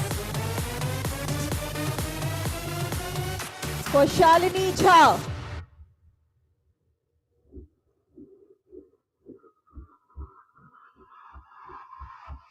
We are serving the snacks so that you get energy to applaud. Yes, thank you. That's the energy. Shalini, please share a few words. Thank you so much. Thank you, everyone. Thank you, Exchange for Media, for giving me this honor. While I hold this award today, it would not have been possible without my parents, Mummy, Papa. For thank you so much for your unwavering and constant support that you show me every day. Big thank you to my sister for being the biggest cheerleader anyone could ever get. Thank you, Britannia, for helping me reach where I am today. Big thank you to my previous managers from my previous company, Agrotech Foods Limited, especially Ashish sir and Sachin sir, whom I look up to. And last but not the least, big thank you to my husband, who really pushed me hard and had been pushing me for the last 2 years that I should give it a try and I should just give my best, irrespective of whatever the results are. So thank you so much, everyone, and congratulations to all the winners. Congratulations, Shalini. Once again. What product do you handle? What brand? She said fruit cakes. I said, I am one, but I used to eat a lot of them. But you should do a weight loss fruit cake. Then I'll eat a lot of them. Yeah. Sugar free. Sugar free and weight loss, Then I'll eat. But I used to. I would eat 2-3 of those in one go. 2-3 packets, not loaves. Yeah. But of course I don't eat them. And I saw one of my young friends going away. We have a group photo which goes in the magazine. Yes, we have a group photo So towards the please end. stay for that. That's what I was trying to tell you to tell. Here's a flight. Flight तो miss हो जाएगी क्या एक अग्नि मिल जाएगी क्या है life में Photo But give नहीं miss Sapna a होनी big round of चाहिए. applause. Yes. Shalini, sorry. Sapna is still on my mind, okay? I remember eating Britannia cakes in the train journeys. So, the next person, the next winner on the list represents a company, founders of which and myself share the same alma mater. The winner is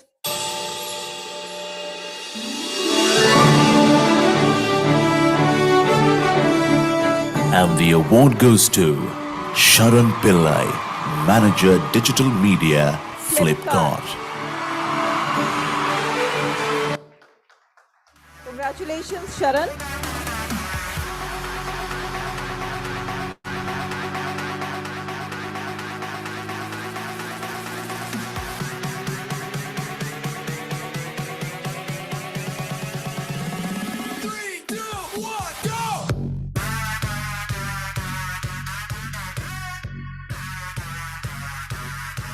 A big round of applause for Sharan Pillai.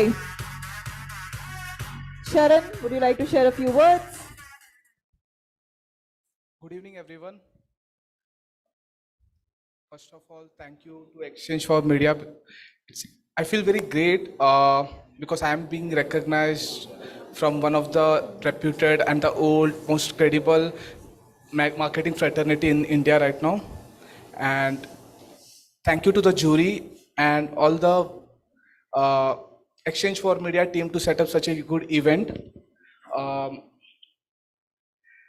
For my success, I would like to speak about my parents because those are the they are the pillars who has been always been supportive and always being believing in me, because being an engineer to pursue a career in advertising and marketing, I have to pass on the it's a very difficult task to convince your parents, but they've been very much easy for me. So parents is very much strength. It's a strength for me.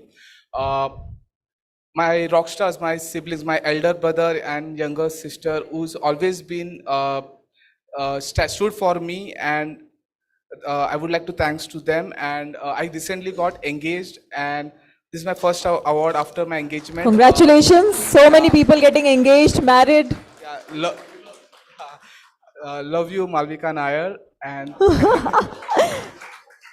The live is going. for improving me and believing in me, and so a lot to speak, but I think I will cut down here. Thank you. Congratulations, Sharan. Boss की तारीफ नहीं किया I think I have to do this because promotion बनता है अभी, I think. No, but I think I need to mention special mention to Akash Jain, Vijay Sharma, Govind Bansal, and Flipkart marketing team to always being there with me and backing up. Thank you. But I just want to say You brought your parents, so you'll celebrate. For those whose parents or family are not there, go out, take them out for a meal, celebrate it with them. They will feel Absolutely. happy, you will feel happy. Will you do Absolutely. that? The ones whose families are not there, whenever it's 1 week later, 10 days later, whenever you and them can be together. Because, they look forward to all this. Absolutely. Very, very well said. I would now like to thank Mr. Ishwinder Singh. You can relax and have some snacks. I would like to invite Mr. Himanshu Nagrecha, Vice President India Traffic Guard, to please join Mr. Anurag Batra and Mr. Naval on the stage. Please welcome him with a round of applause again. Thank you. All right, so the last set of winners are left. The next winner on the list is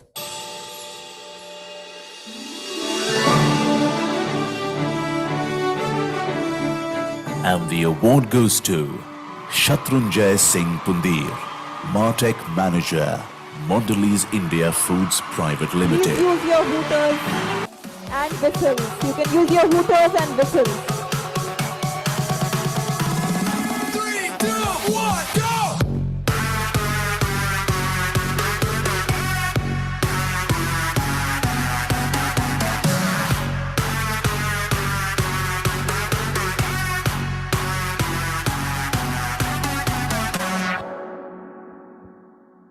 Congratulations, Shatrunjay. Yes, you can give him a round of applause. Yes, Shatrunjay Singh Pundir. Please share a few words. Hello, good evening, everyone. This feels good to get this award. So actually, I did my MBA in supply chain management, and 3 years back, 4 years back, I never thought that I would be getting an award in marketing. So I would like to thank Exchange for Media and my organization for giving me the opportunity to work as Martech manager. And I would also like to thank my parents and also my school teachers and my professors who have guided me throughout my educational journey and in my professional career also. And I would like to end with one small quote that not all of us can do great things, but all of us can do small things with great love. Thank you. Beautifully said. Thank you, Shatrunjay. Thank you. You can use your hooters and whistles kept on your tables, please. Thank you. Come ho gayi energy. The snacks are being served and you can, raise up your energies. All right, the next award goes to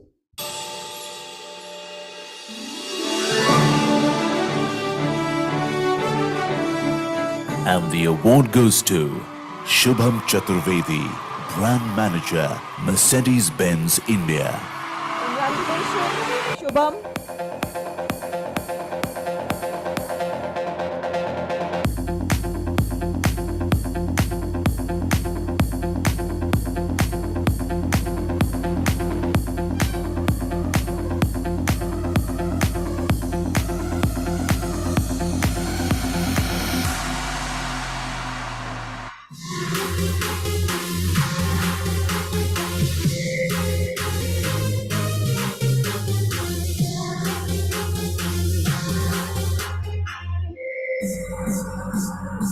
Let's congratulate Shubham with a huge round of applause, please, and whistles and hoots. Please share a few words. No, great. I guess it's a fantastic evening. As Mr. Batra said previously, marketing is about pull. When I started my career, never thought that attention seeking could be such a lucrative career. But thank you, E4M, for reinforcing that fact and plus giving us this opportunity. All the young budding marketeers here who are present here, I think it's a wonderful opportunity for us as well. Huge gratitude towards my parents, towards the leaders that I have worked with, towards my team colleagues who have always pushed me, and of course the Mycon community. I saw a lot of Mycons present here as well. So thank you so much for always being supportive and pushing me. Thanks, guys. Thanks.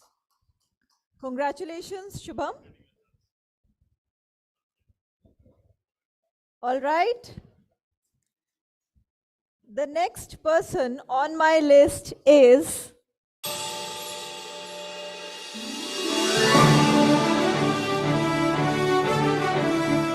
And the award goes to Siddhant Vora, Brand Lead, Ampere, Greaves Electric Mobility.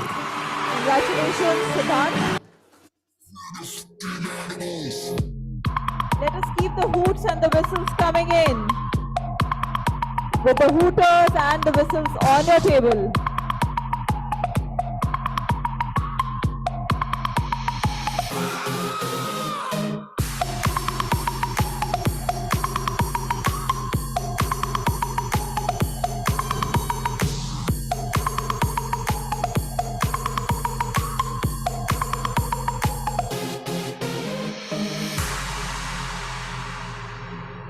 Congratulations, Siddhant. Please share a few words.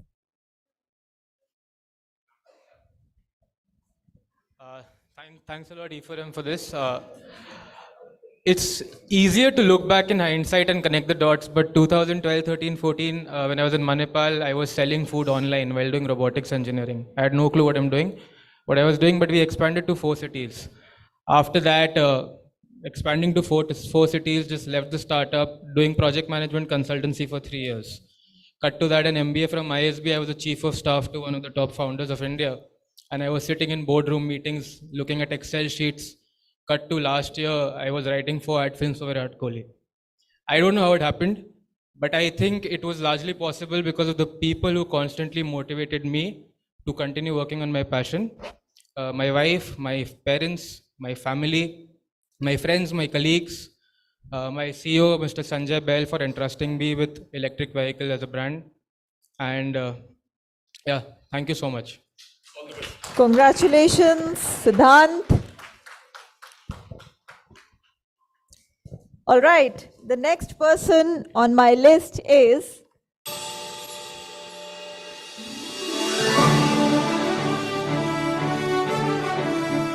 And the award goes to Syed Rizvi, Brand Manager, Oreo, Mondelez India Foods Private Limited.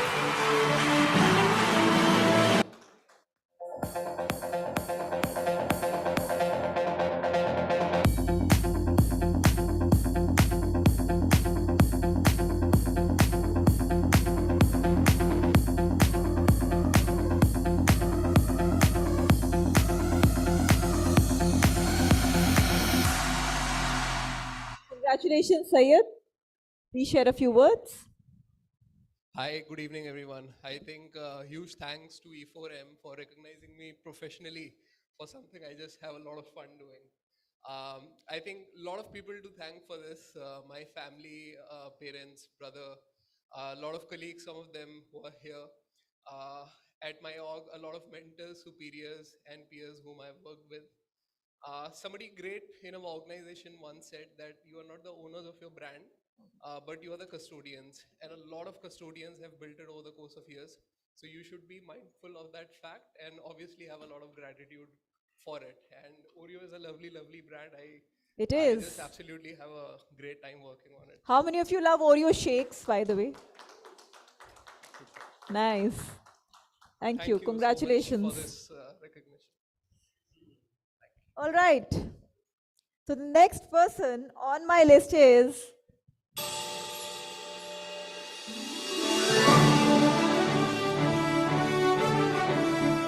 And the award goes to Ujjwal Dua, Brand Lead Campa, Reliance Consumer Products Limited.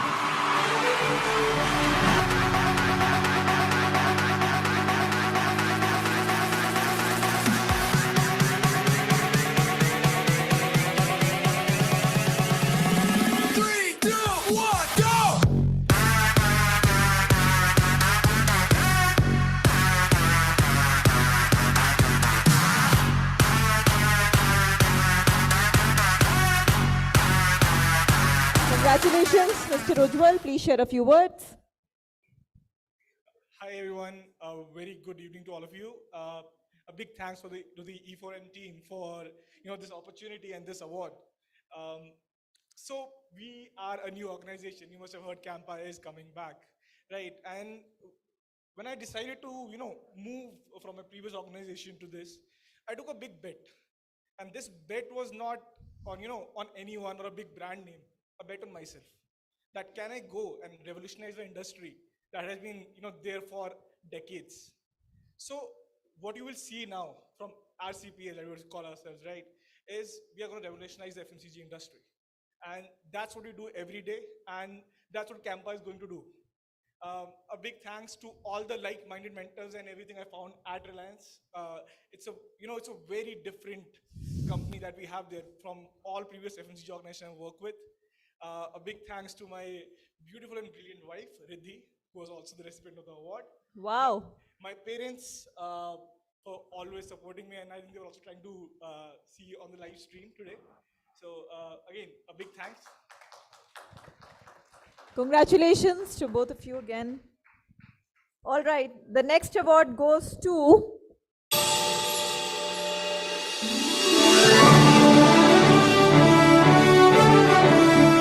And the award goes to Yogesh Manik Apte, Digital Marketing Lead, DSP Asset Management.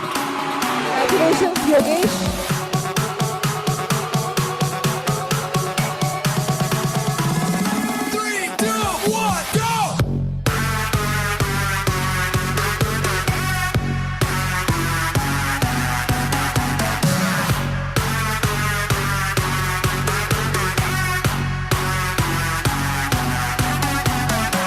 Please share a few words, Yogesh.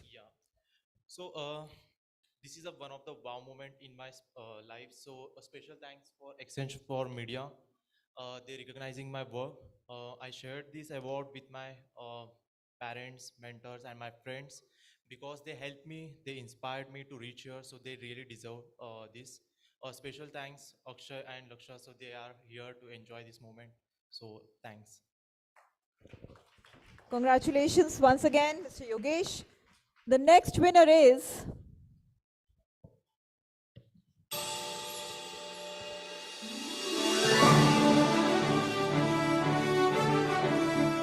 And the award goes to Zehan Arif, Brand Manager, Sunfeast Yippee Noodles, ITC Limited, Foods Business Division. a huge round of applause for Zehan.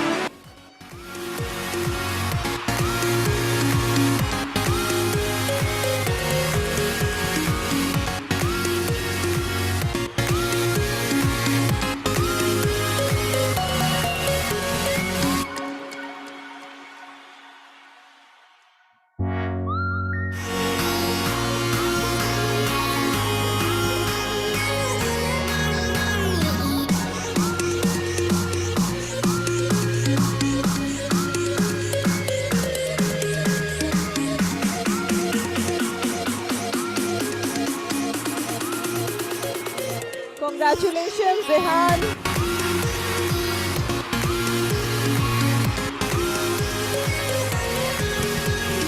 Please share a few words.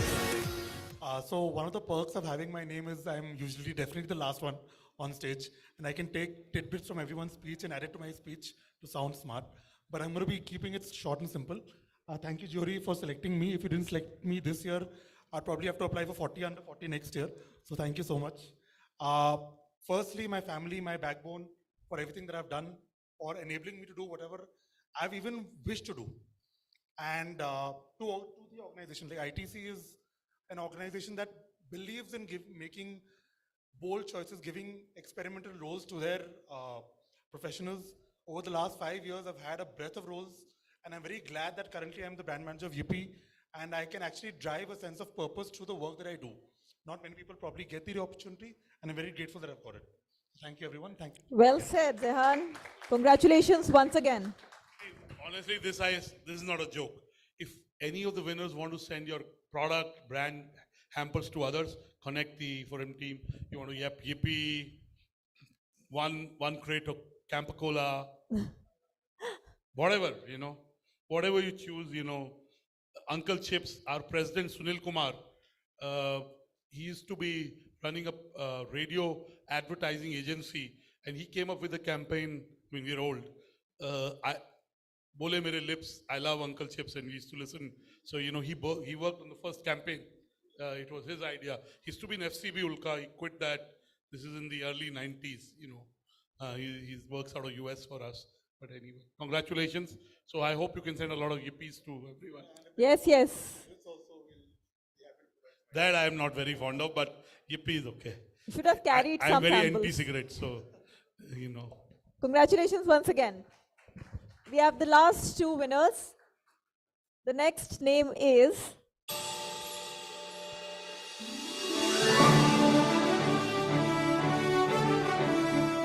And the award goes to Ishita Shukla, Deputy Manager Marketing, Titan Company Limited. Congratulations, Ishita. Congratulations.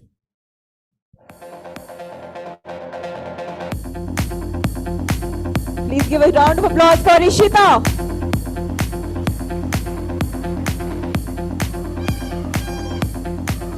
And you can hoot and whistle too.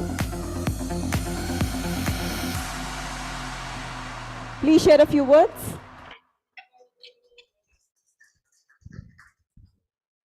So, first of all, thank you so much. The alphabets didn't end at Z here, and we have another person from my own team, from Tanishq, who's going to come next. I feel as marketers and like everybody's spoken, there are so many people that we have to thank on the way to, actualize the vision that we have. So the team members that I've worked with in my previous organization and in this organization, the partners that we work with. Moving to, personally for myself, I think I've had the privilege to had managers who've turned mentors in both my previous organization at Leo Burnett and now at Tanishq.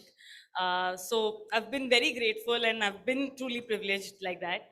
And last but not the least, my family, that's just been my backbone throughout. And, my mom, my sisters, my uncle, they're the reason I'm here today. And my partner, who's been watching this live for the last 1 hour waiting for my name. So yeah, that's about it. Congratulations, Ishita. And the last but the not least name on the list is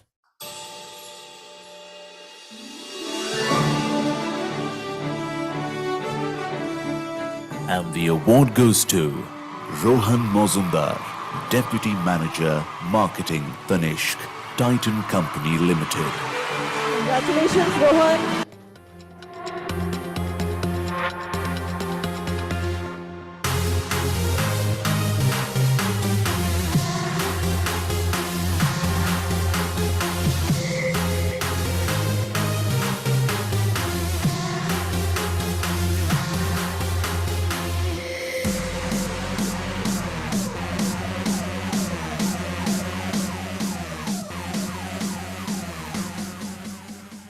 Congratulations. Please share a few words. Rohan. Good evening, everyone. First of all, thanks to Exchange for Media for providing, this platform for young leaders.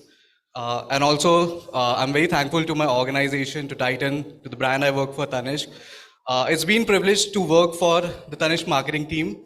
And also, it's been a privilege in ensuring how we make Tanishq the must-have for every Indian woman. So, thank you. Congratulations, Rohan. And please stay here on the stage. You can please, Rohan, I would request you to be here on the stage. I thank you, Mr. Himanshu. You can relax on the seat. I would now like to invite all the winners of today on the stage for a group picture, please. And we can have a round of applause for all the winners of today, of the class of 2023 on the stage. Yes, you can maybe bring your awards together. Bring your awards together with you. We'll have a group picture.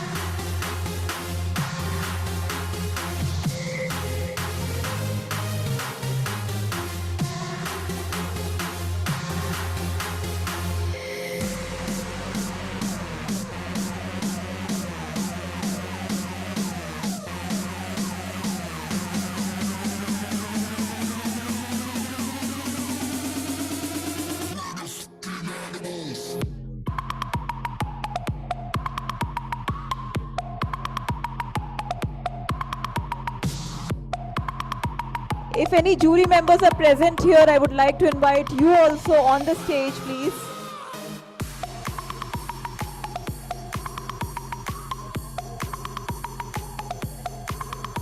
Would like to invite Vivek sir and Rajiv sir also on the stage. Mr. Vivek and Mr. Rajiv on the stage along with the group.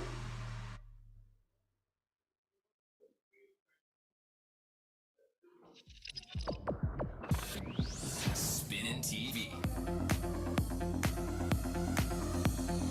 Mr. Sameer Sethi, you can join in the photo.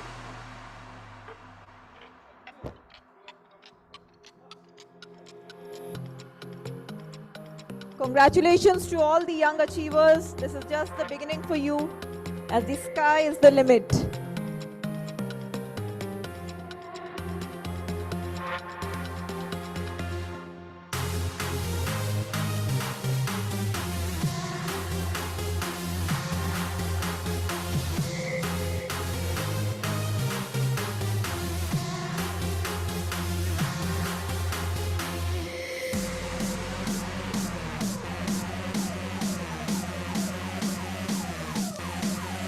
Congratulations to all of you once again.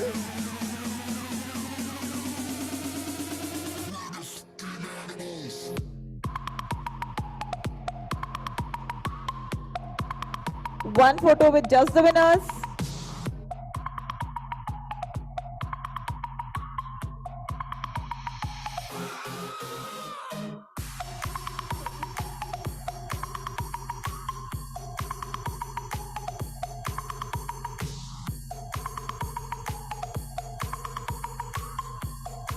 Now I would like to invite, thank you all of you, all the winners, and congratulations once again. Now I would like to invite the team of E4M Group, Exchange for Media Group, to come on the stage for a group picture. The team of Exchange for Media Group for a group picture on the stage. Welcoming the team of Exchange for Media Group on the stage for a group picture.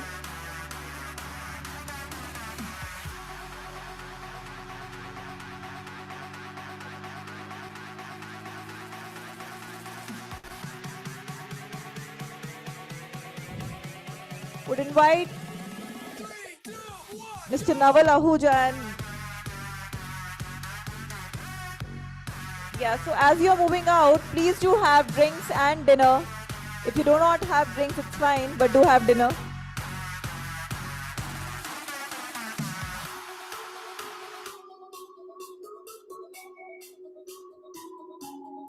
Would like to invite the whole team of E4M's group, Media Group, Exchange for Media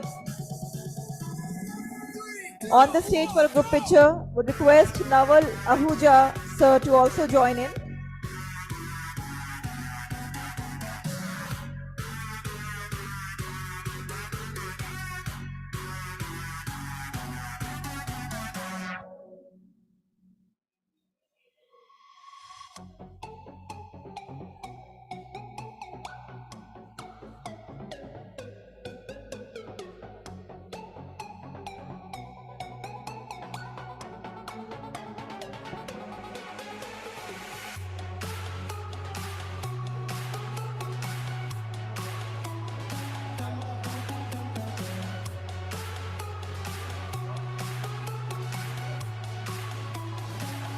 Thank you once again, all of you, for joining us and making the third edition of the Pitch Marketing 30 Under 30 Awards a huge success.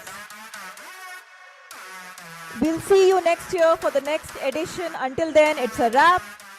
Thank you for being such a lovely, lovely audience. Do not forget to hashtag us at hashtag Pitch Marketing 30 Under 30. This is Kritika Krishna signing off. Hope you have a great evening.